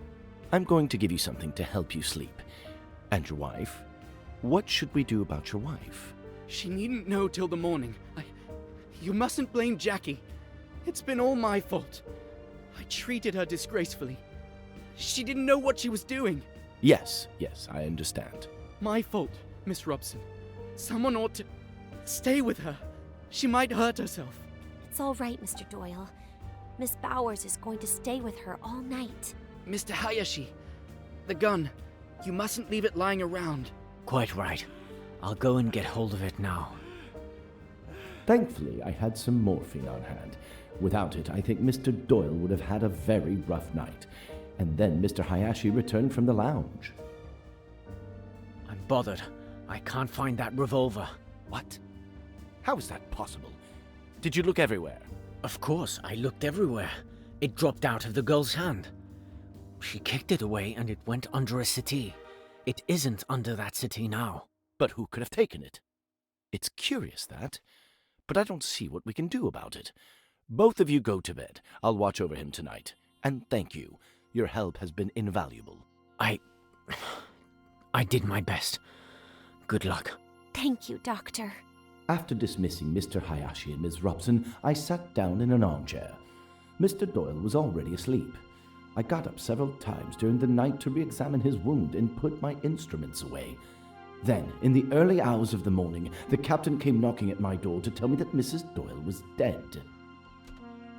There. That's how I remember it. Thank you, Dr. Bessner. Now that I have gathered both the testimonies of Dr. Bessner and Mr. Doyle, I am convinced that Dr. Bessner did indeed look after Simon Doyle all night. I am of the opinion that Lynette Doyle's pearl necklace was stolen. What do you think, Doctor? All I can tell you is that I didn't see it in the cabin. Also, during the preliminary analysis of the body, I didn't observe any marks around Mrs. Doyle's neck to indicate the necklace was ripped from her neck. It's likely that she removed it before going to bed. What happened to it then, I have no idea. Thank you for your observations.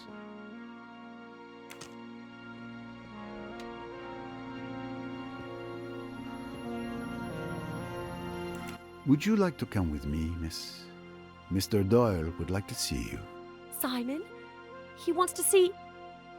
me? Yes, of course.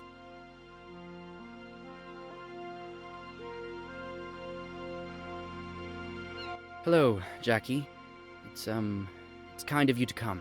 Simon, I didn't kill Lynette. You know I didn't. I was out of my mind last night.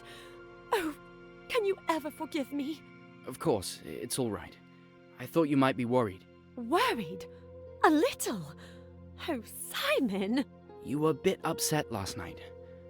A bit drunk. But I could have killed you.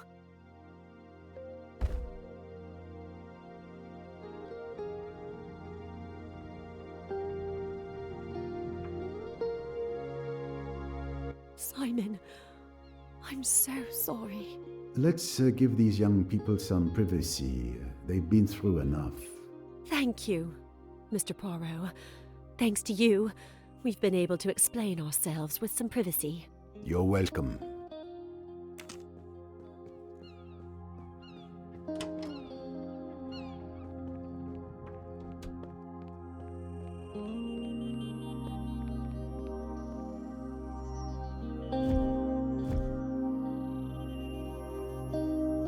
As I've been told, Mr. Belfort's revolver is no longer under the armchair.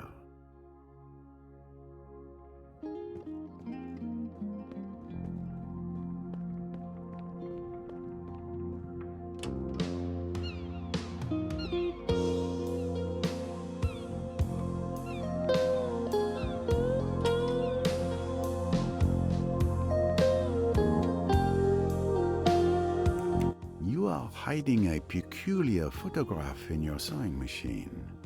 A picture of Mrs. Doyle's necklace, accompanied by an estimate of its value on the back. Well, you are quite a little snooper. What conclusion do you make from this exciting discovery? That you intended to steal Lynette Doyle's necklace, perhaps. Unfortunately, the truth is not nearly so exciting. Who do you think gave me that photograph? Madame Doyle herself. She feared someone might indeed try to steal it. I was to take the photograph to the jeweler who crafted it to make a cheap duplicate when we returned to London. Your explanation begs more questions than it answers. I believe I will leave this matter unresolved. For now.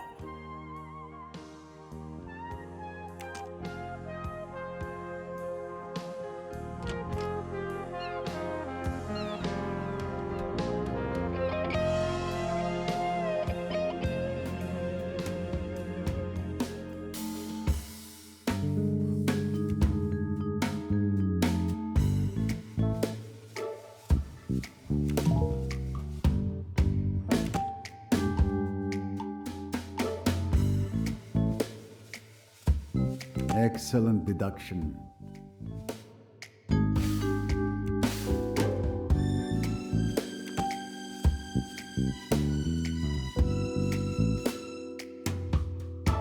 Exactly. I'm right.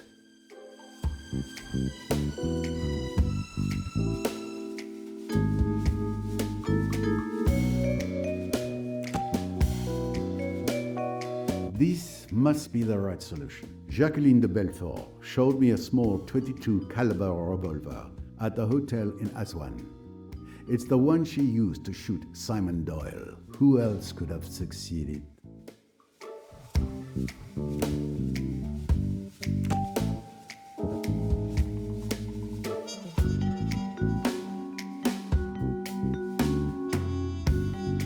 A good answer. Of course. I think I understand how the murder happened. I should present my findings to Miss Royce.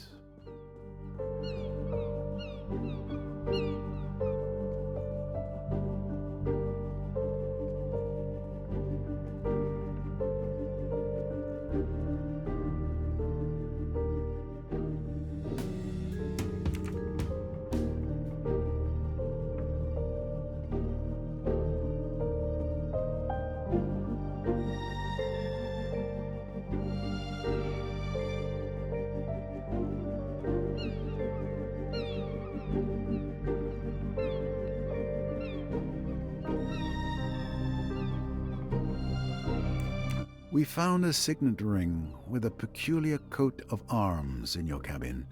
I'm sure I've seen it somewhere before, but I can't quite place it. Perhaps you could enlighten me? I have no idea because it's just a keepsake. Just a trinket I brought back from a trip. Nothing significant. Yet, it was well hidden. In any case, this ring likely holds no importance for my investigation.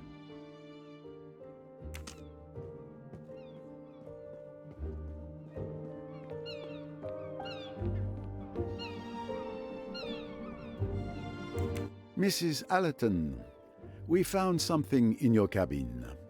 Newspaper clippings written by someone named Amanda Bolton, a film critic known for being one of the most outspoken in the industry.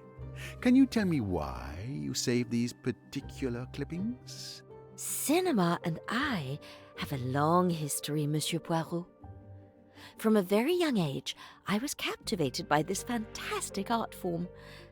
I've seen it grow, evolve from its beginnings to today. It's remarkable how it's changed over the years. This passion made me very demanding, and I simply wanted to express my opinion, so I wrote about it. It was a hobby, but it turns out people enjoy it. Are you saying that? Yes, I don't publicize the fact, but I am Amanda Bolton. Well, well, I've read some of your reviews. I respect your passion. And the pseudonym? A pseudonym is helpful. This way I don't need to censor myself in my reviews, and I can avoid debates with temperamental directors. You understand, some of them are friends. Ah, I understand, madame. A wise practice for the freedom it gives you. I myself resort to such little deceptions in my investigations. I look forward to Amanda Bolton's next review. Thank you, Monsieur Poirot.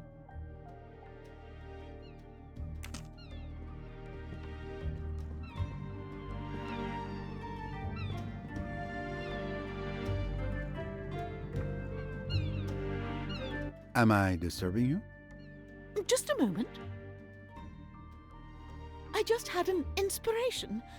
All right, I'm listening. Mrs. Otterborn, can you tell me what you did last night? An interrogation. How exciting. As you know, we all had dinner together. It was quite pleasant. Afterward, I took a stroll on the lower deck. It's quieter there. My daughter came to get me, and we went back up to our cabin around 11 p.m. I slept like a log. Must be the Nile air. Lynette Doyle's pearl necklace has gone missing. A theft and a murder? The plot thickens. A crime of passion. Murder? A primitive instinct. That Jacqueline, with her passionate temperament, obeying the deepest urges of her being, sneaking through the shadows. I see the crime has touched you deeply.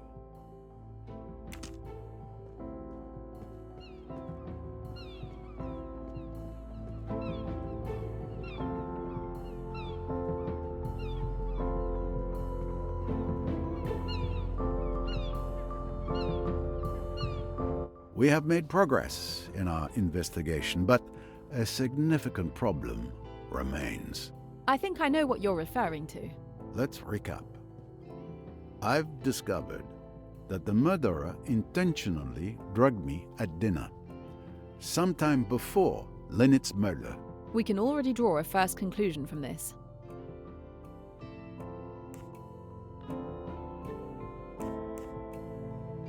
The crime was premeditated. It couldn't have been improvised. Exactly. The revolver that was used to kill Lynette Doyle is a key piece of evidence. Agreed.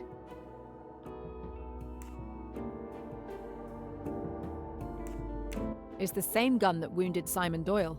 Indeed.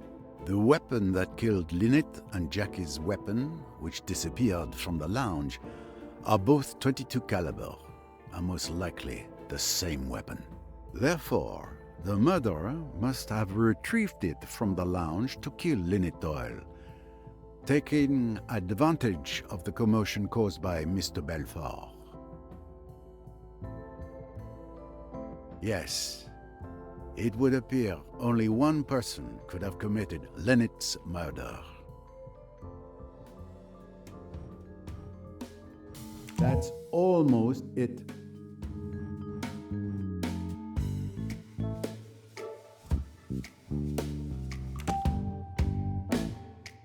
Congratulations. And it would seem that only Mr. Belfort could anticipate that the revolver would be there last night, available to kill Mrs. Doyle since she threw it down there, knowing that thanks to the excitement, a convenient weapon would end up by chance in the lounge, ready to be used again. So if I follow your reasoning, Mr. Belfort should be the murderer. So it would seem. What do you think? Do you believe she killed Mrs. Doyle? Everything we've just said certainly accuses her. But there's a problem. That's exactly right. We have other evidence that exonerates Jackie. Yes, you're right. She simply was never alone all evening. Yes. If we trace the sequence of events.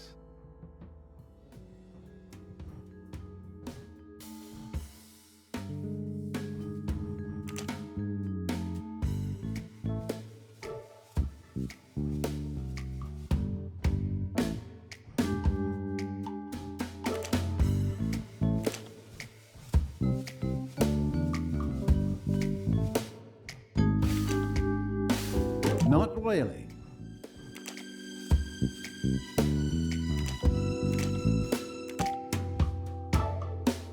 A good answer, of course.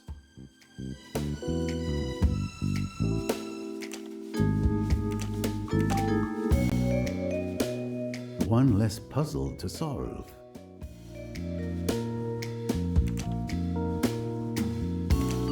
No.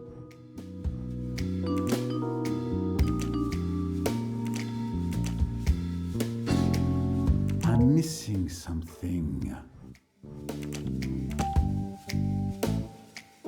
This must be the right solution.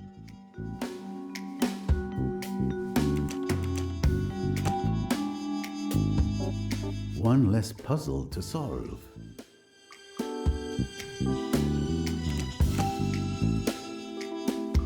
Score 1 for the forces of good. Several testimonies overlap to confirm that Mr. Belfort was never alone from the moment she entered the lounge until this morning. Gun or no gun? There was no moment when she could have slipped away to kill Mrs. Doyle. So Mr. Belfort is the only one who could have done it, but she couldn't have done it. Did I say that out loud? Mademoiselle, Poirot does not believe in flying guns with minds of their own. We are being led astray, but we will unravel this thick mystery. I'm convinced of it. There is still much we don't know. The investigation must continue.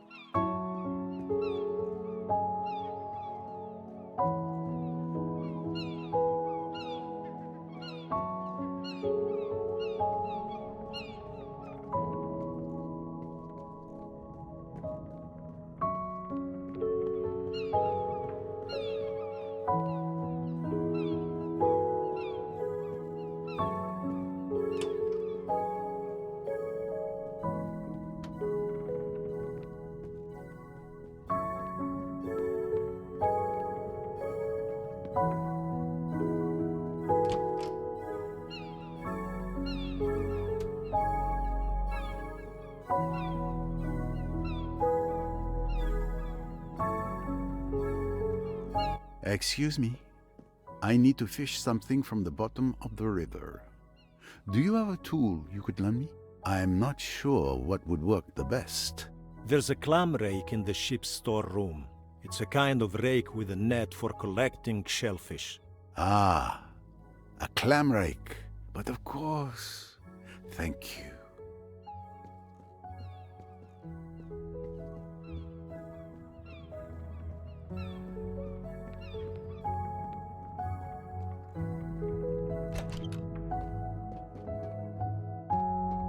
I doubt Miss Royce has ever used one, but I expect she's a fast learner.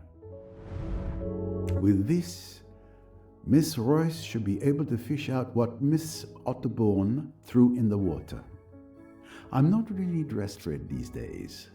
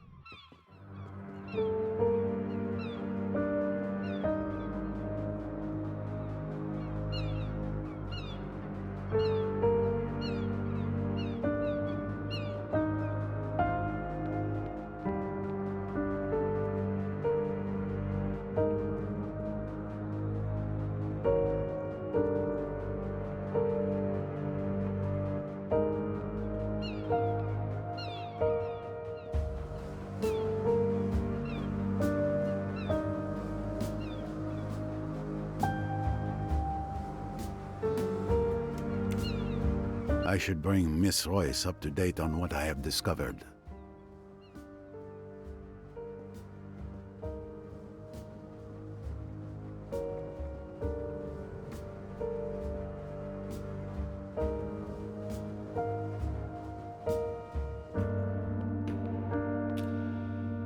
Excuse me, Tarek. I wanted to thank you for letting me speak to the captain this morning. Ah, Miss Royce, I'm sorry for making you wait on the dock.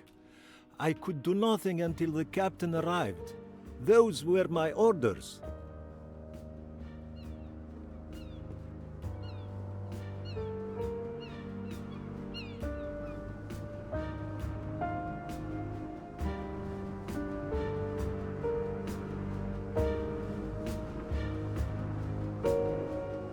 Let's go fishing for clues.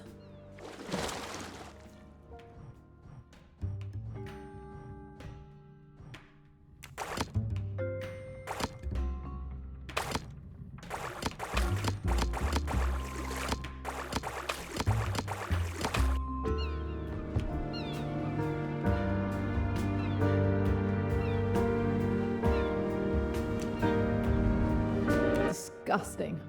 Digging through trash on a river bottom. I'm going to grit my teeth and just do it. Not my style. Not very interesting. Now this is more interesting. Looks like the fishing was good. And the stamp on the bag reads Karnak. This bag came from the boat. Now we need to find out where the bottles came from.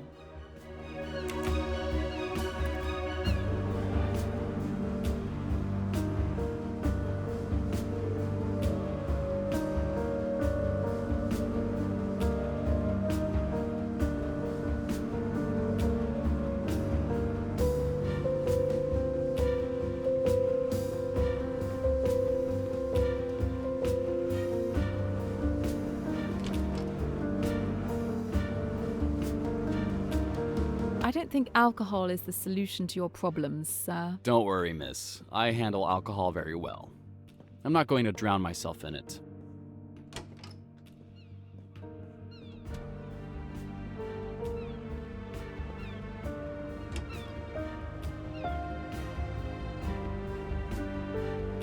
How have you been since Mallorca? I thought I recognized you. Despite the tragedy, I'm doing okay, thank you. Don't let my players down.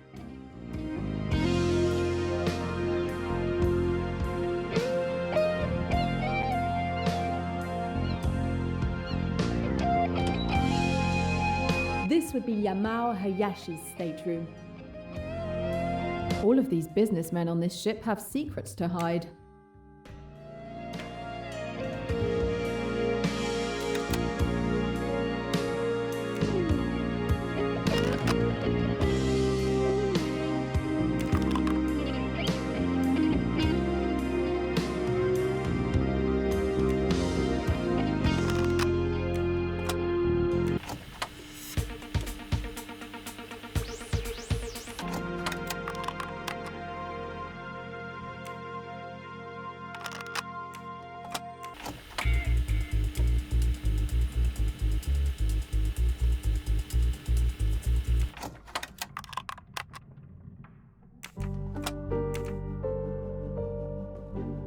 A state-of-the-art synthesizer. I wouldn't have believed that Mr. Hayashi was a musician.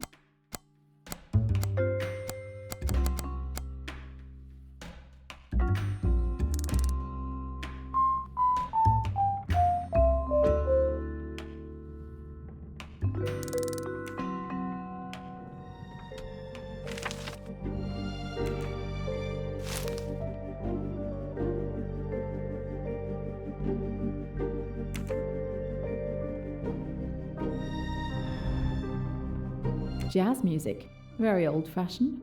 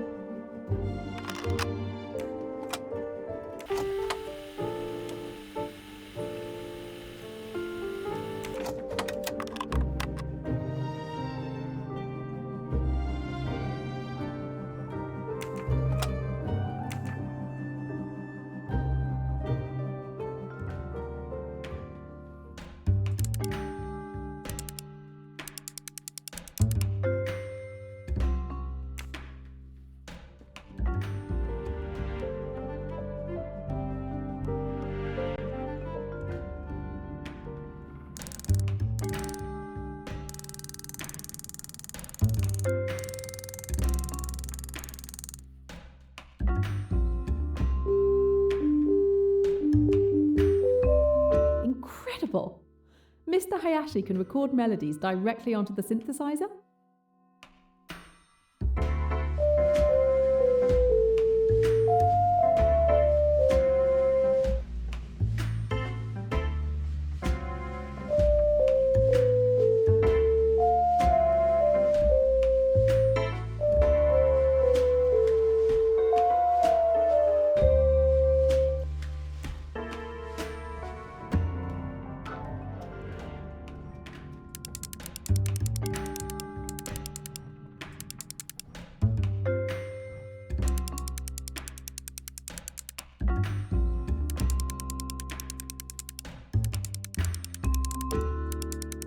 That was it.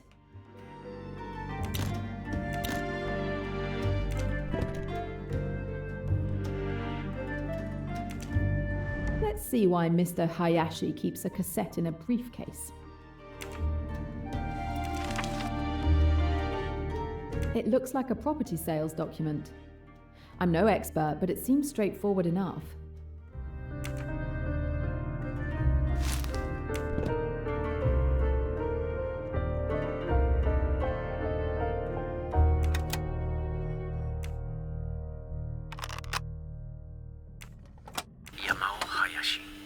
February 19th, 1975, 7:16 p.m. Well, I finally made it to the Doyle's hotel. It wasn't hard to spot them. I also ran into Pennington by chance. I was afraid he might recognize me, but everything is fine. So far, I haven't seen him do anything unusual. He spends some evenings with the Doyles, but it's just what friends on holiday might do. I expect I'll learn more about his intentions once we're all on the Nile. I'll try to record my next report in 2 days.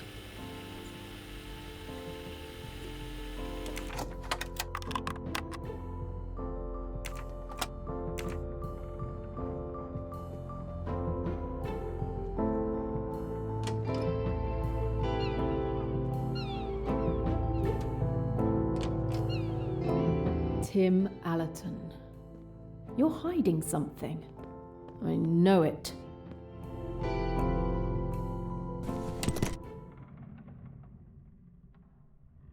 A record player without a stylus. Strange. I'd have to ask Mr. Allerton.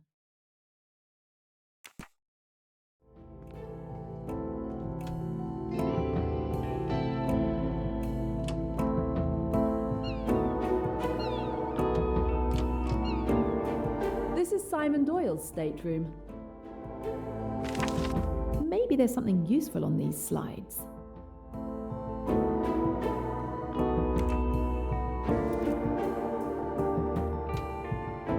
That is one well-protected safe.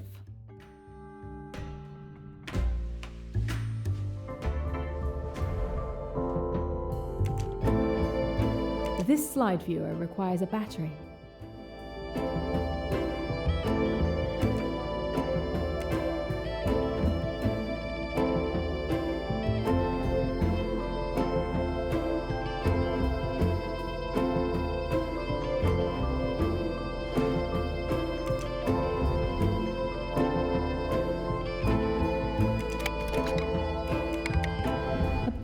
Might come in handy.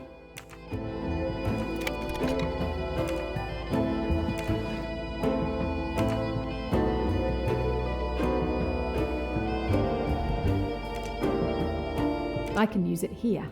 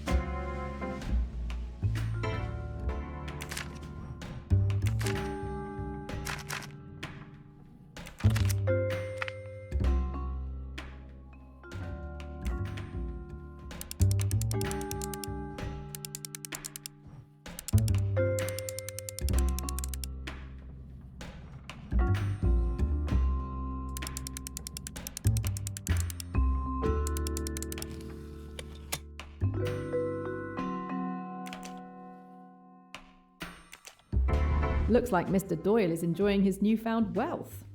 I don't know how much he spent, but it doesn't look like he won much.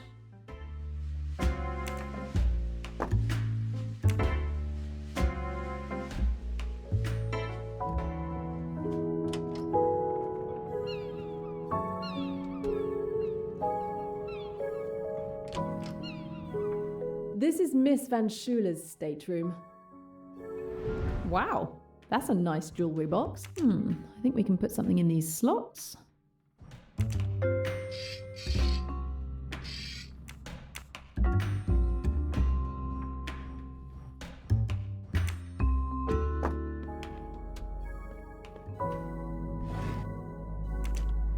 A medallion with an intriguing shape.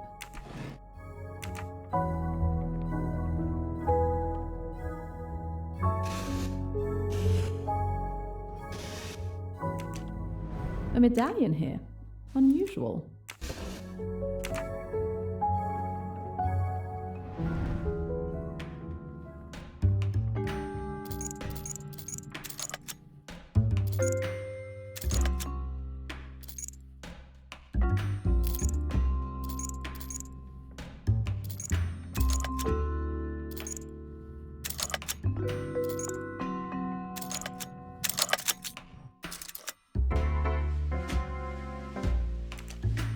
Another medallion.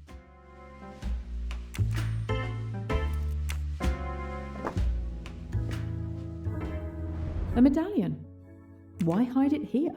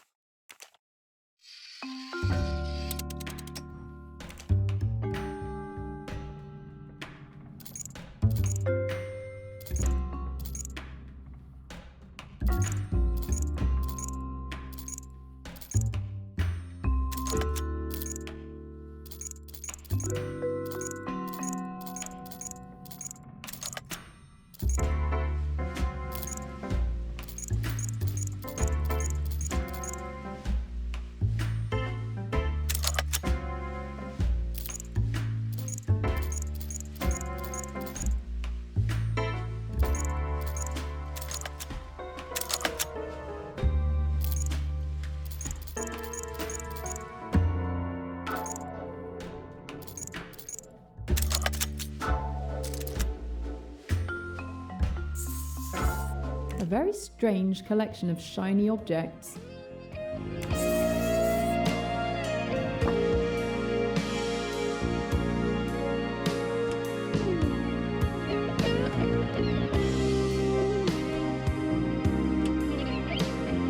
The Otterbourne family's cabin. A huge old typewriter. Now I can write.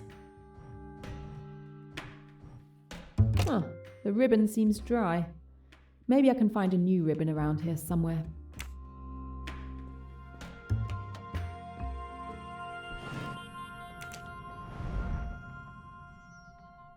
Flaming Kiss by Salome Otterbourne. Keeping her own book on her bedside table. This Salome seems like quite a character.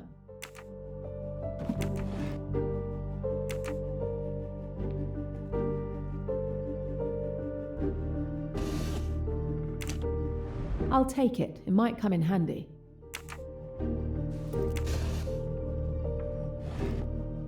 These traces seem to match the bottles fished out.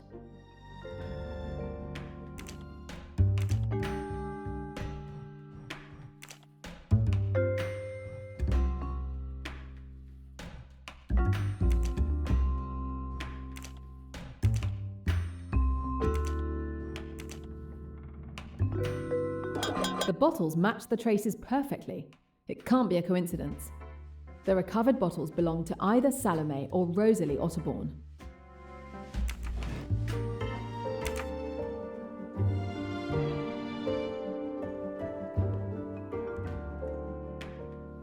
There we go, fresh ink.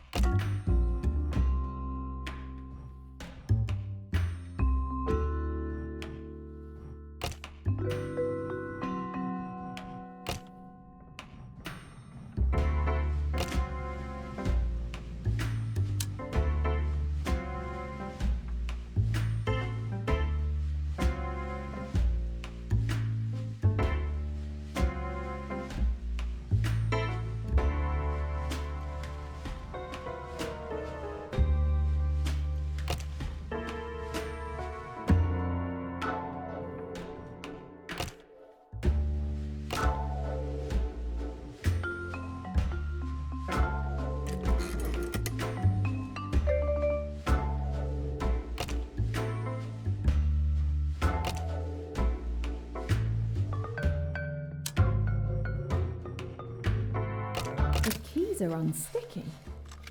It's almost as if... What have we here? I know some writers are supposed to be heavy drinkers, but I doubt the original manufacturer included a secret stash behind the typewriter's keys.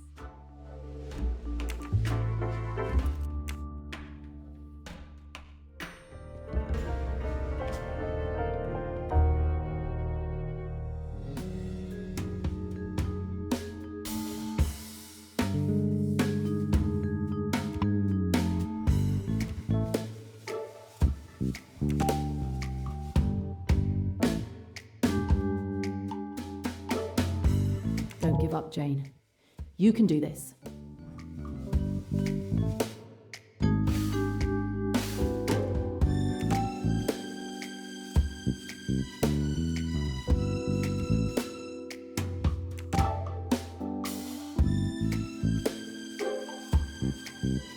Almost.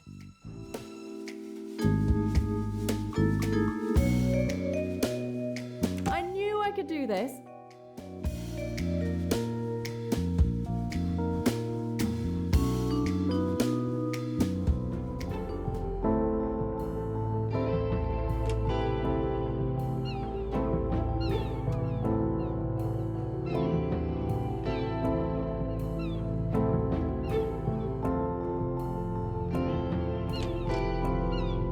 Pennington's stateroom is truly luxurious.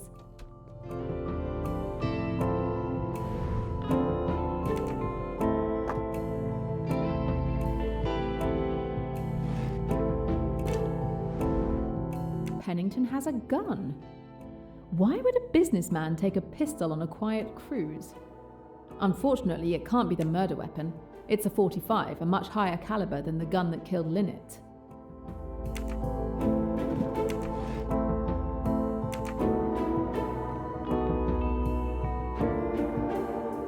This Pennington guy sounds dodgy. I might find something useful in his papers.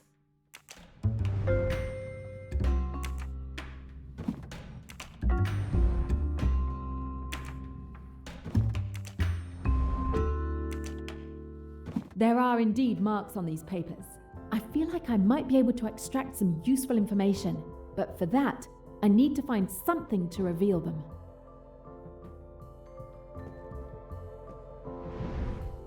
I don't think ink will help me reveal these marks. It might make everything illegible.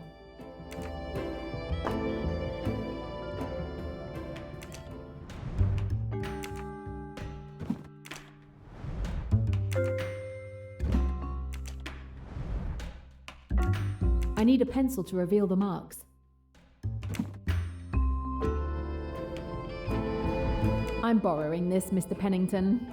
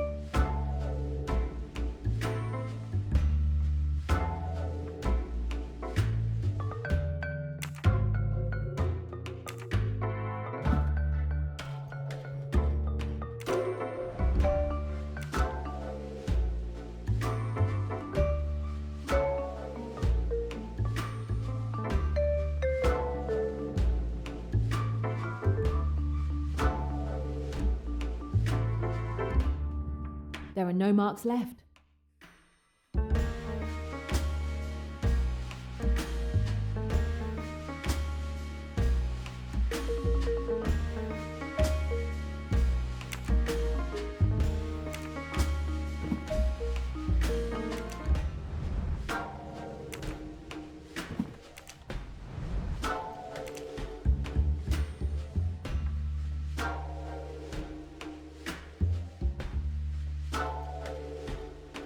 Here's one.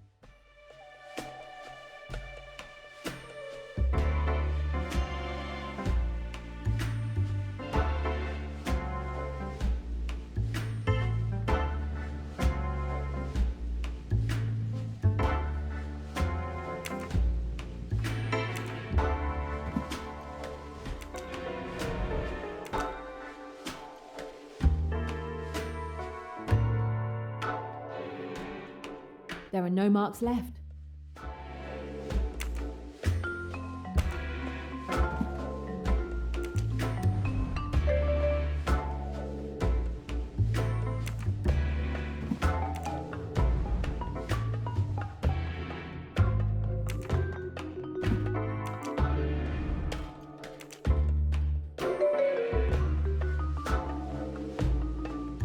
I think I have the entire letter. Now I just need to put it in order.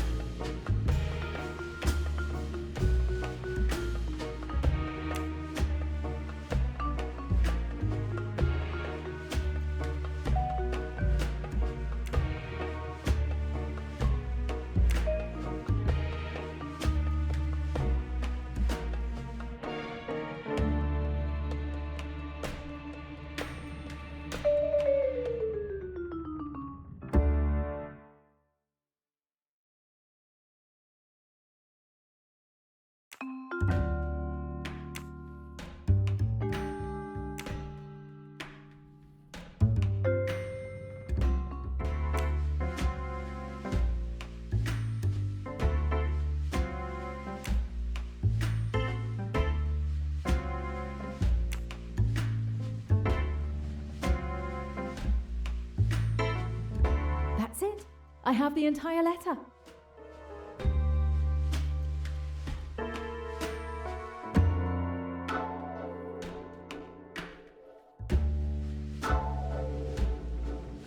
Pennington claims to have run into the Doyles on this boat by pure chance.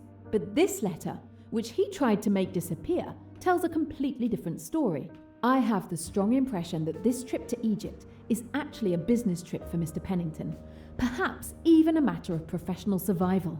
He seems quite embarrassed at the thought of someone uncovering the games he's played with Lynette's money.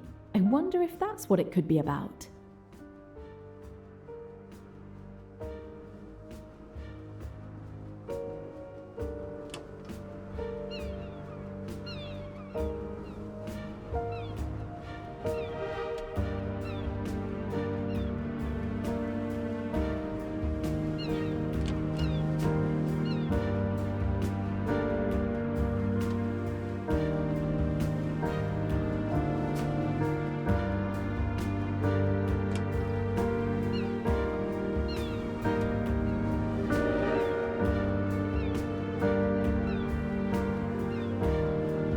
Mrs. Otterbourne, have you made progress on your book since we last spoke? May didn't tell me you were a detective. You could have helped me with my next novel. It's going to be about a fearless policewoman who has to track down a handsome and brooding gangster. A record player without a stylus. Strange. I'd have to ask Mr. Allerton. May didn't tell me you were a detective. You could have helped me with my next novel.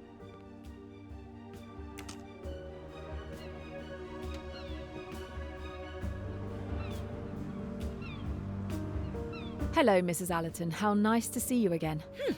And unexpected. Miss Royce, is it now? I understand you're a detective. You failed to mention that tidbit in Mallorca. I'm sorry, it was necessary, I'm afraid. No need to explain. It's still lovely to see you. Though not under the best circumstances, I'm afraid.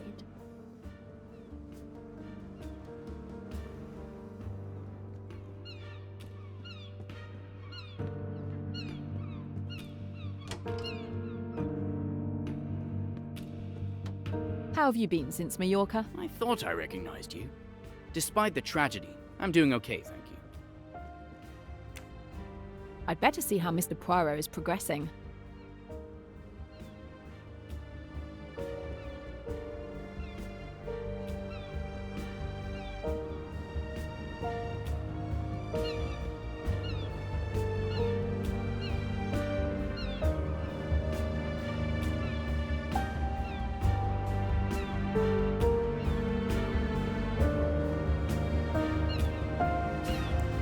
Mrs. Otterbourne, my associate found what was hidden in your typewriter.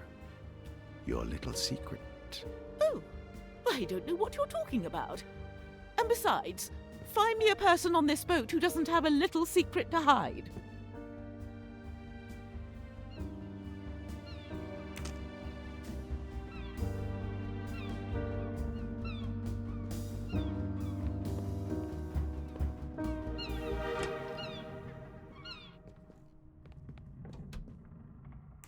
We noticed that the stylus of your record player is missing from your cabin. Yes. I lost it somewhere while we were shifting our luggage in Aswan. That's unfortunate. The record player won't work without it.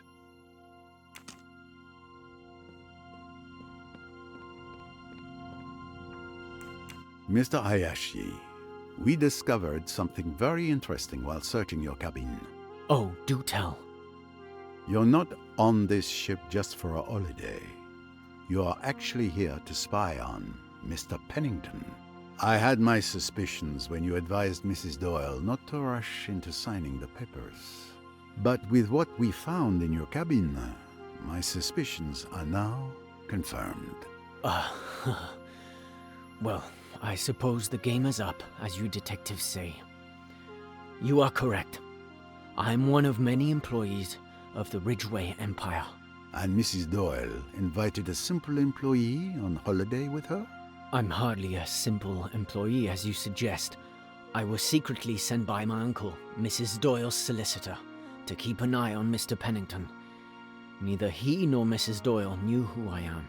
You were suspicious of Mr. Pennington? Mrs. Doyle's right-hand man and a trusted friend. I don't know all the details, but my uncle discovered some unreported financial movement in Mrs. Doyle's accounts over several months. We suspected Mr. Pennington of misconduct. When we learned he was in Egypt, it raised a red flag for us. So your mission was to protect Mrs. Doyle from Mr. Pennington? If necessary. The Ridgeway dynasty's fortune attracts the interest of many unscrupulous characters. And now, with Mrs. Doyle's tragic death, it seems our fears may have been justified. I see. I thank you for your frankness, monsieur.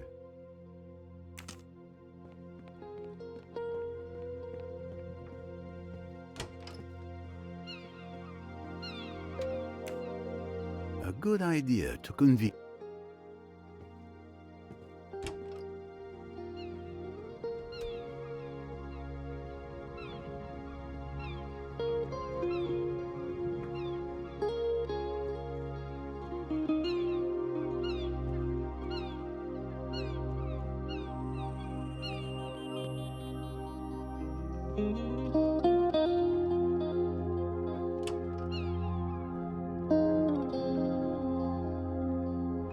Tim Allerton's book. It won't open. It won't open.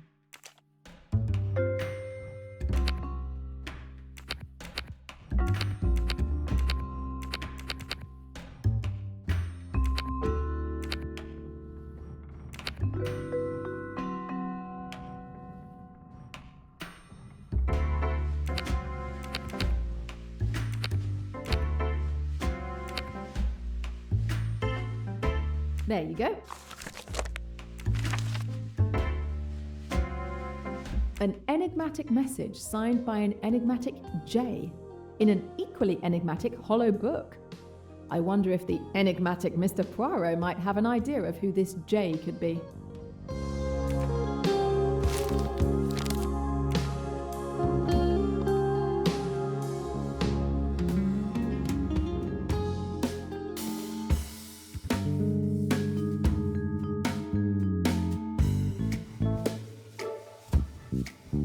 I don't think so. It doesn't seem to fit. Exactly! That's it! Mr. Poirot told me that Joanna Southwood, the jewel thief from Chez Ma Tante, is Tim Allerton's cousin. It's a reasonable bet that this J refers to Joanna. I was born to be a detective.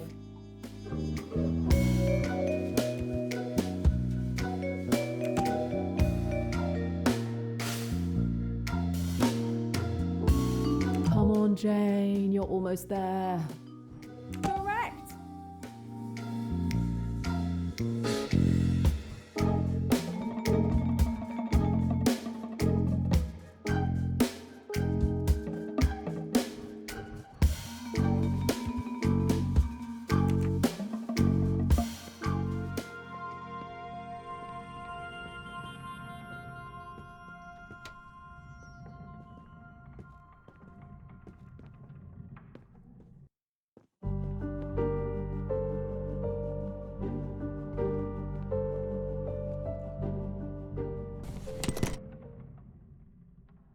A record player without a stylus. Strange. I'd have to ask Mr. Allerton.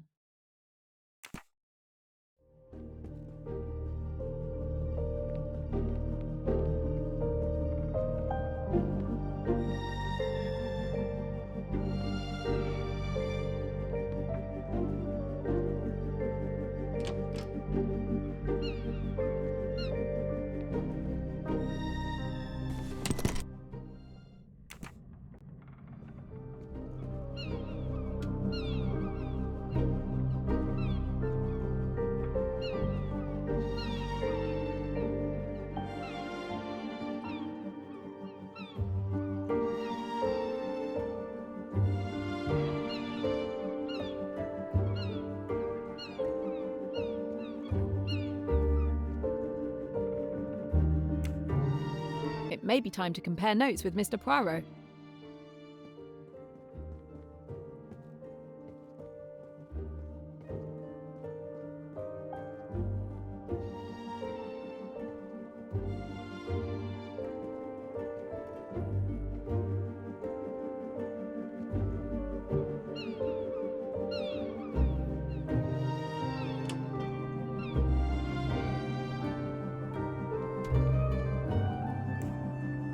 Lynette Doyle's pearl necklace disappeared last night. Can you tell me anything about that? You're the first to tell me the news. I didn't even know it had been stolen. The thief will make a fortune if he can sell it, but he doesn't stand a chance if you're there to stop him.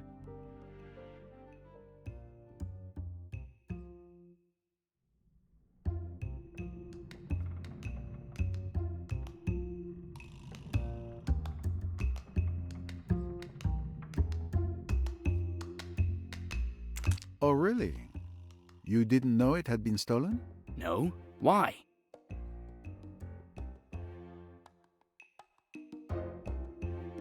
What evidence can help me prove he's lying?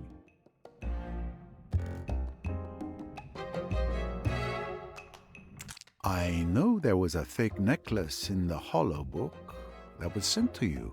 You know, do you? Where's the proof? The message that talks about a defective shipment, which matches the fake necklace with a flawed copy. Not to mention, you were one of the 3 suspects in the theft of Mrs. Leach's bracelet in Mallorca. Shall I go on? Where is the real necklace if you think I'm the thief? Enough lies. Give me the missing piece of your record player. Tell me where you've hidden it, or I will advise Miss Royce to destroy your record player to open it. All right, no need to destroy everything. Here it is. But I fail to see how this helps you. We had missed this during the search. Thank you, young man. There is no need for you to understand. We found a message signed J in a hollow book. We also found a J traced in blood on Lynette Doyle's wall. A coincidence, perhaps? If you think I killed Lynette, you're nuts. But, well, okay. The J in the message is for Joanna Southwood. Joanna is my cousin. You know her, right? She told me you met her at Chez Ma Tante, the night that fool's wedding proposal backfired. Yes, she was the engagement ring's thief. Who saved Lynette from a disastrous marriage.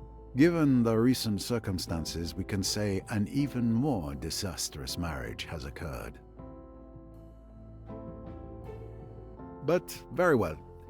It is your cousin who sends mysterious messages in hollow books? Yes, we've done it since we were kids. There's no harm in it. We'll leave it like that then, for the moment.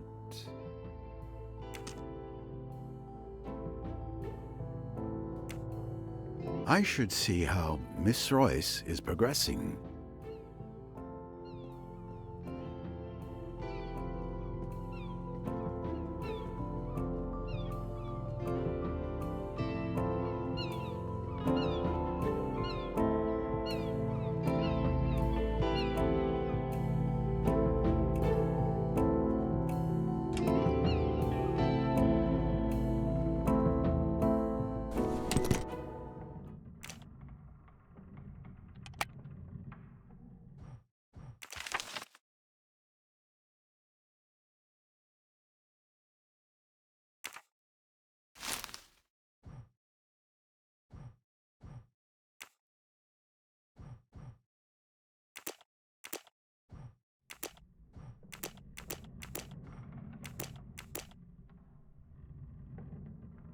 Bingo. There it is at last. The pearl necklace. So Tim Allerton is the thief. But is he also the murderer?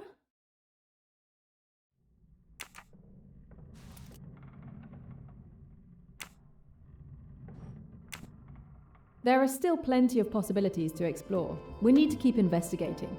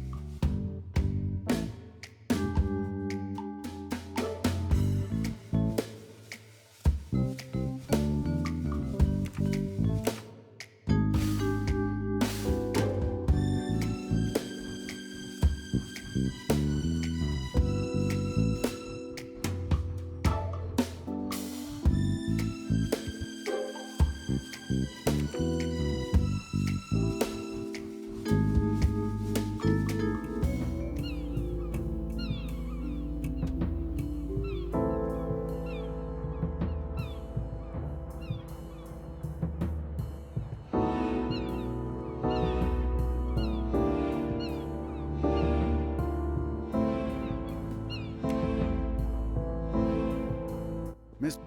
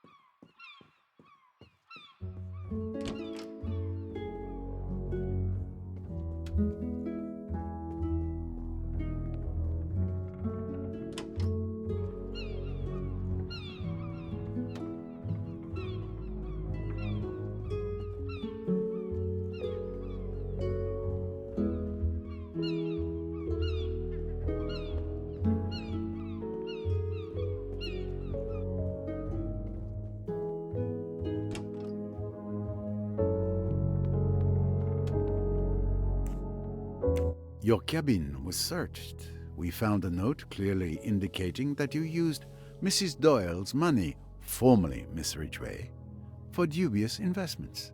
Nonsense. I merely borrowed the money, as is my prerogative, and unfortunately the investments went awry. All I wanted was to help Lynette diversify her portfolio, but I felt guilty enough. I fully intended to recoup her losses, but such a sum isn't easily gathered at the snap of a finger. Her death suits you then. You no longer need to repay anything, and Mr. Doyle being far easier to swindle than his late wife. Careful, sir. Don't poke your mustache where it doesn't belong. Lynette was like part of my family. I swore to her father on his deathbed that I would look after her. How dare you insinuate that I would take advantage of the death of someone so dear to my heart? I make no apologies. I'm simply following wherever my mustache leads me.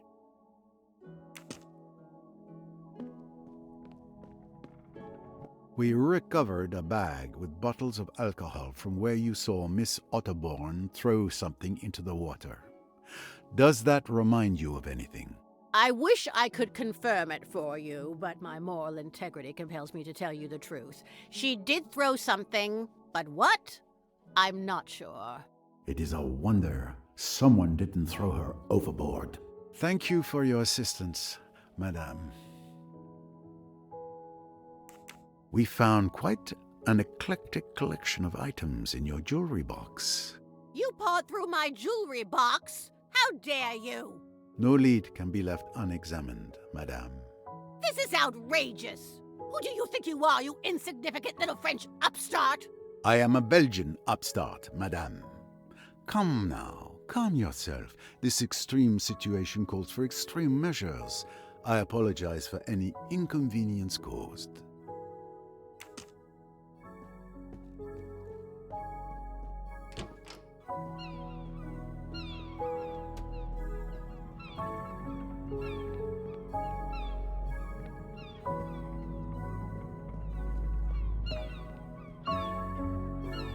We retrieved bottles of alcohol from the spot where you threw the bag. Are you still sure you don't want to amend your statement? Oh, really? And if it had been a tire, would that have been mine too? I'm not responsible for everything people throw into the Nile. What can you tell me about last night? My mother and I went to bed around 11 o'clock. Rats! There I am again, securely tied to her apron. I didn't hear anything except some commotion near Dr. Bessner's cabin. It was stifling in our cabin. I couldn't sleep. Around 1 a.m., I went out on deck for some fresh air. I didn't stay long. I went back to sleep afterwards. I had no idea what had happened until this morning.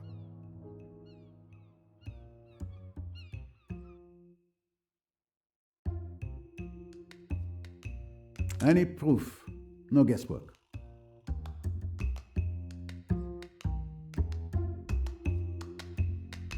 Please, I know what you've done. What do you mean?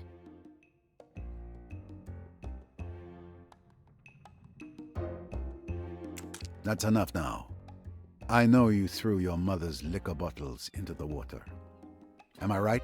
Yes, you're quite right. I was a fool not to say so, I suppose.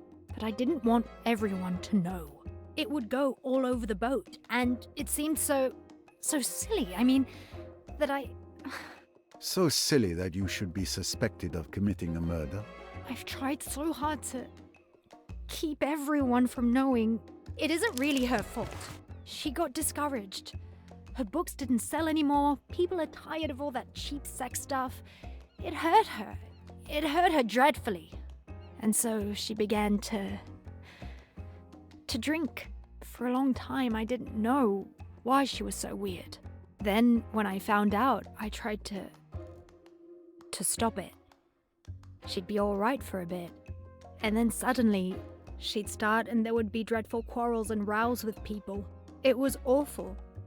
I had always to be on the watch, to get her away. And then she began to dislike me for it. She's turned right against me. I think she almost hates me sometimes. Pauvre petite. Don't be sorry for me. Don't be kind. It's easier if you're not. I'm so tired. I'm so deadly tired. I know. People think I'm awful. Stuck up and cross and bad-tempered. I can't help it. I've forgotten how to be nice. You have carried your burden by yourself too long. It's a relief to talk about it. You've always been kind to me, Mr. Poirot. I'm afraid I've been rude to you often. Are you going to tell everyone? No, it is not necessary. Just tell me what I want to know. Now tell me, mademoiselle, Miss Van Schuler saw you. Did you see her? She says that she looked out of the door of her cabin. I don't think I should have seen her. I just looked along the deck and then out to the river. Did you see anyone at all when you looked down the deck? No, I saw nobody. I thought the splash heard by several witnesses was the murderer disposing of the revolver. But it was only Rosalie Otterborn throwing away evidence of her mother's alcoholism.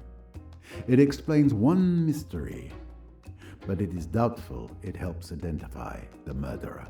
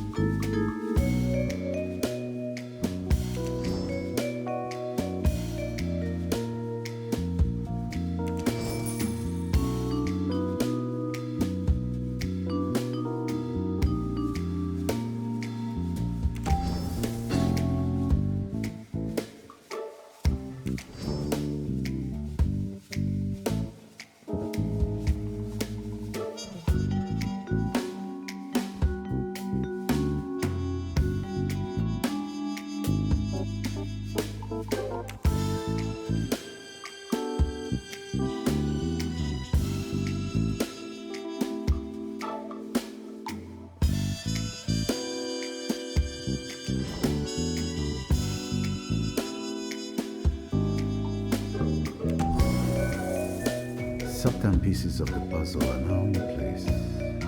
It's clear that Rosalie must have seen Tim when he came in or out of Lynette's cabin with the necklace.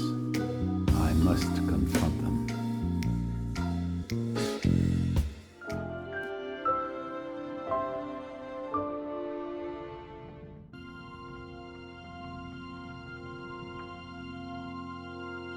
Thank you all for coming. Anything I can do? In a sense, perhaps, what I really require is for you to listen. Certainly. I'm the world's best listener. Can be relied on to say ooh at the right moments. That is very satisfactory. Ooh would be very expressive. Eh bien, let us begin. We found Lynette Doyle's real pearl necklace in your cabin. There's no doubt. You are the thief. I suspected you had found the necklace, seeing as you allowed everyone to return to their cabins. Let me continue. During my investigation with Mrs. Leach, the victim's bracelet was also stolen and replaced with a fake. You were one of my 3 suspects. So given the circumstances and the identical MO, it had to be you who stole Mrs. Leach's bracelet. But that's not all. You have an accomplice, your cousin, Joanna Southwood. She identifies the jewelry to be stolen at social events, has a fake made, and sends it to you in a hollow book, which is never suspected by customs. Your cousin was a good friend of Lynette Doyle, so it was easy for her to identify and perhaps even borrow the famous pearl necklace, so it could be duplicated.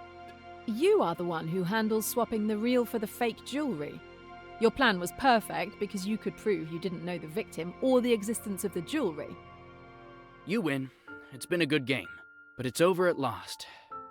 There's nothing for it now, I suppose, but to take my medicine. Do you realize that you were seen last night? Seen? Yes. On the night that Lynette Doyle died, Miss Rosalie Otterborn saw you leaving Mrs. Doyle's cabin just after 1 in the morning. Rosalie, you saw me? But she didn't say anything. It was my little grey cells that deduced it. Why wouldn't you say you had seen me last night? I thought they might suspect you. I couldn't believe that you'd kill anyone. No, I'm not the strong stuff murderers are made of. I'm only a miserable sneak thief. Don't say that. But why did you do it? You, who has everything. Oh, I don't know. Boredom, laziness, the fun of the thing. A much more exciting way of earning a living than just sitting at a miserable desk all day translating texts. Rosalie, would you... You know what I mean? Would you always despise me and throw it in my teeth? Well, there are things you could throw in my teeth, too. Rosalie, darling. That's very sweet. But there is a very good case against you, Mr. Allerton.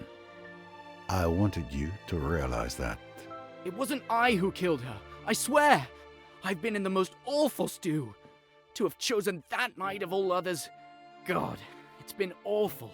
If there's something that could help your case, now's the time to say it. It might be insignificant, but when you asked if I heard anything, I lied.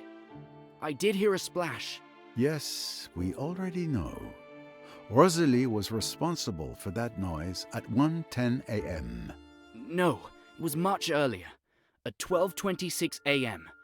I was waiting in my cabin for the right moment to move, and I checked the time, and it was toward the bow, no doubt. What? But that changes everything. Not now. Sir, come quickly.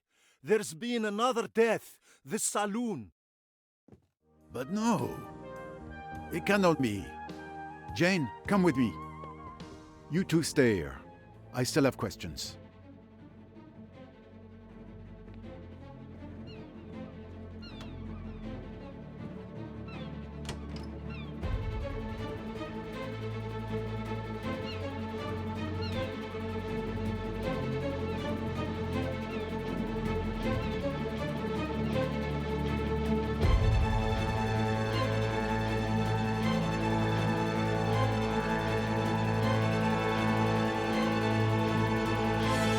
This is horrible. I don't understand. She was reading there just 10 minutes ago. I stepped out and when I came back, I found her like this. Step away from the body. Touch nothing. I need to inspect. A thin weapon, very sharp, has slit the throat. Possibly a scalpel. a torn piece of a $100 note in her hand.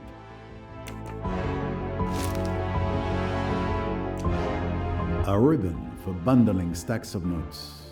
There must have been $10,000 here at least, but the money is missing.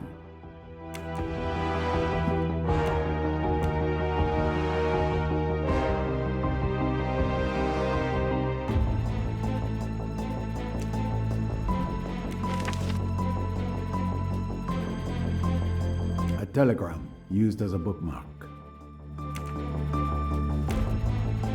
I can already say that Louise Bourget had her throat cut with a sharp object. The $100 notes are nowhere to be seen. And this telegram with a coded message: potato, dress, cradle, 32, beetroot. Potato. Dress. But I know this code. It's the same as the one I found in Mallorca and Cairo. Show it to me.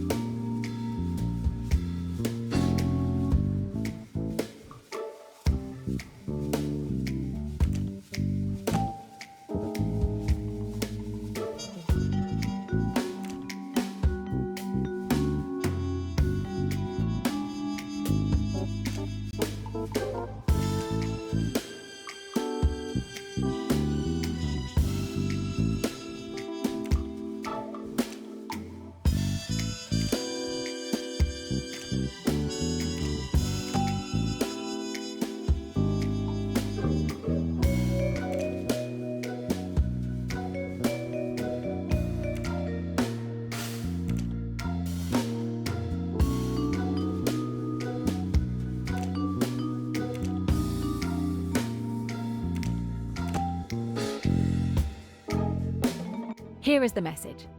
A prisoner escaped from Cairo on February 21st. Cairo has been busted. Cancel the transaction at Abu Simbel on February 22nd. Return to Cairo via Karnak, then to New York. Attention, surveillance should be increased. Should we send men? The prisoner is me, and the package is crates of smuggled weapons. So this telegram was clearly intended for the killer I'm looking for. Louise Bourget could be Emmy's killer. No, I understand how you could come to that conclusion. But this telegram was not intended for Louise Bourget. It was for someone else.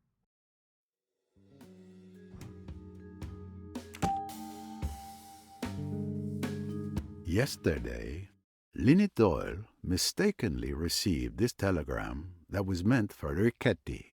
When she returned it to him, he was furious that she had read it by mistake. Now, I understand why. Riquetti is your man. Where's Riquetti? He was right there. He's gone.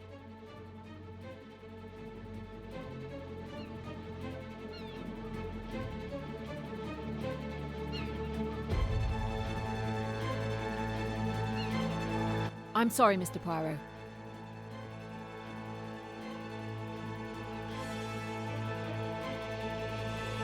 Of course. Miss Royce, good luck.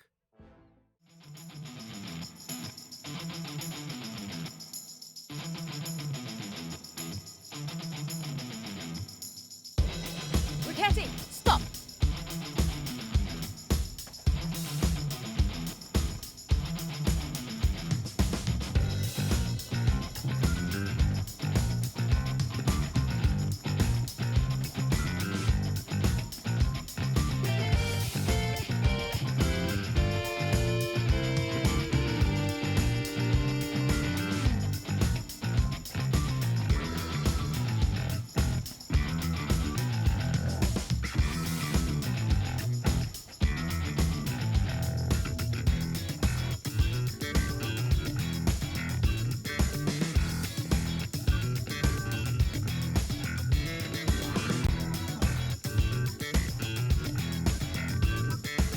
The village, of course. He'll be looking for transportation. He didn't have time to go far. He has to be hiding here. Someone has to have seen a stranger.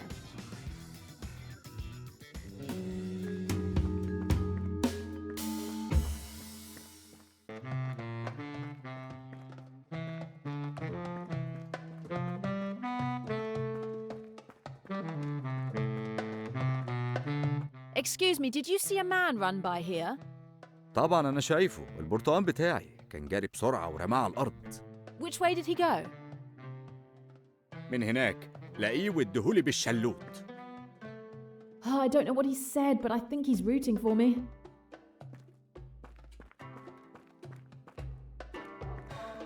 Excuse me, did you see a man run by here? راجل كان بيجري؟ شفته راح من هناك.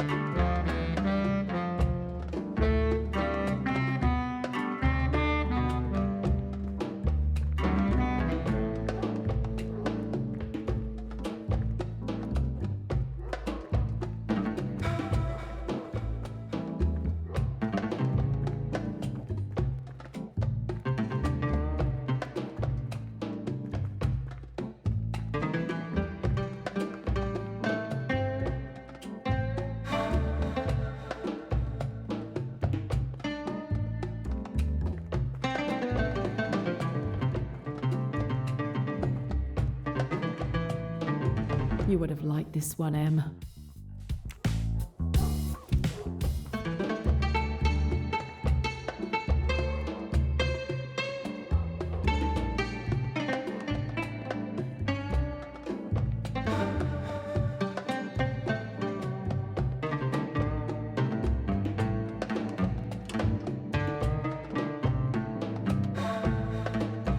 Hello, miss. May I help you? I hope so. I believe a man came in here a few minutes ago. This is an official office for the mail. Who are you to ask me about other customers? I'm a detective in pursuit of a dangerous criminal. I'm very sorry. The regulations, you see, they are very strict. He gave you a message, didn't he?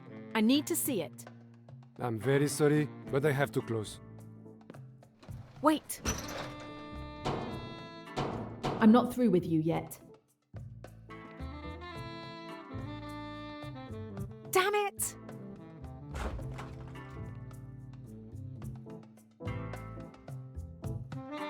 Are you mad?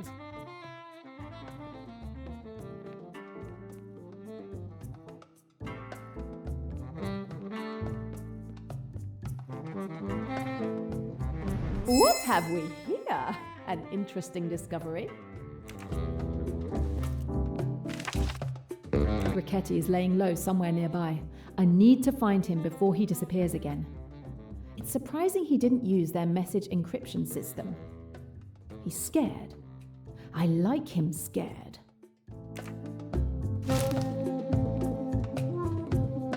What's this story about a red salamander?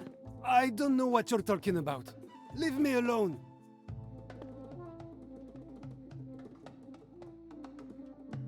Never mind, I'll manage on my own.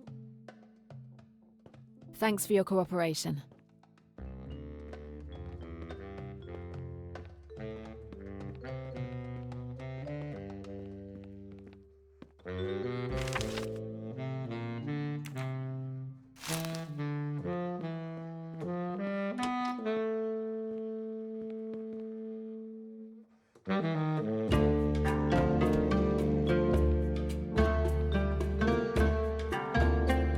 Hello, I'm searching for a red salamander. مفيش وقت.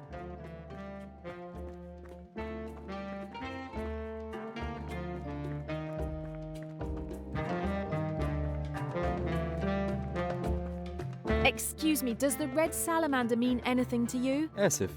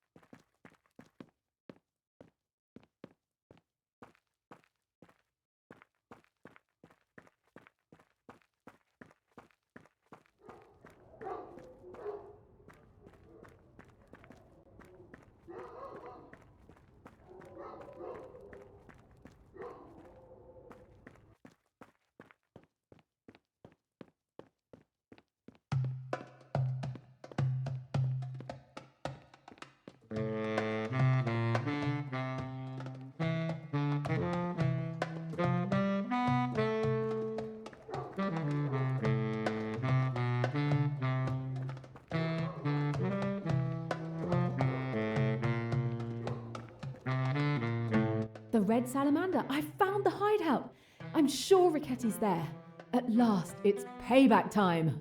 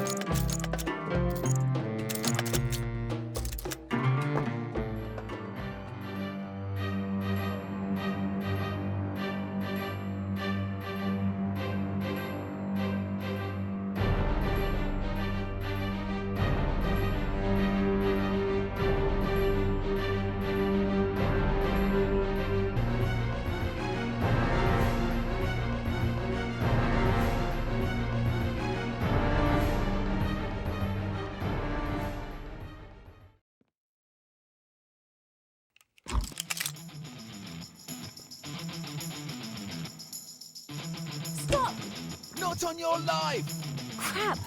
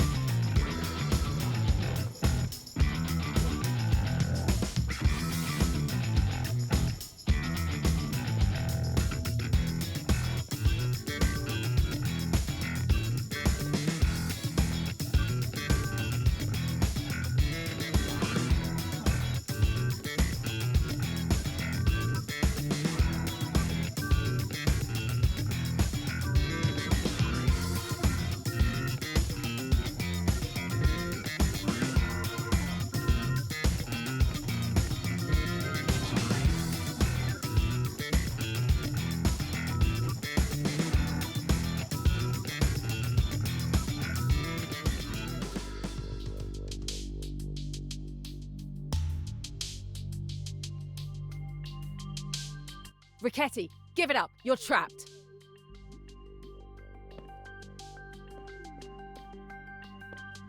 He is injured. He won't get far.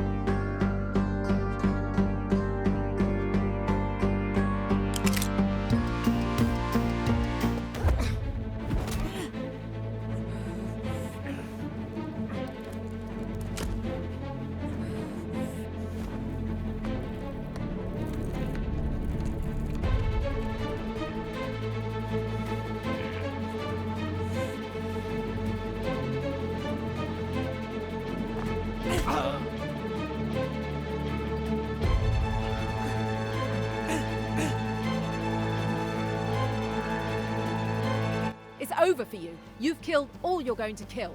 I didn't kill that servant, and I didn't kill that stupid rich bitch. Why would I? I barely knew them. Cut the crap. I know you're the spider. And Emmy Duns. Maybe you barely knew her too? You just killed her for the thrill of it? Duns? Name doesn't ring a bell? August 3rd, 1974 in London. You shot her in the street because she had enough evidence to close down AWL. Ah, the Chinese restaurant hit. Is that what this is all about? She was snooping around too much for some friends of mine to let her continue. A friend of yours? She was much more than that, you bastard. Listen to me. It was a simple contract. Nothing personal. Who at the Spire ordered the murder? All I can tell you is that Kapoor alerted us that your girlfriend was threatening the organisation. They sent me. Who is they? They didn't sign a purchase order. In that case, what? Am I going to have to settle for you? That suits me fine. At least I'll have avenged Emmy. Do what you think is necessary. I can't stop you now. But know that I'm sorry for your friend. It was just business. It wasn't personal.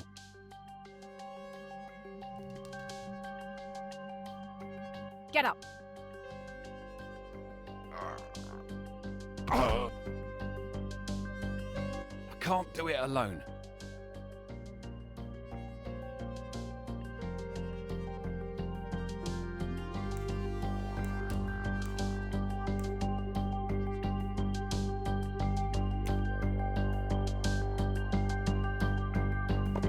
Ouch!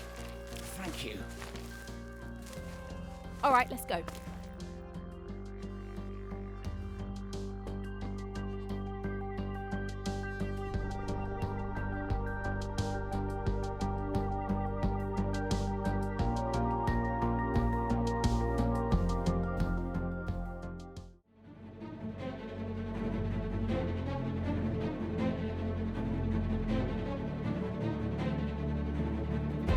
Where's Riccati?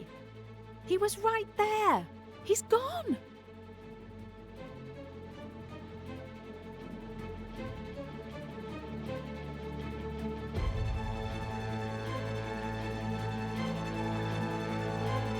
I'm sorry, Mr. Poirot.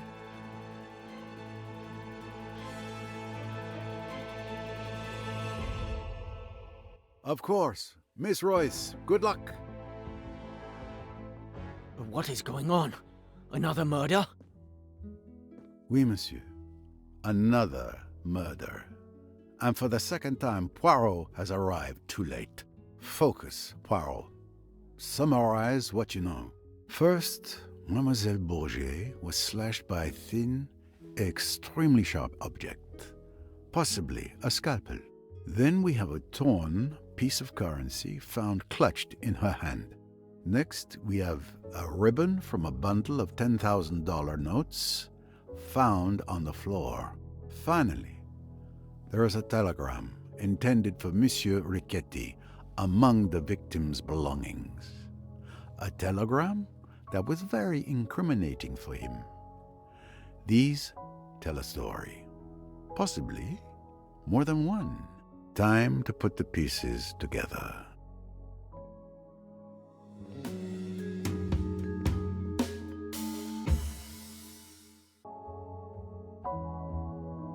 A thin weapon, very sharp, has slit the throat, possibly a scalpel. A torn piece of a $100 note in her hand. A ribbon for bundling stacks of notes.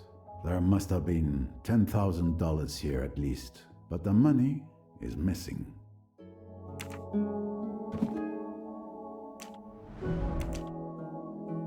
This is where I found Mr. Riccati's encrypted telegram.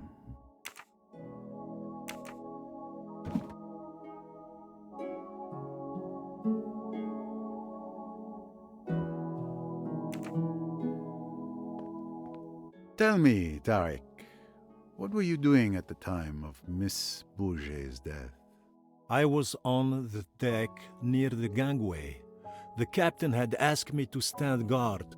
And you didn't see anything unusual or unexpected? Not really. I saw Mr. Hayashi and Mr. Allerton leave the saloon together. Mr. Hayashi called out to me to ask if I wanted to play billiards, but I declined. After all, I was on duty, no time for games. Mr. Hayashi, what can you tell me about Mademoiselle Bourget's death? Let me see. I spent the afternoon playing billiards with Tim.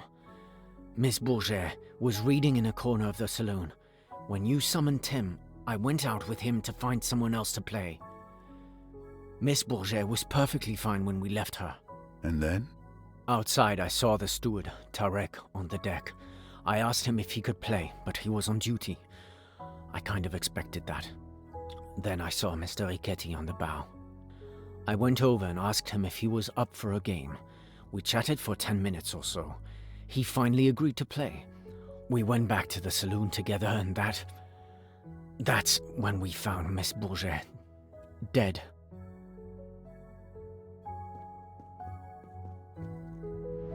Ah, my collection is growing.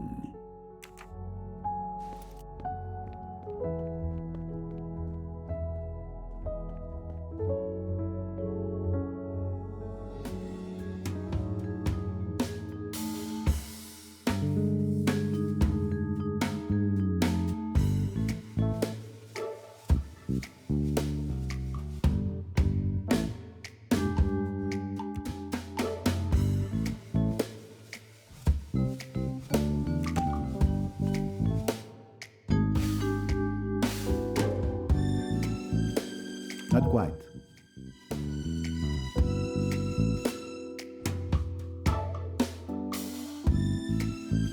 Superbe.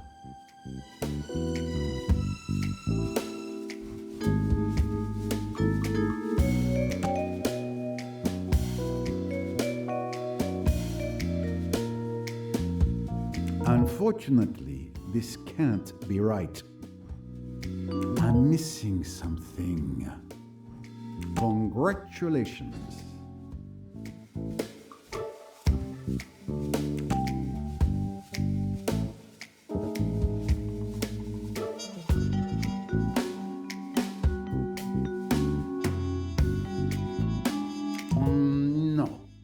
No, that's just not logical. All right.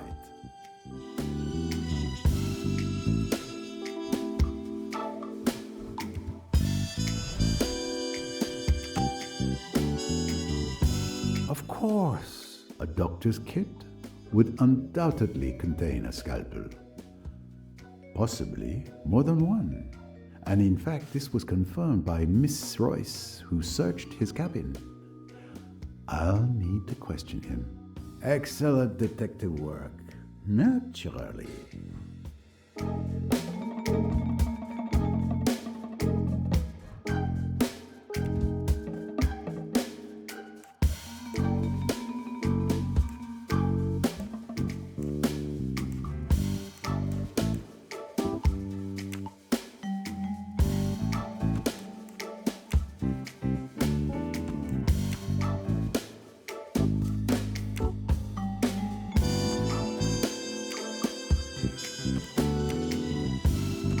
Come on, you can do it.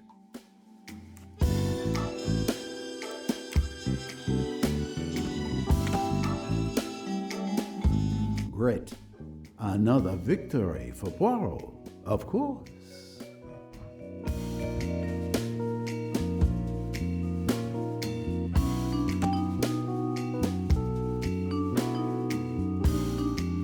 Exactly, that's it.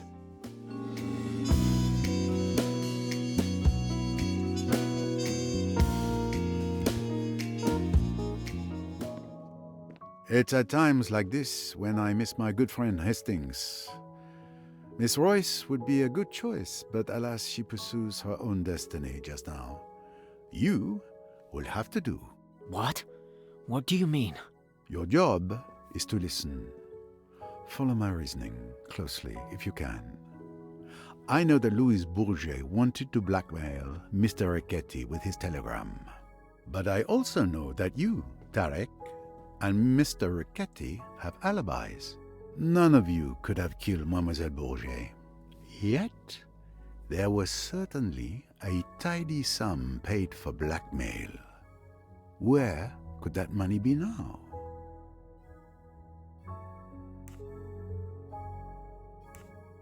So, oh, I see. You want my opinion so you can tear it to shreds. Could Riquetti have taken the money without killing Miss Bourget, then fled? Impossible. He was with you during the murder. Plus, he would have destroyed the incriminating telegram instead of leaving it at the crime scene. Very well. Let me think. Well, it seems obvious then that Louise was blackmailing someone else. Excellent. Indeed. Louise Bourget must have been blackmailing both Riquetti and another person on his boat, connected to another case. Which one?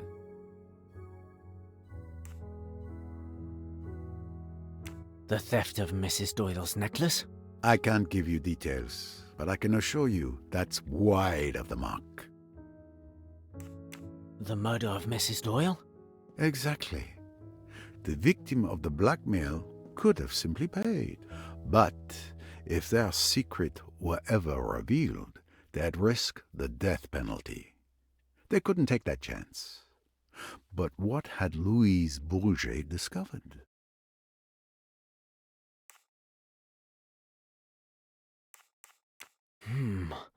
Could she have discovered where the murder weapon was? No, I'm sorry, my friend. If Louise had the weapon alone without knowing who it belonged to, she wouldn't have known who to blackmail. Louise had discovered the identity of the murderer. Precisely. Louise knew who murdered Mrs. Doyle. She wanted to blackmail that person instead of telling me. Instead of getting paid by the killer, she paid with her life. But what about Riquetti? I'm afraid Miss Bourget saw the rewards of blackmail, but not the danger. She must have planned to blackmail Riquetti as well. But she was killed before she could. Of course. You're right, Monsieur Poirot. It's brilliant. Yes, I know.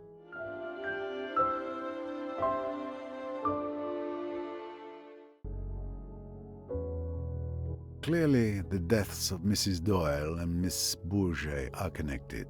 It's possible that the same person murdered both women.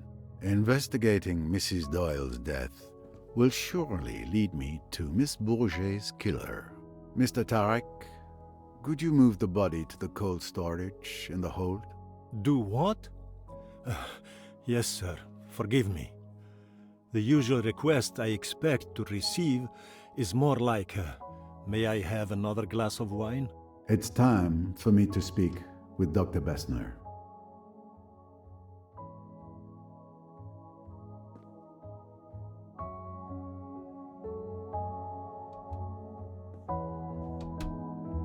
Dr. Bessner, sorry to disturb you. Mr. Doyle, how are you? My leg is in pain, but Bessner has some marvelous little pills in that bag of his that help. His condition has worsened. He has a fever. We really need to get him to the Aswan hospital as soon as possible. Yes, it won't be long now. We're waiting for Miss Royce to return before we leave. In the meantime, could you show me your scalpels, please? I want to see if you might be missing one. Missing one? I assure you I take great care of my instruments. Louise Bourget was found with her throat slashed by a small, thin, sharp weapon. Probably a scalpel. Do you think I, Carl Bessner, who is so well known all over Austria, I with my clinics, my highly born patients, I have killed a miserable little femme de chambre? But it is ridiculous, absurd what you say. None of my knives are missing, not one, I tell you. They're all here, correct in their places.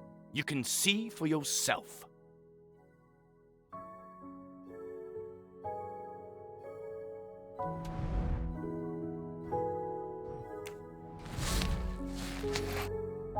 As expected, A scalpel is missing. Dr. Bessner, you are missing a scalpel. Was? This insult to my profession I will not forget.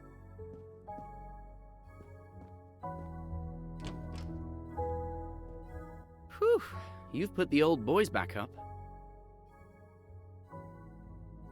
Ah, there you are, Monsieur Poirot. It is most important.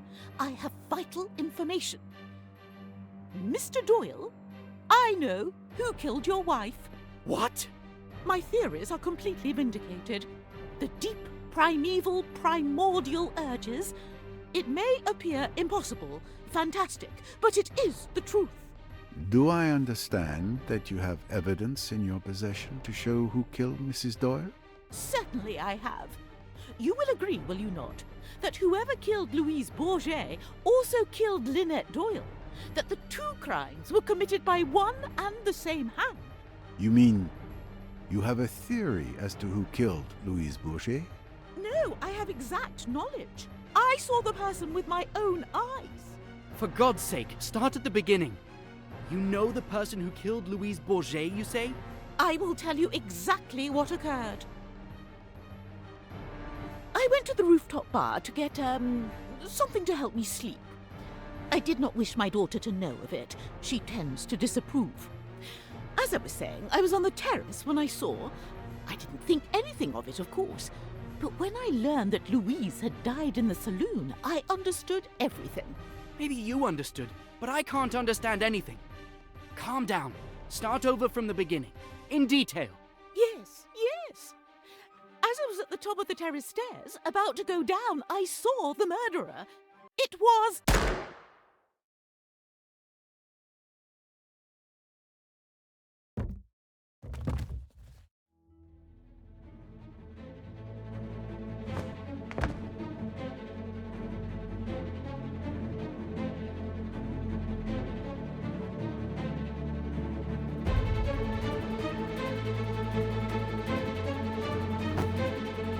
Good heavens, Poirot.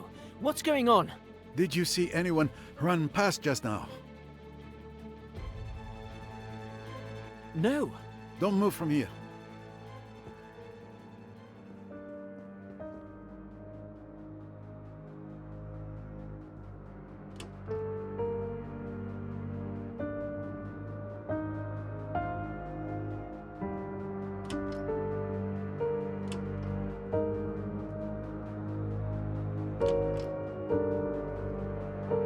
The murderer has vanished.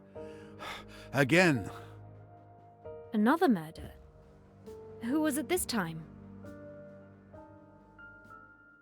I'm sorry.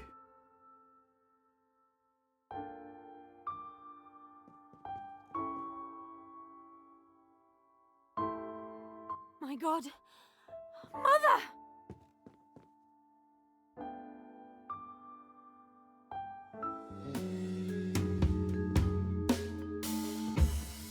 Did you see anything? No. I was in your cabin with Rosalie, as you had requested. We were talking when we heard the gunshot. Rosalie went white as a ghost and rushed outside. I followed her. I heard the shot, shouting, and went out. But I didn't see anyone either. It's horrible. Poor Rosalie. Yes, this cruise feels less upon the Nile and more upon the river Styx.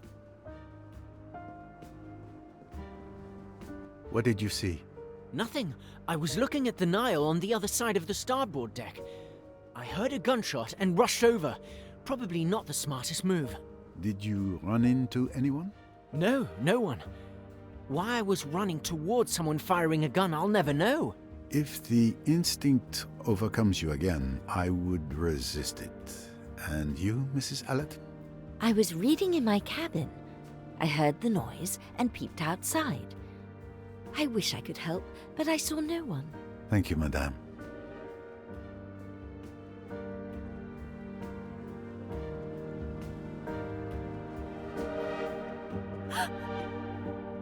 Miss Otterborn, I share your sorrow. I will need to examine the crime scene. Perhaps some fresh air would do you good.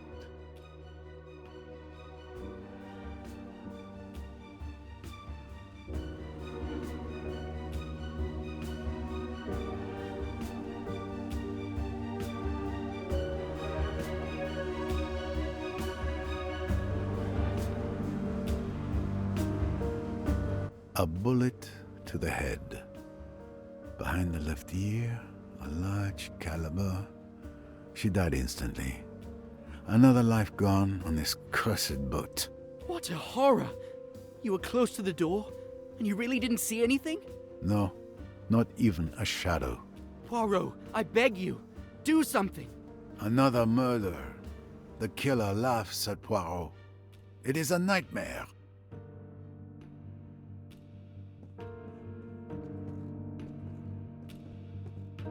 Did you witness anything that may help? You may not believe me, but after your outrageous accusations, I went to calm down on deck. I was at the stern, alone, when I heard the gunshot. I couldn't see anything from where I was. These ladies then arrived. Yes, we heard the shot. We came to see what was happening, and now there's another dead body. I have to get off this boat. Calm down, Cousin Marie, please. We were together, coming up from the lower deck. We didn't see anything at all.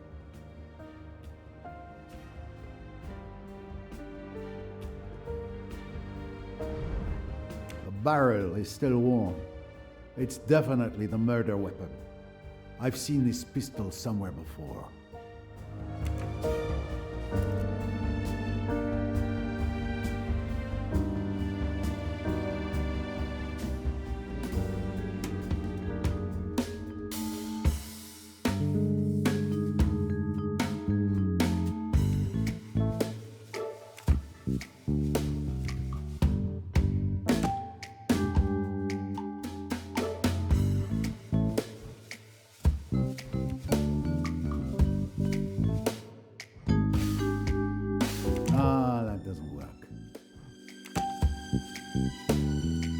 Yes, given the bullet impact behind Mrs. Otterbourne's left ear, the killer must have been to her left.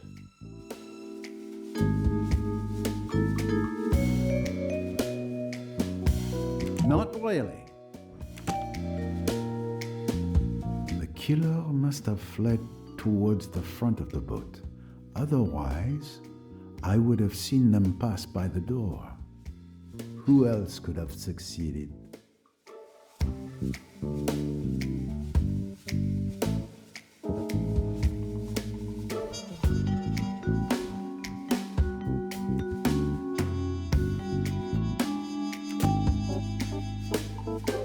Miss Royce told me she saw this pistol in Mr. Pennington's cabin. I'll need to question him once I'm done here. He should still be in the lounge. My little grey cells did not let me down.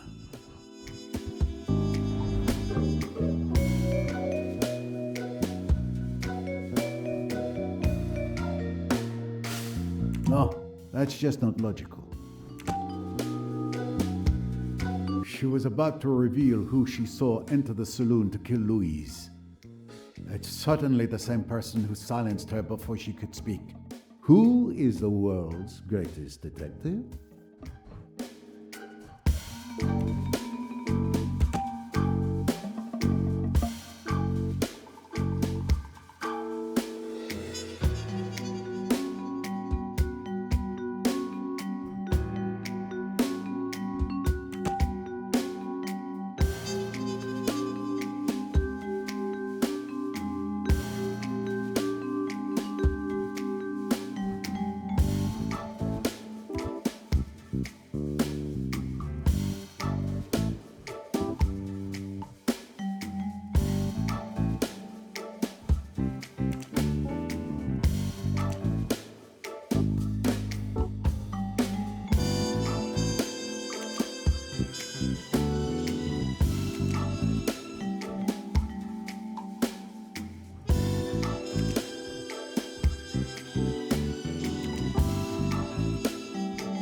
No, that's just not logical.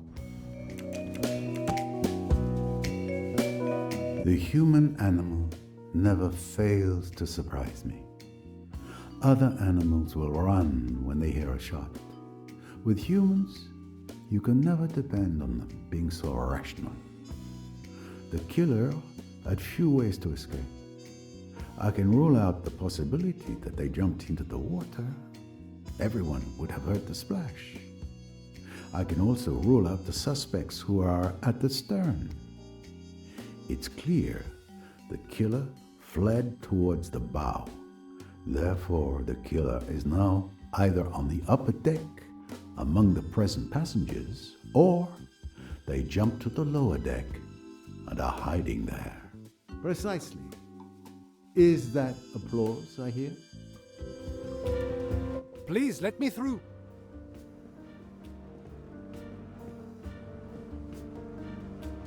I was informed of what happened. It's terrible. My sincere condolences, miss. Thank you, Captain. This situation is completely beyond me. What can I do to help, Mr. Poirot? We need to place Mrs. Otterbourne's body in the cold storage with the others. But, most importantly, we must ensure the safety of the other passengers. I'll see to Mrs. Otterbourne immediately. Tarek, Samir, come help me.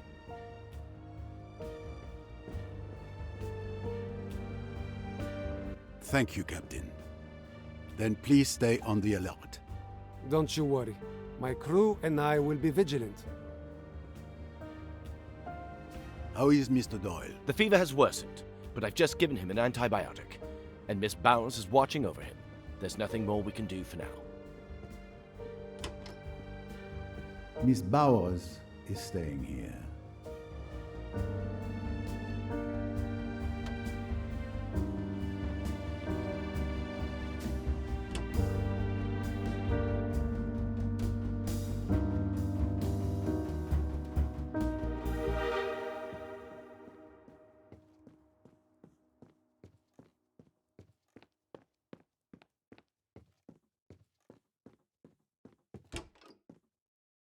Louise Bourget's cabin.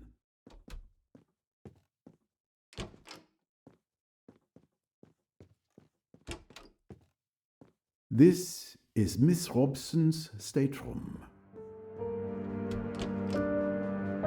An unoccupied cabin. It has no story to tell.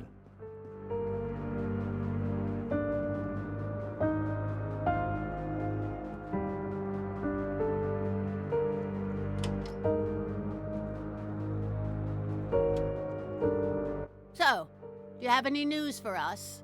I'm working on it, madame. We feel safer here, together. I just want to go home. I'd rather be here with everyone than alone in my kitchen. In cold storage, so...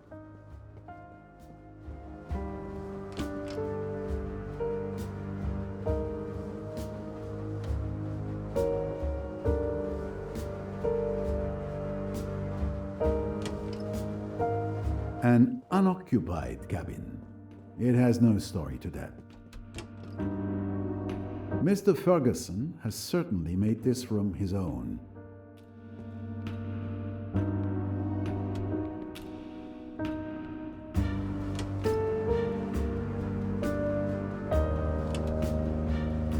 The cabin Guido Recchetti calls home.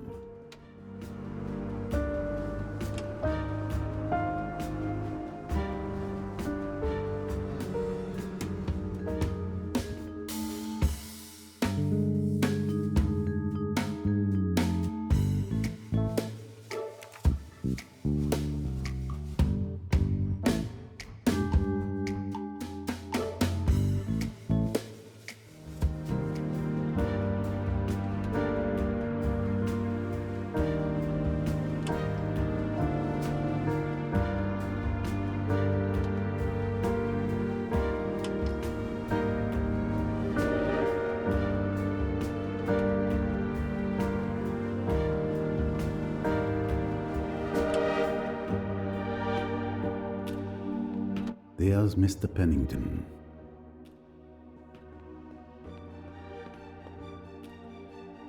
Mr. Pennington, didn't you hear a gunshot? I've been thinking about it, yes. I may have. Someone was shot? Mrs. Otterbourne. She's dead. Mrs. Otterbourne? Who on earth would want to shoot that harmless old lady? Someone who brought a gun aboard.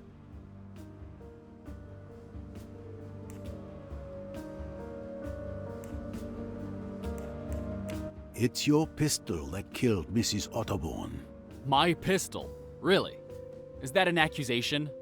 I haven't moved since the last time we spoke. And anyway, everyone knew I kept a gun in my cabin. I mentioned it at dinner. It's true.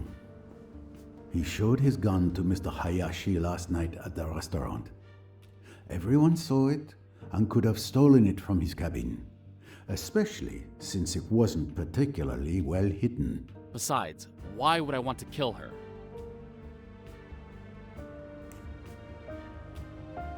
There is an obvious motive, monsieur. Mrs. Otterborn was killed because she knew who murdered Miss Bourget.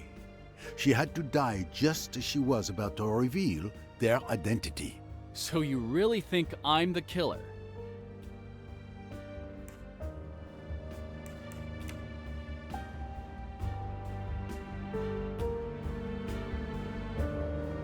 I admit, it would be a pleasure to solve this mystery by accusing you. But I know you're not the murderer.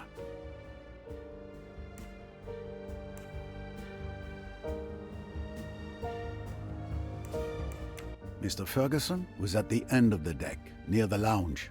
Either he saw no one or he's lying. And then he's our murderer, which logically means it's not you. And if he's telling the truth, it proves you didn't leave the lounge. Either way, his testimony clears you. At last, some sanity. Since you're not the police, would you kindly let me have my pistol back? I suggest you take better care of it. And do not be so very pleased with yourself, monsieur.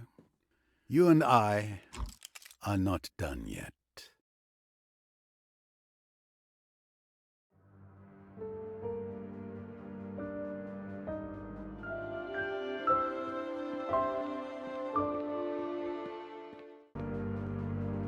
I've exhausted all the possible leads I had regarding Mrs. Otterborn's murder. It's obviously connected to Lynette Doyle. But how? I must return to her death. Solving that will lead me to whomever turned this cruise into a nightmare.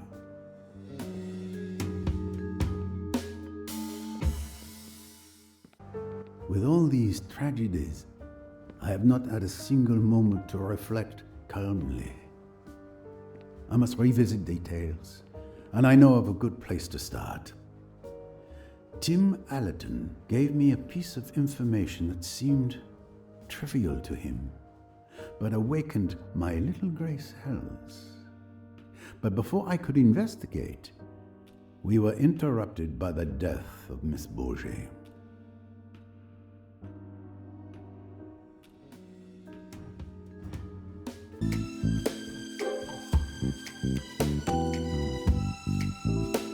What was it now? Ah, yes. Mr. Allerton told me he heard a splash at 12:26 a.m. near the bow. However, Miss Otterborn admitted to throwing her mother's bottles overboard at 1:10 a.m. near the stern. 2 splashes, 2 objects thrown into the water last night. I need to find out what the first one was.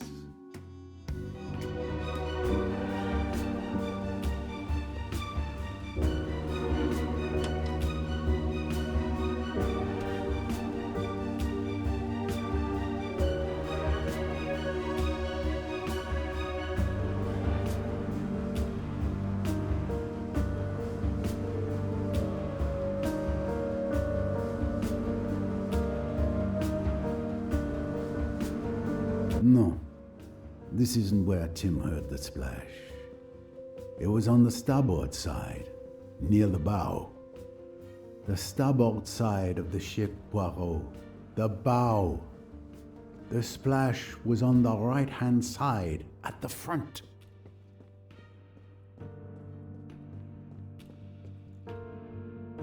Perfect.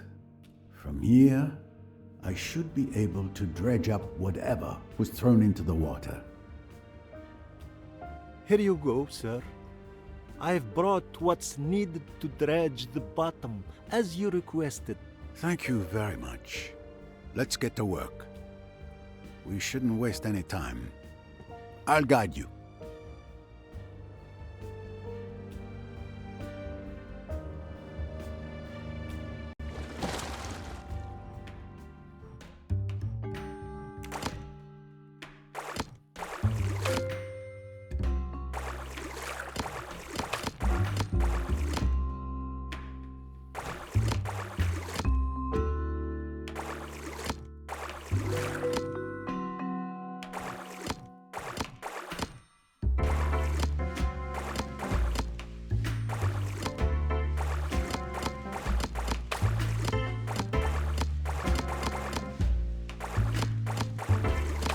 Wonderful. A successful catch indeed. Let's see what treasures you found for us. A can. It must have been down there for years. A worn shoe, falling to pieces. It serves some foot well. A Morse code bracelet. What an odd place to find such a thing. A plastic bottle, thoughtfully tossed overboard by a tourist, no doubt. These colors. I've seen this scarf somewhere before. It has a hole with burn marks on the edges. This handkerchief is quite ordinary, not expensive. It's stained red. Blood? No. After a night at the bottom of the Nile, the color should have faded. But the stain is still bright red, as if it were just made. It looks more like red ink. Ah, there you are, the infamous revolver of Mr. Belfort, and the presumed murder weapon. 3 bullets are missing. 3?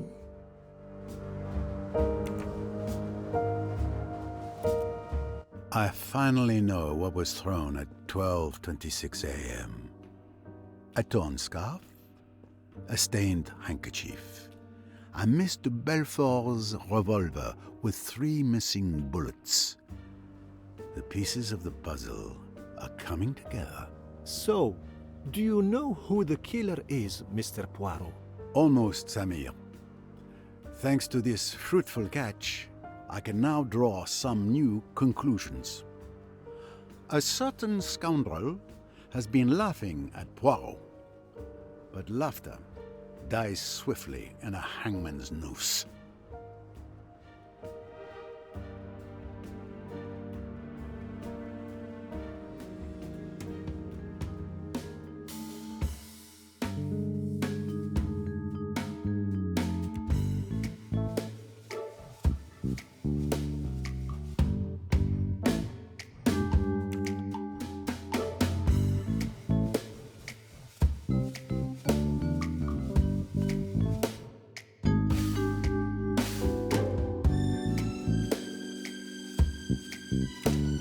No.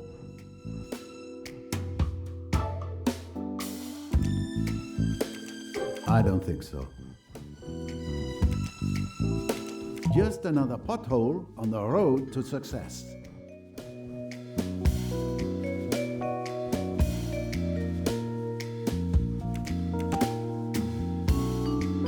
According to witness testimonies and my analysis of the crime scene, there were only 2 shots that night. The one fired by Mr. Belfort, which wounded Simon Doyle, and the one that killed Lynette Doyle. Another victory for Poirot, of course.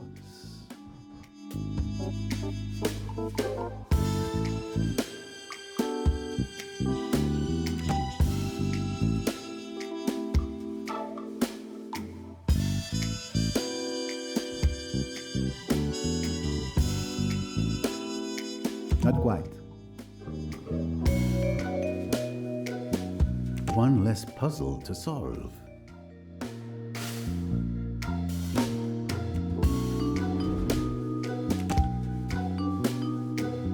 This scarf belongs to Miss Fanchula.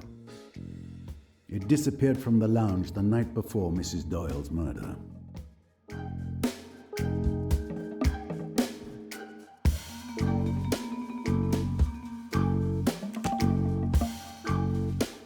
Given the size of the hole and the burn marks around it, it is clear someone fired a small caliber bullet at this scarf at close range. My little grey cells did not let me down.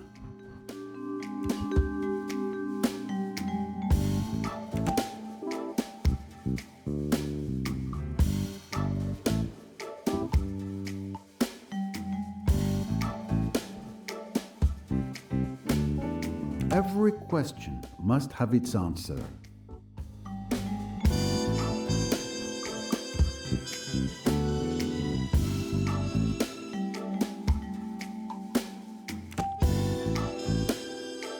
When I inspected Mrs. Doyle's cabin, I remember seeing a nail polish bottle labeled pink, yet the liquid inside was clearly red. The contents of that bottle deserves a closer look. Excellent detective work, naturally. Et voilà.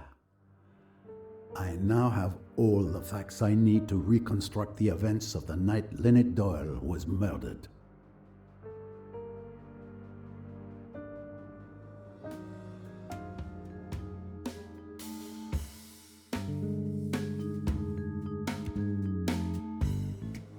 And with the help of my little grey cells, I will solve the murder of Mrs. Doyle.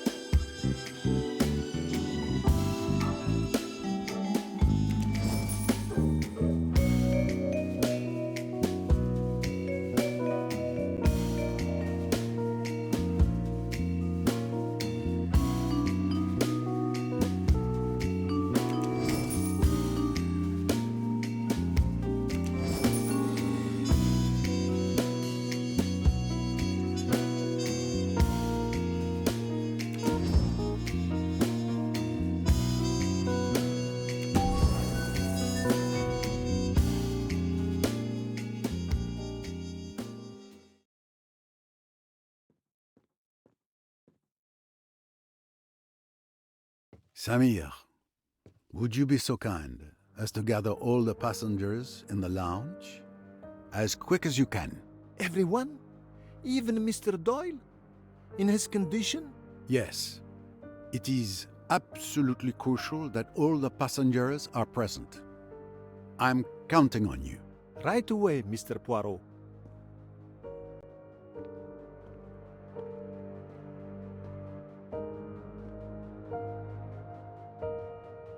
Miss Royce, finally here you are.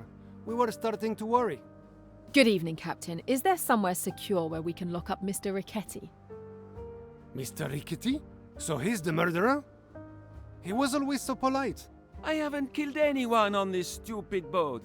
Contact the authorities. She kidnapped me. He's a professional hitman, extremely dangerous. He killed my partner. I understand. I am very sorry. Let me think. You understand we've already got the ship's mechanic locked up. Well, I suppose the second storeroom in the hold should do. Do you have a key? Yes, of course. But this is supposed to be a pleasure boat, not a present ship.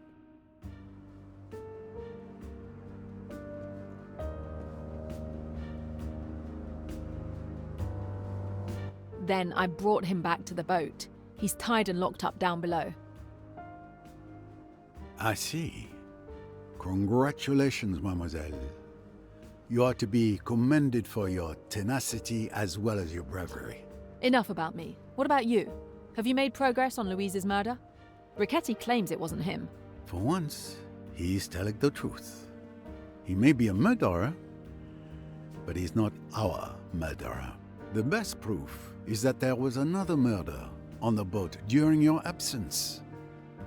Mrs. Otterborn is dead. Oh no, that poor lady. Who did it? I was just about to answer that question.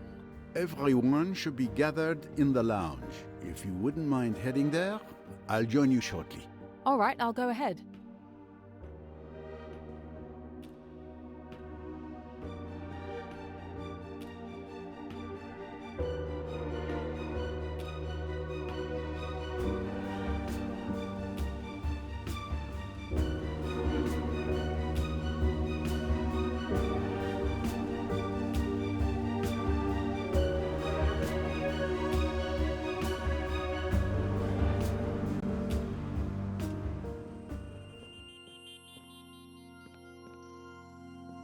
I see that everyone is here.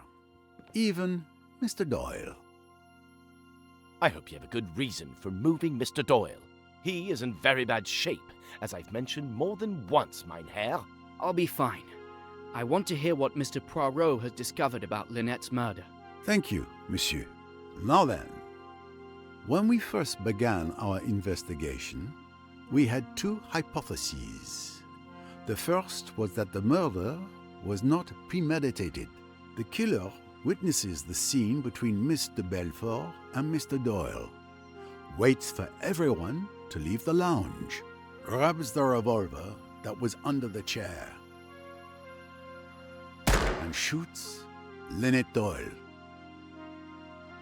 The second hypothesis was that the murder had been meticulously premeditated. Correct, Miss Royce? Correct. Very quickly, we were able to eliminate one of these two hypotheses.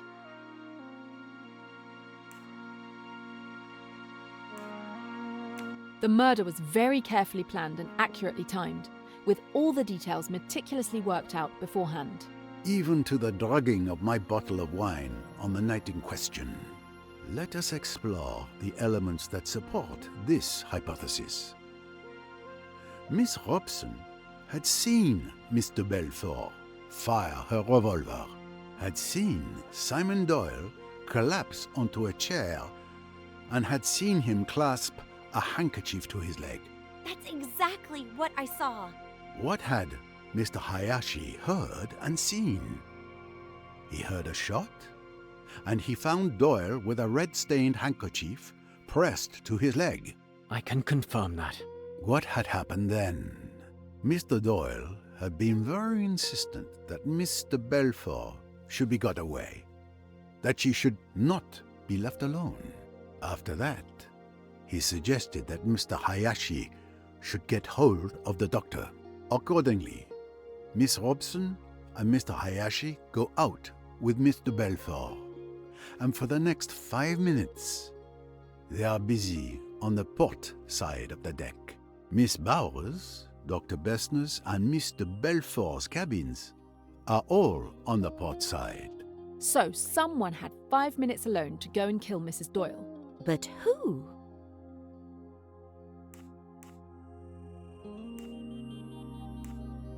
Simon Doyle. It is foolish, that. Do you think a man with a fractured bone and a splint on his leg could go walking about the boat and killing people?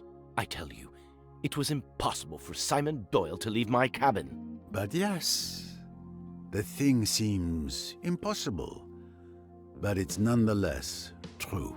During my investigation, I managed to retrieve Mr. Belfort's revolver, which had been thrown into the water. It was wrapped in a stained handkerchief. To an untrained eye, this stain could have been mistaken for blood. But Hercule Poirot's eyes are not untrained. The stain was in fact red ink contained in one of Mrs. Doyle's bottles of nail polish. So when Miss Robson and Mr. Hayashi saw Mr. Belfort shoot Mr. Doyle, and he writhed so piteously in pain from his injury, it was all a show.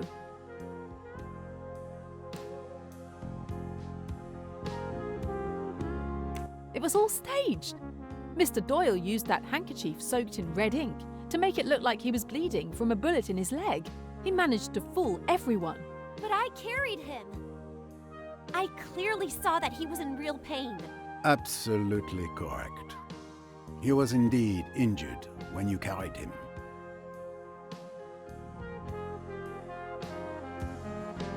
But you just said that... Patience, if you please. We're getting to the boldest part of this plan. As I mentioned earlier, after Mr. Belfort fired her shot, Mr. Doyle insisted that Miss Robson and Mr. Hayashi remove her from the lounge.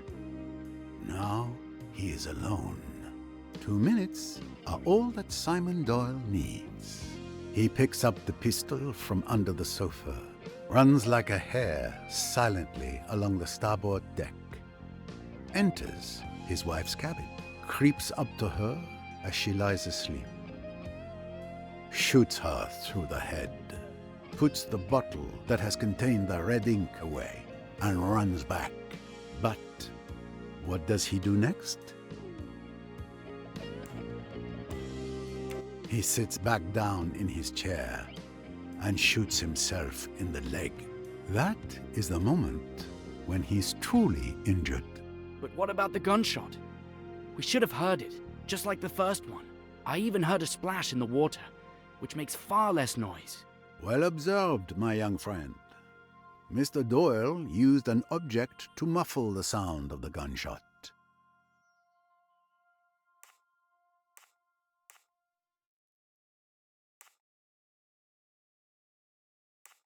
Remember, on the night of the murder, Miss Van Schuler had lost her scarf. In fact, it was Simon Doyle who stole it and hid it under a cushion, setting the stage for his crime. Scoundrel! How dare you involve me in your nasty schemes? We fished the scarf, the handkerchief, and Mr. Belfort's revolver from the Nile. As you can see, the scarf has a hole ringed with powder burns, caused by a bullet fired at close range. You, Dr. Bessner, examined Lynette Doyle's body. You will remember that the wound showed signs of scorching. That is to say that the pistol had been placed close against the head before being fired. So, that is exact. Now, thanks to this scarf, we know that the gunshot was muffled. This also wasn't the shot that killed Lynette Doyle, because as we also now know, that the burn marks on her skin means the gun's barrel was placed very close to her skin, with nothing in between. It also could not have been the shot Mr. Belfort fired at Simon Doyle, as no one mentioned anything about it sounding muffled. Given these facts, the conclusion is quite clear. A third shot was fired that night. The third missing bullet from the revolver. You make it sound so simple and logical. Because it is, Monsieur Ferguson. Miss Van Schuler's scarf was used to muffle the sound of the gunshot when Mr. Doyle shot himself in the leg. But that's not the end of the revolver's journey.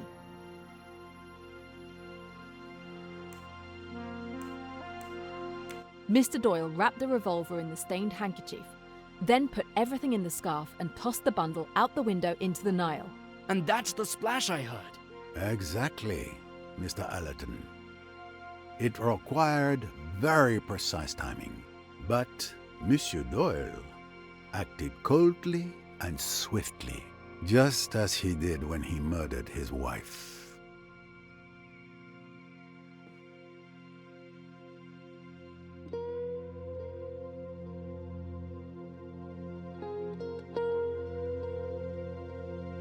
You certainly live up to your reputation, Mr. Poirot. Your theories are quite spectacular, but something is bothering me. If I am the villainous murderer who killed his wife, how do you explain the murders of Louise and Mrs. Otterbourne? What fantasies have you cooked up to explain how I could have managed those? And why? According to your theory, I was well and truly injured and bedridden in the care of Dr. Bessner all day. In fact, you're my alibi. I was even in the same room as you when poor Mrs. Otterbourne was killed. You're absolutely right, Mr. Doyle. I hope you didn't think I was done. Let us move on to the murders of those unfortunate women.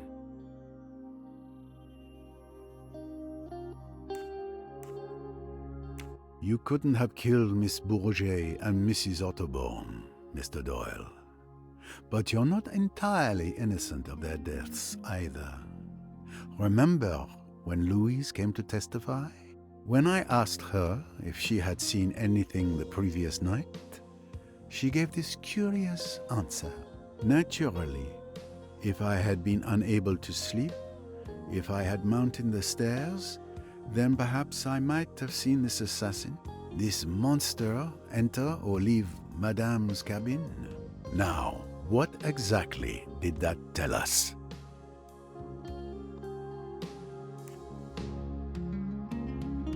Miss Bourget lied when she said she saw nothing. She had indeed seen the murderer, Mr. Doyle, enter Lynette's cabin. But instead of coming to me, she preferred to profit from her knowledge. She tried to blackmail Mr. Doyle. She sent her carefully worded message, and he responded, "You'll be quite all right. I'll look after you." Secret codes now? Really? Ridiculous. And you're still not answering my question. How could I have killed Louise in the saloon when I could barely walk? It's very simple. If you didn't kill Louise Bourget, then you must have had an accomplice.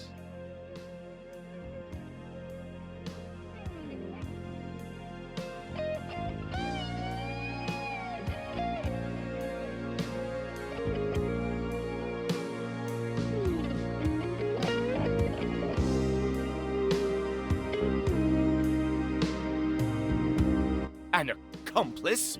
Are you accusing me?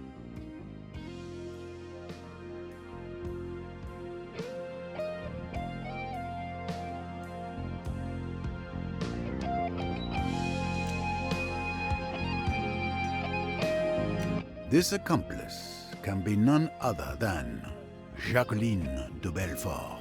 What?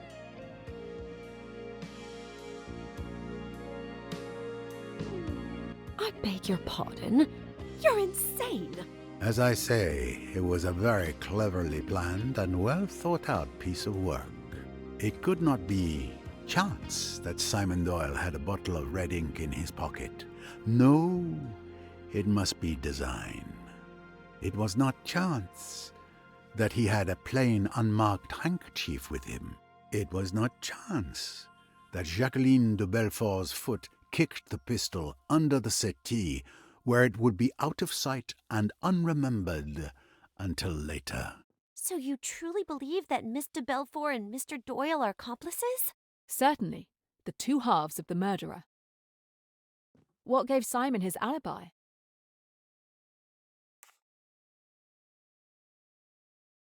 It's the bullet that Miss de Belfort fired into Mr. Doyle's leg that provided him with an alibi. Even if left alone, he wouldn't have been able to crawl to his wife's cabin to kill her. But Miss de Belfort didn't actually hit Mr. Doyle with that shot. He pretended to be injured, so crawling wasn't necessary. Now let's move on to the shooter. What gives Jacqueline de Belfort her alibi?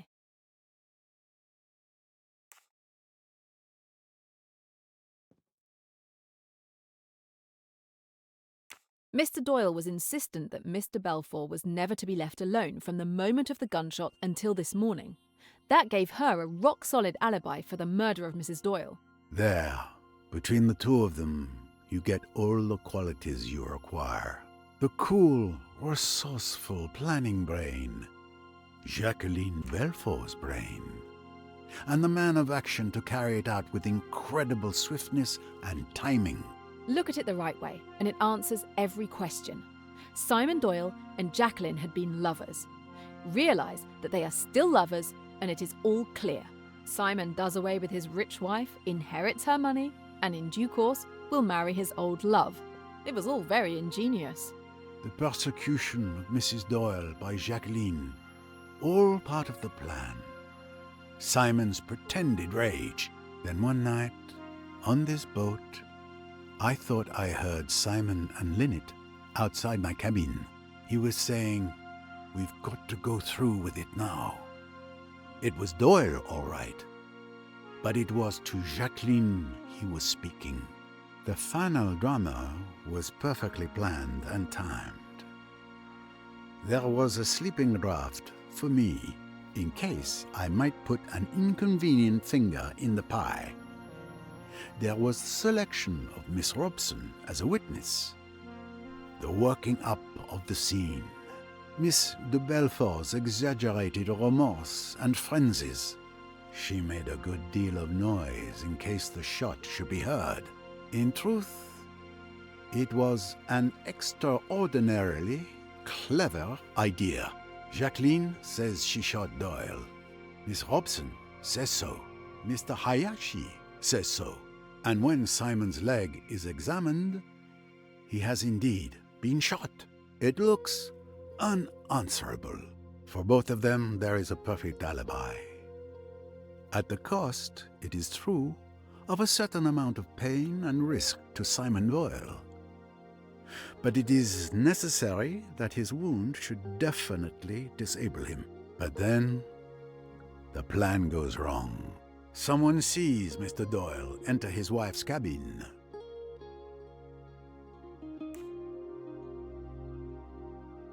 Miss Otterbourne did indeed see someone enter Mrs. Doyle's cabin.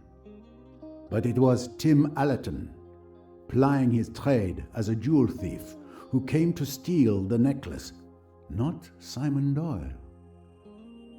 And that was well after the murder. Louise Bourget has been wakeful. She has come up the stairway, and she has seen Simon Doyle run along to his wife's cabin and come back. So she makes her greedy bid for hush money and, in so doing, signs her death warrant. But Mr. Doyle couldn't have killed her. No.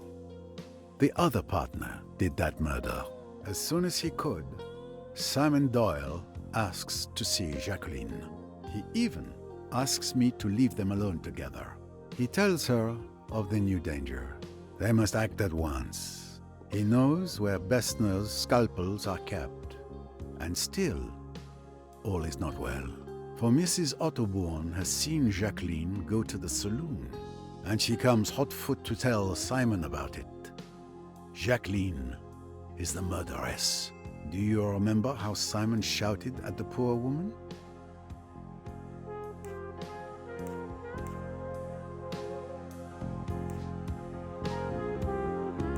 Nerves, we thought.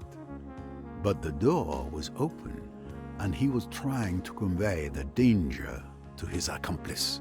She heard, and she acted like lightning.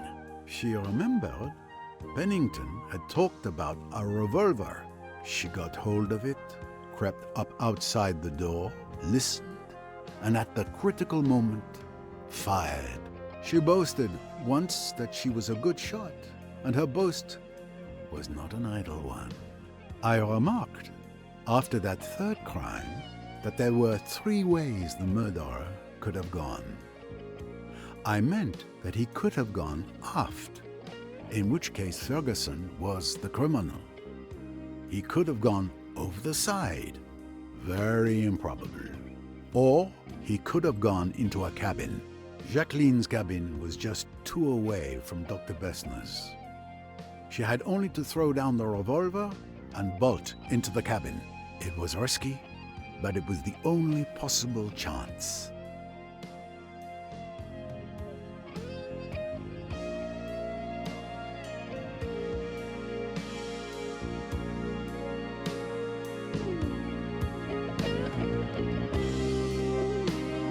So you killed my mother, you filthy witch!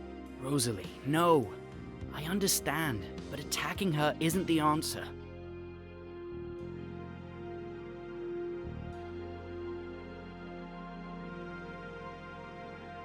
Come on. How can you listen to the ramblings of this old fool? His entire grand theory is based on the fancies he's made up out of whole cloth, without a shred of evidence. You might hope it is so, young man. You insist more proof is needed? You hope Poirot is a doddering old fool? Then by all means, let's allow someone else to dodder some. Miss Royce, if you would.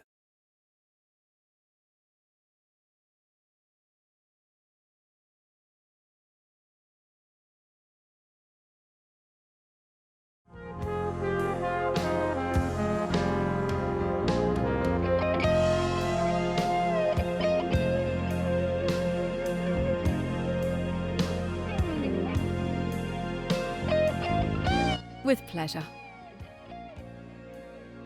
The irrefutable proof is tiny, but look here. You can see that the wood is damaged, and the bullet that caused it is still lodged in the hole. I'm sure forensics will prove that it's a .22 caliber cartridge fired from the murder weapon. This is the bullet Mr. Belfour shot at Simon Doyle. It ended up in the wall, not in his leg.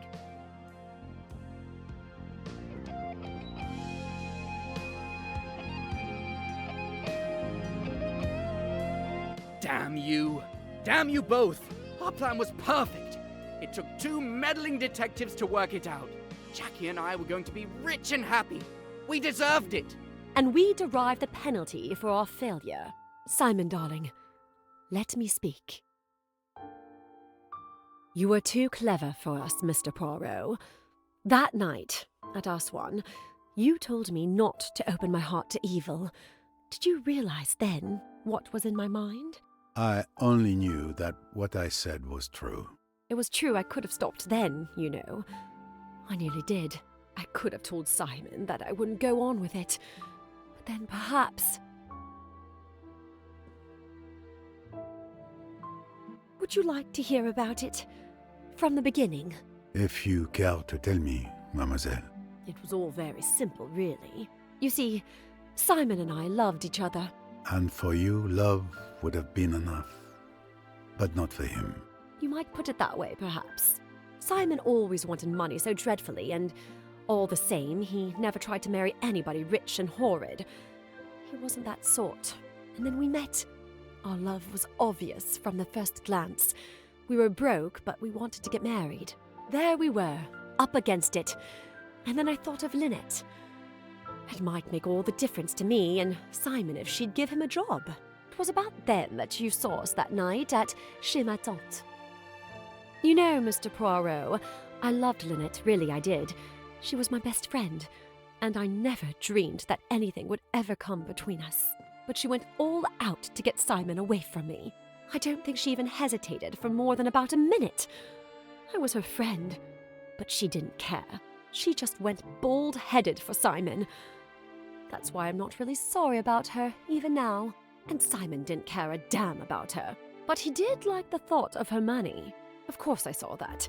And at last I suggested to him that it might be a good thing if he got rid of me and married Lynette. But he scouted the idea. He said, money or no money, it would be hell to be married to her. He said his idea of having money was to have it himself. He talked about it a good deal one way and another, about how convenient it would be if Lynette died. I said it was an awful idea, and then he shut up about it. After a bit, I saw that he'd made up his mind, and I was terrified. Simply terrified. Because you see, I realized that he'd never pull it off. He'd have no kind of subtlety about it. And he's got no imagination. So I had to come into it too, to look after him. I thought and I thought, trying to work out a plan. It seemed to me that the basis of the idea ought to be a kind of two-handed alibi. You know, Simon and I could somehow or other give evidence against each other, but actually that evidence would clear us of everything. It would be easy enough for me to pretend to hate Simon. It was quite a likely thing to happen under the circumstances. Then, if Lynette was killed, I should probably be suspected. So it would be better if I was suspected right away. We worked out details little by little. Even then, Simon went and wrote a J in blood, which was a silly, melodramatic thing to do. It's just the sort of thing he would think of. But it all went off fine. And then there was Louise. Yes. It was not your fault that Louise Bourget could not sleep that night. That miserable Frenchwoman tried to blackmail us. I pretended to grovel. I took her all the money we could get hold of. And then, when she was counting the money, I did it. It was quite easy. That's what's so horribly frightening about it. It's so terribly easy. And even then, we weren't safe. Mrs. Otterbourne had seen me. I'd no time to think. I just acted like a flash. It was almost exciting. Love can be a very frightening thing. That is why most great love stories are tragedies. Don't mind so much for me, Monsieur Poirot. After all, I've always lived hard, you know. Jackie, I ruined everything. I'm sorry for it all, my love. If I had known all this before, It's all right, Simon. A fool's game, and we've lost. That's all. Look out! She took my gun! Adieu, mon amour.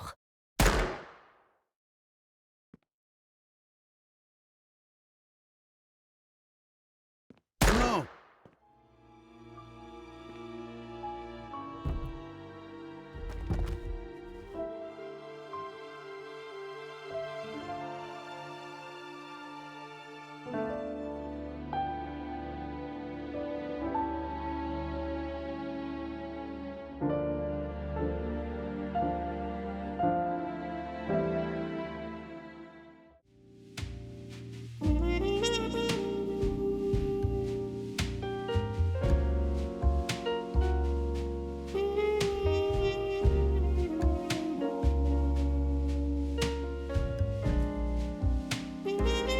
Aswan at last. Still trying to absorb one shock after another. And how are we greeted upon our arrival? A day of police interrogation. We didn't reach the hotel until now. You there! I'm Mr. Pennington. Remember me? Is my room ready? Yes, sir. Everything is ready. You are in room number 106. Oh, it's not the same as last week? I like that one. I assure you, sir, you won't notice the difference. Oh, my feet are killing me. My back. The police might as well have beaten me. What brutes. Oh, those embarrassing personal questions, as if I were a criminal when we already know the truth. Yes, the police could have simply relied on Monsieur Poirot's explanations. It would have saved us from wasting our entire day at the police station. Fortunately, we're leaving tomorrow. They won't be seeing me in Egypt again anytime soon, I can tell you that. Thank you for assisting me with the official statement to the police today, Miss Royce. Repeating it all for the police requires great patience. I agree with you on that, Mr. Poirot. But I enjoyed the expressions on their faces as you explained the facts. It was my pleasure. At any rate, I understand we won't have to return there tomorrow. No, the Egyptian police can take over from here. The narrative I provided seems to satisfy them. The case will be officially closed. My God, I'm so hungry. Then let's eat. All this excitement has made me quite hungry as well, my boy. Ladies and gentlemen, your dinner is ready to be served. If you would kindly proceed to the terrace, everything has been arranged.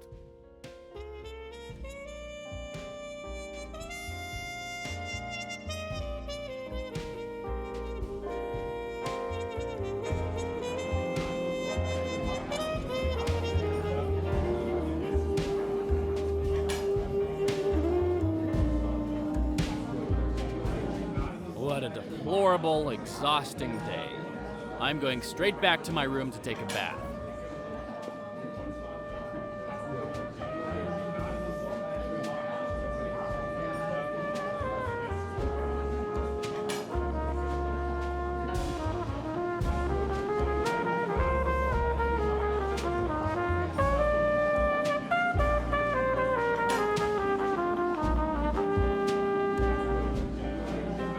Mr. Poirot, I'm very sorry to disturb you, but the police commissioner just called. He would like to ask you a few more questions at the station. What can be so urgent it can't wait until tomorrow? It's late. The little grey cells must have their rest.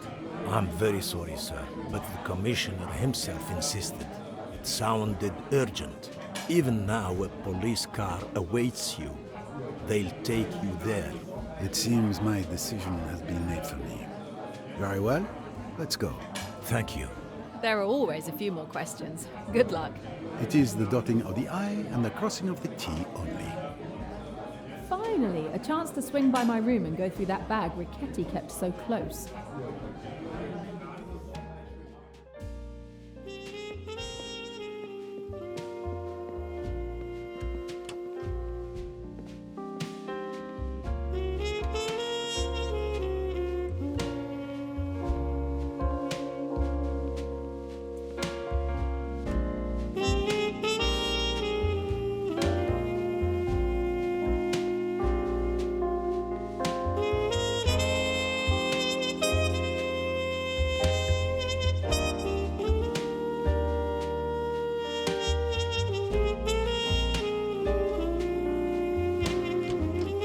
Home sweet home.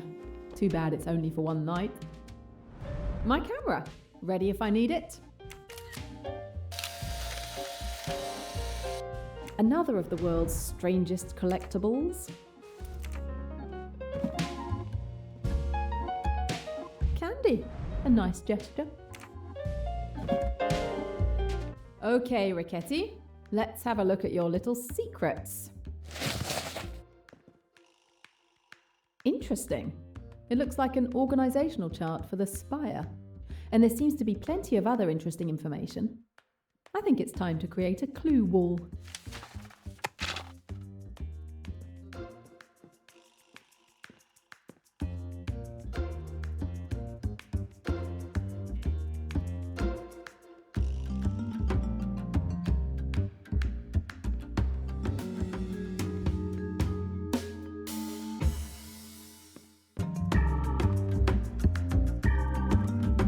A list of coats of arms? Targets that the Spire was aiming at? And I feel like I've seen some of these coats of arms before.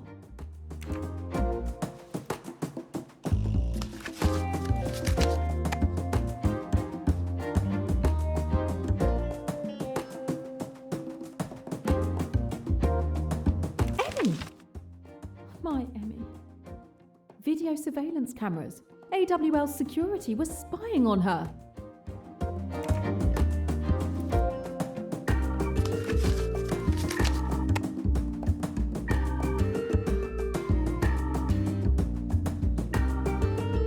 Photo of a funeral. Strange.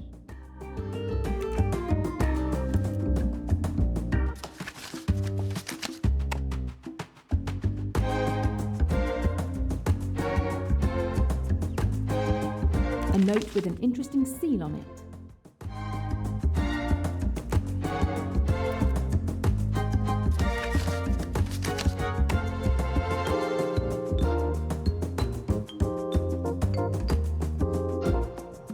Another note with a seal.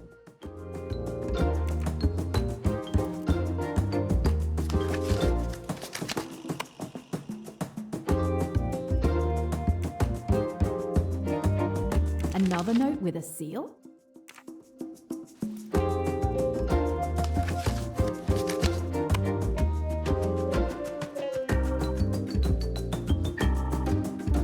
Cassette tape. I need to find a way to listen to it. I need to listen to this tape. One of the passengers had a cassette player in their room on the boat. Who was it? Tim Allerton has a record player, not a cassette player. Yes, Mr. Hayashi has a cassette player. I'll ask him.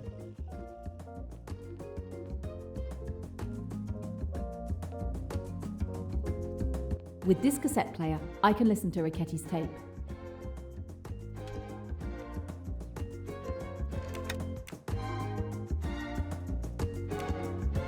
Internal note. Logistics are currently slowed at AWL because of the spy in our midst.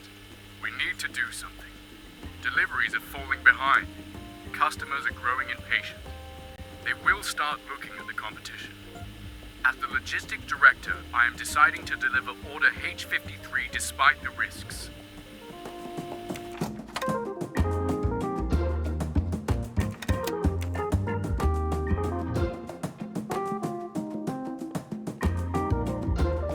A second tape. And a third one. It's Lynette Doyle and her father. What did Ricketti want from them? And that manor in the back, it looks familiar.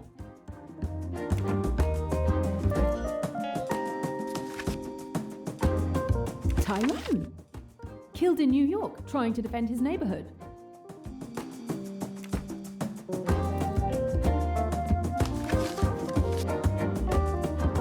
Emmy, I promise you, I will find out who ordered your murder. They will pay.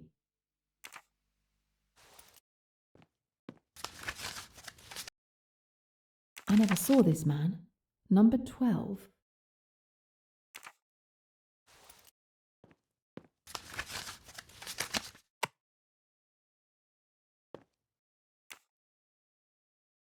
A seal? I'm going to take a photo for my clue wall.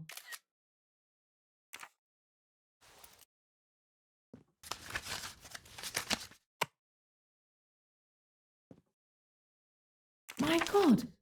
The leaders of the Spire! It's more like a cult than a criminal organization.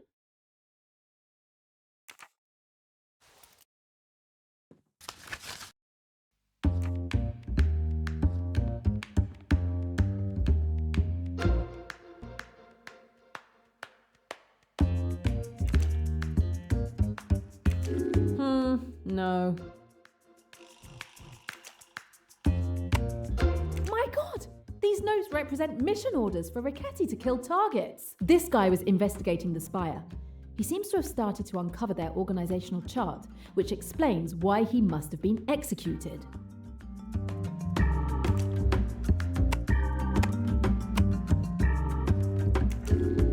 No. No.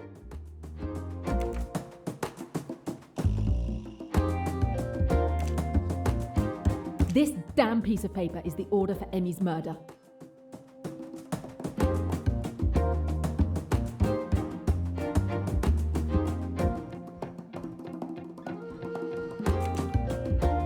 The mission order for Tyrone's execution.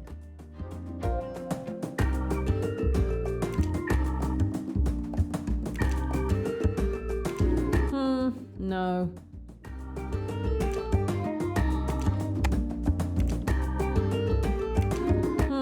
No.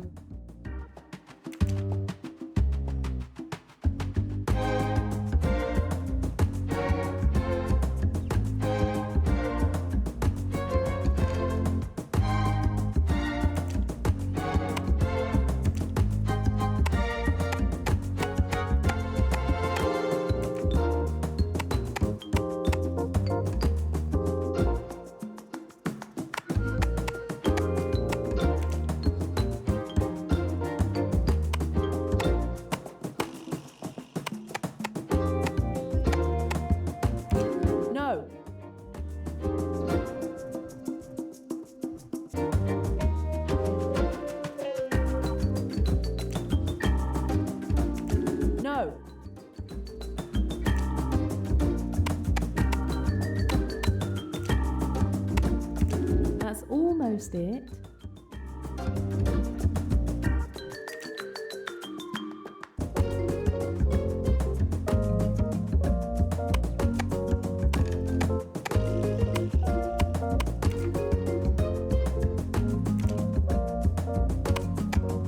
The seal looks like the same one as the head of the organization.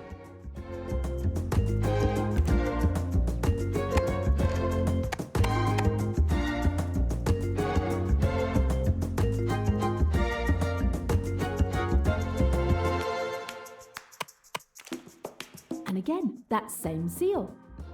The order to kill Emmy came from the highest ranking person in the spire, the king. All that's left is to discover his identity. And again, that same seal.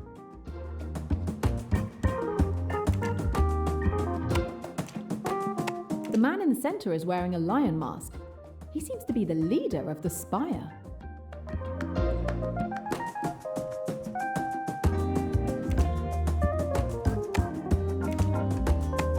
This document was sent by the man behind this seal.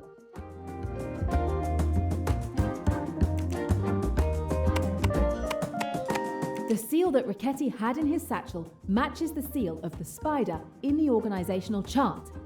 This confirms that Richetti was indeed an enforcer for the organization, but more importantly, it shows that each position in the organization has an assigned seal.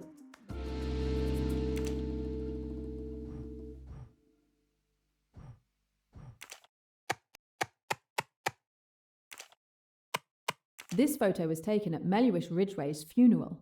He was Lynette's father, but more importantly, he was one of the wealthiest people in England. His death was on the news for weeks.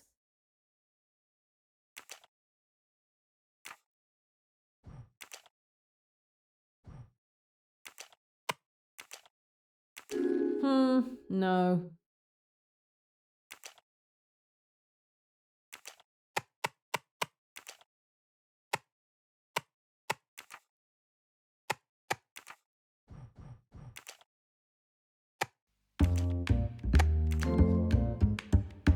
Congratulations!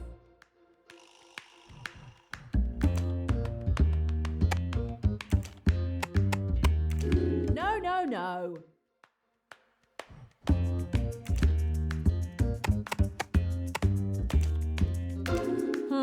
No.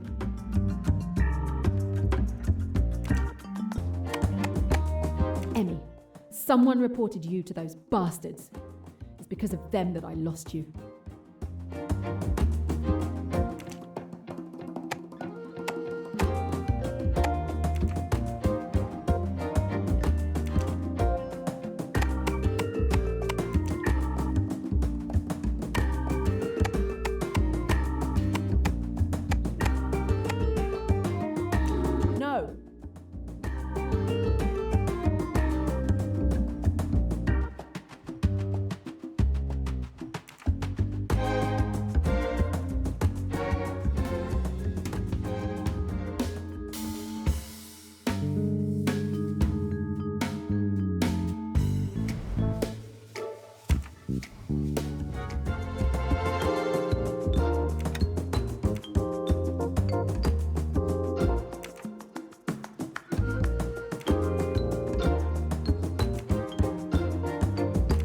Haven't eliminated Flint.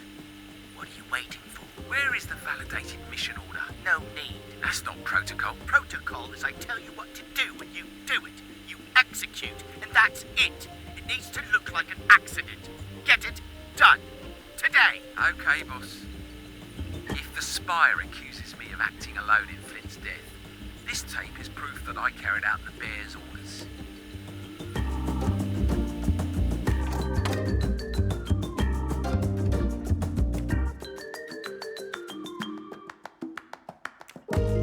Memo number 13, December 9, 1971. My investigation is progressing well. I've already uncovered a large part of the Spire organization. Unfortunately, I can't put names to the positions yet, but I will eventually figure it out. One thing is certain. Whenever someone dies in the organization, it's the person below them in the hierarchy who takes their place. That should help me identify them all.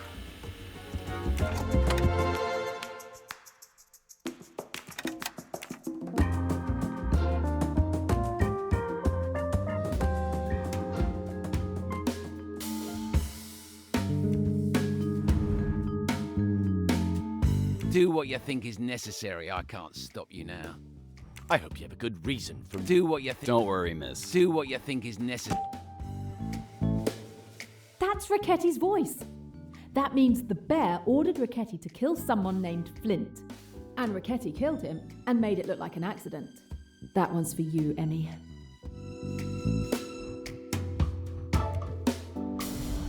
Well, okay. That's pretty much true, kid. Almost. Let me go and I'll tell you everything. No. I'll be there in a moment, May. That's Kapoor's voice. Kapoor is the one behind the Eagle, the logistics director of the Spire. I was born to be a detective.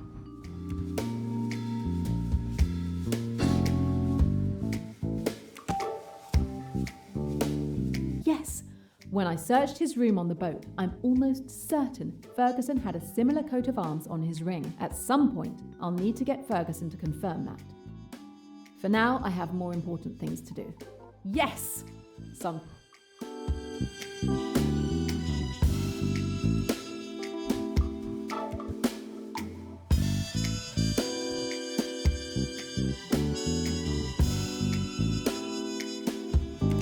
No.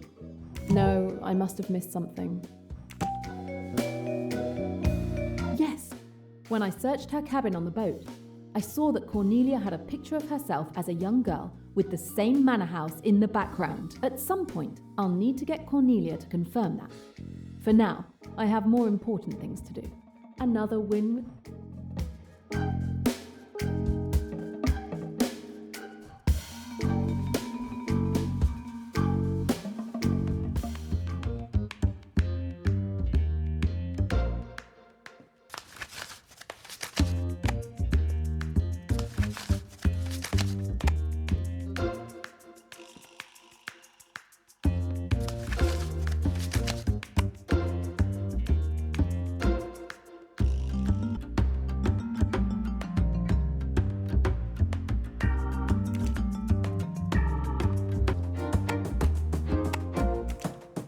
Vikram Kapoor.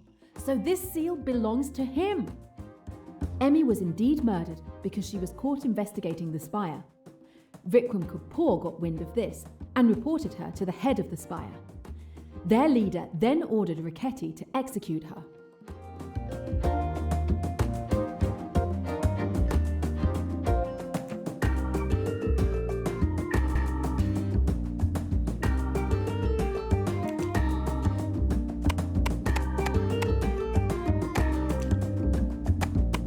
Same walking cane. I can't be mistaken. Melhuish Ridgway is the man on that throne and behind that mask. Melhuish Ridgway had been the lion of the Spire for years, but today he is dead. According to the journalist's tape, it is always the person hierarchically below who takes the place of their superior when they die. The wolf has inherited the position of the new leader. Emmy was assassinated long after Melhuish Ridgway's funeral. So it's the wolf who is the mastermind behind Emmy's murder. But who is hiding behind that name?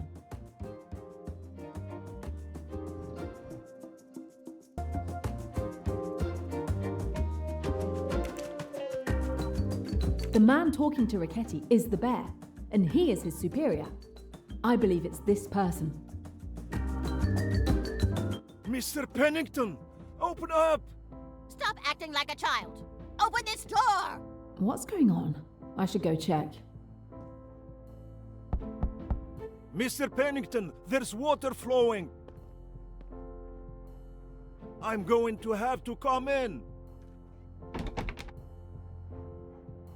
Mr. Pennington, please remove the chain. Are you doing this on purpose?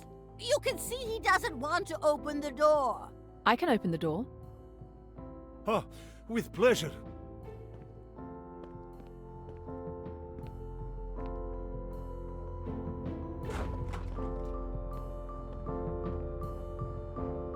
And there you go.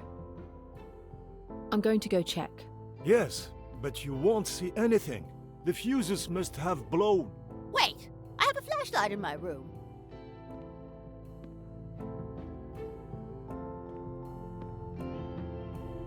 Here. Thank you. Stay here. I'm going to check.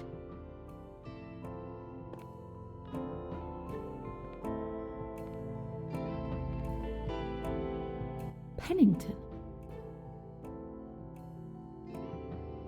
He's dead. Another death. And with Poirot gone, it's up to me to have a look around. I should investigate.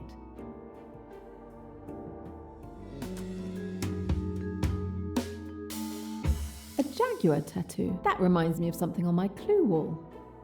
We'll just take a photo of it.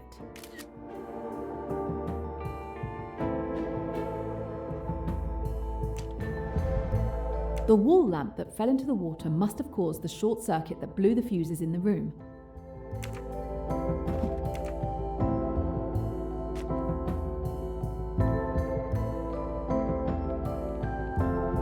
Okay, Jane, clues. Look for clues.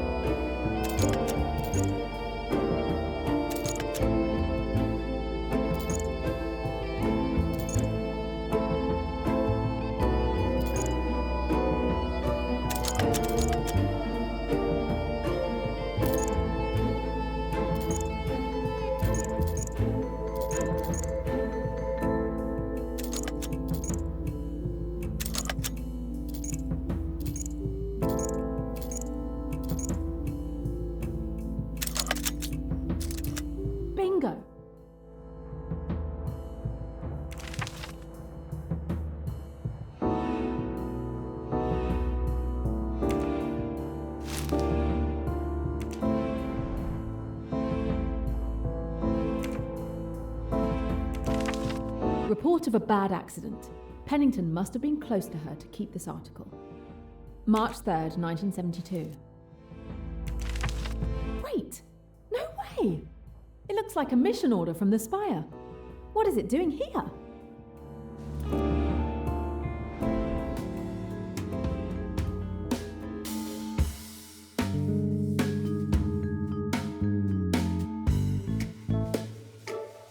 Damn! No, no, no! Pennington has a mission order to kill issued by the Spire. He was part of the organization? This changes everything. We'll hang on to this for now.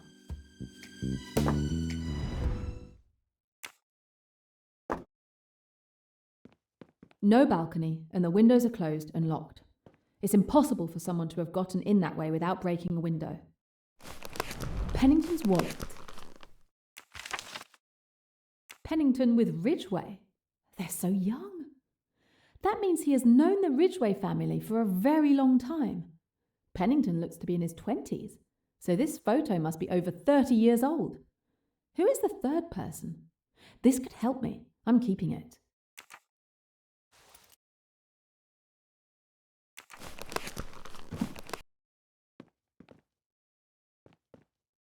The hall door was locked from the inside. No one could have gotten in that way. I saw that you stopped the leak. Thank you. And Mr. Pennington? He's dead. Dead? This tour is cursed. What? He's dead? But how? I don't know yet. You're a detective. You must find out what is going on.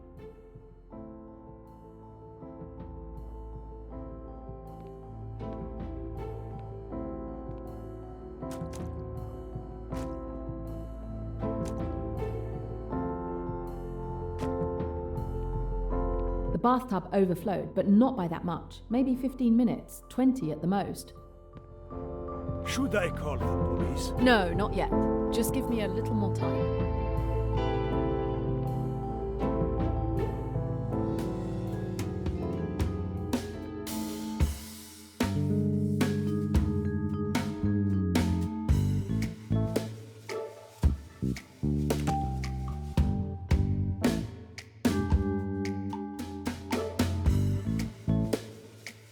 Awesome.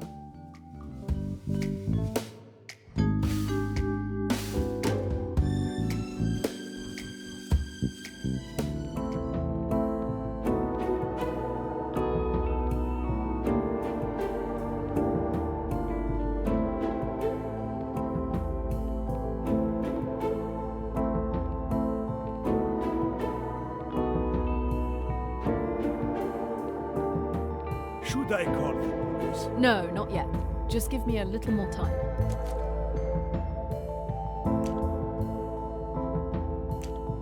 It looks like Mr. Pennington was celebrating.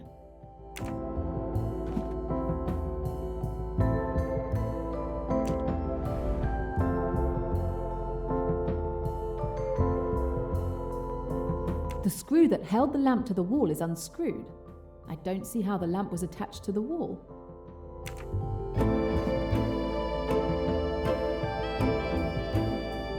The murderer clearly couldn't have gone that way.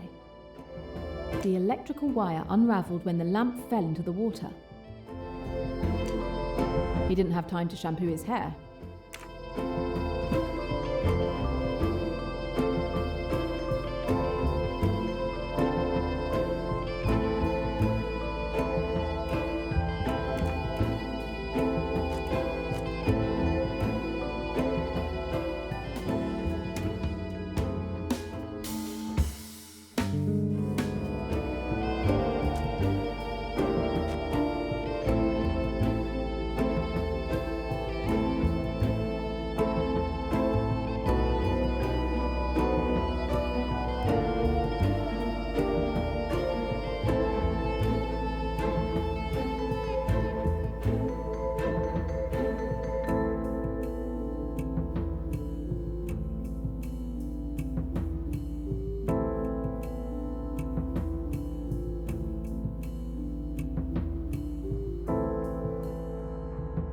A fishing line with a knot.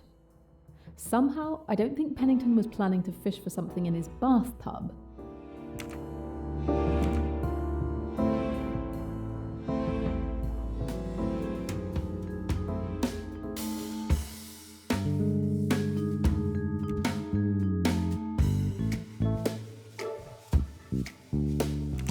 No. I can understand most of what I've discovered here, except for this fishing line with a knot. It must have been holding something. But what?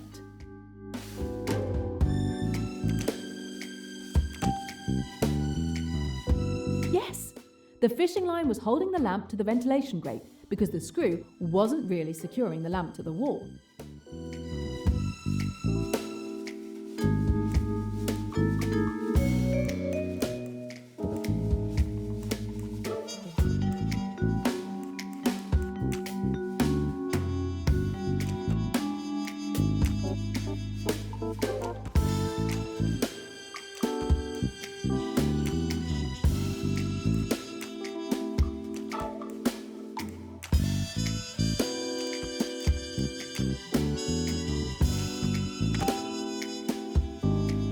It is bizarre, but clear. I'd better check in with the receptionist. Test passed with flying colours.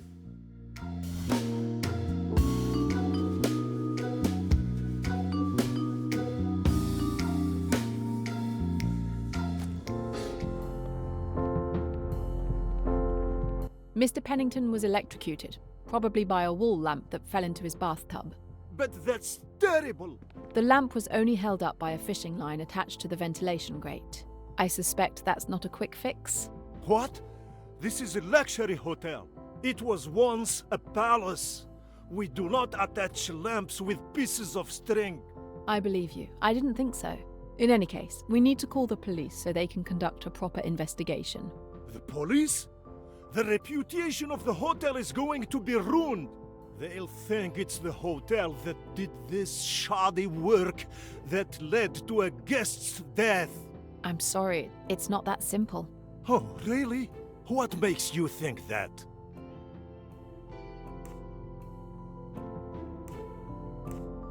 Let me explain. The screw that held the lamp was 3/4 unscrewed, so that it wouldn't hold the lamp by itself. The screw allowed the string to be attached to the ventilation grate. It was premeditated. This is a cleverly crafted trap. I can say with certainty that Pennington was murdered. A murder? So the killer entered the room to cut the string? This is supposed to make me feel better? There was no way for the murderer to get into the room. This part remains a mystery. How could they cut the string without entering the room? I'll find out. But in the meantime, we need to notify the police. No, please. They'll conclude it was an accident caused by our establishment's negligence. They would never believe such a complicated explanation. I don't want to end up in prison. It won't come to that, I promise you. We must notify the police. But while we wait for them to arrive, I will do my best to unmask the murderer. Oh, thank you. I guess I'm counting on you. I'll start by questioning the neighbours. They might have seen or heard something. But I also discovered some extremely interesting information that will go on my clue wall. I have a lot of work ahead of me.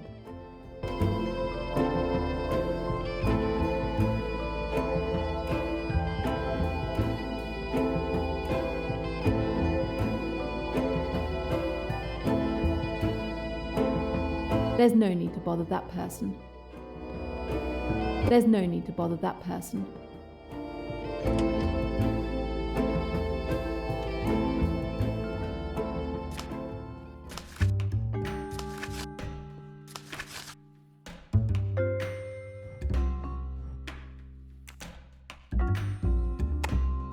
Unlike the other orders, this kill order has all the organization's seals. All of the Spire agree to take down this man for treason. He was therefore killed by Richetti.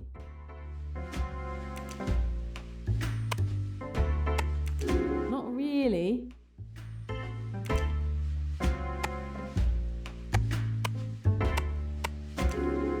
No.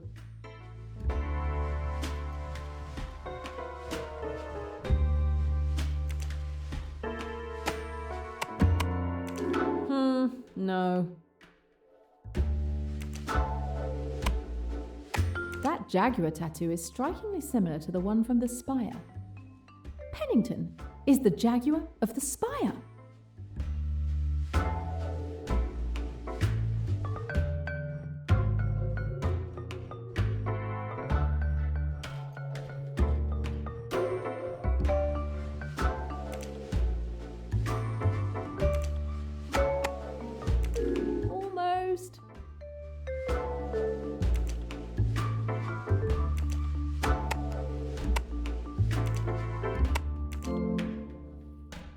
Fantastic!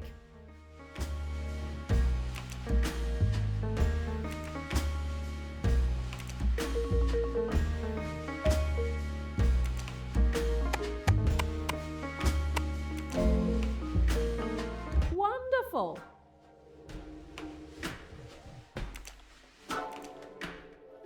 No.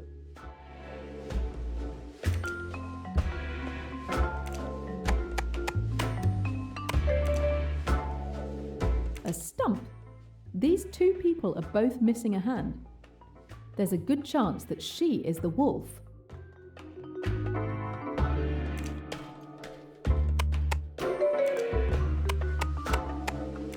No.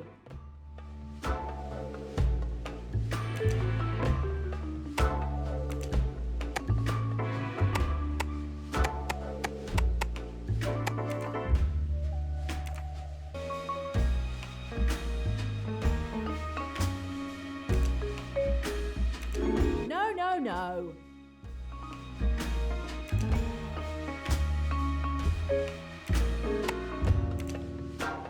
This woman who died in that car accident, she's the one Pennington is holding hands with when they were younger. Pennington seemed to care for her.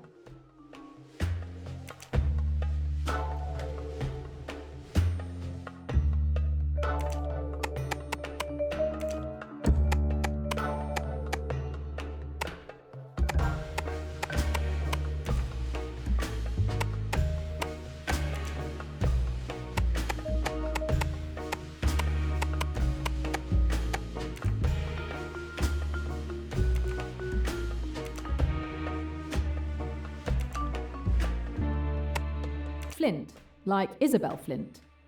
This woman was apparently murdered by Richetti on orders of the Bear. He apparently ignored the spire's usual procedure for ordering assassinations.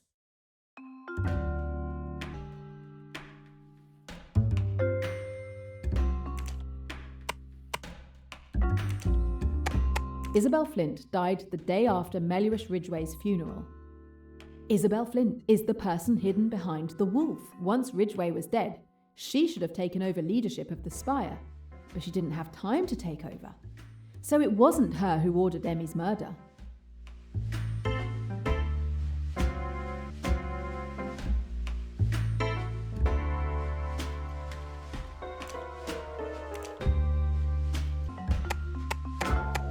This kill order bears the seals of all the leaders of the Spire, except for the Bear.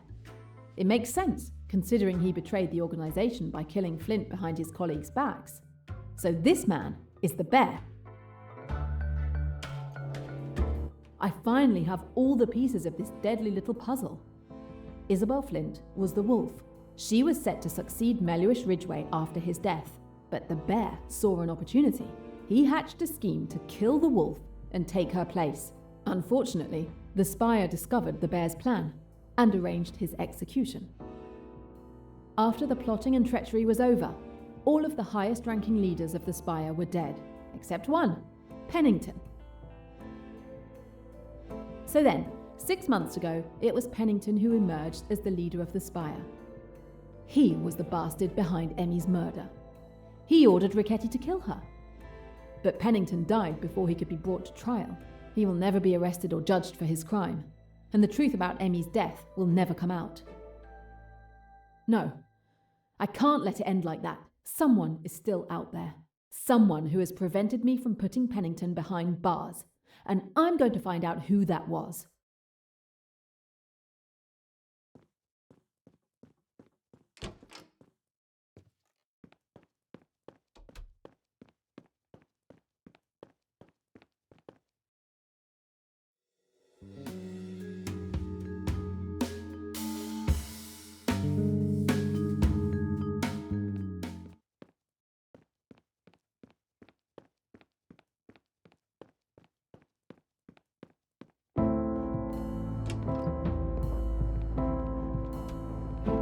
Beautiful evening.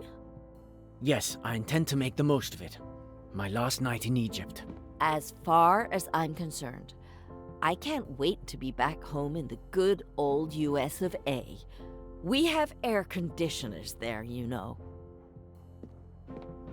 Hi, how are you doing?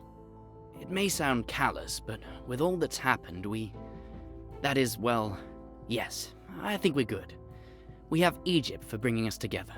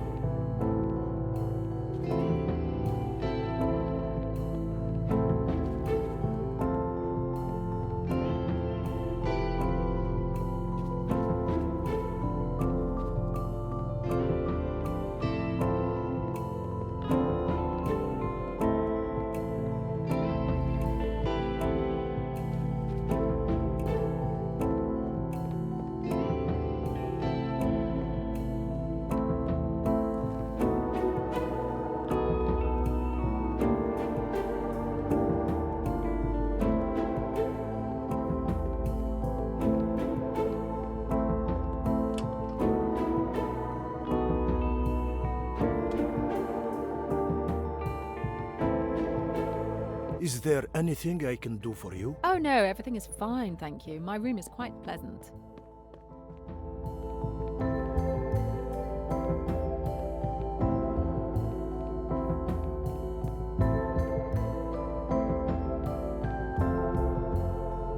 There's no need to bother that person. There's no need to bother that person. There's no need to bother that person.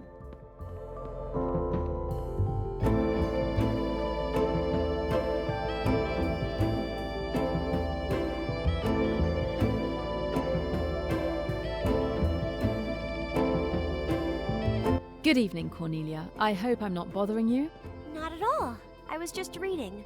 I have bad news. Mr. Pennington is dead. Oh no! An accident? He was electrocuted. It clearly wasn't an accident. Since Mr. Poirot is not here, the hotel has asked me to look into it. When I searched your cabin on the boat, I remember a photo in your pocket watch. Could you show it to me again? If you like. But why? There's a detail I would like to check. Oh, really? How peculiar. Here it is.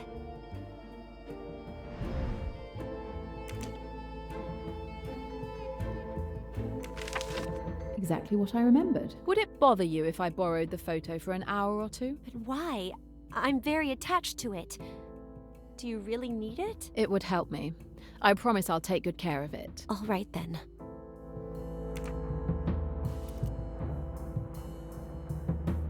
Thank you again for lending me the photo. Please be careful. It's the only photo I have left of my father.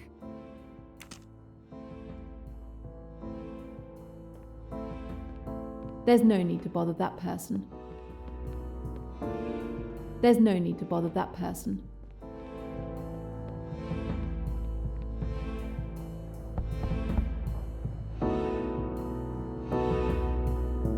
Good evening, Mrs. Allerton.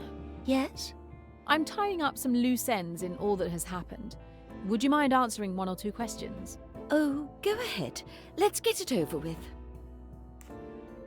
I'm afraid Mr. Pennington is dead. Another death? I thought once we left the boat. How can this be happening? You didn't know he was dead? No, I haven't left my room since I came back from dinner. I didn't know anything about it. My goodness, his room is right next to mine. You didn't hear anything? I don't think... No. Wait. There was a fairly loud crash a few minutes ago. Yes, that was me breaking down a door. Oh, I see. Anything else? Besides the neighbours on the other side talking. Thanks. I'm sorry for bothering you.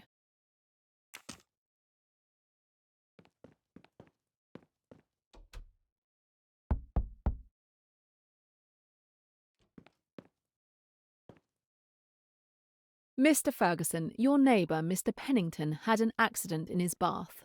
Was it serious? He's dead. An electrocution. I'm trying to understand the circumstances. May I come in? I will need to question you and would also like to inspect your room. No, I don't think so. You already searched my cabin on the boat. What do you hope to find this time? No, it doesn't matter. I'm not going to let you do that again. May I at least ask you some questions? If you must. Tell me about your evening.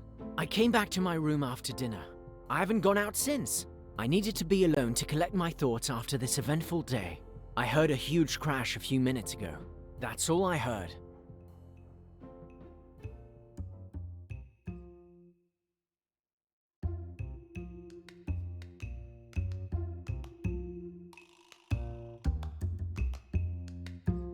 Emmy, the truth is so close, I can feel it.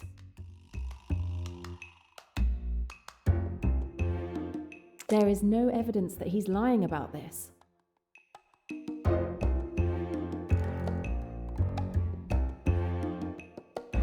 There must be a way to prove he's lying.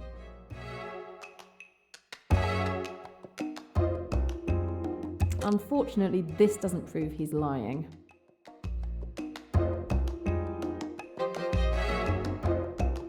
Oh, yes. Were you really alone? Yes, I've already told you that.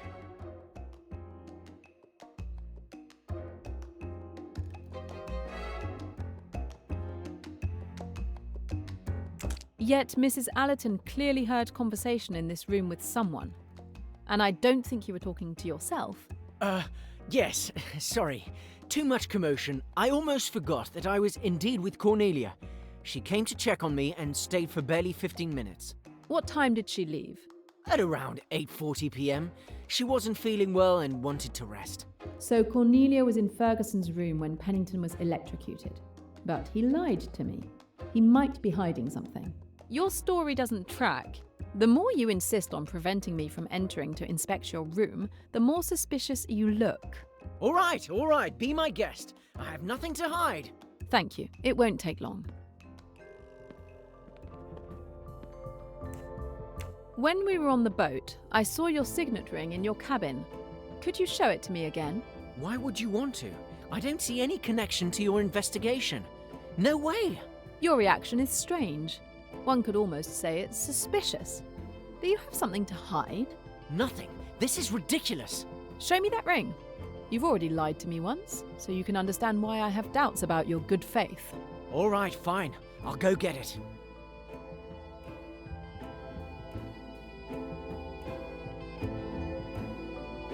Here it is. Happy now? I'm going to draw this coat of arms from my clue wall.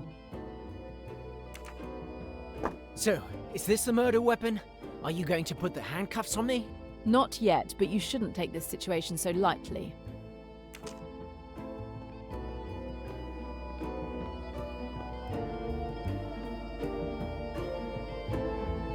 No balcony. I knew the murderer couldn't enter Pennington's room that way.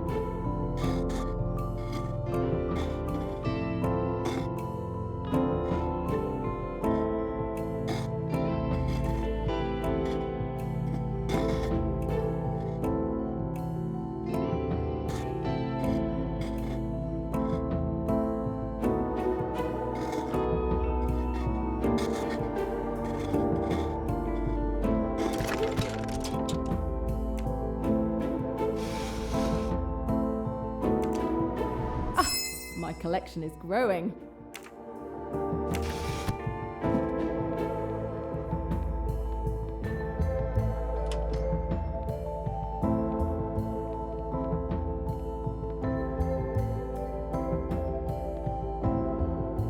A ventilation grate. Let's see where it leads. This ventilation grate can be easily removed. I knew it! The two rooms are connected.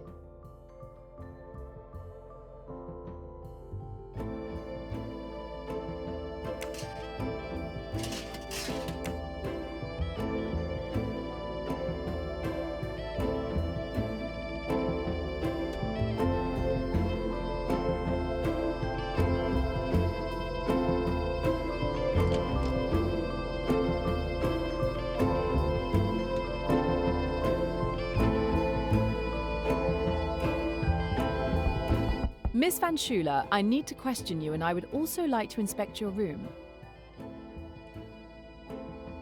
You want to rummage through my things again?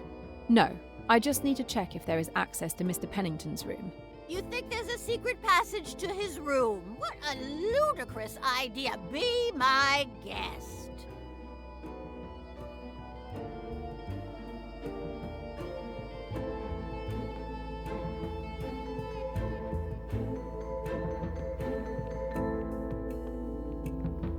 No passage or any other way to enter Pennington's room. But I really didn't expect to find one. No balcony. As I suspected, the murderer couldn't have entered Pennington's room that way.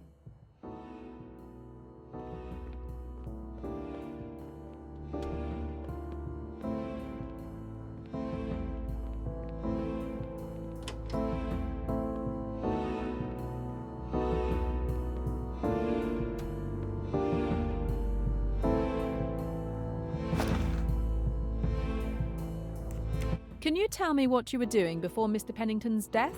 Yes. After dinner, I came back to my room at the same time as Mr. Ferguson. I didn't use a secret passage either. Yes, I saw you.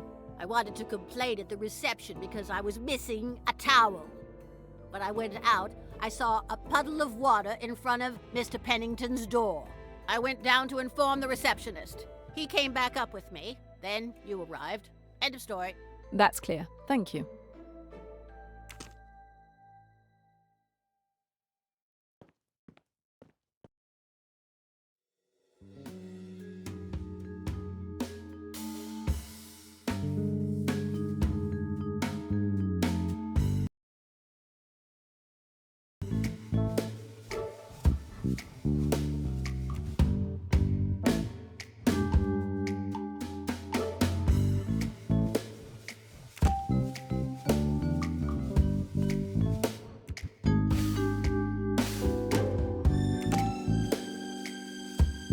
It might have seemed that the murderer could have climbed through the ventilation grate from Ferguson's room, but it's far too small for them to have gotten through there.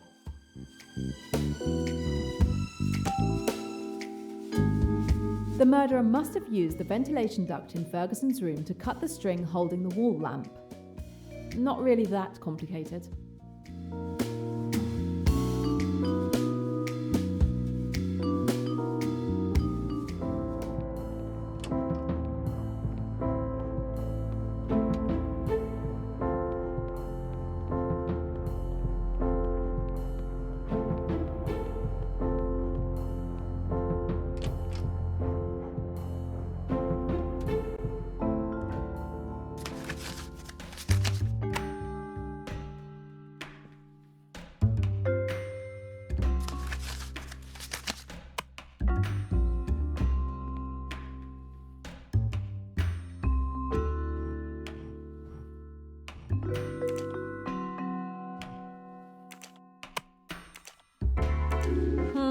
No.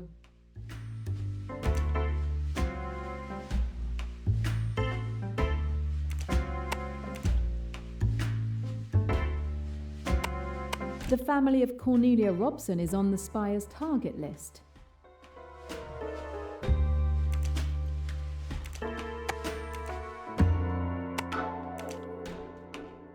Looks like Ferguson is actually part of the Dawlish family, one of the richest families in England.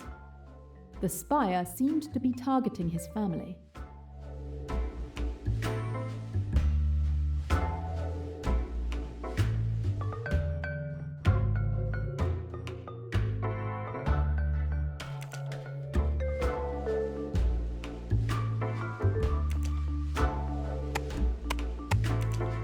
The photo of the Ridgway family looks more recent than the other one.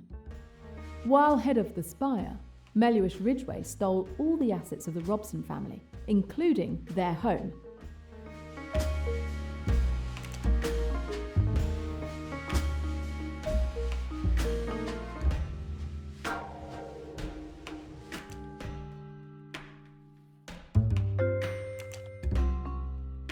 The bear was killed for ordering Flint's death without following the spire's normal procedures.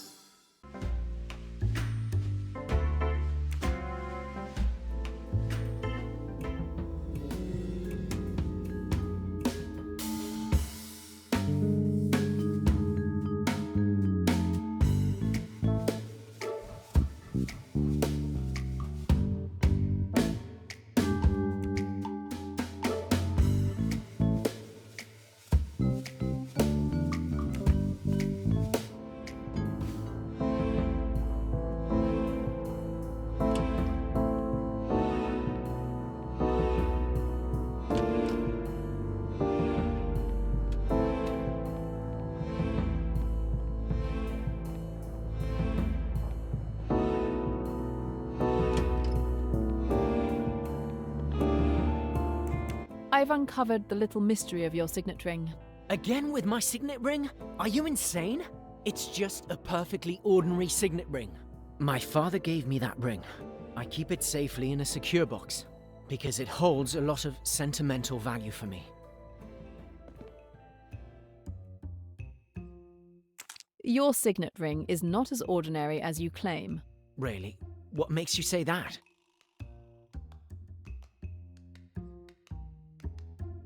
You dress like a hippie, but you are in fact the heir of the Dawlish family. one of the oldest and richest in England. Okay, I've been uncovered. Well done, detective, and so what? What do you care how I dress? Why all the secrecy?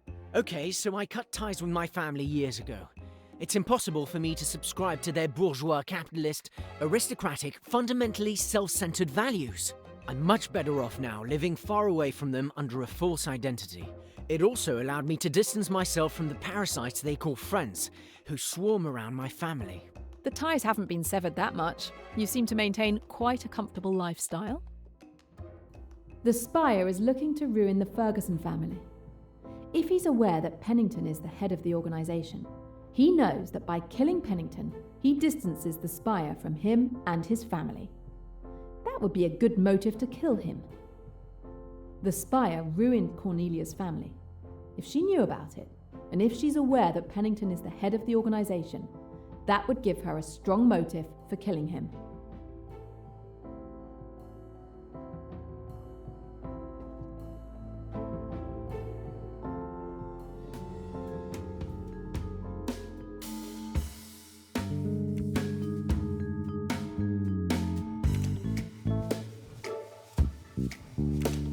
No. Only Cornelia and Ferguson had motives to kill Pennington. And they are also the only ones who had access to the ventilation duct to cut the string at the time of the murder. One of them must be the murderer. I'm going to confront them. Test passed with flying colours.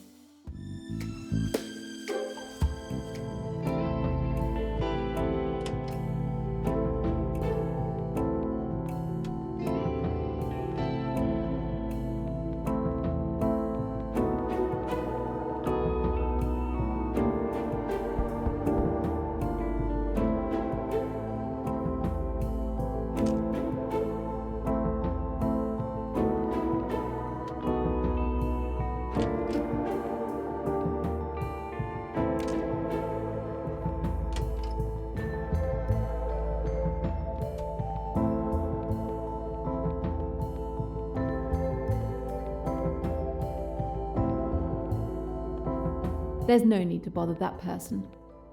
There's no need to bother that person.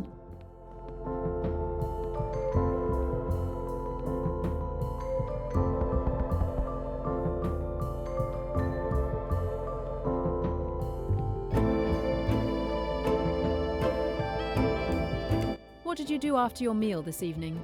I have a little secret. I don't know if I should tell you.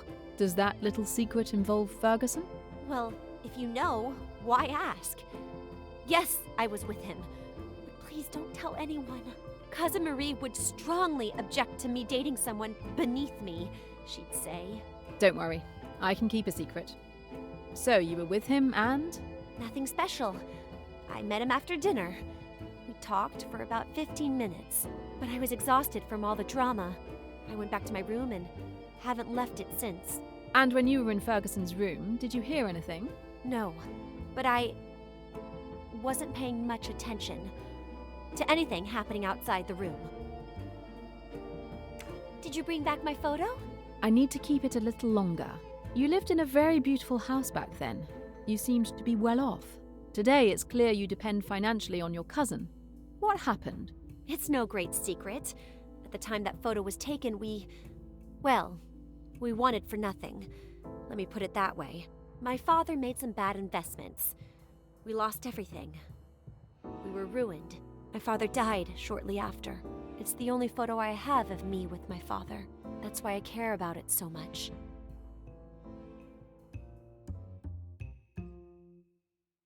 I think you might be editing your story a little bit.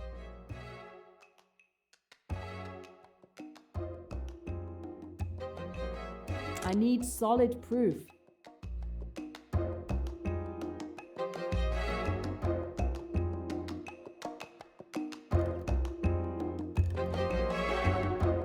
It's not your father who caused your family's ruin.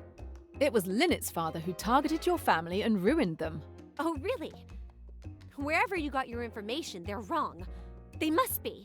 You don't believe me? You didn't know? My mother always told me that it was my father who caused our misfortune. I don't see why she would have lied to me. Well, I can tell you for sure that it was Melliwish Ridgway who ruined your family. If you don't believe me, ask your mother. I will, but it's nonsense. It must be. The Spire ruined Cornelia's family. If she knew about it, and if she's aware that Pennington is the head of the organization, that would give her a strong motive for killing him.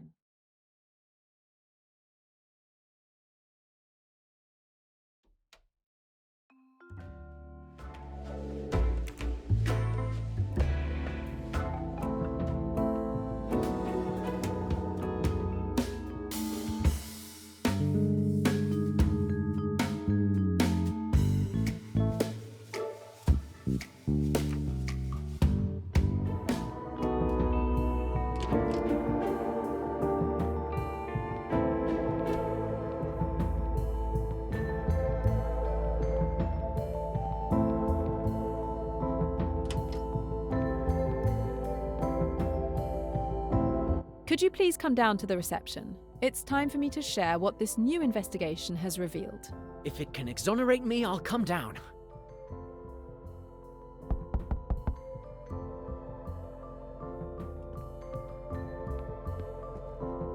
I would like you to go down to reception, if you don't mind.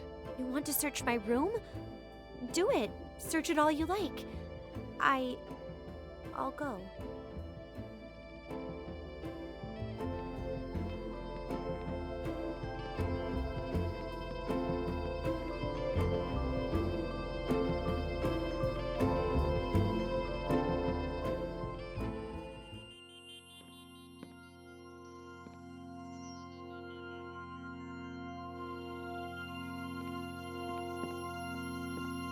So, did the police still need you?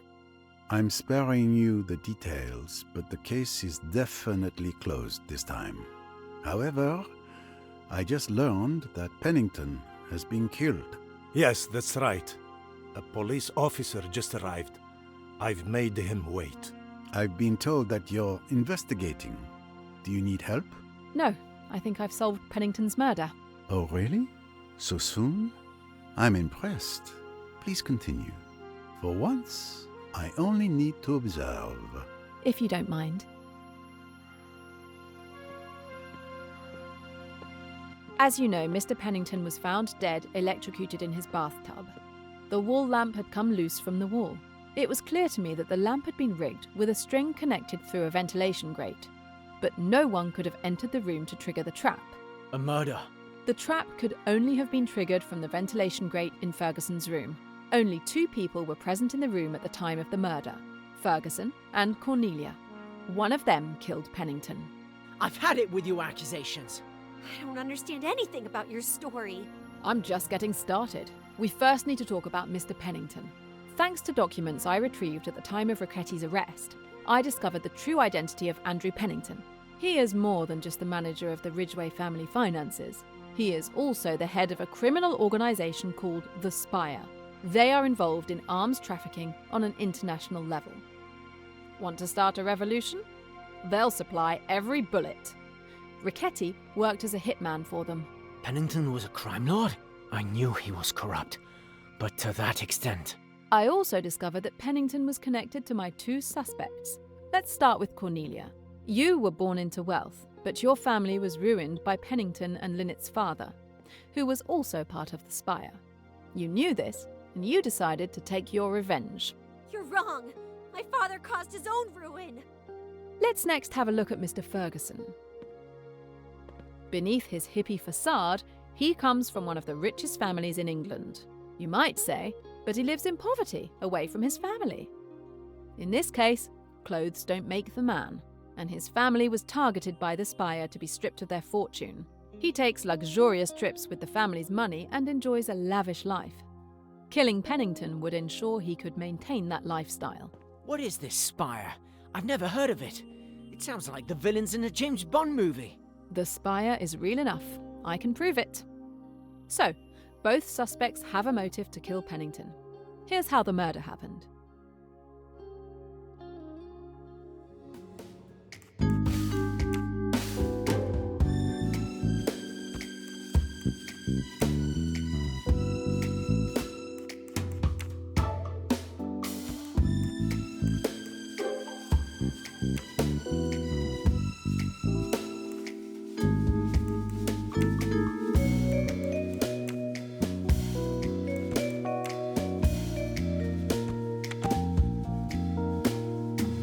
Excellent.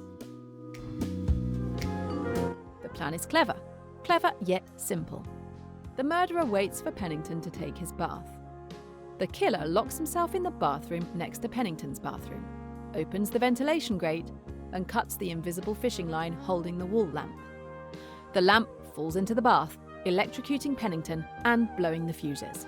Miss Van Schuyler alerts the receptionist when she sees the bathwater spilling into the hallway. A little genius, this murderer. Very little fuss or bother. Your explanations are very clear, Miss Royce. But there's a small problem. I see where you're going with this. That's right. There's a missing piece to the puzzle. How did the murderer manage to set the trap? We know that the wall lamp had been deliberately unscrewed and hooked to a string at the grate.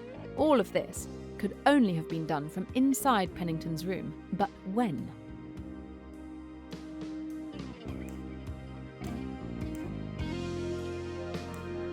The simple solution would be that the murderer took advantage of dinner to go into Pennington's room and rig the lamp. But we were all at the table. No one was absent except for Mr. Poirot. Mademoiselle, you forget yourself. You think I, Poirot, am an accomplice? Of course not. If you had been the murderer, I would never have been able to figure it out. You are too kind. No one could have entered Pennington's room from the time we arrived tonight until his death, because we all dined together. And then he went up to his room. The trap must have been set up well in advance. But when? We just arrived. Today is your second visit to this hotel. You were all in the hotel a few days ago, before the boat departure for Abu Simbel, Cornelia too. The room could have been entered then and the trap rigged. So the trap was set and only waiting to be triggered after the return from the cruise. But I had the same room as last time.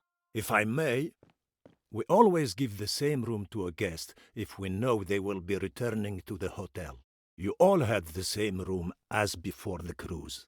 Since there were no complaints, the hotel arranged for everyone to return to the same rooms. There's a way to be sure. I'll show you how.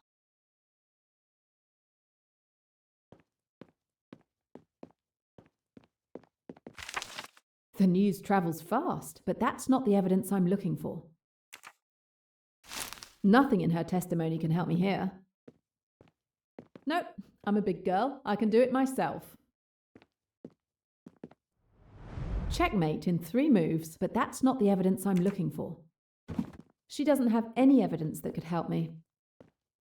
He has already said everything he knows. He has nothing left to teach me.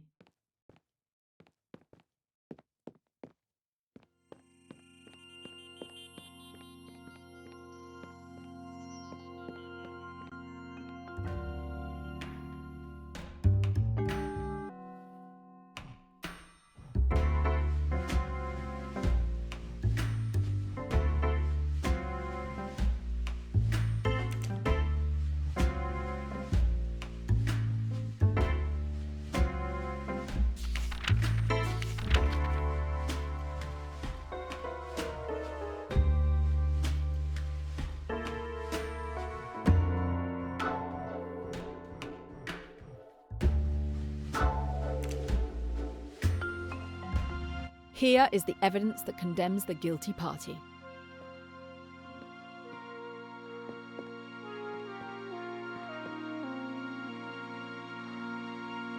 I can therefore identify the culprit with certainty.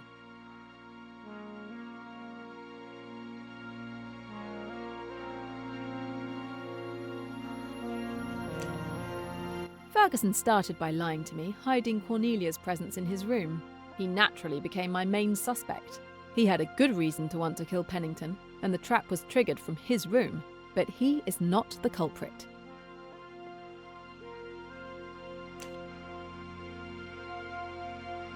Cornelia, you killed Pennington. My cousin? Unthinkable. But what is in that register to accuse her?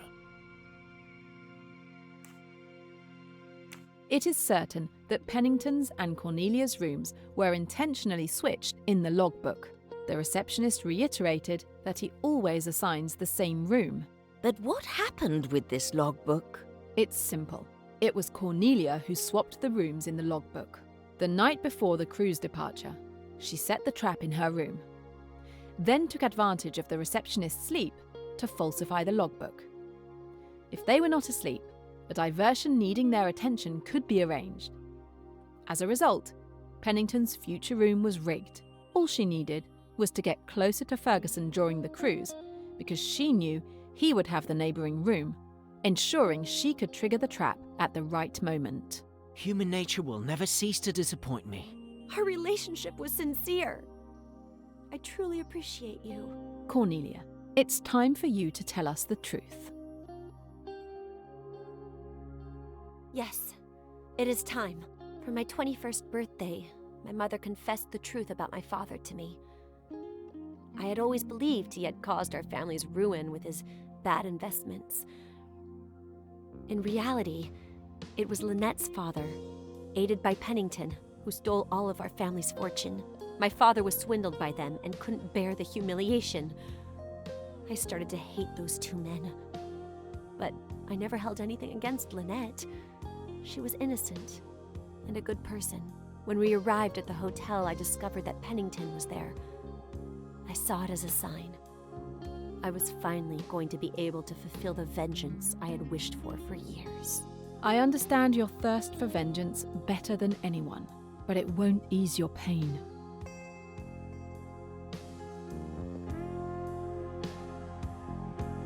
My dear, I didn't know. I'm sorry. I should have been there for you more.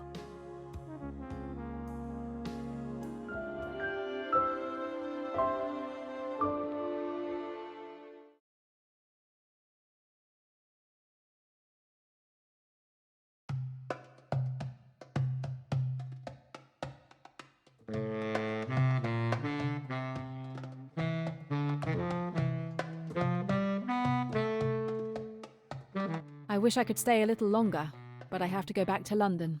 I would have enjoyed traveling back with you, but I'm staying a few more days.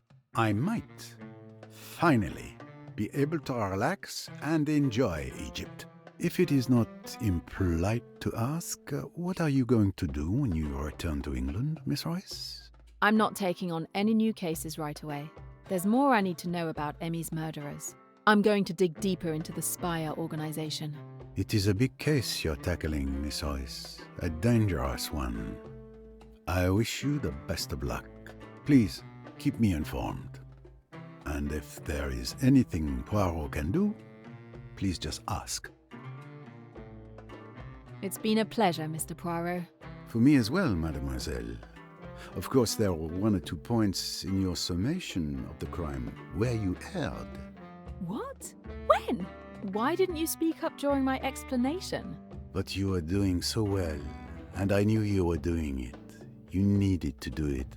For your dear Emmy. Let it never be said Poirot does not recognize when love speaks.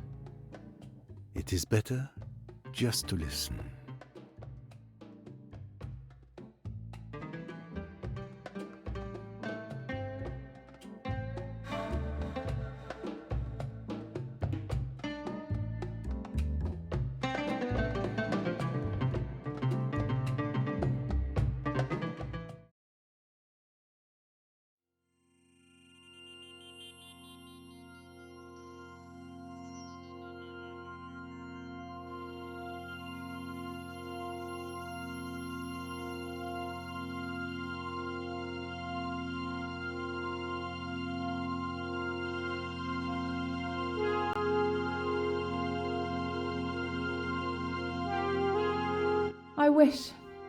I wish we could share it, Emmy.